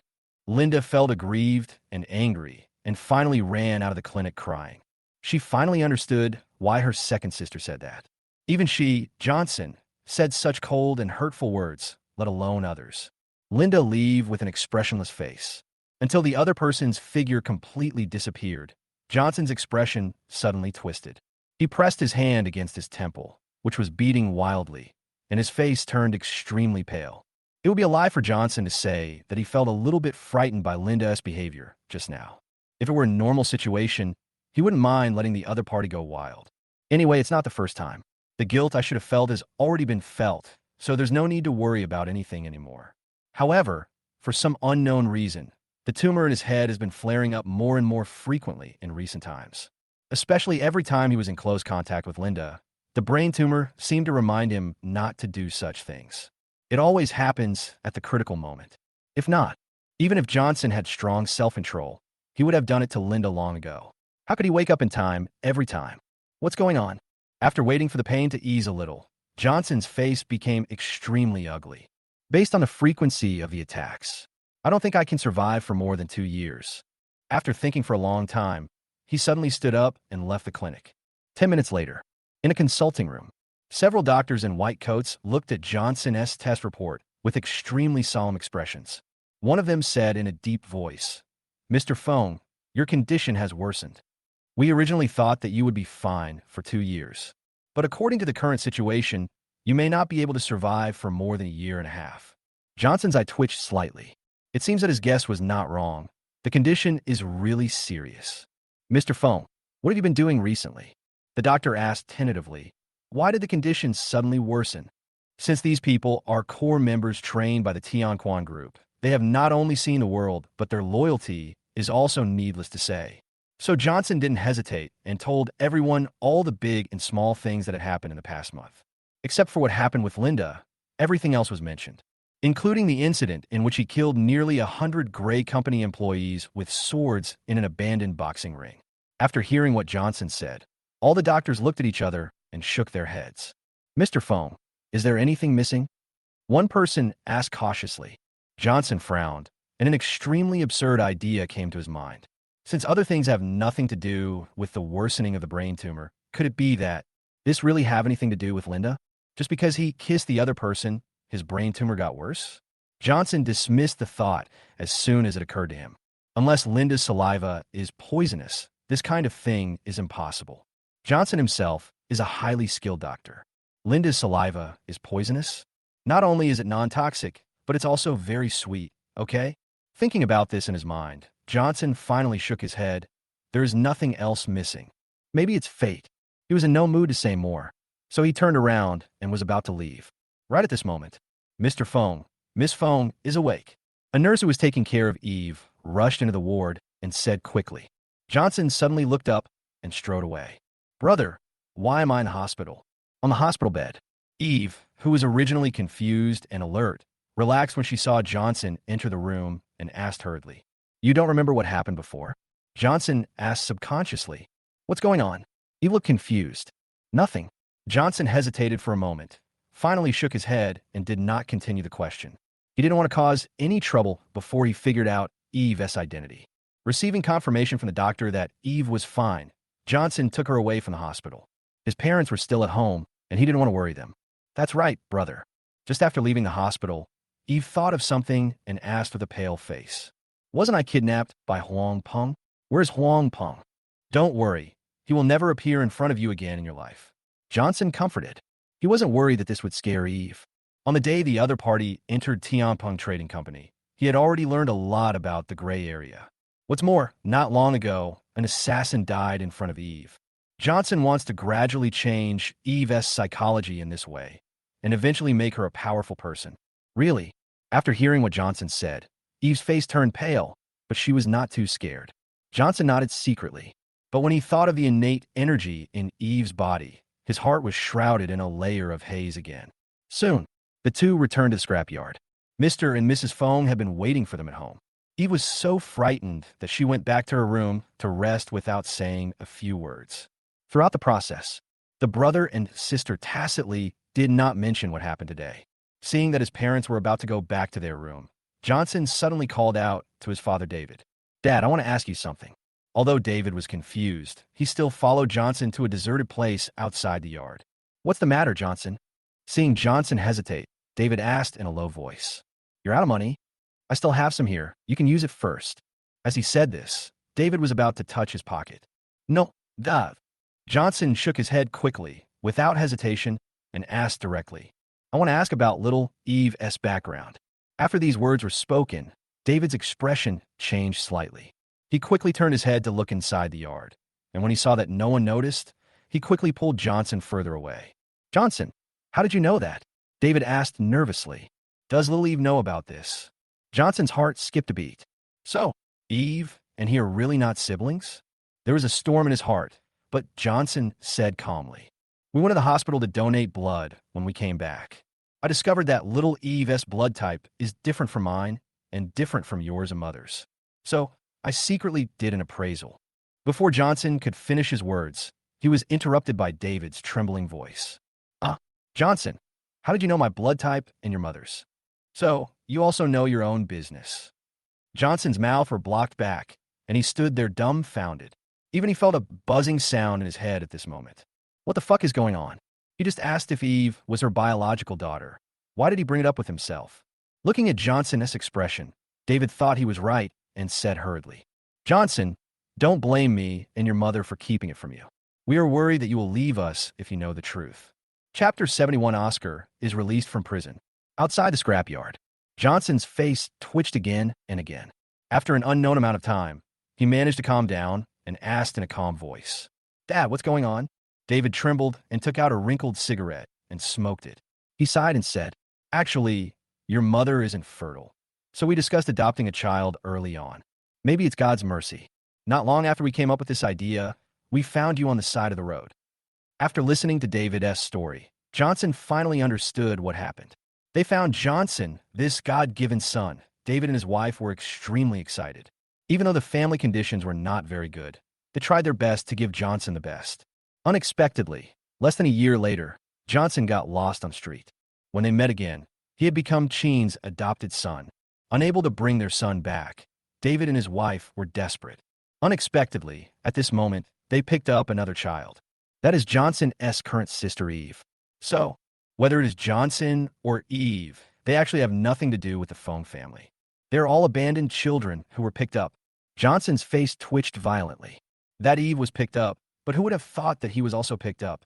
Johnson, you won't. You won't leave us? David said in a trembling voice, with not only anxiety, but even a pleading look in his eyes. He had finally gotten his son back, and he really didn't want him to leave. Don't worry, Dad. Johnson collected his thoughts and said seriously, The grace of raising a child is greater than the grace of giving birth to him. To me, you are my biological parents. That being said, Johnson actually really wants to know who his biological parents are. He wanted to see what kind of person would abandon him. David breathed a sigh of relief. Then he whispered, By the way, don't tell little Eve about this. I'm worried she can't bear it. I know, Dad. I won't tell her. Johnson nodded, feeling a little heavy in his heart. Eve has an innate energy in her body. This is enough to prove that her parents are definitely not simple people. Logically speaking, this kind of person would not abandon his child. Unless, what major incident happened at that time? Who cares? If an enemy comes, we will fight him. If a flood comes, we will block it with earth. Johnson thought secretly in his heart. To him, no matter what Eve's background is, she is his sister. If anyone dares to touch Eve, Johnson will kill their entire family. After sending his father back to his room, Johnson took out his cell phone and made a call. Go check the background of Eve and I. Xiaona on the other end of the phone was obviously confused. Fortunately, she was not a fool. She immediately realized that since Johnson asked this, there must be some basis for it. So without further ado, I agreed immediately. Then Xiaona thought of something and said quickly, By the way, President, Oscar's background has been revealed. I was just about to call you, and you took the initiative to call me. Johnson raised his eyebrows. Tell me about it. Xiaona immediately said, Because it was too long ago, technology was not advanced at that time. So we couldn't find the appraisal documents that Oscar and Mr. Chen kept on file. But we found the doctor who did the paternity test for Mr. Chen at the time, and he can testify to this. Johnson was not surprised by this, but frowned. What's the use of having a doctor alone? The Chen family would not believe his empty words and would only think that he was trying to sow discord. In this case, it would be better to let Oscar and the Chen sisters do a blood relationship test. No one can deny the conclusion drawn in this way. Thinking of this, Johnson stopped dwelling on it and changed the subject. Any news about the man who dug my adoptive father's grave? That's not available yet. Si honesto ne vi candabit. The main reason is that there is no surveillance at the cemetery. If we want to find someone, we can only look for the surveillance cameras on the highway leading down the mountain. But there's no telling how many vehicles pass by this road every day. It's like looking for a needle in a haystack. The most important thing is that we don't know what those people look like, so we can't recognize them even if we see them on the surveillance video. But don't worry, President. I've already contacted the best criminal investigators, and they will definitely be able to find some clues. By the time the criminal investigation expert solves the case, the opportunity will be gone. Johnson said impatiently, just use the Tianqing system. I'll give you the authorization. Are you sure you want to use Tianqing? Shauna asked in a lost voice. The so-called Skystar system is actually satellite monitoring, which can detect scenes in most areas around the clock. You can even retrieve old saves. But this kind of thing is strictly controlled by the government, and even if it is privately manufactured by Tianquan Group, it still needs to be supervised. Unless there is something important, it is best not to use it. Xiaonar really didn't expect that Johnson would use Tianqing in this matter. But since the boss said so, she naturally didn't dare to object and quickly agreed. I don't believe I can't catch you little thieves. After hanging up the phone, Johnson's eyes became extremely gloomy. He wanted to see who had the guts to touch his adoptive father's grave. Oscar was detained in the investigation bureau for several days.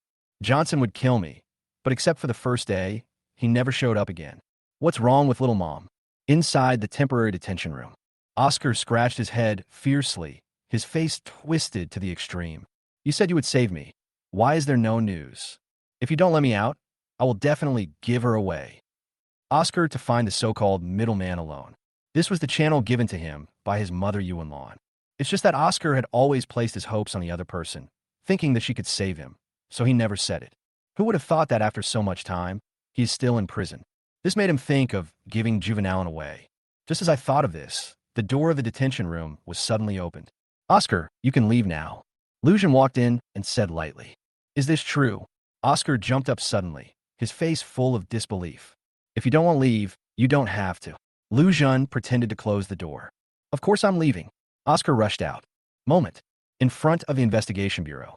Oscar rushing out of the hallway like he was escaping.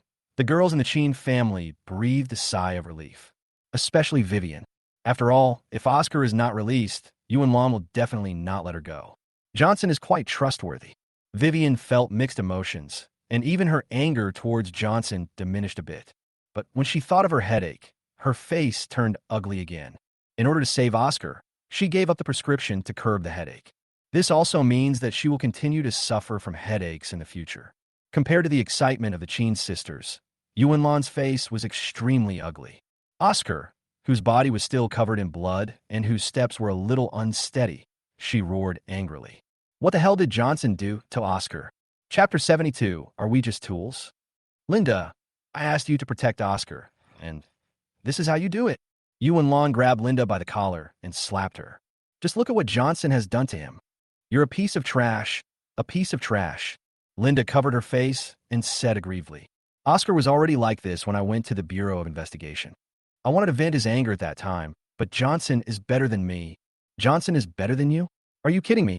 Yuan suddenly interrupted Linda and said sternly. Who doesn't know that every time you spar with Johnson, he gets beaten into a pig's head? Now you tell me Johnson is better than you. Do you take me for a fool? Could it be that until now you still regard him as a member of the Chen family and want to protect him? Linda opened her mouth, but she had no words to say. She couldn't possibly say that Johnson had always been giving in to her, and that in fact he was much stronger than her, right? Let's not talk about whether Juventus will believe it. I'm afraid even the other sisters won't believe this. After all, her fighting skills are recognized as the strongest in the Chen family. Seeing that Linda didn't say anything, Yuan suddenly felt that he was right and became furious. She slapped Linda in the face and roared with saliva flying from her mouth. Linda, why didn't I realize you were such a jerk before? You ignored your own brother and instead spoke up for the outsider named Fong and allowed him to bully your brother? Linda, are you still a human being? I think you were just a beast. Facing Yu Wenlan's beating and scolding, Linda could only hold her head in her hands and grit her teeth to hold on. Not to mention fighting back. She didn't even dare to talk back. Because Yu Wenlan is the mistress of the Chen family and her stepmother. It was natural for her to teach them a lesson, and no one could say anything. Even her second sister had to endure the beatings and scoldings from the other party, let alone her. Little mom, calm down. Lao Lu knows he's wrong. Fortunately, the other sisters reacted immediately and stepped forward to stop Yu Wenlan. Little mom, Oscar has finally come out, so please forgive Lao Lu this time. It would have been fine if they didn't stop her, but when they did, Juventus became even angrier. Do you think you're good people? You still have a nerve to talk to Linda? She grabbed Grace, who was at the front, and slapped her in the face, then pointed at the other girls and cursed them viciously. I told you to teach Johnson a lesson, but now Oscar is beaten like this, and Fong is still able to run and jump. Don't think that everything will be fine if you get Oscar out. Johnson for me within 3 days. I will kick you all out of the Chen family. Especially you, Vivian. Yu Wenlan pointed his finger at Vivian and said sternly, I don't care if you're the head of the Chen family or not. If you can't deal with Johnson, I will deal with you. After saying, she didn't look at anyone anymore, pulled Oscar into the car and left. Watching the car leave, Grace covered her face with her hands, tears welling up in her eyes. In order to save Oscar, the second brother gave up the prescription for headache and was even humiliated by Johnson, but the stepmother still refused to give in. Grace couldn't figure out, are these sisters just tools in their stepmother's mind? It's obvious that their surname is also Chen, okay? Linda, who was beaten the worst, just lowered her head, her body trembling slightly. No one noticed that her lips were almost bitten and her eyes were red. At this moment, Linda felt more aggrieved than anyone else. In order to save Oscar, she paid the highest price and was kissed by Johnson several times. The key point is that when Yu Wenlan got angry, Linda didn't dare to say this, which made her extremely depressed. Although the other sisters were not beaten, they were all more silent than each other. Yu Wenlan's words scolded them all severely. Everyone had no doubt that if this matter was not handled properly, they would definitely be the ones to be beaten next time. They might even drive 1 or 2 people away. Second sister, what should we do now? Finally, it was Jessica who broke the silence. She turned her gaze towards Vivian and asked cautiously. If it was before, Jessica would definitely find a way to deal with Johnson without hesitation and avenge Oscar. But since she learned that Johnson had a terminal illness, she couldn't bear to do it. Tianping Trading Company has been destroyed by Jean Lioli, and without a backer, Johnson can't cause any trouble. Jessica really couldn't bear to continue to tormenting him, making it impossible for him to spend the last 2 years of his life in peace. Even if Johnson did do some bad things before. But if she were suffering from a terminal illness and was treated like this by her so-called relatives, she would probably be resentful. The other sisters actually have similar ideas to Jessica. So after hearing Jessica's question, they instinctively turned their eyes to Vivian. Vivian didn't answer the question. She just patted Grace and Linda on the shoulders, comforted them, and said directly, okay, let's go home first. In fact, even Vivian didn't know how to deal with Johnson at this time. After all, after what happened last night, Johnson could have easily not let Oscar go. In the future, continue to use the other party as a handle to threaten or restrain her. But Johnson did not do so and released Oscar as promised. Plus, the other party has a terminal illness. Vivian couldn't do anything like that to deal with Johnson at this time. Let's postpone it for a while. Vivian thought so in her heart. She just didn't believe that if she didn't deal with Johnson, Yu Wenlan would really dare to kick them out. The other side, as soon as he returned to the villa, Oscar couldn't wait to say, Mom, Vivian and the others are not reliable at all. We can't count on them to deal with Johnson. With their power, if they really wanted to deal with that guy, they would have done it long ago. It's impossible for them to wait until now. Bang! Yu Wenlan's face turned cold, and he raised his hand and slapped Oscar in the face. Although the force was much lighter than the slaps on Vivian and others. But Oscar was still confused. He was telling the truth. Why did the other party hit him too? Fortunately, Oscar immediately thought of something. His heart skipped a beat, and he hurriedly changed his words. I am sorry, Mom. I'm used to calling you that, so I don't mind if you make a habit of other things, but you must never make this kind of address a habit.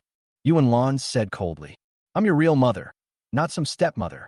If you call me the wrong name again next time, Don't blame me for being rude. Yuanlan didn't know what Oscar was thinking.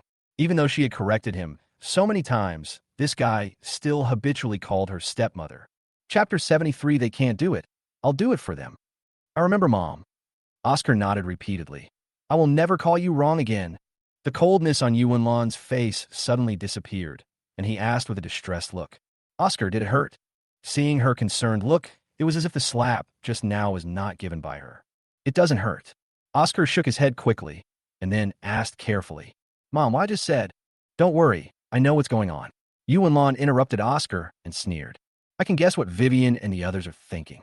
Isn't it because you still have some feelings for Johnson that you can't bear to do anything harsh to him? Don't worry, if they can't do it, I'll do it for them. From the very beginning, Juventus didn't expect Vivian and the others to deal with Johnson, because it was impossible for her to really kick someone out of the Chen family. After all, these sisters of the Chen family are fundamentally different from Johnson. They have been one from beginning to end. No matter who Juventus wants to drive away, they will face a joint counterattack from others.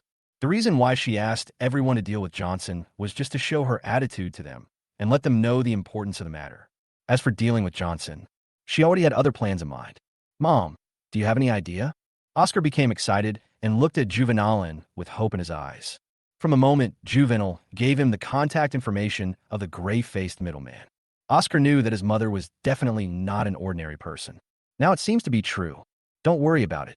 Yuanlan waved his hand and was about to speak when his cell phone suddenly rang. When she saw the contact note was Senior Sister, her eyelids twitched. This is really the case of speak of the devil, and he will appear. She was just about to contact the other party when the other party actually called her. Oscar, wait for me downstairs. I'm going to answer a call. To Oscar, Yuanlan went upstairs with his cell phone. Looking at the other person's beautiful and graceful back, Oscar felt itchy in his heart and finally suppressed his restlessness. The reason why he called Yuanlan's stepmother was not a habit at all. Rather, Oscar was deliberately downplaying the other party's identity. Anyway, he has no memory of his mother since he grew up, so does it matter whether Yuanlan is his biological mother? Oscar only knew that the other person was a seductive and beautiful woman, and he didn't care about anything else. It's a pity that Juvenal attaches great importance to the title, which makes Oscar quite annoyed. Of course, Yuanlan had no idea what kind of outrageous thing Oscar was thinking. She went upstairs and went straight into the study. After carefully confirming that no one was approaching, she answered the phone. Senior Sister called me suddenly. Do you have any instructions? Yuanlan asked tentatively. It's not an order. I just want to ask you something. A cold female voice came from the phone. Did Chen Feng leave anything special behind after his death? Something special? Yuanlan was a little confused. Senior Sister, what you mean is...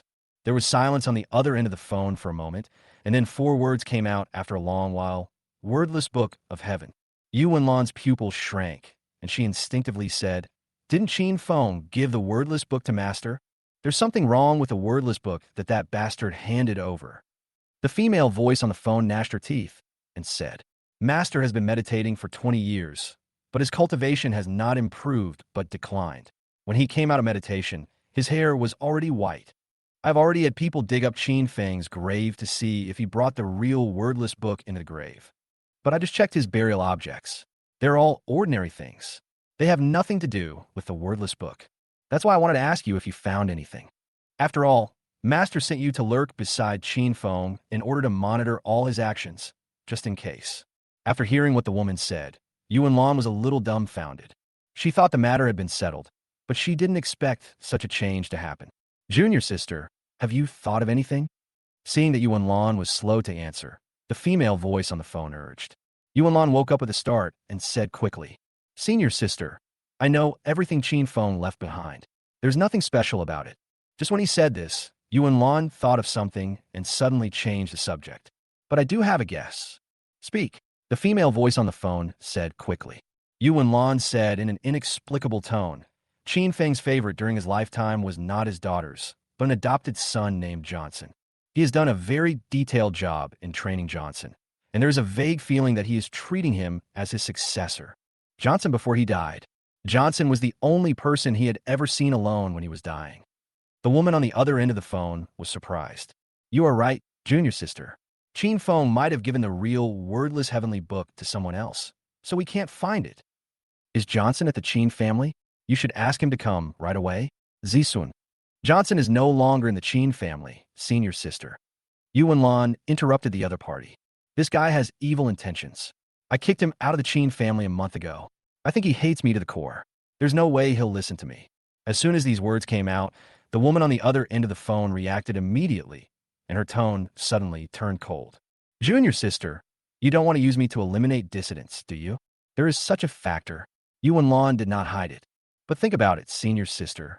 Isn't there any truth in what I said? The woman on the other end of the phone hesitated for a moment and finally nodded. There is some truth to that. Well, I will report this to Master immediately, and then send someone to Inhai to investigate the matter. If Johnson has no problem with this, I'll just help you vent your anger. If the wordless heavenly book is really related to him, I will definitely report your contribution to Master. Maybe when Master is in a good mood, he will let you return to the mountain gate. No need, senior sister. I am fine in the mortal world. Yuan Lan said quickly. After all, it was my own fault back then.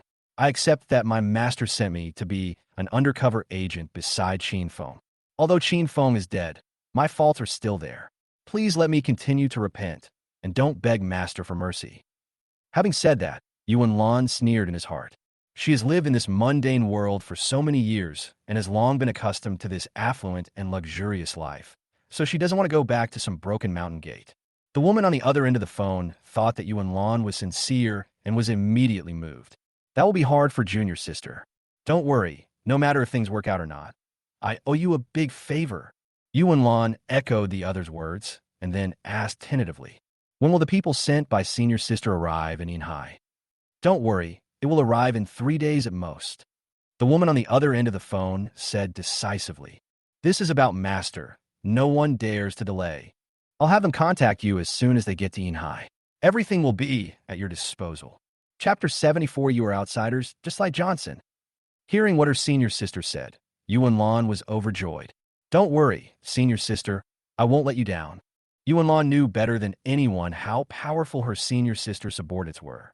If she were really assigned to do this, it would be easy for her to deal with Johnson. After hanging up the phone, Yuan Lan went straight out and downstairs. Oscar, it's all settled.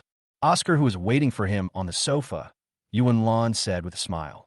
In 3 days at most, I will make Johnson disappear from this world. Really? Oscar stood up excitedly. He didn't expect that Yuan Lan was so reliable. Really? Compared with those Qin sisters, they're the ones who truly care about him. For a moment, Oscar really felt a little bit of maternal love. Of course it's true. Yuan Lan was about to speak when she caught a glimpse of something out of the corner of her eye and stopped talking abruptly. Linda, who walked in, frowned and said in a bad tone, I told you to deal with Johnson. Why are you here? Why, you can't do this. No, stipma there. Linda shook her head quickly. I just want to confirm something. She looked at Oscar and asked, Oscar, what's the matter with you hiring someone to kill someone? Did you really arrange the knife man who assassinated Eve? Although she already knew that Oscar was most likely the one who did it, Linda still wanted to get confirmation from him. She could tolerate her brother being a coward, but she could not tolerate him doing such evil things. I did it, so what? Oscar sneered and said, Does Sixth Sister want to capture me again? He was not afraid that Linda would really do that. As long as Yuan Lan is around, these sisters have to worship him. Linda didn't expect that Oscar would not only admit it so decisively, but also show no sign of regret. Oscar, how could you do such a thing? Linda looked at Oscar in disbelief. This is murder. What's wrong with murder? Yuan Lan interrupted Linda and said sternly, Oscar is the eldest son of the Qin family. He is a high and mighty figure even in the entire Inhai. Eve is just a low-level person. Just kill her. What kind of trouble can it cause? While talking, Yuan Lan had already walked a few steps in front of Linda and scolded. Linda, instead of helping your brother to get revenge, you are here asking about an outsider. You want to turn your elbow outward and help an outsider, right? Mom, Sixth Sister is not standing up for Eve. Oscar added fuel to the fire. She came here just for Johnson. You don't know, Mom, when I was locked up in the FBI, Linda kissed Johnson right in front of me.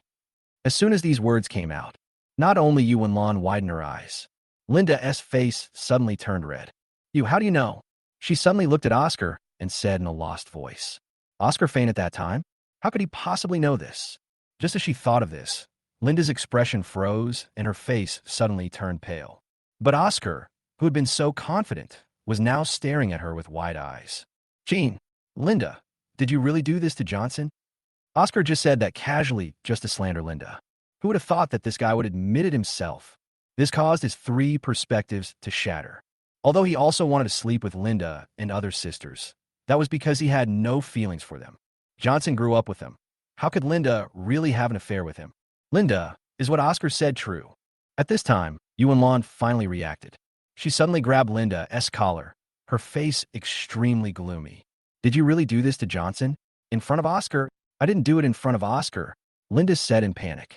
Bang! Yuan slapped Linda hard on the face. Bitch, how can you do such a shameful thing? It's simply a disgrace to the Chen family. The force of Yuan's slap was greater than Linda had imagined, and it knocked her to the ground.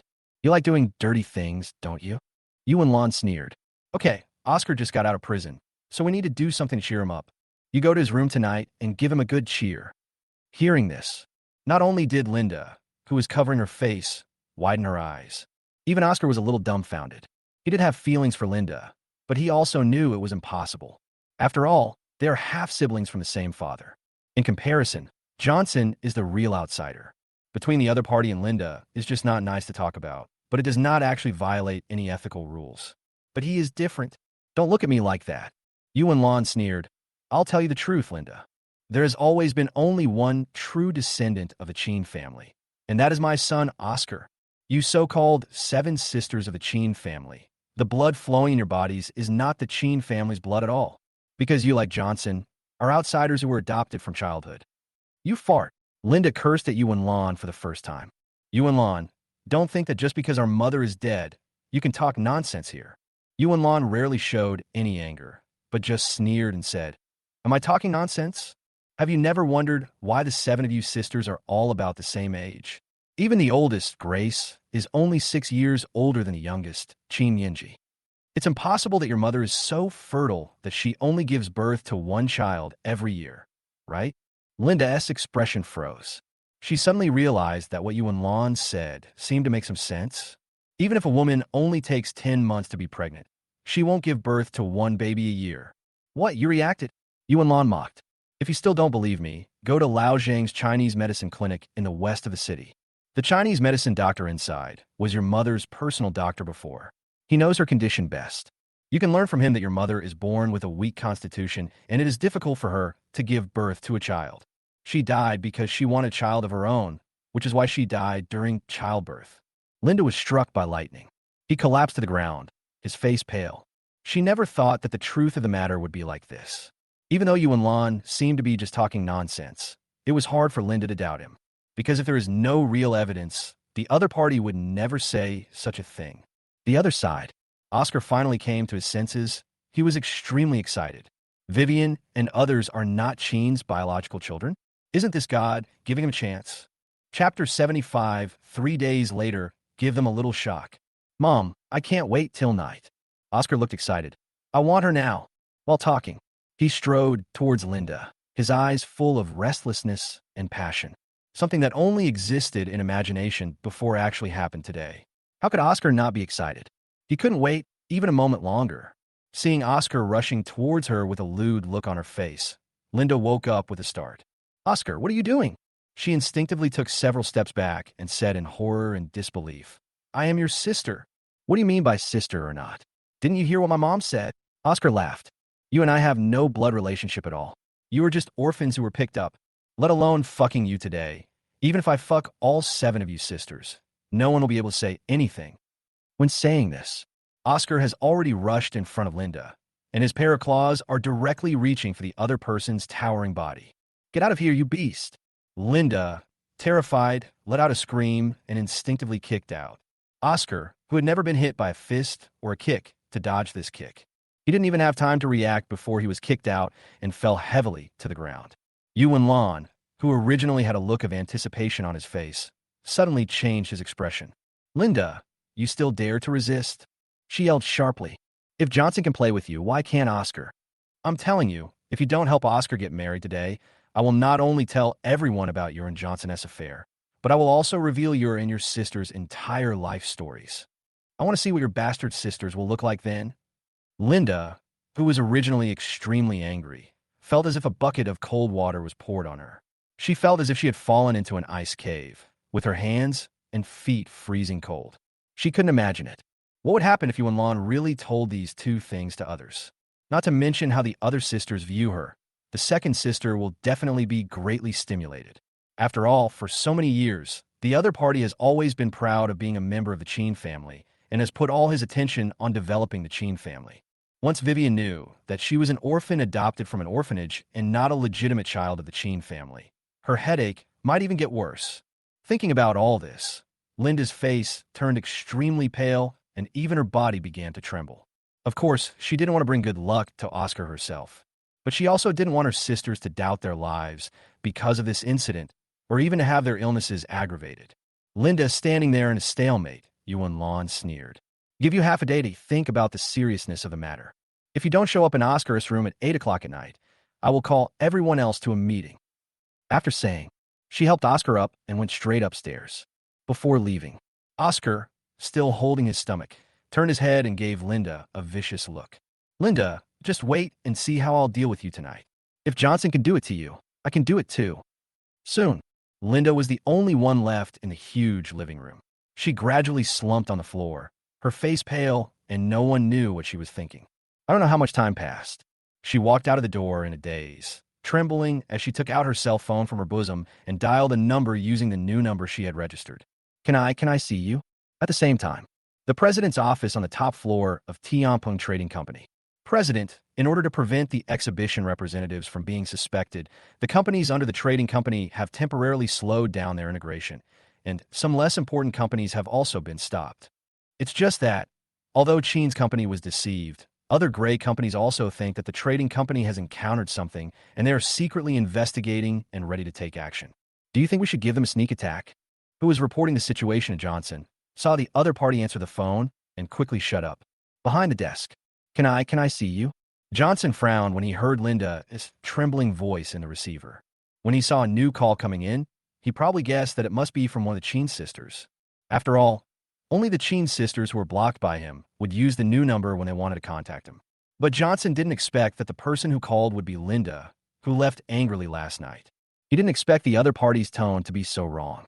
After a brief pause, Johnson did not ask any more questions, but simply said, I'll wait for you at the Japanese tea house. I'll give you half an hour. Seeing Johnson hang up the phone, Jiao Lin was about to continue reporting, but he waved his hand. Let's not talk about the rest for now. I have something to do today. As long as those gray corporate forces don't actually take action, we don't need to worry about them for now. Of course, if someone is so ignorant that he wants to take a share of Tianpeng Trading Company's profits, I don't mind showing them who the real hunter is. In order to deceive Vivian, Johnson was indeed deliberately reducing the presence of Tianpeng Trading Company. But this doesn't mean that he will really swallow his anger. Even if the truth comes out and Vivian notices something is wrong, Johnson will never let those gray companies shit and piss on his head. As soon as he left the office, Johnson saw a female secretary from the secretarial office walking towards him quickly with a gold-stamped invitation letter. President, this is the invitation letter that Shengshi Heavy Industry just sent. They hope that our company can attend the business banquet in 3 days. The female secretary said respectfully. Shengshi Heavy Industry? Johnson repeated the name and suddenly sneered. There really are people who are not afraid of death. At present, Tianpeng Trading Company is not only shrinking its influence, but also secretly releasing false news that its president has disappeared. Johnson originally thought that these gray companies would at least take some time to verify it. Unexpectedly, these people didn't even have this little patience and wanted to get a piece of the pie from Tianpeng Trading Company so quickly. To be precise, it should be that all gray companies except Tianpeng Trading Company want to get a piece of the pie, because Shengshi Heavy Industry is the largest gray enterprise in Yinhai and a truly leading enterprise. The reason why Pengcheng Enterprise, the predecessor of Tianpeng Trading Company, can attract 60% of gray enterprises to rely on it is not because it is stronger than Shengshi Heavy Industry. It's simply because the gray enterprises that depend on it are all small and medium-sized gray enterprises, which Shengshi Heavy Industry simply doesn't look down upon. The remaining 40% of gray enterprises that are dependent on Shengshi Heavy Industry are the real medium and large enterprises. even if Shengshi heavy industry is excluded. The combined scale of these gray companies is still comparable to that of several integrated Tianpeng trading companies. Therefore, the purpose of Shengshi heavy industry sending the invitation letter is very obvious. It wants to divide up the entire Tianpeng trading company with other gray enterprises in Yinhai. Let the security department prepare it. Johnson threw the invitation letter into the trash can and said calmly, "After 3 days, give him a little shock." Chapter 76, How Could It Be You? Johnson simply left the hallway. He doesn't care about the leader of a gray enterprise or any gray business banquet. All these things combined couldn't even make Johnson more curious than the slight tremor in Linda's voice. Just as he went down to the underground garage, and before he got into the car, he received another strange phone call. Who's calling this time? Johnson raised his eyebrows. As soon as the call was connected, Vivian spoke in a painful voice. "Johnson, can we talk?" At this time, the office of the chairman of Chen Venture Capital. Afterwards, her delicate face turned extremely pale, and beads of sweat the size of beans fell one after another on her forehead. Originally, Vivian thought that she could endure the headache with her strong willpower. But when she did this 3 or 4 times a day, she realized that she had overestimated her perseverance. This level of pain cannot be endured by willpower alone. Called Johnson using her secretary's cell phone. Vivian decided to have a good talk with Johnson. Maybe the situation could be turned around. The other side. After hearing Vivian's words, Johnson had a playful expression. It was the first time that he heard weakness and submission in the other person's voice. This shows that he was right not to give the other party the prescription. Otherwise, how could we possibly see this side of Vivian? Although he thought so in his heart, Johnson said coldly, "Miss Chen Air, there should be nothing to discuss between us." Sensing that Johnson was about to hang up, Vivian said quickly, "Listen to me first, Johnson. Now stepmother hates you to the core. Let us take care of you and avenge Oscar. If we don't do this, she will definitely find another way. If we can talk, I'd like to help you sort this out. You have to think clearly. Stepmother is not me. You should know her character. She will never use any means to achieve her goals." Johnson take you one lawn, a big-breasted and brainless woman. Seriously? He was about to sneer and refuse, but suddenly thought of something. Etc. Linda wants to see me, and Vivian wants to see me too. What if they bump into each other? Johnson's expression turned playful. He really wanted to see what would happen then. Thinking of this, Johnson changed the subject. "Huffing Tea House. I'll wait for you there." After saying that, he hung up the phone. Vivian on the other side breathed a sigh of relief. Really, only the stepmother can control Johnson. She was afraid that Johnson would go back on his word, so she quickly picked up her bag and left the company. Half an hour later, Japanese tea house.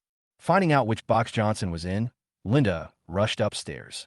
Johnson, who was about to drink tea, paused when he saw the other party come in. He was about to speak, but Linda rushed over to him, hugged his neck, and started biting him randomly. Even when the tea in Johnson's cup spilled, Linda didn't care at all. Even Johnson was shocked by the other party's crazy behavior. "Linda, are you crazy?" He pushed the other person away, wiped the saliva from his face, and frowned. "Are you really addicted?" Linda said nothing, but just pounced on him again, and it looked like she wanted to knock Johnson down directly. "Would you like to try again?" Johnson said coldly. "How about I kick you out? If you have something to say, just say it. Don't use these tricks." Indeed, he really enjoyed being hugged and kissed by Linda. But this doesn't mean that Johnson will be so horny that he will do the thing without caring about anything else. The foundation for any successful person's success lies in the ability to absolutely control his or her desires. Seeing that Johnson didn't seem to be joking at all, Linda froze.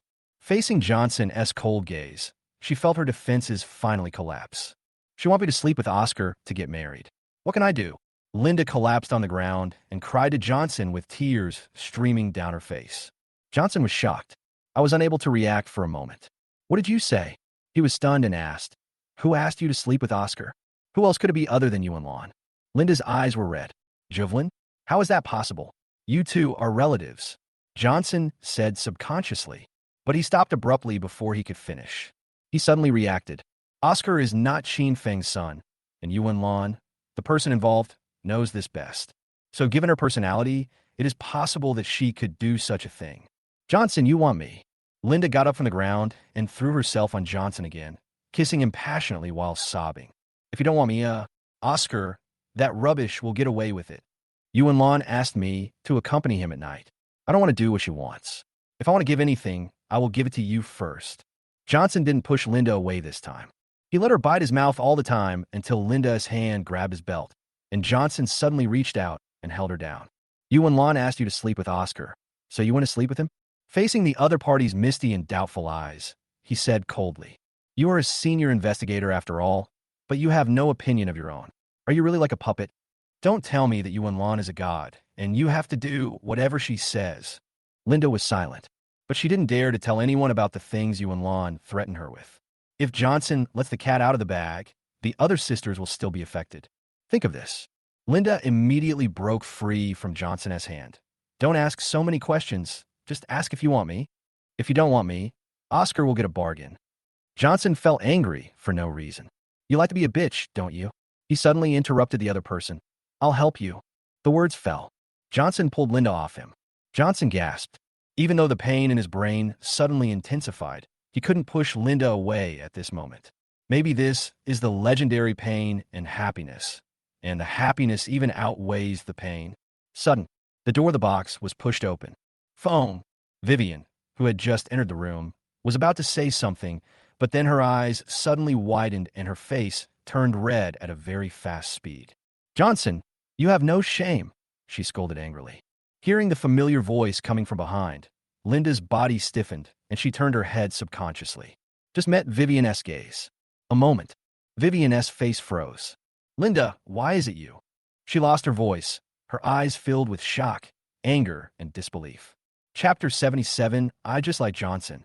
When she first entered the room, Vivian thought Johnson had found a call girl and wanted to humiliate her deliberately. But she didn't expect to beat Vivian to death. The woman with Johnson turned out to be Linda, the sixth child. Right now, Linda also froze in place, her mind going blank. She couldn't understand why her second sister came here. Second sister, please listen to my explanation. Linda said in panic. What else are you explaining, you shameless thing?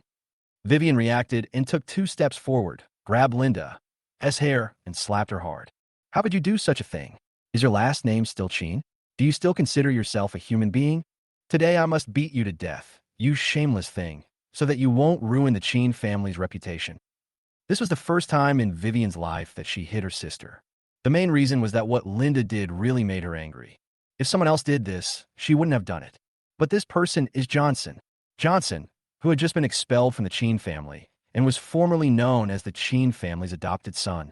Vivian couldn't understand why Linda would get involved with the other person. Linda was so panicked when she learned that Johnson had a terminal illness. No wonder when they were all preparing to go home, the other party just received a mission and left alone. This moment, Vivian figured it all out. It turns out this guy's been having an affair with Johnson for a long time.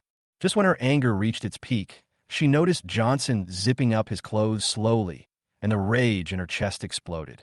Johnson, you are such a beast. How dare you do such a thing? She picked up the glass teapot on the table and threw it at Johnson. No wonder you asked me to come here. You wanted me to laugh at you and make the Chen family look bad, didn't you? You are such a heartless person. Why don't you just die? Johnson dodged the teapot deftly and said slowly, Don't just start. Why don't you ask what the specific situation is? Vivian's reaction was not unexpected by Johnson. Anyway, his purpose was to see this scene. So not only was I not angry, but I found it very interesting. Johnson wanted to see how Vivian was going to deal with this matter. Sister, don't blame Johnson. Linda reacted and said in panic. I did it all voluntarily. I took the initiative to find him. My stepmother wanted me to sleep with Oscar, but I didn't want to give him my first time, so... Bang! Vivian slapped Linda hard and said angrily, Linda, I just thought you were shameless, but I didn't expect you to talk nonsense. No matter how wrong my stepmother is, you can't slander her like this. We are siblings with Oscar. How could she let you do such a thing?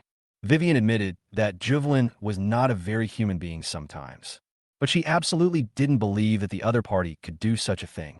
In Vivian's opinion, it was obvious that Linda was biting randomly in desperation. Linda felt angry and aggrieved at this moment. It was obvious that everything she did was to protect her sisters, but Vivian treated her like this. Vivian, you think I'm shameless, right? I'm going to show you how shameless I am right now. She got up from the ground and threw herself into Johnson's arms, kissing him fiercely, and then said to Vivian provocatively, I just like Johnson. I just have no shame. What can you do to me? That being said, there were tears in the corners of her eyes. Johnson, who was held by her, wiped his face with disgust. If he hadn't dodged quickly, he would have been kissed on the mouth. That way you'll be eating your own? Certainly. Although it was disgusting, Johnson actually enjoyed seeing the two sisters fighting. Anyway, he only has 2 years left to live, so he can do whatever he wants. Vivian was so furious at Linda's behavior that she wanted to beat her to death. You bitch, come home with me right now, or I'll kill you. She rushed over, grabbed Linda, and pulled her out the door. Linda wanted to resist. Vivian would certainly not be able to catch her. However, she was worried about hurting the other person, so she didn't struggle much. However, Linda turned her head deliberately and smiled at Johnson. Johnson, wait for me. I'll come see you tomorrow. Vivian didn't believe her anyway. Today she had to piss off the other party. Otherwise, all the grievance she had suffered would be in vain. Vivian was even more furious. After slapping Linda a few times, she finally pulled her out of the box. At this moment, she had even forgotten the purpose of her original visit here. Watching the two sisters disappear through the door, Johnson shook his head and sat back on the sofa. At some point, he grinned and thought to himself, a novice is just not good enough. My teeth are hurting. Then Johnson thought of something and his face darkened again. After playing with the teacup on the table for a while, he suddenly took out his cell phone and made a call. Send someone who is good at using guns to go to Yuanlan's villa at night. Is a rubbish like Oscar worthy of using Linda for marriage? Johnson has no other advantages except that he is very possessive. Anyone who touches anything he touches will die. Even just thinking about it is not okay. After taking Linda out of the tea house, Vivian wanted to teach her a lesson. However, Linda broke free from her as soon as she went out and left the tea house without feeling embarrassed at all. The other party had fists and feet, so Vivian naturally couldn't catch up, and finally she could only return to the company with a lot of anger. Shame on you. So shameless. As soon as she returned to the office, Vivian swept everything on the table to the ground and angrily cursed with a distorted expression. And Johnson, you're a living beast. A beast. If I had known you were such a beast, I should have killed you. But despite her scolding, Vivian finally sat down on the office chair helplessly because she had no idea how to deal with Linda, and she didn't even know how to deal with Johnson. After all, no matter who she attacks, it is possible that things will get out of hand. Once this matter gets out, it will definitely affect the reputation of the Chen family. Her best way to deal with it now is to pretend that nothing happened and even help Johnson and the others conceal the matter. Although this could preserve the Chen family's reputation, it made Vivian feel extremely depressed. Why on earth did things turn out like this? She looked up at the ceiling and closed her eyes weakly and desperately. Suddenly, the phone in the bag rang. Originally, Vivian was not in the mood to answer anyone's call at that moment. But after seeing the note was Jean Lioli, she could only try her best to calm down and press the answer button. Vivian, besides Tianpeng Trading Company, don't you want to borrow some money from me? Jean Lioli's voice sounded from the receiver. Do you still want the money now? Vivian was shocked and immediately put other things aside and said directly, of course. This was the money she used to save Chen's venture capital. How could she not want it? Chapter 78, Digging a Hole. Just after she finished speaking, Vivian thought of something and said hesitantly, such a large sum of money is not something Manhwa Capital can come up with in a short period of time, right? Don't worry about that. Jean Lioli dispelled Vivian's doubts. I have the money ready and can transfer it to your account at any time. Only, she paused, as if she wanted to say something more. Just what? Vivian's heart skipped a beat and she asked quickly. No wonder she was so anxious. Apart from Jean Lioli's Manhwa Capital, Vivian couldn't find anyone else who could lend her so much money at this time. Jean Lioli said with some embarrassment, although Manhwa Capital is led by me, we still have to take into account the opinions of the shareholders meeting. The shareholders meeting said they can lend you money, but you must use the shares of Chen Venture Capital in your hands or even other businesses under your control as collateral. Only in this way can they feel at ease. Vivian was silent for a while, finally took a deep breath, nodded and said, it's understandable. I accept their terms. Anyway, you need collateral to borrow money from a bank, so you might as well ask a friend for help. At least Jean Lioli and Vivian are absolutely trustworthy.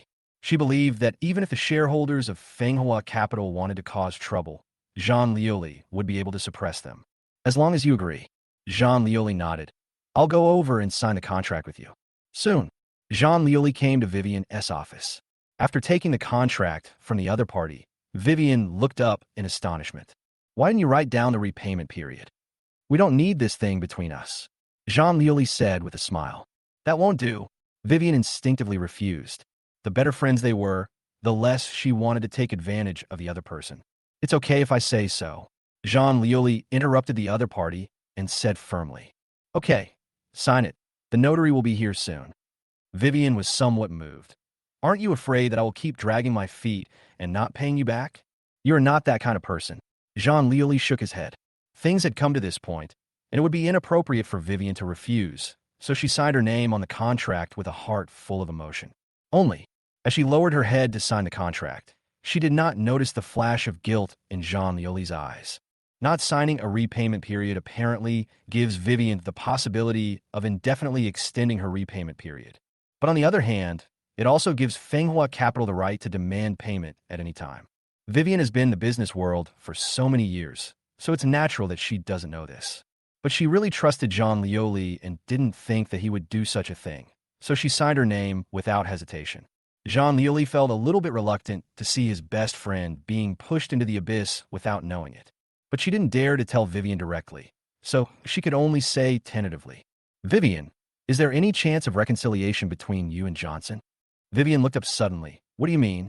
Jean Lioli said calmly. I just feel that Johnson is a little pitiful now. No matter what, he was once the adopted son of the Chen family. You have taught him the lesson he should have. I believe he can realize his mistake. Why don't you go talk to him? That's not necessary.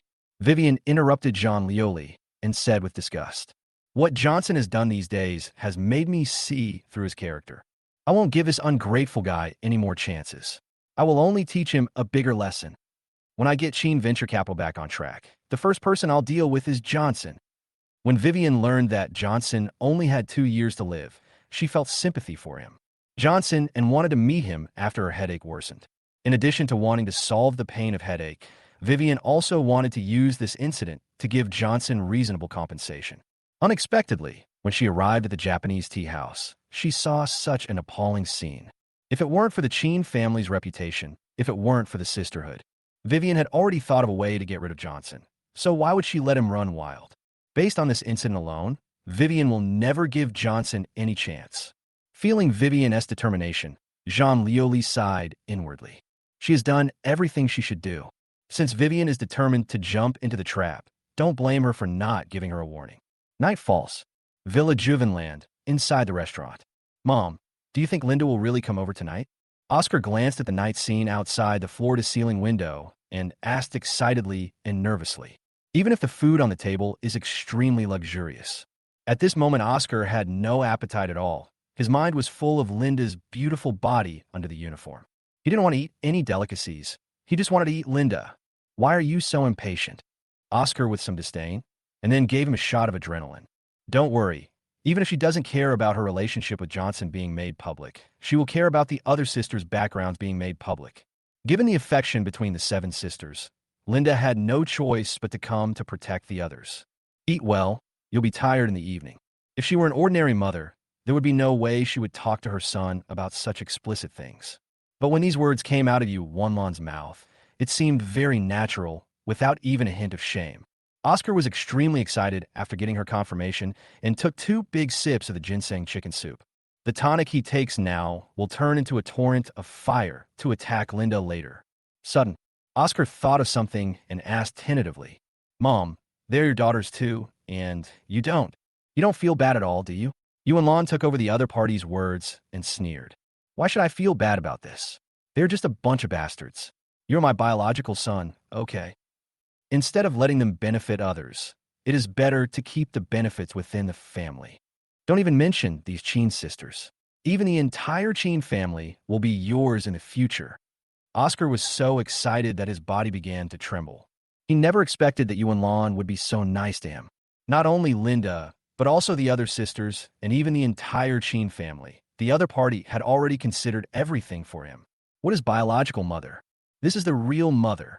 Oscar was about to express his gratitude when he suddenly caught a glimpse of something out of the corner of his eye and stood up suddenly. Mom, Linda is really here. He looked out the French window at a slender figure that had just entered the yard and was walking stiffly towards him. his face full of excitement. This time, Juvenis did not say that Oscar was unstable. She just waved her hand and said casually, "Go ahead. Let her celebrate your happiness tonight." Chapter 79, Oscar becomes a eunuch. "Okay, Mom." Oscar agreed with a flushed face and rushed out of the restaurant. He was so excited that he almost fell down. Yuan-Lan watched this scene with a smile on her face. It's like watching the pigs you raise at home about to eat up the cabbages from other people's homes. There's an inexplicable sense of satisfaction in your heart. Oscar rushed out of the villa and rushed towards Linda with a lewd look on his face. A muffled sound suddenly came from the night outside. Bang! A moment. Oscar's crotch, and he fell to the ground screaming, holding his lower body. Inside the restaurant, the smile on Yuan-Lan's face froze, and the chopsticks in her hand fell to the ground with a click. She no longer had the calmness that everything was under control. Oscar lying in a pool of blood, twitching and screaming wildly. Linda, who was well prepared and forced herself to suppress her nausea as she entered the villa yard, was dumbfounded. What's going on? Could it be that even God thought Oscar was too cruel and gave him a lesson? As soon as this thought came to her mind, Linda shook it off. Because the muffled sound just now was clearly a gunshot, and it's a light sniper with a silencer. She subconsciously turned her head to look in the direction of the gunshot, but only saw a fleeting reflection of the lens. Inexplicable. Linda's mind flashed to Johnson's expressionless face. At the same time, the villa is on top of the golf course opposite. A figure in a black suit skillfully disassembled the sniper rifle and put it into the cello bag. After raising his hand and sending a message with an old feature phone, he quickly left the place. Inside the recycling station, Johnson was having dinner happily with his family. Suddenly, his phone vibrated with a text message. Johnson calmly took out his phone and saw the message was very concise, with only a short line of words. "President, the mission has been accomplished."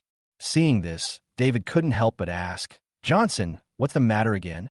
Although Johnson didn't look for a job, but in the eyes of David and others, he is sometimes busier than Eve, with phone calls and text messages never stopping all day long. Sometimes after receiving a phone call or text message, I would leave home quickly and no one knew what I was busy with. "Nothing." Johnson smiled, put down his phone, and picked up a piece of food for Eve. "Little Eve, eat more. You're getting thin because of hunger." "Brother, I put the dishes away, okay?" He was a little confused. "Just eat if your brother tells you to." Angela supported Johnson. Okay, I have no status at all now." Eve picked up the chopsticks again with a helpless look on her face. David and Angela couldn't help laughing out loud. The atmosphere was extremely good. It still feels good to have a home. Johnson watched this scene quietly with a smile on his face, but his heart was calm in thought. "So, whoever wants to destroy my family, I will kill his entire family." Compared to the happy atmosphere in the Fong family, the Chen family was not in a very good mood at this time. Grace's hospital, in the emergency room. "What's going on?" Vivian and others who rushed over looked at the three big scarlet words, "First Aid in Action," with expressions of disbelief and horror. If Oscar's injury was normal, they wouldn't be like this. The key point is that the other party was shot.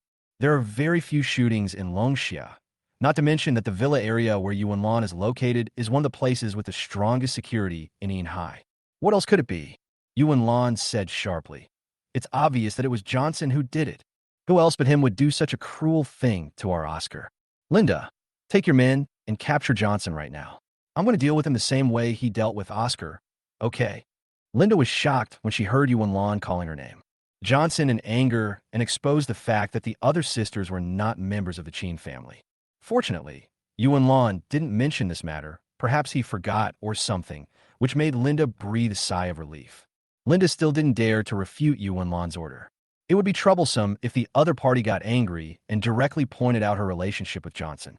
Just when Linda was in trouble, Vivian suddenly said, "Johnson did this. Now that Tianping Trading Company is finished, Johnson will not be able to bring out such strength after losing this backer. Besides, to be able to accurately shoot Oscar from outside the villa, you need at least a light sniper. Even if Tianping Trading Company still exists, it can't produce weapons of this level." "Yes, stepmother." The other sisters thought Vivian's words made sense and were about to nod in agreement, but were interrupted by Yuan-Lan's sharp voice. "Oscar has been in Yinhai for so long, and he has never offended anyone except Johnson. Johnson didn't do this. I will write my name backwards from now on. I think you just want to protect Johnson." You think that he, an outsider, is more important than your own brother, so you speak to him like that. She rushed to Vivian and slapped her hard. If I raise a dog, it should know that when its family is bullied, it should bite the bully. How could I raise a creature like you that is worse than a dog? Although it has become normal for Yuan Lan to beat and scold herself and her sisters during this period, Vivian still couldn't help feeling angry at this moment. She endured the pain of headache and stayed awake day and night for the Chen family. Yuan Lan only knows how to rely on her status to make trouble, which is really frustrating. Think of this. Vivian's tone became stiff. If stepmother insists that Johnson did this, I will have him brought here for confrontation. No need. Yuan Lan suddenly interrupted Vivian. I'd rather rely on a dog than on you to deal with Johnson. If you are not willing to stand up for Oscar, someone else will do it. Get out of here now, as far away as you can, or I'll be furious when I see you bunch of trash. Vivian and her sisters all looked uglier than each other, but in the end they couldn't say anything and could only leave as they were told. At this moment, the door of the emergency room was suddenly opened. Doctor, what's going on? Yuan Lan hurried over to meet him. Vivian and others also stopped instinctively. I'm sorry, Mom.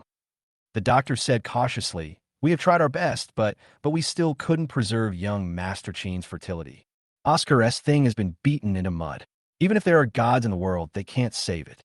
Yuan Lan felt as if struck by lightning, and his brain went blank. So, Oscar is a eunuch now? The Chen sisters all widened their eyes at this moment, their faces full of disbelief. They also expect Oscar to carry on the Chen family's bloodline. How to spread it now? Chapter 80, you also get out of the Chen family. Among the crowd, Linda at the back lowered her head, unable to hide the joy on her face. Now that Oscar is inhumane, Yuan Lan will no longer force her to marry him. After all, even if she is willing to endure the humiliation, Oscar's thing has to work, right? This moment, Linda was even more certain that it was definitely Johnson who did it. Johnson had done something like this a few days ago that would have wiped out the Chen family. Linda would have definitely regarded him as her mortal enemy. But now, not only does she not resent Johnson, but she's also very grateful and happy. While the sisters were watching Oscar, Linda secretly went to the bathroom and called Johnson.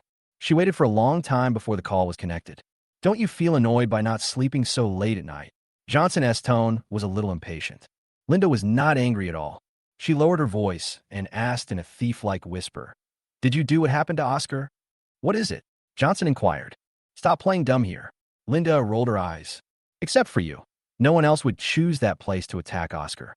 On the other end of the phone, Johnson raised his eyebrows. Which part? I don't quite understand what you were saying. Can you explain it more clearly?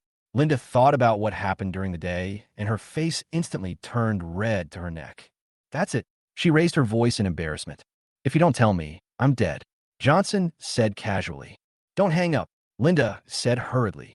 She was afraid that Johnson would hang up the phone, so she spoke carefully and even pleadingly. Johnson, don't hang up the phone. I want to hear your voice now. I still want to see you. I really want to see you. On the other end of the phone, Johnson fell silent. Just when Linda thought the other party would hang up the phone, she heard the other party suddenly say, Huffing Tea House, I'll wait for you. Linda was stunned at first, and then extremely surprised. She never expected that Johnson would actually be willing to see her at such a late hour.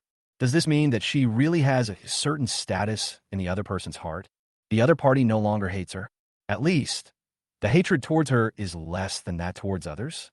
Thinking of this, Linda put down her phone and wanted to leave the hospital to see Johnson. She no longer cared whether her departure would cause Yuan Lan to tell those things, nor did she care whether her sisters would think too much about it. Now Linda just wants to see Johnson as soon as possible. She can't wait. As soon as she pushed open the bathroom door, Linda's expression froze and her face suddenly turned pale. She saw Vivian standing outside the door at some point, looking at her expressionlessly. Did Johnson really do it? She asked coldly. No.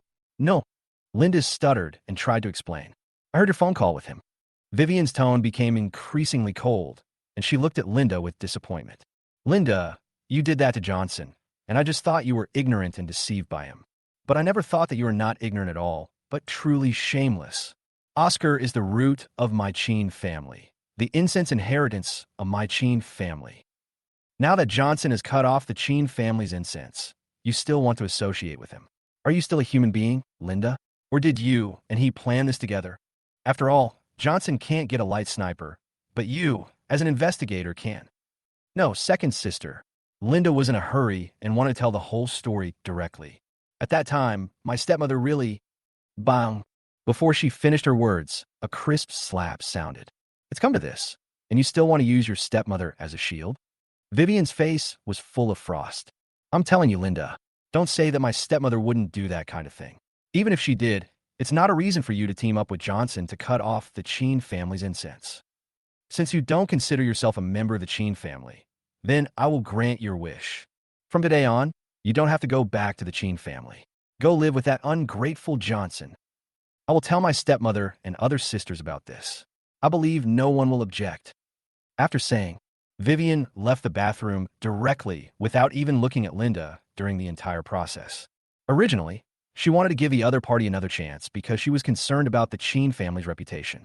But since Linda could do such a beastly thing, don't blame her for not caring about sisterhood. Just kicking the other party out of the Chen family is already Vivian's greatest tolerance. As for what impact this matter would have on the Chen family after it got out, Vivian no longer wanted to care. To have a damaged reputation than to let Linda, a traitor, continue to stay in the Chen family and do whatever she wants. Looking at Vivian's back as she left, Linda slumped to the ground, her eyes unfocused. Only tears as big as beans rolled down. If Vivian just misunderstood her, Linda could still barely accept it. Something like, even if you and Lon really did those things, it is not a reason for her to deal with Oscar. This really chilled Linda's heart. Could it be that in the second sister's heart, the innocence of her sisters is not as important as the family's future? She protected him so much, and this is what she got in return. For the first time in her life, Linda felt a little bit of resentment towards Vivian. Certainly, she resented you, Wenlon, and Oscar more. If it weren't for them, the situation wouldn't be what is now. Japanese tea house. Johnson closed his eyes and dozed off, waiting for Linda to arrive. He agreed to meet the other party so late, of course not because he was greedy for more. Johnson was simply angry because Linda disturbed his rest and wanted to teach her a lesson on how to behave. Just then, there was a knock on the door. Enter. Johnson opened his eyes, but what he saw was a tea artist wearing a cheongsam. Mr. Fong, the tea tastes off. I'll change the pot for you. Watching the waiter change the tea, Johnson finally realized something was wrong and frowned. Logically speaking, Linda should have arrived a long time ago. But now the tea has been changed twice, and there is still no sign of the other person. Is this guy teasing him? But based on what Johnson knew about Linda, she would never do such a thing. Then there is only one possibility left. Something happened to the other party. Johnson's face changed slightly, and he immediately took out his cell phone. Before he could make the call, a beautiful figure suddenly rushed into the tea room and fell into Johnson's arms. Smelling the familiar faint fragrance, Johnson felt relieved and his finger paused on dialing. On the surface, he raised his hand and tried to push Linda away. Just drink a tea and don't touch me. However, the other party held him tightly and was not moved at all. Johnson was about to add a little more strength when he suddenly realized something was wrong. Because not only did he feel a warm and wet feeling in his chest, but Linda's body was also shaking slightly, and he could hear faint sobbing. Johnson's eyelids twitched slightly. He suddenly raised his hand and lifted the other person's chin, and then he saw a tearful face. Judging from the tear marks and red eyes, Linda had obviously cried all the way here. What's wrong with you? Johnson frowned. The tone of the other party's voice when he called him just now didn't sound like he was sad. Chapter 81, I know you still have me in your heart. Vivian, she kicked me out of the Chen family. Linda was still trying to hold back her emotions, but when she heard Johnson's words, the grievance in her heart burst out instantly, and tears flowed like a spring. What? Johnson was shocked and obviously couldn't understand. He knew the feelings of the 7 sisters in the Chen family. Vivian always took Linda away in anger and never mentioned kicking her out of the house. What did you do? Johnson asked in confusion. What can I do? It's all because of you. Linda narrated everything that happened with grievance. After listening to it, Johnson's face changed. It turned out that Vivian thought that Oscar's matter was a conspiracy between her and him, and she was already brooding over the previous incident, so she decided to drive Linda out of the Chen family. Johnson smiled with a somewhat sarcastic tone. I thought you 2 sisters had a deep relationship, but I didn't expect that in Vivian's eyes, you are not as good as a so-called younger brother who was just found. Linda angrily counterattacked. Of course I'm not as good as Oscar. He can carry on the Chen family's lineage, and I am nothing. She became more and more excited as she spoke. Johnson was infected by her emotions and could not hide a trace of displeasure on his face. Carry on the family line? He is not a Chen family member at all. How can he carry on the family line? But Johnson did not say much because there was no evidence for this matter. Although Linda believed it, Vivian and the others might not believe it. It would be better to let them find out for themselves. Linda's eyes were filled with tears, and she cried, Johnson, I will be homeless in the future. What do you think I should do? Johnson responded coldly. Aren't you a senior investigator? It shouldn't be a problem for you to support yourself. Linda was relentless, and her voice sounded even more aggrieved. I don't even have a place to live. Vivian has frozen my credit card, and I don't even have the money to buy a house. Johnson raised his eyebrows. Do we have to buy a house to live in? Can't we rent a place? Linda widened her eyes. Who am I? Why should I live in a place where someone else has lived? Johnson was speechless. He had been kicked out of the Chen family, so why did he still care where he lived? He waved his hands impatiently. You can live wherever you want. What does it have to do with me? Linda was furious. Johnson, do you have a conscience? I was kicked out of the house because of you. As soon as she finished speaking, she lowered her head and bit Johnson's shoulder hard. Johnson was stunned by her bite, and then pushed her away. Are you born the year of the dog? He realized something was wrong and stopped talking. Linda looked up with surprise and emotion in her eyes, her voice trembling slightly. Johnson, I knew you had me in your heart. Johnson hurriedly tried to explain, but Linda hugged him tightly, and she whispered thanks in his ear. Thank you, Johnson. I knew you hadn't changed. Johnson was speechless, so he could only touch her hair and whispered, You will live in the tea house from now on. No one has ever lived in this room.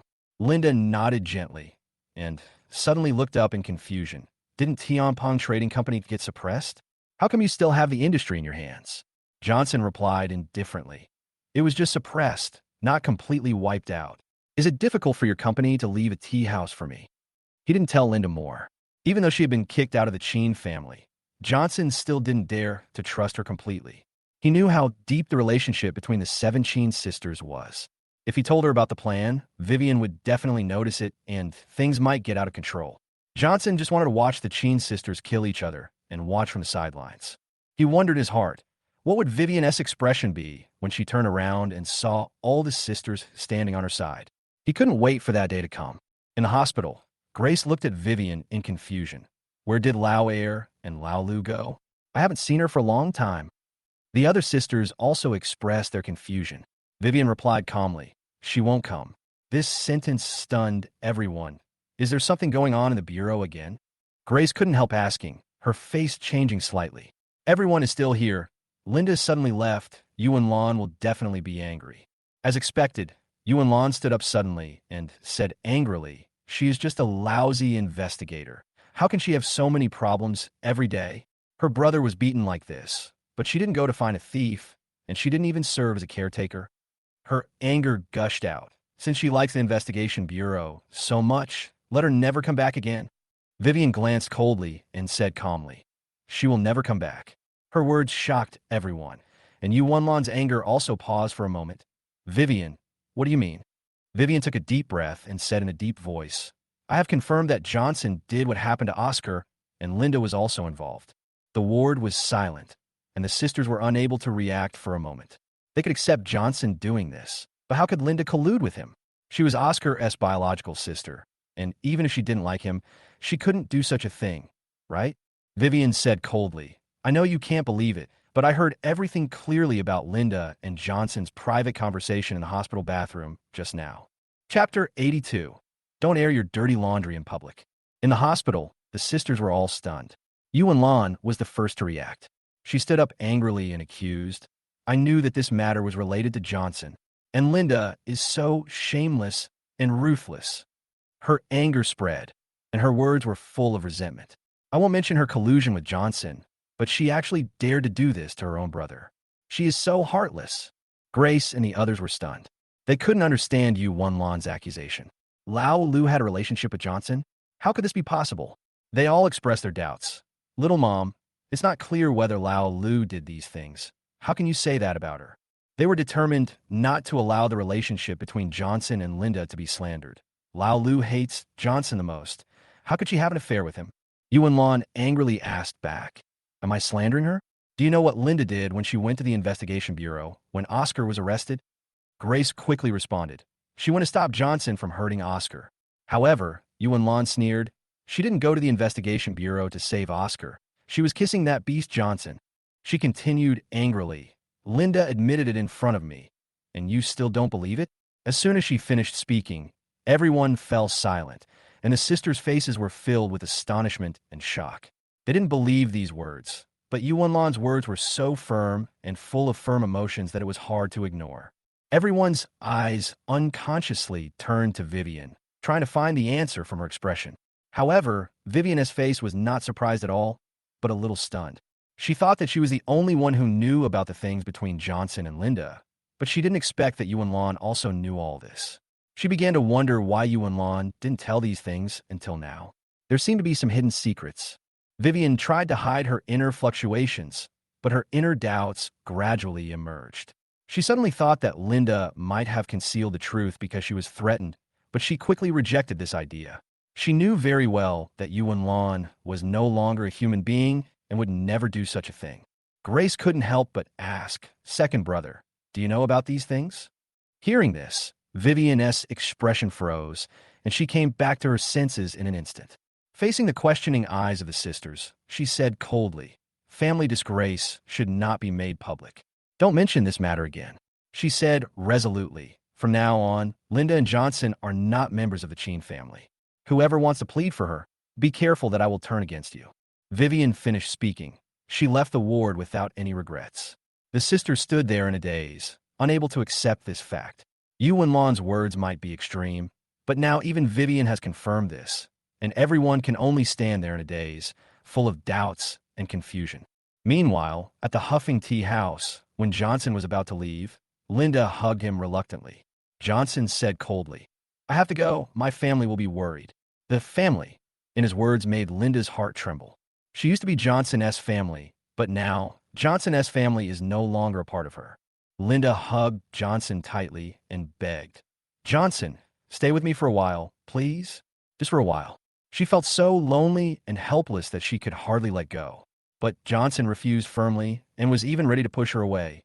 No, he knew that if he gave her a little space, she would continue to pester him. Just when the atmosphere was getting tense, Johnson's cell phone suddenly rang. Seeing that it was Eve calling, he quickly picked up the phone. Eve asked in confusion, "Brother, what's wrong with you? Why does your voice sound weird?" Johnson was a little flustered and quickly changed the subject. "I was walking outside and accidentally stepped on a stone." He tried his best to hide his panic and calm down. "Is there something you want to talk about?" Eve smiled and replied, "I'm going to meet a friend tomorrow, and I want to take you with me." Johnson was a little confused. "What am I going to do?" Eve smiled and said, "Of course I'm going to introduce you to a girlfriend. You're so old now, and your parents are worried." She said cunningly, "My friend has a good appearance and good character. My parents will definitely be happy." Chapter 83. Something exciting? Johnson was confused. "Introduce me a girlfriend, you." He hasn't finished speaking yet.